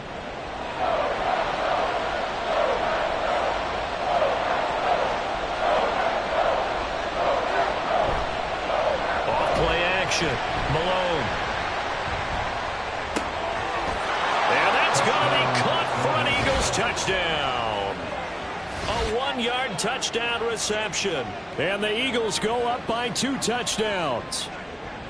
Boy, still in the first quarter, and look out. I mean, they are on pace for over 80 points in this game. I don't know that they'll get there, CD, but this has been impressive to watch so far. That certainly would be history in the making, wouldn't it, partner? I'm glad we're here to actually watch and see if it actually happens, although, like you, I have my doubts, but they are firmly in control of this game. Extra point by York is up and good. And it's now 21-7. From a yard or 2 deep, here comes a return. And tackled at the 21-yard line, so a net negative there of 4 yards. The Packers offense here coming back out for their second drive. A strong showing their last time out. They scored the touchdown, but Charles, they look up and they're still down double digits, so you feel like just to keep pace, this drive probably needs to end in the end zone as well. Yeah, and I think the best move for them is to not worry about how far they are down on the scoreboard, but to just remember the last drive and how it ended. Go ahead and try and repeat that. Then you can look at the scoreboard and see where this game is. Lance to throw on second down here. Looking middle, and that's complete. And he's going to be brought down right there, so nothing after the catch as he's dropped at the 42. That catch puts him over 70 yards receiving now as he's got a first down. Well, that certainly has to feel good. It's not all the time that the play caller should get all the credit. Sometimes I think in the huddle, the quarterback just says, hey, who's going to make a play for me? I just need something right here. And the end result there, nice first down. Drive keeps moving. And good job of just fighting through one tackle there to pick up about 3. Second down coming up. Under a minute to go, clock running, and a back-and-forth first quarter of play. At the 45-yard line. And Lance now to throw. Throwing middle, and it's complete. And a gain of 4 gets him right to the midfield stripe. 3rd and 3. From midfield, here's Lance. It's a short one here, complete to the tight end. And he's going to have the Packers first down as they get 5 there on 3rd and 2. He had the touchdown earlier. This one's going to get him a first down.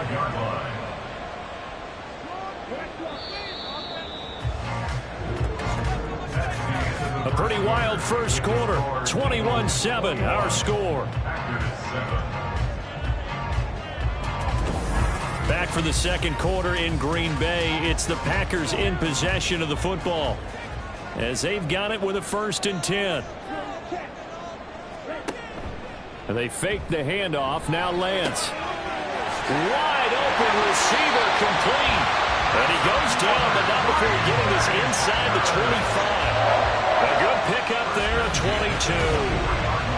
Boy, everything clicking on this drive. He's 4 for 4 now, and that throw, maybe the best of the bunch. This offense is really humming, and they pick up another first down.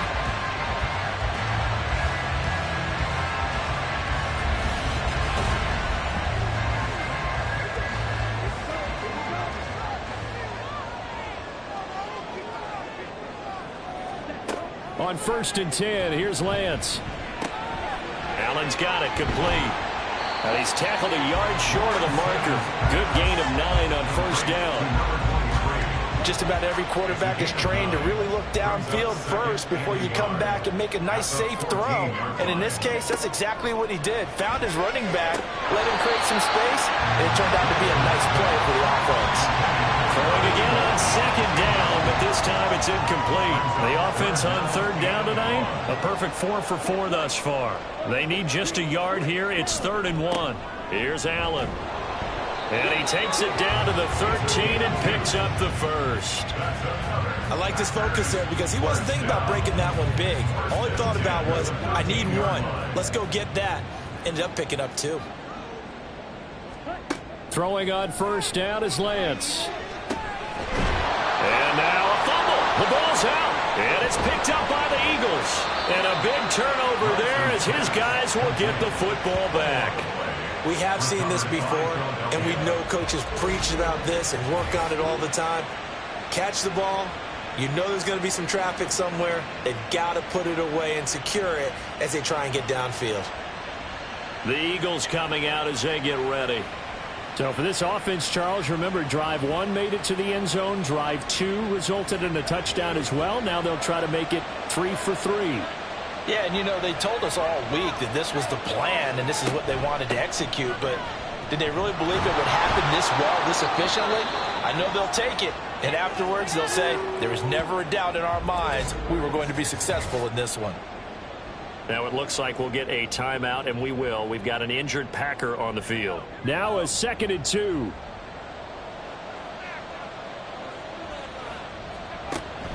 Back to throw. Malone. Incomplete into the hands of Fowler. He had the touchdown earlier. This one's going to get him a first down. 4 yards. First down, Eagles.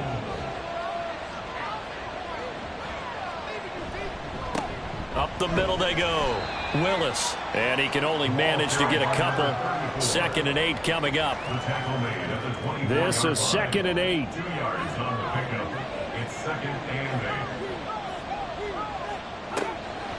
Looking to throw. Malone.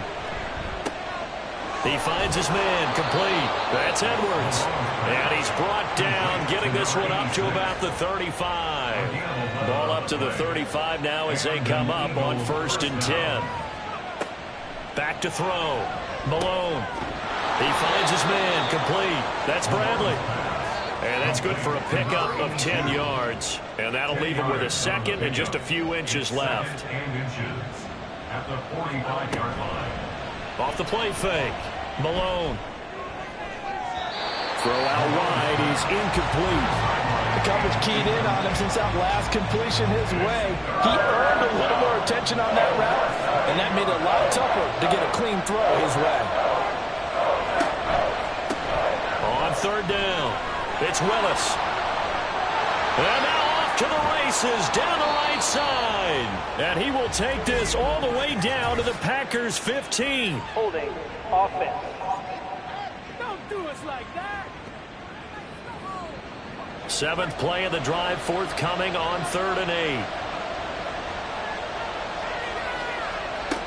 Back to throw again.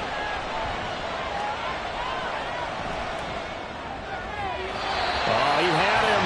He was open, but he couldn't get it to him. It's incomplete. Finally, his defense makes a stand. They'd given up touchdowns in their first 2 drives, but here they said, we've got to put a stop to that. Good coverage there to force a punting situation and a 4th down. This is brought in at the 21. A nice return there of 11 to help mitigate a good punt. And it'll be Packer football here. First down and 10. From the 32 now, here's 1st and 10.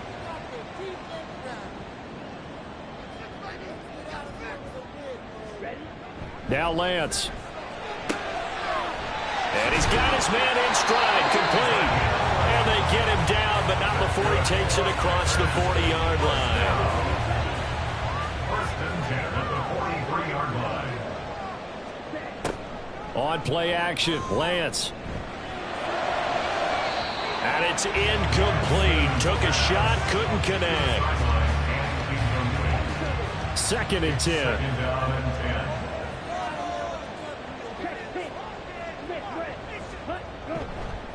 Now Allen. On a determined run there as he's going to take this all the way down near the 40. It's a gain of 16 and a first down for the green and gold. I'm okay with the call there. In fact, I actually like it. I know they're down a couple of scores, but the running game worked in that situation. I would continue to go in that direction. And he can't find a receiver, and he's brought down. Jalen Carter able to take him down. It's a loss of 3. But following the sack, they'll try to change their fortune here on 2nd and 13. Now a carry for Allen. And he takes it down to the 40 with a pickup of 4. Typically, we think it's the strong safeties that are better tacklers, especially closer to the line of scrimmage amidst traffic. But in this case, how about the free safety coming up and making the big-time play?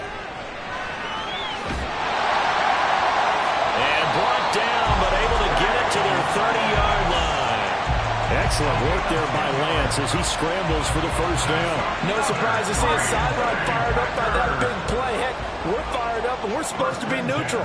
That's a quarterback putting his body on the line to fight and just barely get the first down. When he does something like that, it gets everyone ready to lay it all out there and try and match his intensity. Here's a 2nd and 9 now from the 29. Brings up 2nd and 9 at the 29. They keep it on the ground. Allen again. And he's going to be met at the line of scrimmage and taken down. No gain on the play there, so that doesn't help. Now they're looking up in a 3rd and 9 situation. 3rd down and 9. Lance looking to throw it. He's got his target. That's complete. Touchdown! A great effort there. 28 yards. And the Packers have got it back to within a score. And on that one, able to catch it, also able to have the wherewithal to take it in for the score. And how about the phases of a successful catch and a completion of a play? Look the ball in, secure the catch, and then, of course, the run after the catch that ends up in the end zone. No going for 2. They'll kick the point after.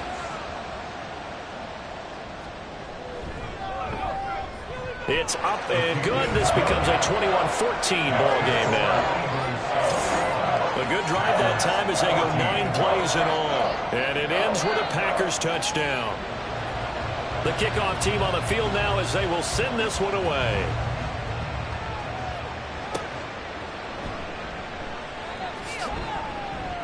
And he'll be brought down right on the chalk of the 20. The Eagles offense now, they head back on the field. No points last time out. They were forced to punt, if you remember, but no time to dwell on that. They've still got the lead here and a chance to add to that here. 1st and 10. There he goes, right side. Down the sideline he goes. He's on his way. And he'll take this into the end zone. Now, hold on here. We do have a flag down. So let's see what this is about. Holding. Offense. Brutal. So take away the long touchdown. It's a cruel game sometimes, partner.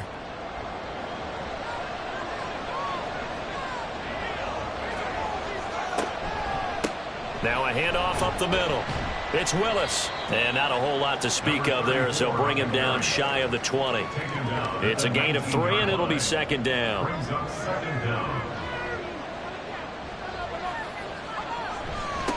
They'll keep it on the ground. Willis stopped at the 24-yard line after a gain of 5. I know the toss play begins with the guy taking the snap and turning around and tossing it to the runner. But where the real intrigue is, can they seal the edge? Whether it's an offensive tackle or a tight end in the direction they want to run the football. If they do that, that's the result that you get, that type of a gain. If they don't, oftentimes it's not a very successful play. It's a gain of 16 and an Eagle 1st down. A lot of tight ends just use their size and their strength, try to occupy some space and kind of body people away and catch the football. But not this guy. He's a refined route runner. Makes me wonder if he took some dance classes in his background with his footwork. They'll run on 1st down.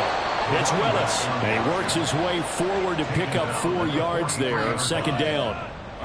Brandon, we just saw the benefits of being able to run the ball successfully. They pick up 4 yards on that carry. So now if you're a play caller, you can do just about anything you want, but on the defensive side of the ball, you're scrambling a little bit. Now you're behind trying to figure out, do I need to blitz him? Do I need to pressure him? How do I gain an advantage on this snap? He finds his man complete. That's Bradley. Will go down as a gain of 6, and that will bring up 3rd and 1.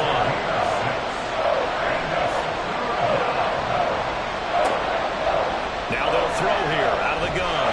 Now the Packers give him nowhere to go, and they bring him down. The Packers going to use one of their timeouts as they'll head to the sideline and talk over what to do next. The Green Bay offense ready to take over. And Charles, we'll see what they can do here. Not a ton of time left, but enough certainly to get points out of this drive, and they need them right now because they're trailing. Yeah, this is exactly why you practice a 2-minute drill all through camp and at least one practice each week before a game. A minute left, more than enough time to string a few completions together, reach the end zone, and then make that walk back to the locker room just a little more animated. Throwing on 1st down, but this one winds up to be incomplete. Here's 2nd and 10. Throwing now is Lance. It's a short one here, complete to his tight end. And he'll go out of bounds, it looks like right at the 40.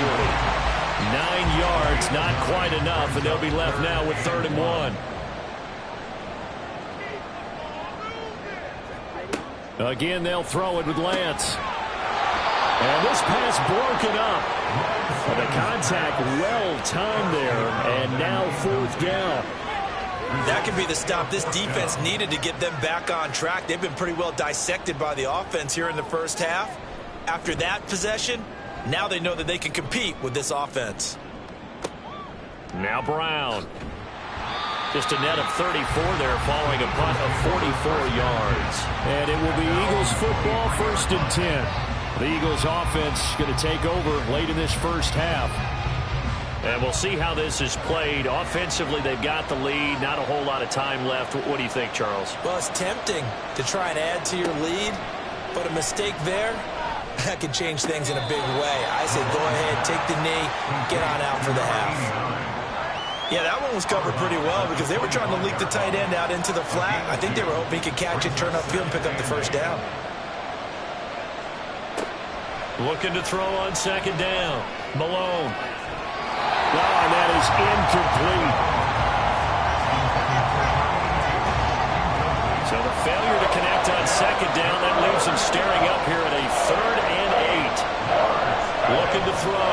Malone. And up to the 35 before they're able to knock him down. The Eagles going to take the first of their timeouts as the clock will stop with 33 seconds to go in the first half. Throw caught there by Willis. Now the Eagles will use the second of their timeouts. So that means they're down to 1 remaining here as we head toward halftime. To throw on second down, Malone. And he's going to be brought down here in the backfield. Now the Packers going to go ahead and use the second of their timeouts. So as they talk it over, we step aside. Not wanting to risk another sack, they'll play it safe for the run. Now the Packers going to burn their 3rd and final timeout. And they will get to him behind the line, but the clock continues to tick down. Fielded at the 20. Just 11 seconds to go in the half as they have it 1st and 10. They'll indeed try to run it out as they start on the ground. And he'll work this back to right around the line of scrimmage and surrender there. So we are at halftime here on a Monday night as we send you down to Orlando where Jonathan Coachman has our EA Sports halftime report. Coach. All right, Brandon, thanks very much. We'll get back to you and Charles in a minute. But first, time to give the folks at home a look at what's going on around the NFL. We'll get our tour started out at Venerable Soldier Field in Chicago, where it was the visiting Patriots come in and get the victory on the road. 27-21, your final. From there, let's head west to see what's going on with the Raiders at home in Las Vegas. And it was the visiting Jacksonville Jaguars that go home with the victory. 14-6 was the final score. Lastly, let's check on one final game for you. And you can see they are scoreless as they play the second quarter.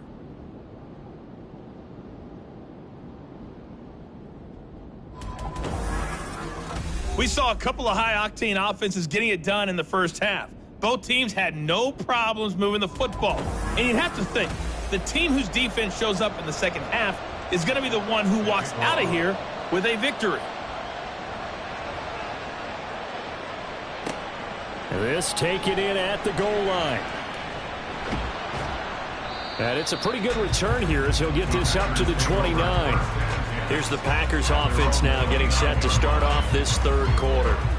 This offense, Charles, had a strong first half throwing the football, at least in terms of yardage, but that hasn't translated so far on the scoreboard as they begin the third quarter here, trailing and looking for a little momentum. Yeah, you're right about that because, let's face it, in the first half, most of their focus was in the passing game. And to their credit, resulted in a healthy amount of yardage. So I would think that at halftime, they're going to anticipate that defense loosening up a little bit to try and cover the passing lanes.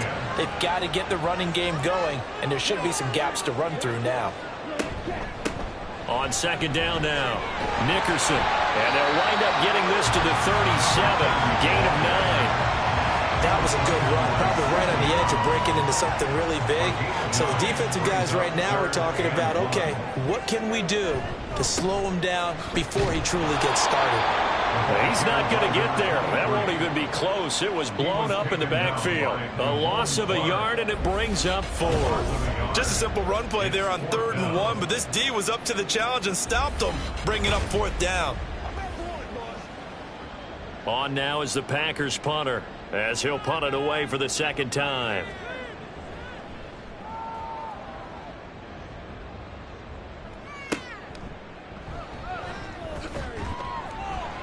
They'll score that a 36-yard punt, and the Eagles will have it taking over 1st and 10. So here are the Eagles now as they get set for their first possession of the second half. They're rocking and rolling, but the scoreboard doesn't show a big difference. Maybe it's one of those games where coaches say you can't miss your turn on offense. I like the way you phrased it, especially with that. I love that rocking and rolling because the explosions on offense are happening. So that's going to keep the crowd going. They're loving that. But defensively, they just can't get it together to get the stops they've needed in order to help increase their margin.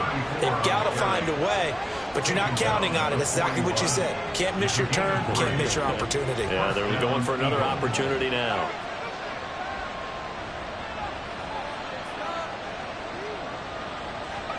Young on first down. He finds his man, complete. It's Edwards. And he's brought down. It's a gain of 16 and an Eagle first down.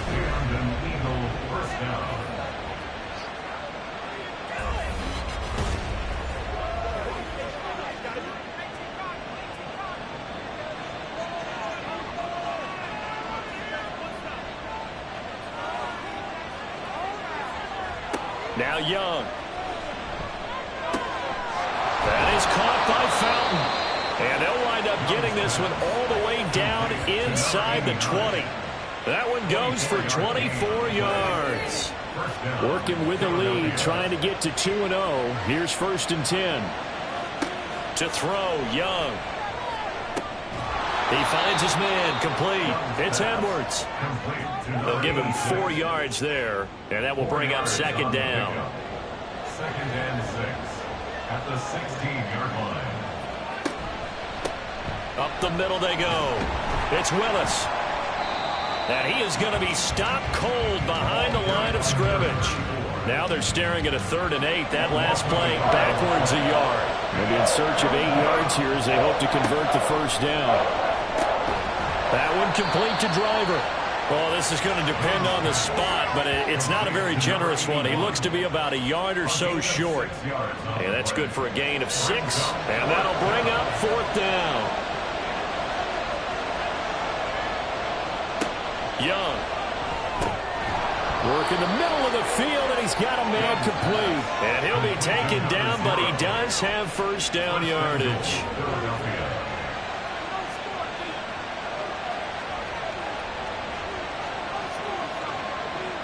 They'll set up to run the quarterback draw.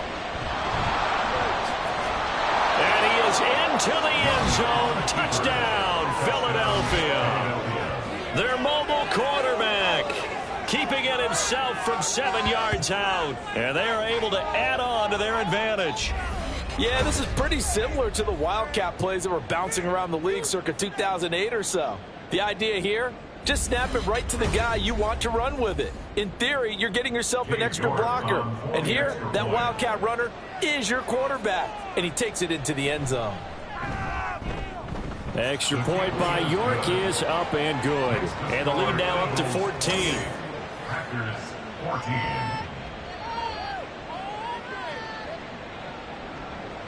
14. York ready, and here we go as he sends this one away. And here comes a return from just beyond the goal line. And he's up past the 20 to the 22-yard line. Green Bay's offense ready to go again. And Charles, a very uninspired effort the last time we saw them out there was a quick 3-and-out, and they punted the football. Yeah, and you never want to get stopped so soundly during a series, but what would be even worse now is letting it happen again right here. They've got to get going. 2 yards on the pickup there. It'll be 2nd and 8. 2 yards on the pickup. It's 2nd and 8. They stay on the ground with Allen. And he is met at the line of scrimmage, and he goes down right there. This offense in desperate need of a conversion as they come up on 3rd down. And Lance going to throw. He had a man open, but he missed him, and it's incomplete. Let's face it, if you want to get back into the game, these are the kind of throws you got to hit. He's wide open right there. Got to be able to get it to him, don't you think? And those are the throws that haven't been available to them every time he's dropped a pass. Yeah, that's a big miss. Brown with his stick skills. It'll be 37 yards there on the punt, and they will take over 1st and 10. The Eagles offense now gets set to head back onto the field. This drive here beginning probably with a pair of motivated groups. Remember, the offense scored a touchdown on their last time out, looking to repeat that in Charles's defense. They were very frustrated after giving up 6 the last time on the field. And frankly, it's just a battle of wills in a lot of ways because you know they're both motivated. They both game plan for this drive, and they both have specific outcomes in mind. To me, it just comes down to who can execute better and which side can step up and assert its will over the other. He finds his man, complete. It's Bradley. And he'll be out of bounds after getting this one across the 40. They are in need of 6 yards here if they hope to move the chains. Young on third down. Pass taken in by his big tight end. And he is going to have an Eagles first down as they're able to get the third down conversion. Many different ways to create space, but on that play, he did it with that big, wide body of his. Didn't get a whole lot of yardage on the play, but it did what it was supposed to. Pick up a first down. On first down, Willis. He finds a little bit of room, enough for 4 yards. It'll be second down. From the 46-yard line, a second down and 6. Young to throw it. He finds his man, complete. It's Bradley. And this is going to result in another first down as the tackle's made at the Packers 33. A 14-yard gain there as they look to improve this 14-point lead. And defensively, they were in zone coverage there. Do you have to be a little careful you're losing playing against a good quarterback like he is to not play too much zone? Yeah, you have to be careful about how much time you're giving up. I think it's a good point you just brought up. So maybe if you still want to play zone, you go to a zone blitz scheme. And you can drop anyone out of your defensive front, defensive end, defensive tackle. It doesn't matter. You just exchange someone to bring more pressure towards the quarterback and still try and cover downfield. On second down, it's Willis. And he will cross the 30 down to the 29-yard line. He'll get only 3 there, so it leaves him with a 3rd and 7 ahead. Now Young. Able to find the open man. That's complete. And this is going to result in another first down as the tackle's made at the Packers 19. Give them 10 yards there as this offense is on a roll. This drive continues to plunge forward.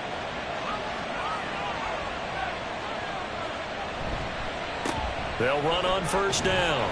It's Willis. And running room scarce here. He's going to be stopped in his tracks at the line of scrimmage.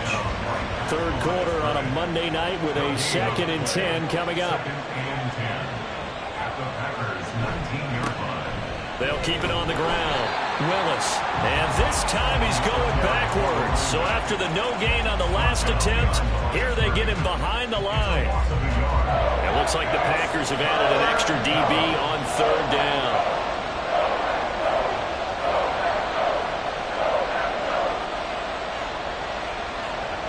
Young.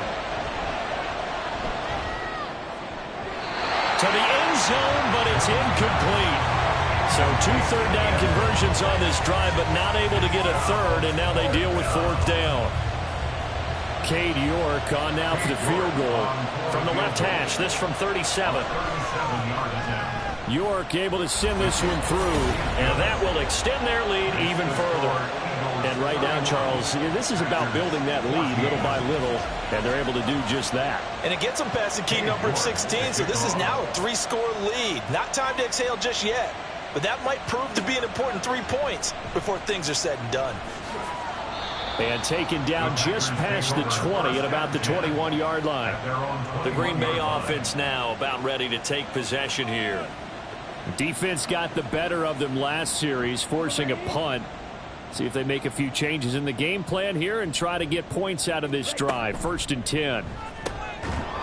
Lance, a quick throw out wide, complete. And he's going to get a solid gain of 9 before being brought down. 2nd and right at a yard. An ex-teammate used to tell me all the time, I hate experienced quarterbacks because no matter what, you really can't hide what you're doing. And I think that right there, he knew right away where the blitz was coming from, where his primary guy was going to be, and he ended up going to a secondary target for a nice game. I was just going to ask you, that wasn't the primary target, and he's so good at that, isn't he? I think he knew right away that he wasn't going to get to his primary guy. I think he read that as soon as he got to the line of scrimmage, knew where the pressure was going to come from, and said, I know how to beat that, and that's what he did. They have the first down with that gain of 4 yards. 1st and 10 at the 34-yard line. They'll run with Allen. And this will leave them a yard short. Nice pickup of 9 yards on first down. One quarter remains here as we wrap up the week on a Monday night. You are watching the NFL on EA Sports. Back now at Lambeau. It's the Packers who have the football, but in need of points as we begin quarter number 4.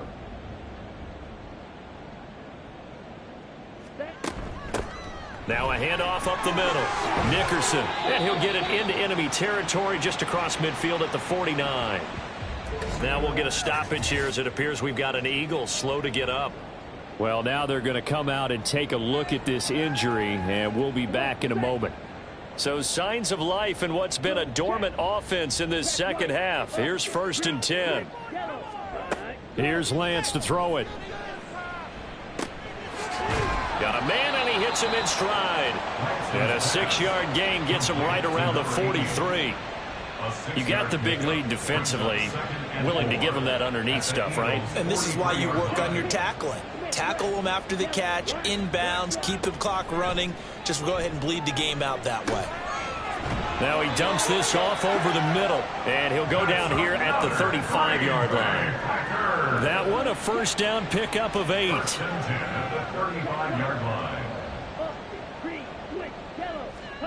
Here's Lance. Now he'll dump it underneath to his running back, complete. The result, only 4 yards there on the play, and it'll be 2nd down. 2nd and 6 at the Eagles' 31-yard line. To throw, it's Lance. Had his hands on it, but dropped it. The rookie making a little bit of a rookie mistake. 3rd down. Brings up 3rd down and 6 yards to go. Lance looks to throw again. That is caught. And he's going to have a Packers first down as they're able to get the 3rd down conversion. They've been moving the ball well, but this drive was in danger of stalling out. Fortunately, this is a nice throw here, and they're able to pick up a new set of downs. Throwing on first down is Lance. His throw caught right around the 6. And he will reach the 5-yard line before going out of bounds. An excellent pickup of 20 yards. A 3-score game here late. You can probably rule out the comeback, but certainly some kind of a moral victory to be had if they can get a few more points to close things out. And to that end, a nice pass play there to push things downfield. Yeah, and we know in this league, a loss is a loss, and no one wants anything to count as a moral victory or, boy, something that feels a little bit cheap. But they trim that lead down to just 2 scores. That's still a benefit to this squad. 2nd and goal from the 6 this time. Here they'll give him another shot here on the ground. And he's going to take it in. Touchdown, Packers. A great play there. His 3rd rushing touchdown on the year. And the Packers have got it back to a 2-score game here in the 4th. So a little bit of a letdown there defensively. I mean, look, you're still 2 scores to the good, CD, but things may be a little more uncomfortable than they had hoped. Yeah, if you kept them out of the end zone there, this game's over. You've locked the door on them. Instead, it's still open a little bit, and they've got a puncher's chance. Extra point right down the middle, and the lead is trimmed down to 10. So that one a 13-play drive in total, and it's capped off by a touchdown run of 6 yards.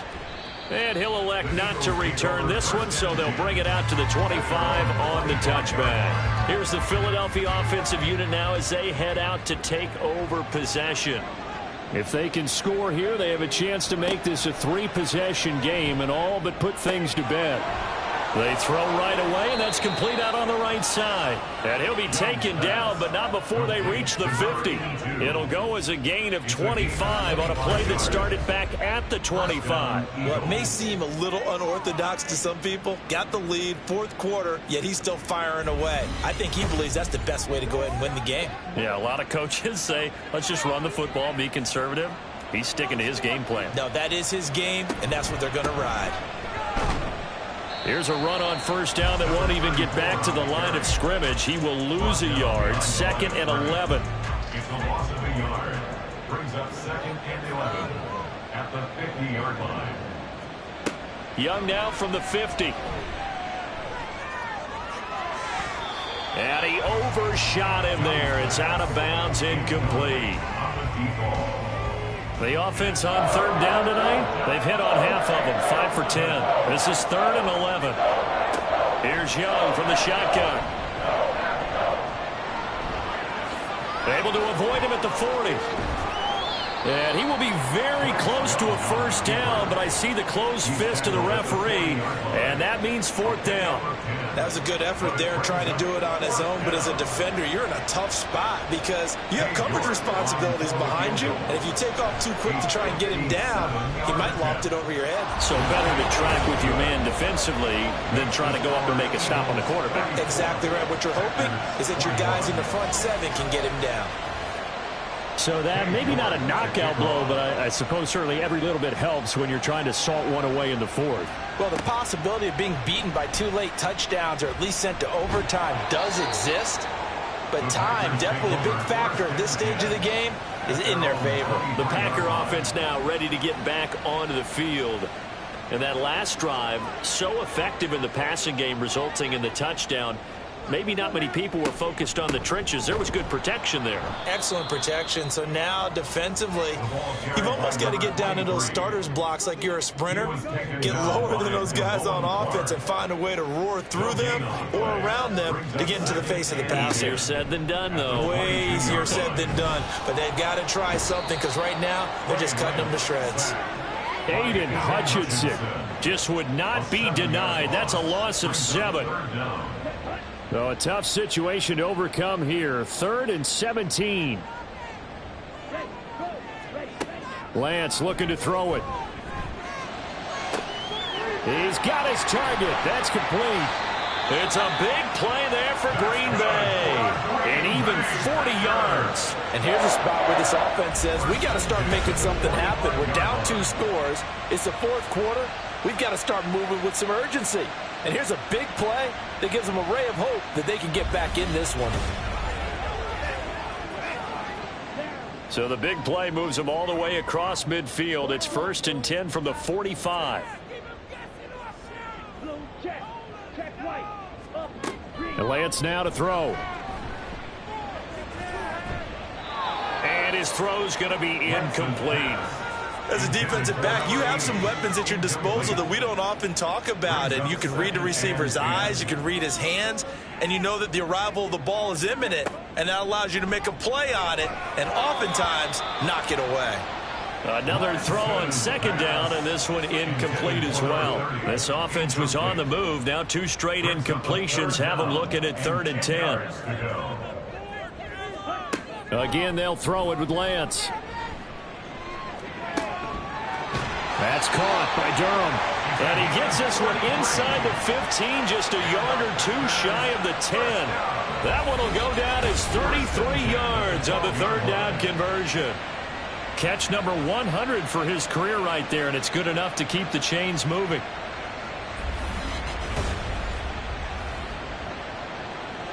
So how about this for field position after the big play? Inside the 15 now as they come up on 1st and 10. That is caught inside the 5. That will go as a pickup of 7 on the 7th play of the drive. 2nd and 3 with the ball sitting on the 5. At the 5-yard line. One back in the backfield, he'll get the carry. And this won't be enough to pick up the first. A gain of 2, 3rd and 1. They'll look to make it 3 for 3 on 3rd down conversions. They need a yard here. Now Lance.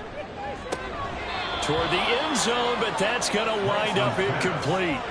So 2 3rd down conversions on this drive, but not able to get a 3rd, and now they deal with 4th down.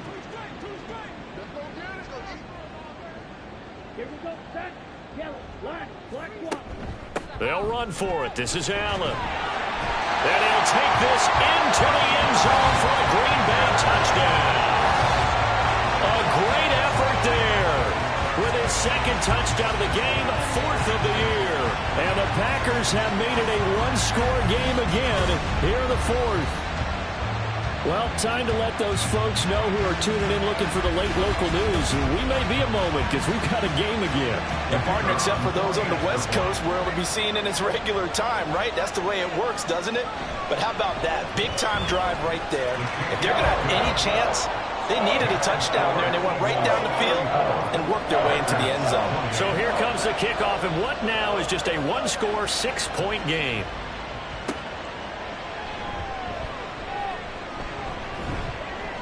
And able to get this across the 20, but not much further as he's dropped it to 23-yard line. Philadelphia getting set to take the field.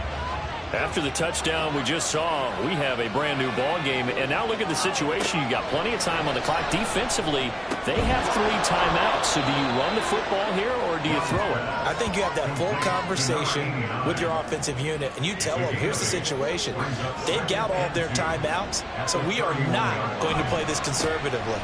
We've got to attack them. We've got to make them use those, gain the ground that we need in order to put this game away.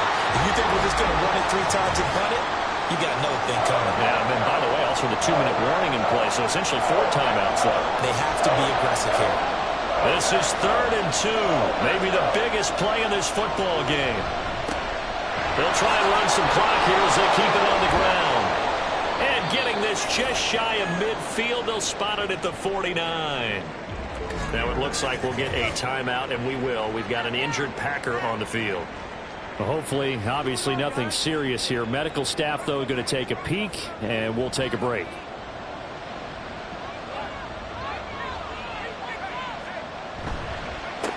Right back to him on 1st down. And he'll power ahead, but only for about 3 yards. 2nd down coming up. Here's 2nd and 7. Brings up 2nd and 7.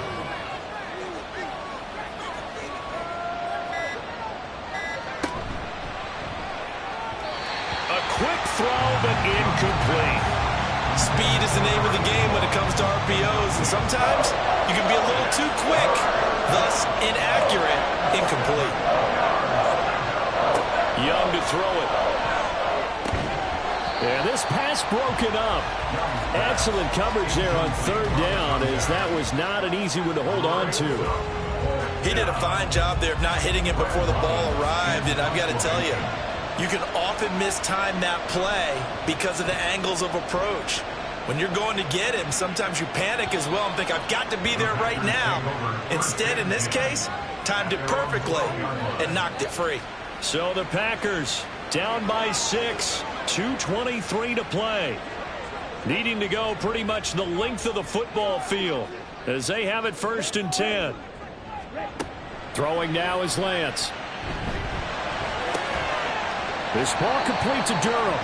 And he's tackled a yard short of the marker. Good gain of 9 on 1st down.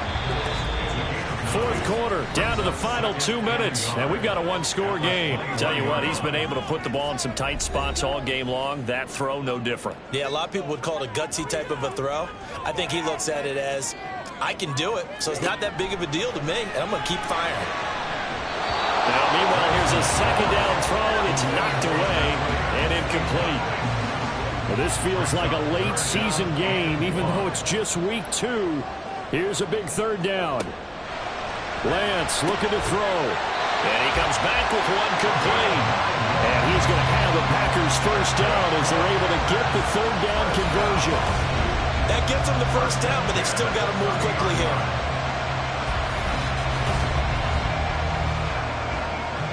Plenty of time. All 3 timeouts still remain. Here's 1st and 10 now. Lance back to throw. Oh, there's that man again. It's complete. They'll come up now. 2nd and 9. Now Lance. Buying time to his left. And he'll be brought down right around the 37. The Packers going to use one of their timeouts as they'll talk it over here before what will be an important 3rd down. And he's got his favorite target yet again. It's complete. And he takes this one down almost all the way to the 30. Here's Lance. And he's got his man in stride, complete. Now the Packers going to go ahead and use the second of their timeouts as the clock will stop with 37 seconds to play. Throwing again on second down, but this time it's incomplete. A couple extra defensive backs out there in the dime, and because of that, really not many places to throw the football, if any. And typically, what would you want to do against that dime? Run the football. You want to run the ball, but you can't do it in this situation. Not nearly enough time on the clock. You have to really navigate against a tough defense presented against you. Following the play now, they're going to stop the clock here as a man is shaken up. The medical staff will attend to him, and we will step aside.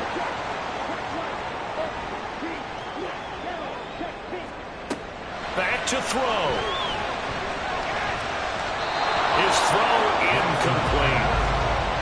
A lot of practice time, a lot of thinking goes into 2-minute drills, even on the defensive side. So now you want to make sure the guys understand. Continue to be aggressive, but make sure you're smart in doing so. Eluding the pressure right. And they work this near the 5. He'll be stopped at the 6. Now the Packers going to burn their third and final timeout as the clock will stop with an even 20 seconds left to go. Lance. And this is caught. Touchdown. And now they're an extra point away from winning this thing in the final seconds. The dramatic score to tie it, and now they just need the PAT to get the lead late fourth quarter. So much for the touchdown maker. It's all about the extra point attempter. And I can't wait to see how this one turns out. So they're not home yet. Still a critical extra point here to break the tie.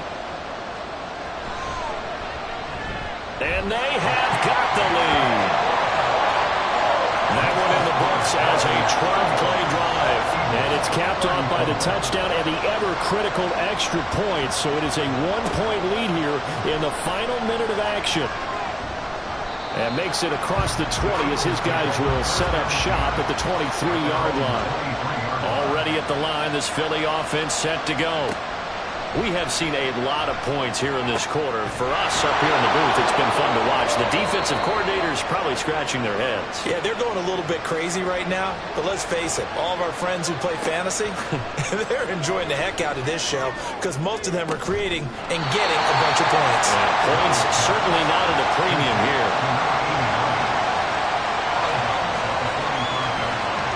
They come up now on 2nd and 2.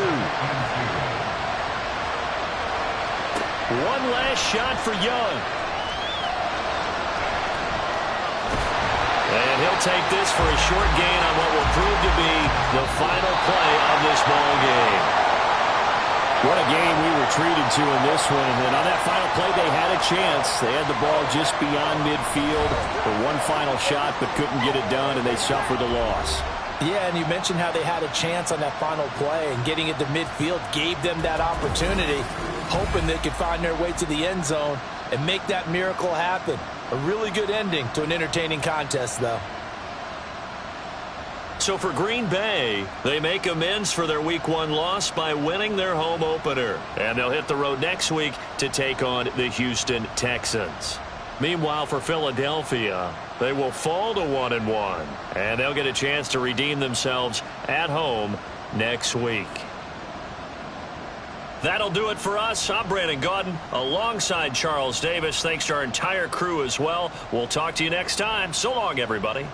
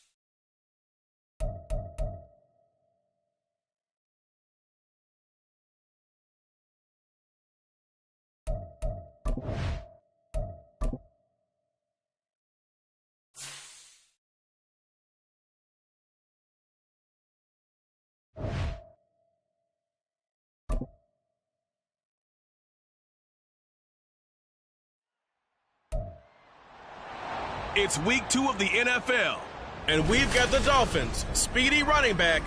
He's coming off a great week, reaching triple digits in yards with a collection of touchdowns.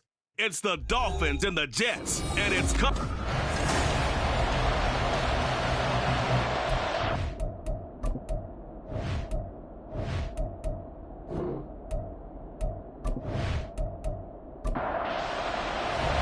Two teams here fresh off Week 1 victories. Who can keep it going as we're underway on EA Sports?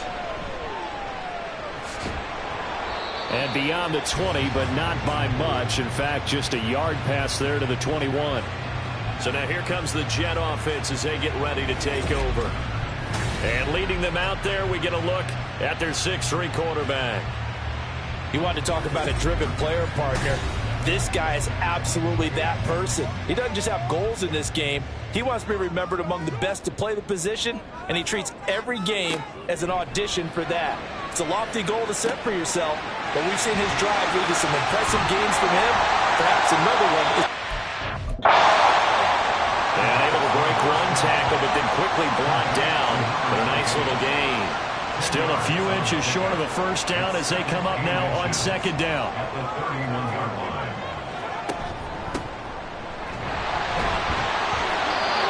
It's a gain of a yard, and it's first down, New York. First and 10 at the 32-yard line.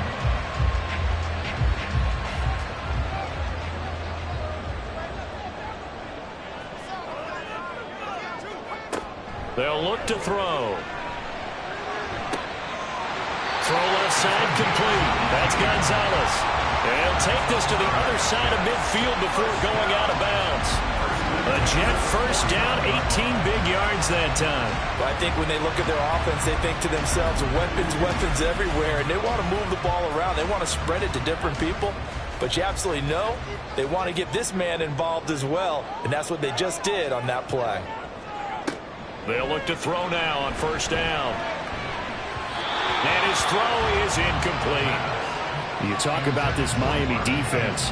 They've been a very good unit against the pass, defending at 5th best in the league. And, hey, they were stingy in the opener. Didn't allow much of anything at all through the air. So now they come into week 2 saying, hey, let's see if we can do even better. Let's go ahead and get to that number 1 spot. And he's out of bounds as he gets this down to the 45. They'll come up facing 3rd and 5. Brings up 3rd and 5. Back to throw again. Try! And they're going to be set up down around the 15-yard line. A big 30-yard play on 3rd. Well, my dad would say sometimes, I'm just scratching my head here trying to figure out what was going on there defensively. How did you lose him in the middle of the field? If you're going to lose a receiver, make sure it's someone on the short side of things, not deep downfield, that can hurt your defense. On 1st down, they'll go to the ground attack.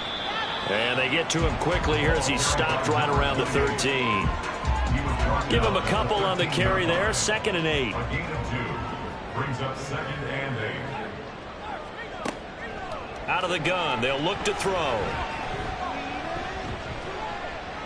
And that is incomplete here. It's been a good opening drive offensively thus far, but you know they don't want to waste it and settle for a field goal attempt after that incompletion. So this is a big play coming up here on 3rd down.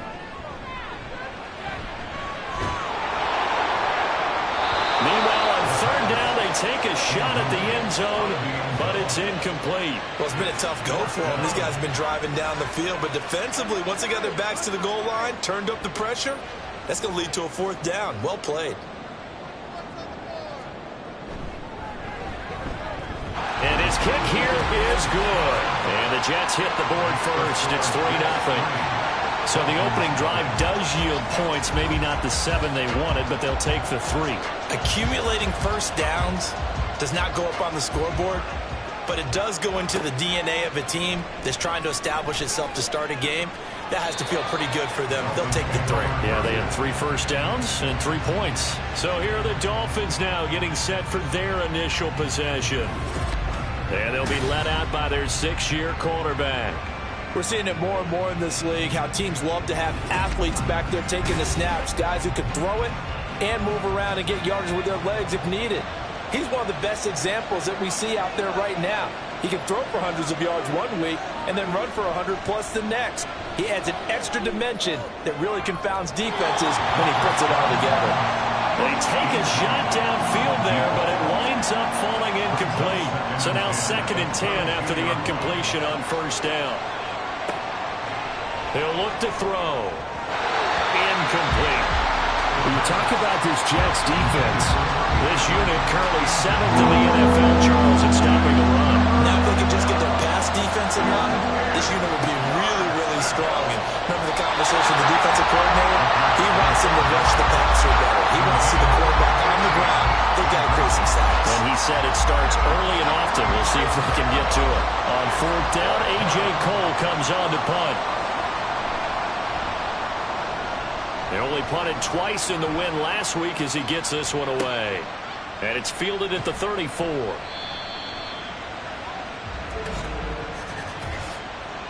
Personal foul. Roughing the kicker. Defense. That hurts. If it was running into the kicker, wouldn't be a 1st down. Roughing, it is a 1st. And just think about the differences between the two. Running into the kicker almost feels inadvertent, just a small tap, so to speak. But when you rough him, usually bodies are hitting the ground and flying all different places. And the difference is 5 yards or 15. And in this case, that's a big play. Throwing on 1st down, but this one winds up to be incomplete. Line of scrimmage, again the 37 as they line up 2nd and 10. They'll look to throw again. Over the middle into traffic, and that's complete. They get 7 out of that, so they're left with a 3rd and 3.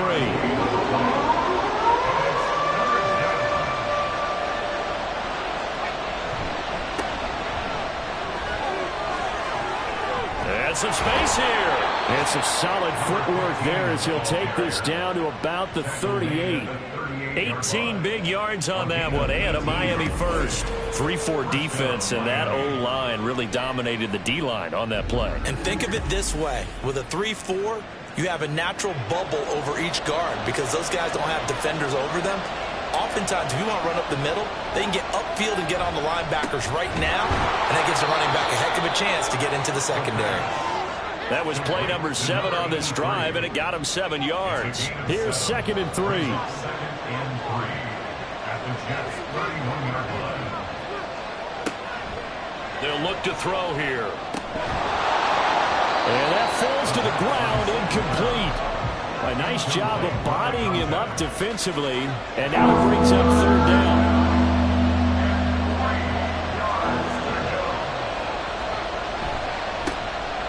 One back in the backfield, he'll get the carry. And he gets the 1st down here as he's taken down at the 24. Calling a gain of 7, and it gets him a new set of downs.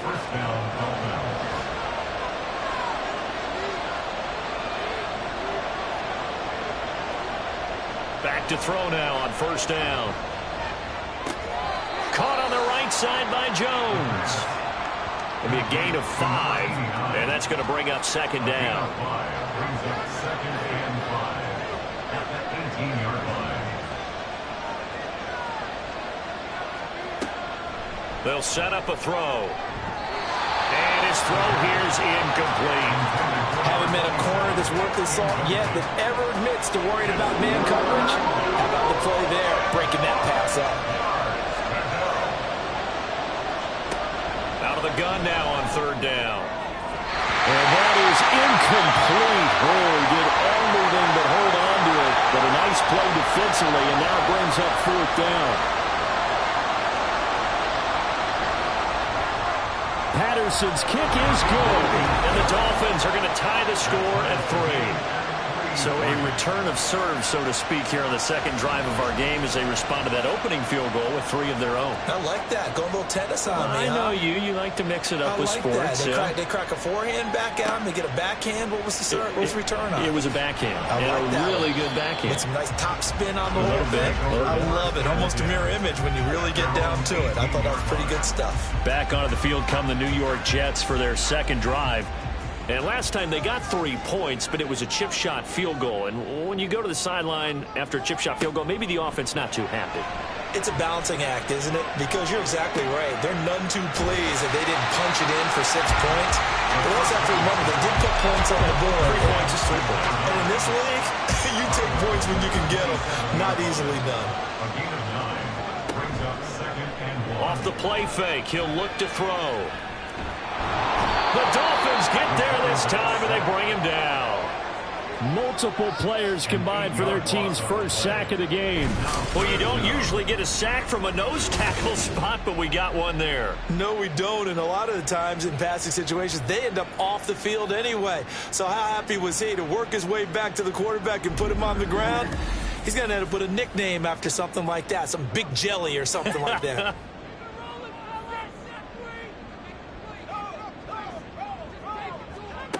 On 3rd down, he'll drop to throw. And that will be incomplete. Nice call by the defense there on 3rd down. Just flood the field with extra defensive backs in their dime package. Nowhere to go with the football. Forces the incompletion. And on 4th down, on is the punt team sending this one away. Fair catch called for and made at about the 32-yard line. So possession goes over here on the punt. And it'll be Dolphin football. 1st down Miami as they get set to start the drive. And after the field goal last time, we'll see what they can get here. At least they got points out of the last drive, Charles. I never met an offensive coach that didn't want to... He's got him in, complete. And he takes this one down almost all the way to the 30. 36 yards on the play. Well, partner, I'm not sure how this drive's going to end, but how about the way they flip field position there? A nice attacking play that picked up a heck of a chunk of yardage.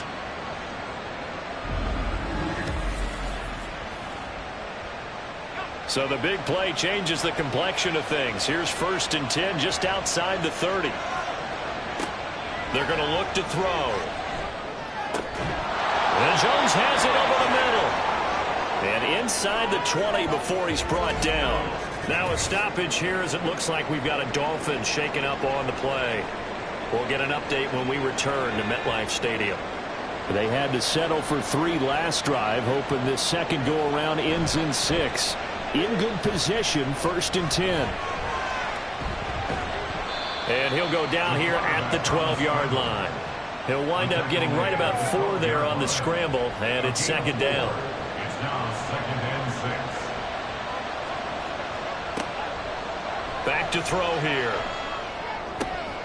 To the goal line, but it's incomplete. Just looking at it from a defensive perspective, when you break the huddle in the red zone, tight end is one of the guys you got a key on because quarterbacks want the ball in their hands fast in this position, and they want to get it to someone. And in this case, he had the play. They just didn't complete it. And the Dolphins are going to have 1st and goal as they try to finish off this drive with 6 points. And that could be one of those turning point plays in a ball game. A field goal gets you the lead here, but they want to make a statement and get 6 points. And they're certainly going to get that opportunity as they get the conversion and set up 1st and goal. They'll try to run this one in. And he takes it into the end zone for the Dolphin touchdown. A great play there. With his 4th rushing touchdown on the year. And the Dolphins have taken the lead.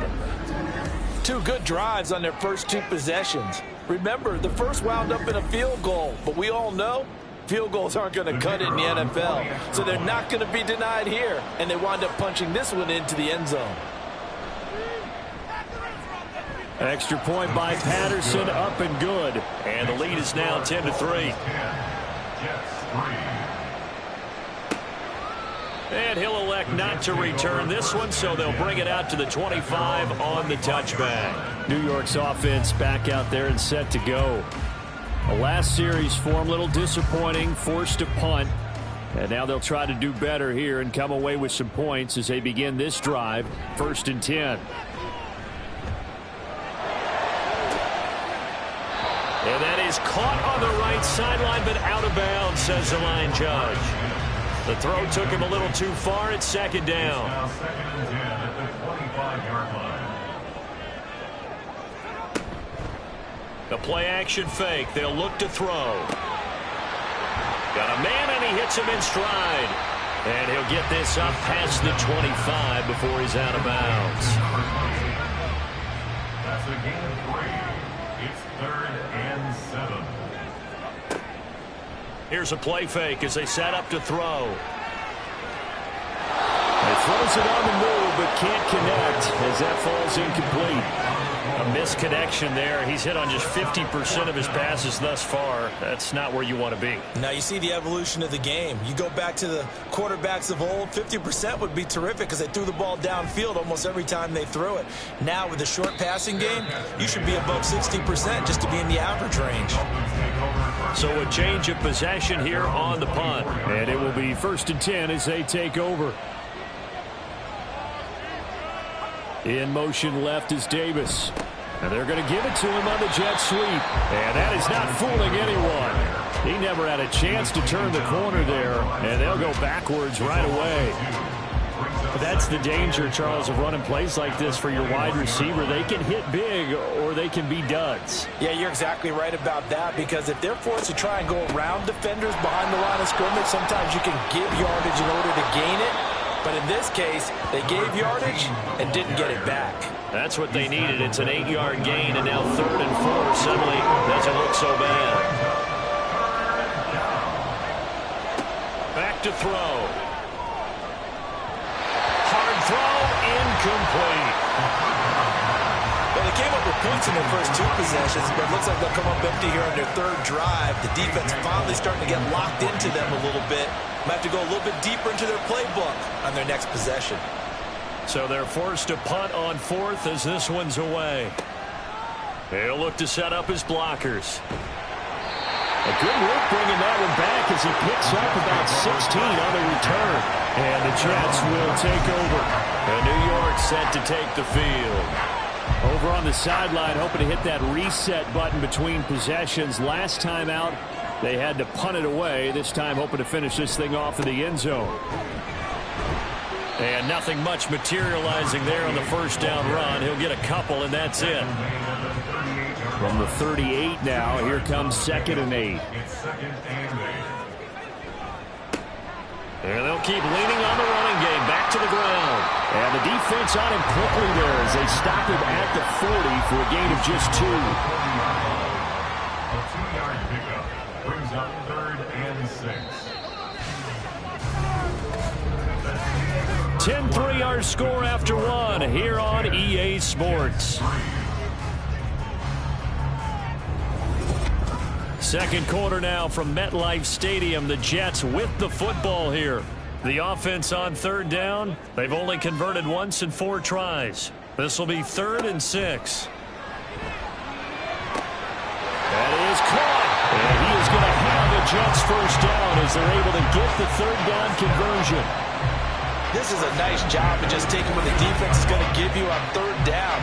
You're not looking for a big play downfield. You just want to find something that can get you past the marker.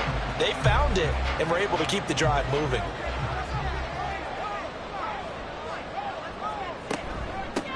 On 1st down, they'll go to the ground attack. Trying to run inside, but nothing there. Call it no gain on the play, and it'll be 2nd down. 2nd and 10 at their 49-yard line. He'll look to throw. And that is incomplete. A lot of force bearing down on him there. He could not hang on. It's 3rd down. Brings up 3rd down and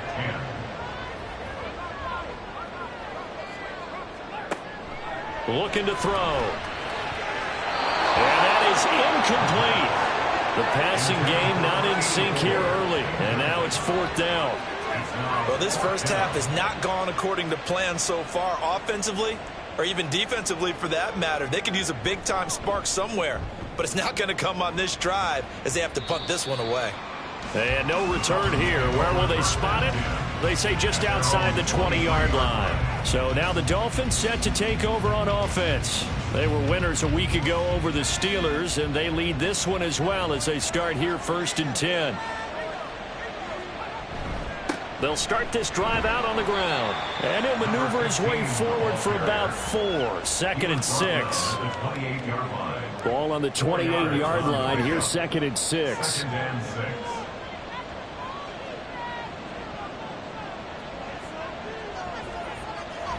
He'll drop to throw. Out route, he finds his man. It's Jones. His first catch, good for 9 and a 1st down. A gain of 9 yards. 1st down, Miami.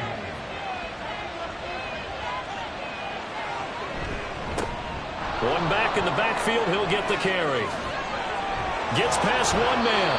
And they're going to have this across midfield and inside the 45. 59 yards rushing for him now on just 6 carries to this point. Partner, there are strong running plays, and then there are plays where you simply outclass the defense, and we saw the latter there. They ran straight up the heart of that front for an excellent gain and 1st down. Simply put, you've got to put up more of a fight defending the middle. Otherwise, this is going to be a long game. Running game working. They'll stick with it on 1st down. Down inside the 40. Now a stoppage here as it looks like we've got a Dolphin shaken up on the play. We'll get an update when we return to MetLife Stadium.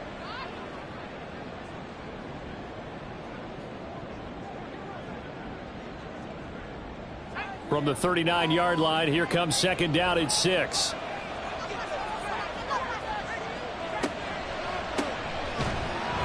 And they see right through that defensively as he'll be hit and taken down to the backfield.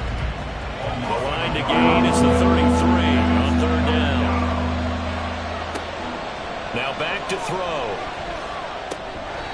And he's unable to haul it in, so it falls incomplete over the middle 3rd of the field, and that brings up 4th.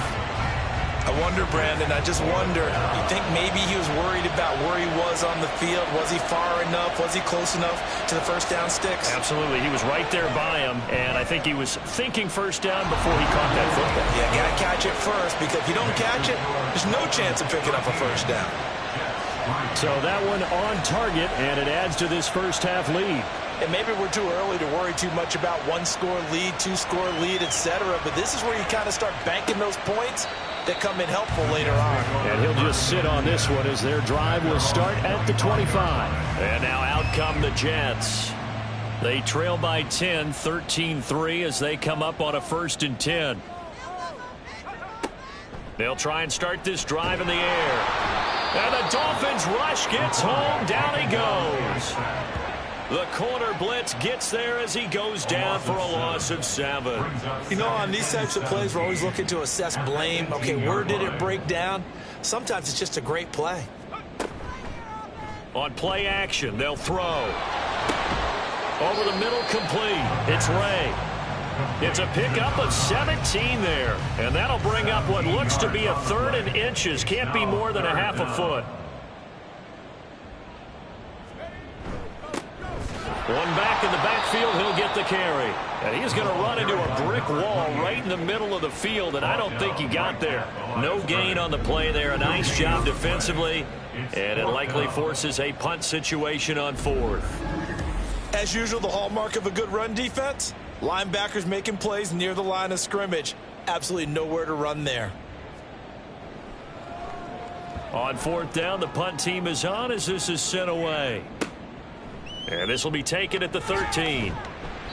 It'll wind up being a net of 41. 9-yard return, 50 on the punt. And out will come the offense as they take over.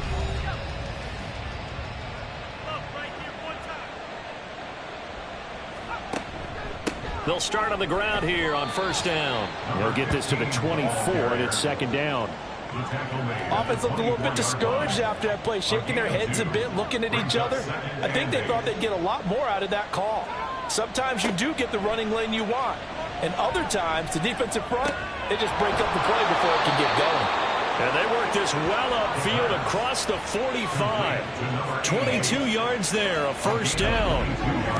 Good strong throw and catch right there. And so far in this game, the alleys have been open for them to get completions, and they're taking advantage of it.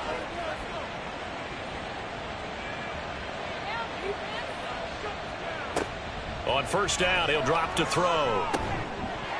And that one drops down, incomplete. Good coverage there, forced the ball free, and it's 2nd down.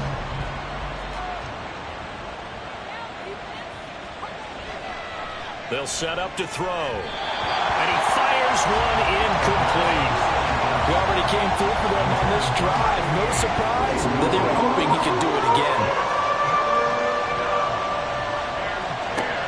They'll stick with the passing game as he looks to throw. And he can't get rid of it. He's taken down. And that'll bring up 3rd down on a big sack with a loss of 5. 3rd and long, you knew that he was going to throw it. He just couldn't find anybody to throw it to.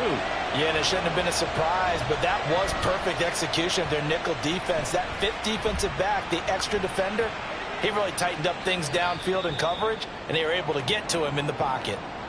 Well, on that punt, we've got a man shaken up. We'll get an update when we return to MetLife Stadium.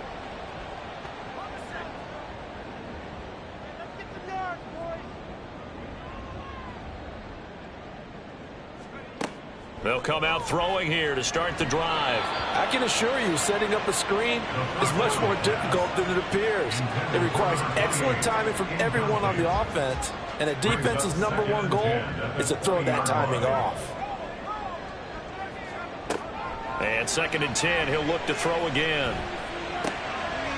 Firing quickly here, and that's complete. And he's brought down at the 24 after a gain of 4. These guys have punted 4 times already, and they're staring at a 5th, barring a conversion here on 3rd down. Now a shotgun snap as they'll look to throw. And he can't escape, and down he goes.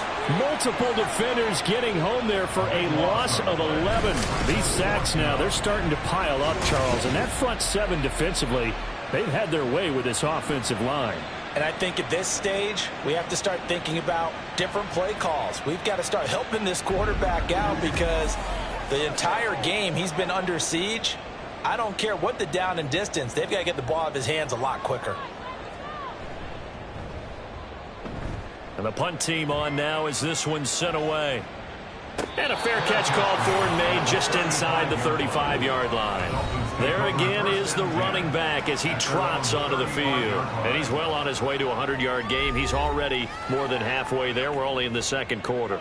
And what I've always loved about running backs is they'll tell you, I had no idea how many yards I had. Right. Those guys have an innate sense of where they are in a ball game and how many yards they've accumulated, because you know they're always working towards 100. He's been working well towards 100 here.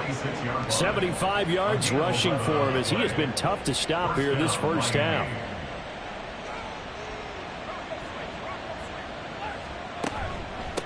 Right back to him on first down. Oh, look at the juke. Breaks the tackle. He's got room to run. Still going.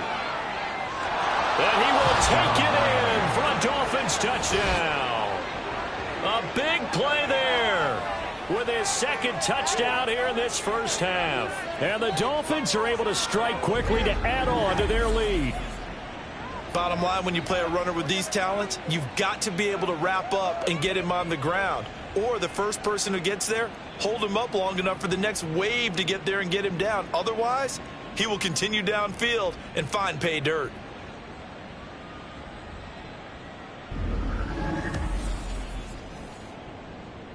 Extra point try now for Patterson.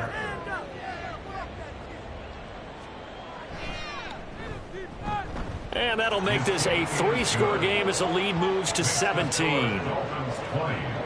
It only took him 2 plays there to find the end zone. The last one, the long run, getting him in for 6 points. And it'll come out to the 25 as he will not attempt to return. The offense for the Jets ready to take over.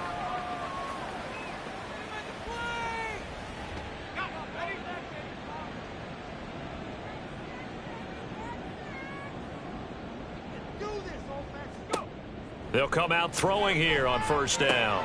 Oh, he rifles one, and that's going to be intercepted. Oh, timing is everything on a route like this. He tried to drive that football into a tight spot. And if you're a little early or a little late, chances are there's going to be someone there. And sure enough, this one's going the other way. Well, look at the running back, the man out of the backfield as he gears up to go again. He's already cruised past the 100-yard mark. We haven't even gone away for halftime yet. He might not want halftime. All right, why cool off? Keep everybody here. Let's stay out on the field and keep going. But all that being said, everything is really working well for him. And now off to the races down the right side. And he gets it all the way down inside the 10 and mark him at the 5. That one good for 33 and a first. He covered a lot of ground, great blocking, and now they can sniff that end zone. They certainly can, and because of that run, maybe you come back and fake it to him on this play and throw a little play action. Someone should break wide open. And hold on here, because on that last run, it looks like we have a player who was shaken up. We'll get an update when we return to MetLife Stadium.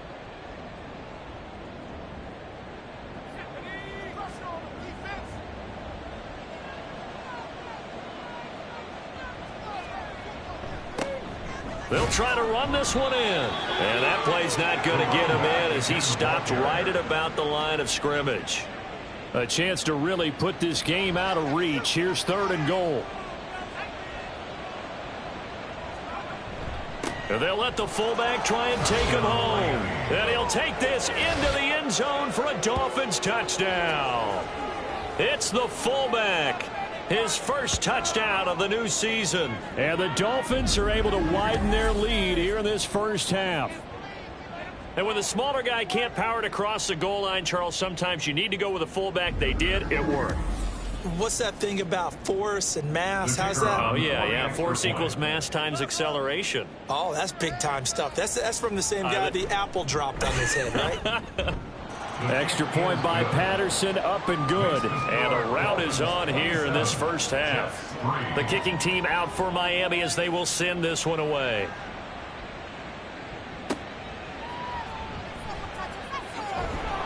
And he returns this to the 22.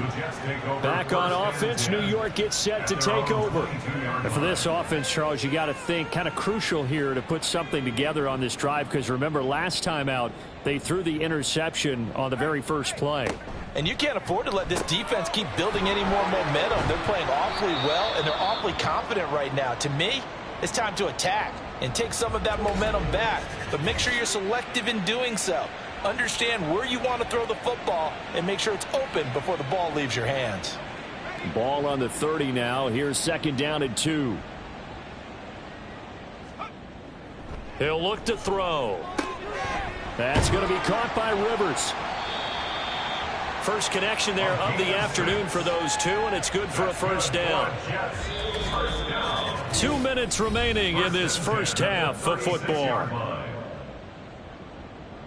A reminder coming up at halftime, we'll head to Orlando. Standing by there, Jonathan Coachman. He'll have stats and scores from around the NFL in this second week of the regular season. He finds his man, complete. It's Gonzalez. And they'll get him down after a pickup of 8. 2nd and 2. Offense. So following the hold, they're in a bit of a hole here with a 1st and 20. They'll look to throw. He finds his man, complete. That's Ray. And past the 40 before he's out of bounds. Hook up of 15 yards there. And it's 2nd down. Second down at the 41-yard line. They'll look to throw again. And his throw's going to be incomplete. Well, that's a defensive coordinator's got to be happy with that result. They took away all options downfield and forced the incompletion. Again, he'll drop to throw. He's got his target. That's complete. And he is going to have a Jets first down as he's able to get 8 yards there on 3rd and 5.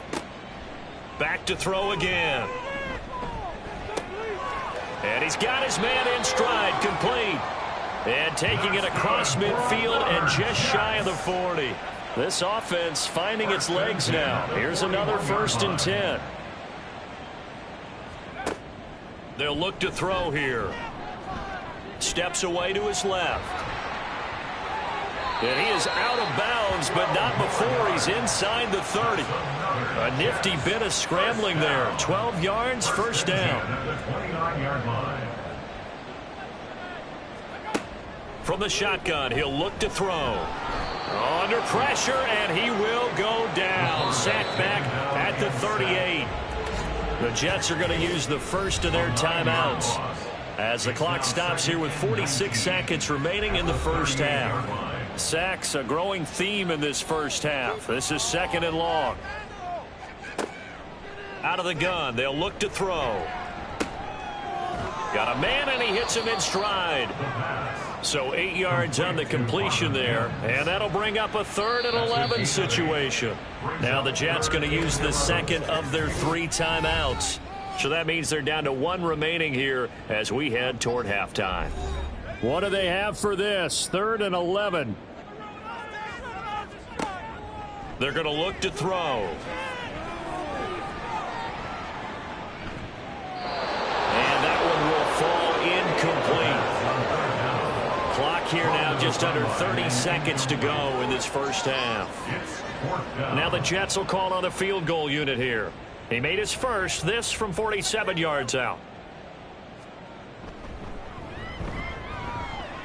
And this will split the uprights. It's right down the middle, and they get a little bit closer here as the lead's down to 3 touchdowns. So the 3 points here, they're still down, but they put somewhat of a dent into that lead going into the break. Anything helps when you're trying to chip away at a lead, but they do know that they're going to need a little bit better effort in the second half. Oh, a good-looking return set up here. And a good return, able to get out across the 35 to the 36. Getting set to go again as we look at the back, heading onto the field again. Might he be on his way to a record-setting performance here, Charles? 2nd quarter, and the yardage number already ridiculous. And they always talk about just focusing on the next play. But sometimes it's okay to dream big because they're focusing on the 4th quarter already.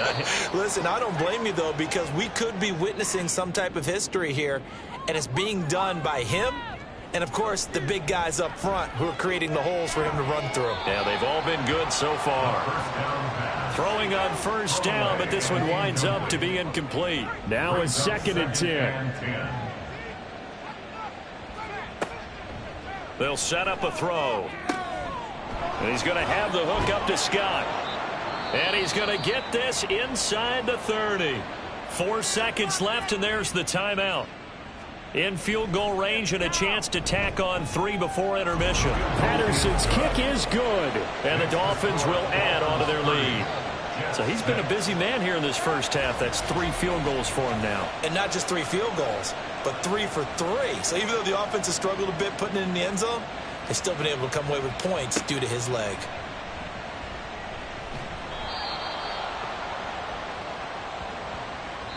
So we've come to halftime after a very one-sided beginning to this one. As we'll send you down the coast now to Orlando, that's where we find Jonathan Coachman, ready with our EA Sports Halftime Report. Coach. Okay, Brandon, we'll get you back to you and Charles in a bit, but first it's time for a trip around the NFL following an eventful opening weekend. Let's see what's happening in Week 2. We'll get our tour started out at venerable Soldier Field in Chicago, and they are seconds away from halftime, all tied in that one. We'll stay in the NFC North as we head over to the Motor City to check on the Lions at home in Detroit. And you can see, currently they trail in that ball game. Jalen Hurts has thrown a touchdown pass. Lastly, let's get you to Charlotte, North Carolina. Check on the Panthers at home at Bank of America Stadium. And that one all even as they play the visiting Bucs.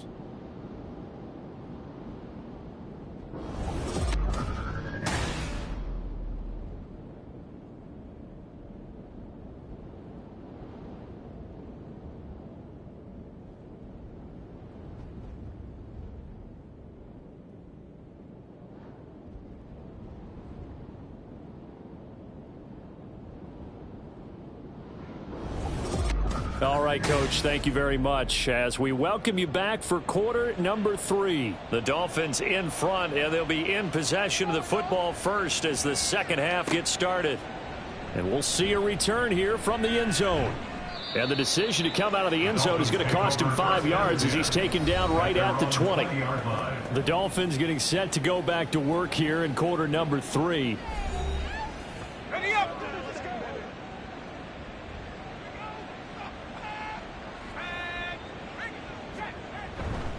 They'll start this drive out on the ground. He'll work his way up the middle for a gain of about 4. Second down.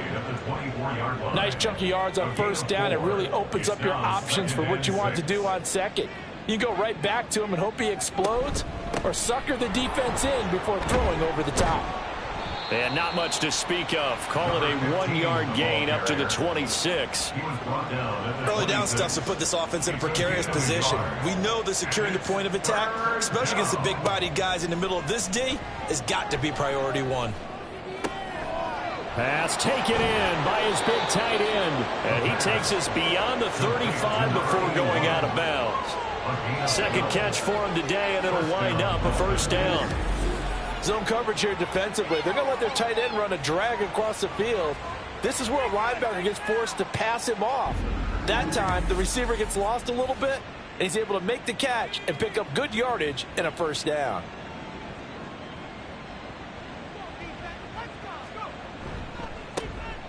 On first down, they'll go to the ground attack. And just no chance of turning the corner. He can only get back to the line of scrimmage. 2nd and 10 coming up. So after the run for no gain, here's 2nd and 10. At the 37-yard line. And they'll give him another shot here on the ground. And maybe a measure of revenge there. He's had his way in this one, but this time they get him behind the line. It'll go as a loss of a yard, so now they deal with 3rd and 11. Third down. Back to throw. He wants it all for the end zone. And unable to connect, incomplete. I'll give them credit, they took their shot, but it's going to bring up 4th down. I like the fact that he took the shot deep downfield. Even if you don't get the catch, maybe you get a defensive penalty and pick up the yardage that way. On is the punt team now as this one's sent away. Taking it about the 16. It'll be a 44-yard punt. The return goes for 8. And the Jets will take over 1st and 10. So here's the Jets offense now as they get ready for their first possession of the second half.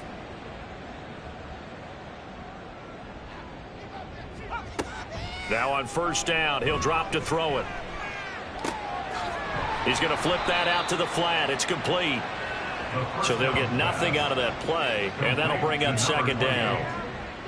No gain on the play. 2nd and 10 at the 24-yard line. The play action fake. They'll look to throw. He finds his man. Complete. It's Gonzalez. 27 yards there. A first down. At the 48-yard line.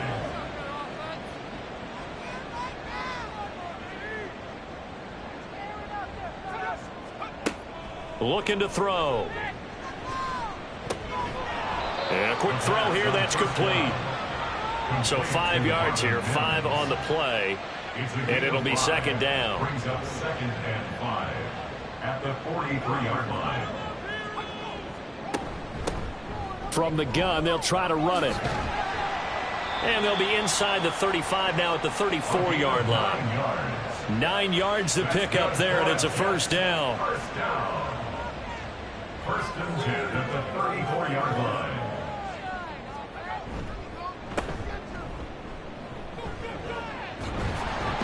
And some strong running there as he's down just shy of the 20 on the edge of the red zone. Work to do here to avoid falling to 1-1, but this is 1st and 10 right now. They'll drop to throw. This is caught. Touchdown, Jets. From 21 yards away. And the Jets are able to cut into that deficit. So a very important first drive of the third quarter, Charles, and safe to say, a much-needed touchdown. Which leads to the question, what was this in the first half? Because if they'd had a few more drives like that, they wouldn't be in this situation. But that is the kind of drive that sends a message to the other side. We're going to be here, and we're going to battle you to the end. Complete at the 1. And he's going to get in for the score. And the lead now cut to 14. Well, it's still an uphill battle from here, that's for sure, but that makes it a 2-score game. And now we see why teams practice so much on the 2-point conversion, why you have more than one play ready, because you may need multiples to throw out a ball game. There's a great example right there.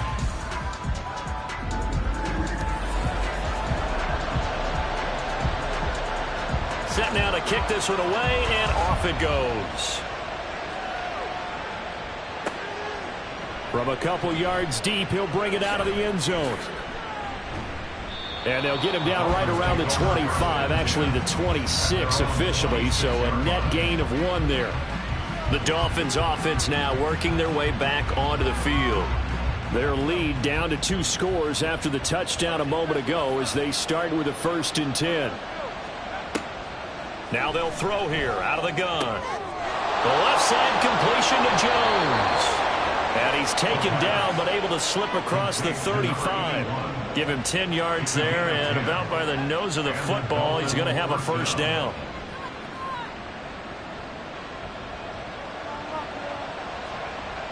He'll drop to throw. Caught on the right side by Jones. And down he goes at the 45 after a pickup of 9. Second down and a little more than a yard here. At the 45-yard line.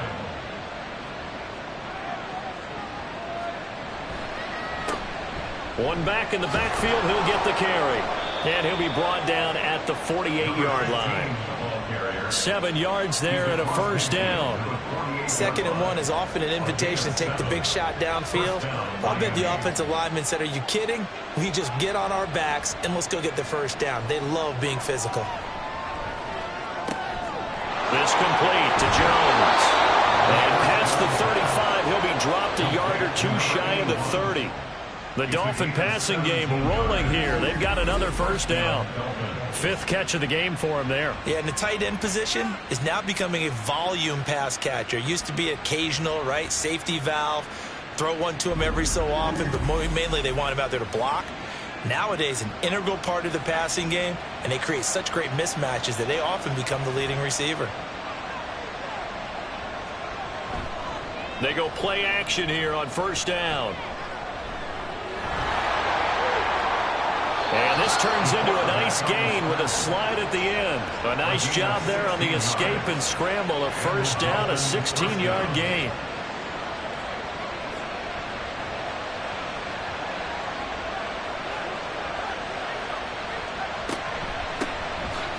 From the gun, he'll hand this off. And for one of the few times here today, this one's not going to go anywhere. Officially nothing on that last run. They'll try again, 2nd and 10. At the 16-yard line. Back to throw here. That's complete right around the 8. He's down inside the 10 to the 8. And it comes on a gain of 8. They're trying to keep the drive going. This will be play number 8. It's 3rd and 2.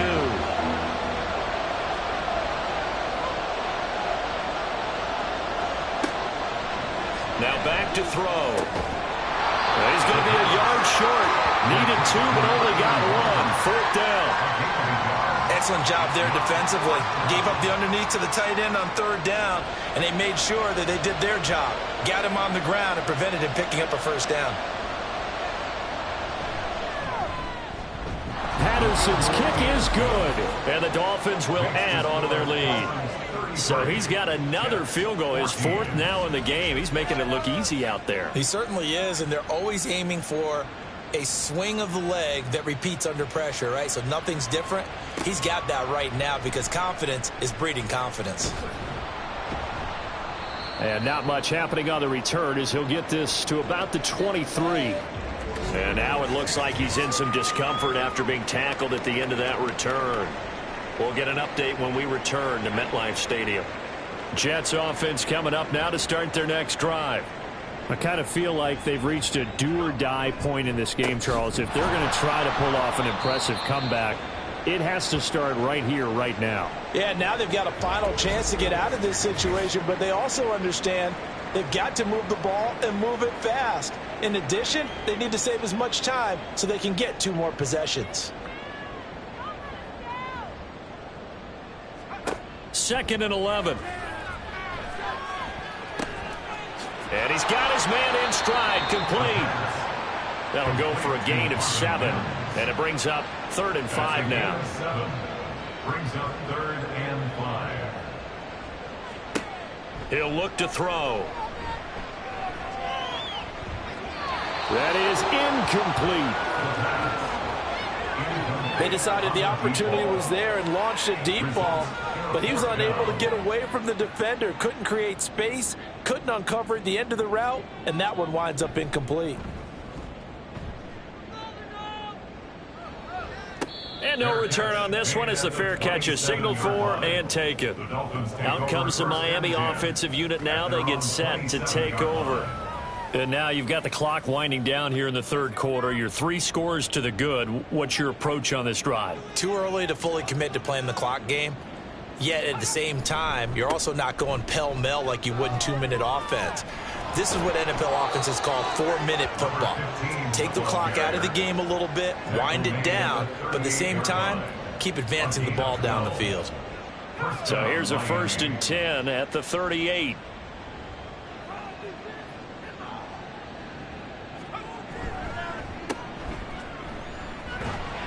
And that one goes for about 6 as he's taken down just shy of the 45.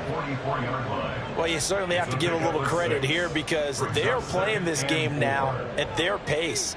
This is ball control football, sustained runs, taking their time, and making it work. Got a man, and he hits him in stride. And he'll be brought down at the 48-yard line. And a stoppage here. We're going to need to take a moment as a Jet was shaken up on that one. We'll get an update when we return to MetLife Stadium. This offense really looking polished these first couple of weeks. Here's 1st and 10. They'll set up to throw. Jones has it. Give him a gain of 5 on the completion, and that'll make it 2nd down.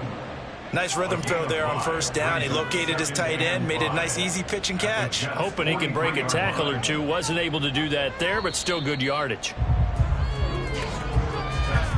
And they're not going to get to the line to run another play, so we will switch ends as the 3rd quarter has come to a close.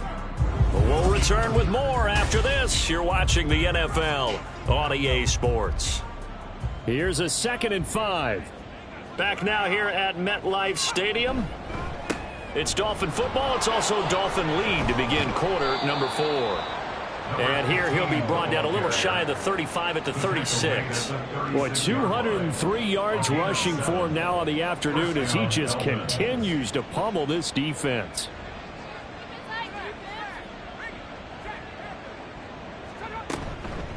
Running game working. They'll stick with it on first down. And tough sledding. He'll get maybe a yard. Stop short of the 35. Ball on the 36 now. Here's 2nd and 9. He'll look to throw. And bringing it in, it's Davis.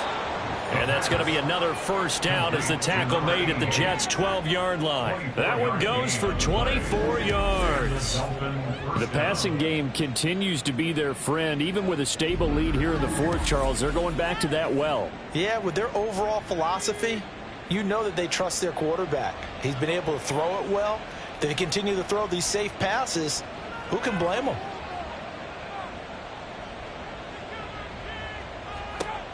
They'll look to throw here on first down. And he will take it in for a Dolphins touchdown.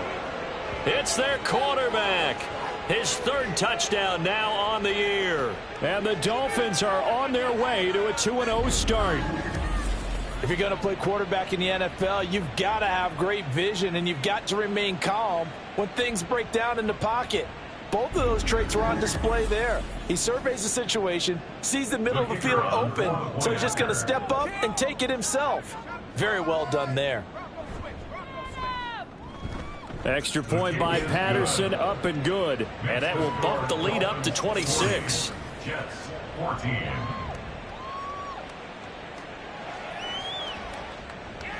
The kicking team out for Miami as they will send this one away. This fielded right at the goal line. And he'll get it up across the 20 to the 21-yard line. Here's the Jet offense now. They head out to take over.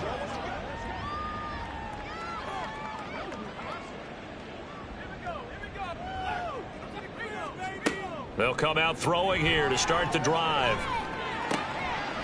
And he's going to find his man out of the backfield. That's complete. It'll go as a gain of 4. And it's 2nd down. At the 25-yard line.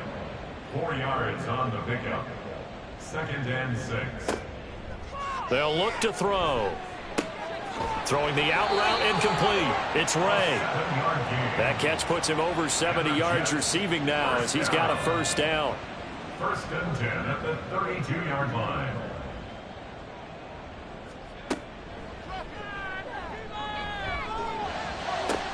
Here's a throw to his running back. It's complete. And he gets this up across the 35 before he's out of bounds. They'll work from the 36 on 2nd and 6. Now 2nd and 6. They'll stick with the passing game as he looks to throw. Oh, there's that man again. It's complete. And he'll be out of bounds, but able to get it up past the 45. A couple of first downs to kick off the drive. Here's 1st and 10 up at the 46. They'll look to throw again. The Dolphins get there this time, and they bring him down. It'll be a loss of 10, and it'll bring up 2nd. Well, partner, you and I will be headed to the airport, but after this game, when it's interview time, someone's going to ask this quarterback what hurt worse, the interceptions or the sacks. His whole day, it's been rough. Barring a miraculous comeback, this offense isn't going to win this game, but he's probably going to say what hurt most is the loss.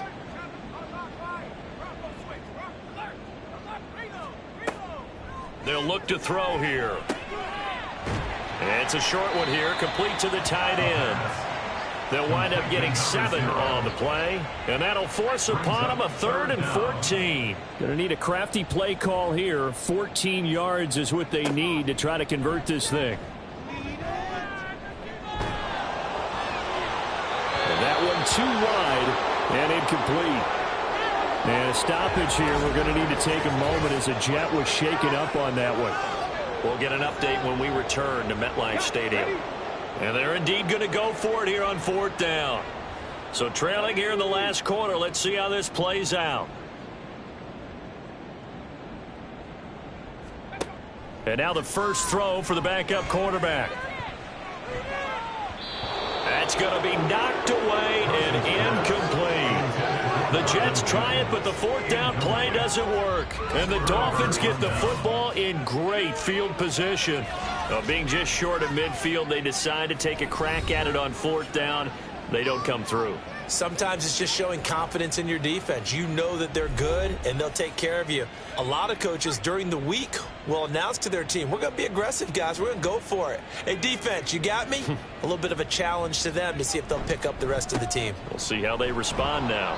Officially, it's a 1-yard loss. That's going to bring up 2nd and 11. On this day, the ground has been his, but at least on that individual play, we just saw the defense finally with a win. Yeah, they finally got one, and that's a win for them, but all game long, he's seen the holes, and they've been huge for him.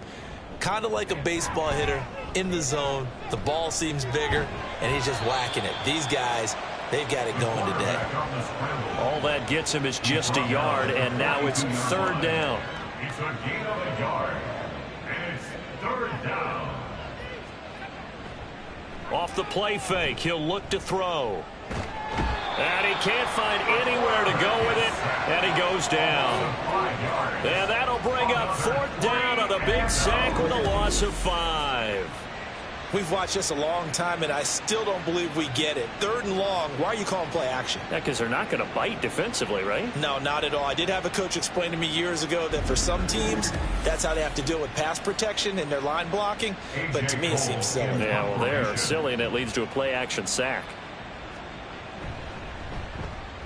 Averaging over 50 yards a punt so far as this one's away. And this will be up to the ruling of the side judge here. He says it crossed out of bounds at the 16-yard line. So out now come the Jets. A kind of a lucky break on the prior drive, Charles. The turnover on downs that the offense had didn't come back to bite them after the other side. Their defense came through, was able to hold them without any points. I would agree with you, partner. A little bit of a lucky break indeed, but you know what they'd say to us? No luck, just pure skill. We rose to the challenge, and we didn't permit a score.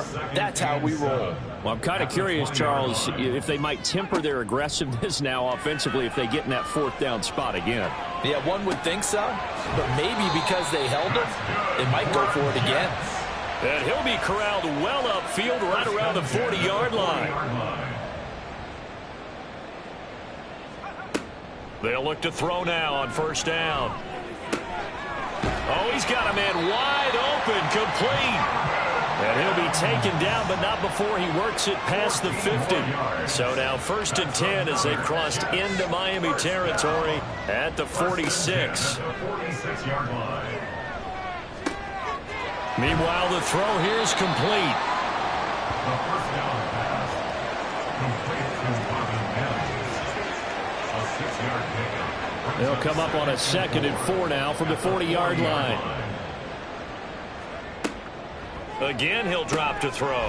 He finds his man, complete. That's Ray. He's up now to 80 yards receiving in the ball game, and he's got a 1st down. 1st and 10 at the 33-yard line. Back to throw again. Oh, he dropped it. And that's pretty indicative of the way this one's gone. 2nd and 10. It's now 2nd and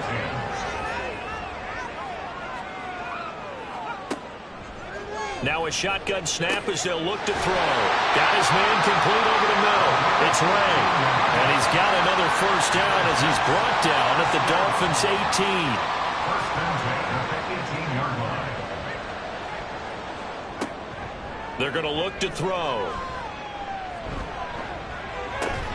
He finds his man complete. That's McDonald. And able to get this down inside the 15 to either the 13 or 14 before he's out of bounds. 4 yards on the pickup. 2nd and 6. 2nd and 6. And he's going to go down. He's sacked back at the 24. Multiple defenders get to him there, and that is the 6th time he's been sacked in this ball game. We all know he's one of the better quarterbacks in the league, but definitely not today.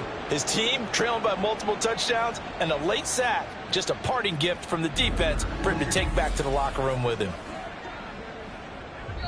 The Dolphins bring on an extra defensive back on 3rd down. And we are inside of 2 minutes left in this lopsided affair. How to approach this? 3rd down and 16 yards to go. They'll drop to throw. Under pressure, and they got to him again. And the defense coming through on 3rd down. A loss of 7 to bring up 4th.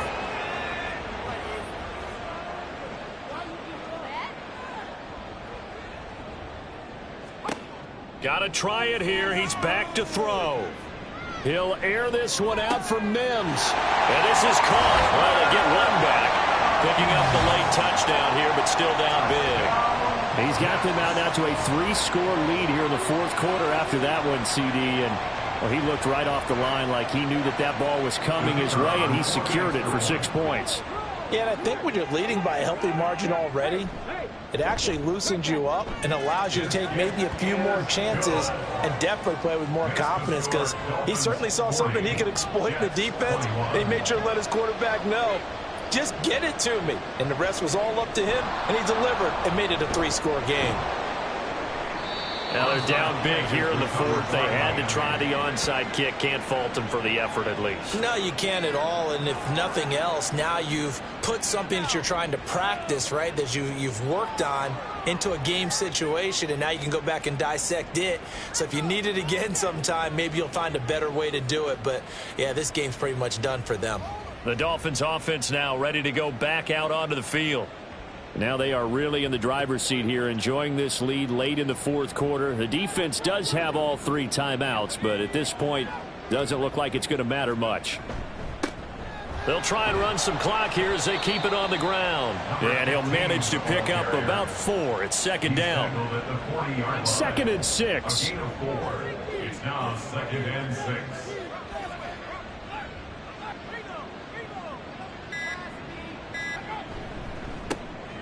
And they'll keep leaning on the running game. Back to the ground.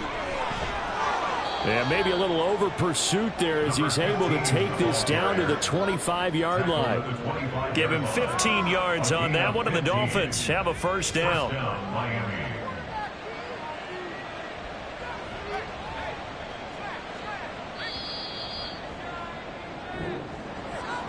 Charles, a lot of happy faces heading into the tunnel as this one ends, and understandably so. Not only did they get the win, but boy, their offense was on fire in this ball game.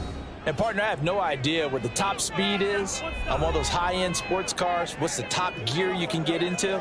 This offense, they certainly were there in this one, huh? Everything clicking for them in this contest, the kind of performance that they're going to cherish. So for the Dolphins, it's a dream start. 2 wins in 2 early road games. And they will head back home next week. Meanwhile, for the Jets, they'll fall to 1-1. And they'll try to get back on track next week as they head up to Orchard Park to take on the Buffalo Bills. So for our entire crew, alongside Charles Davis, I'm Brandon Gaudin. Thanks for watching, everybody. We'll see you next time.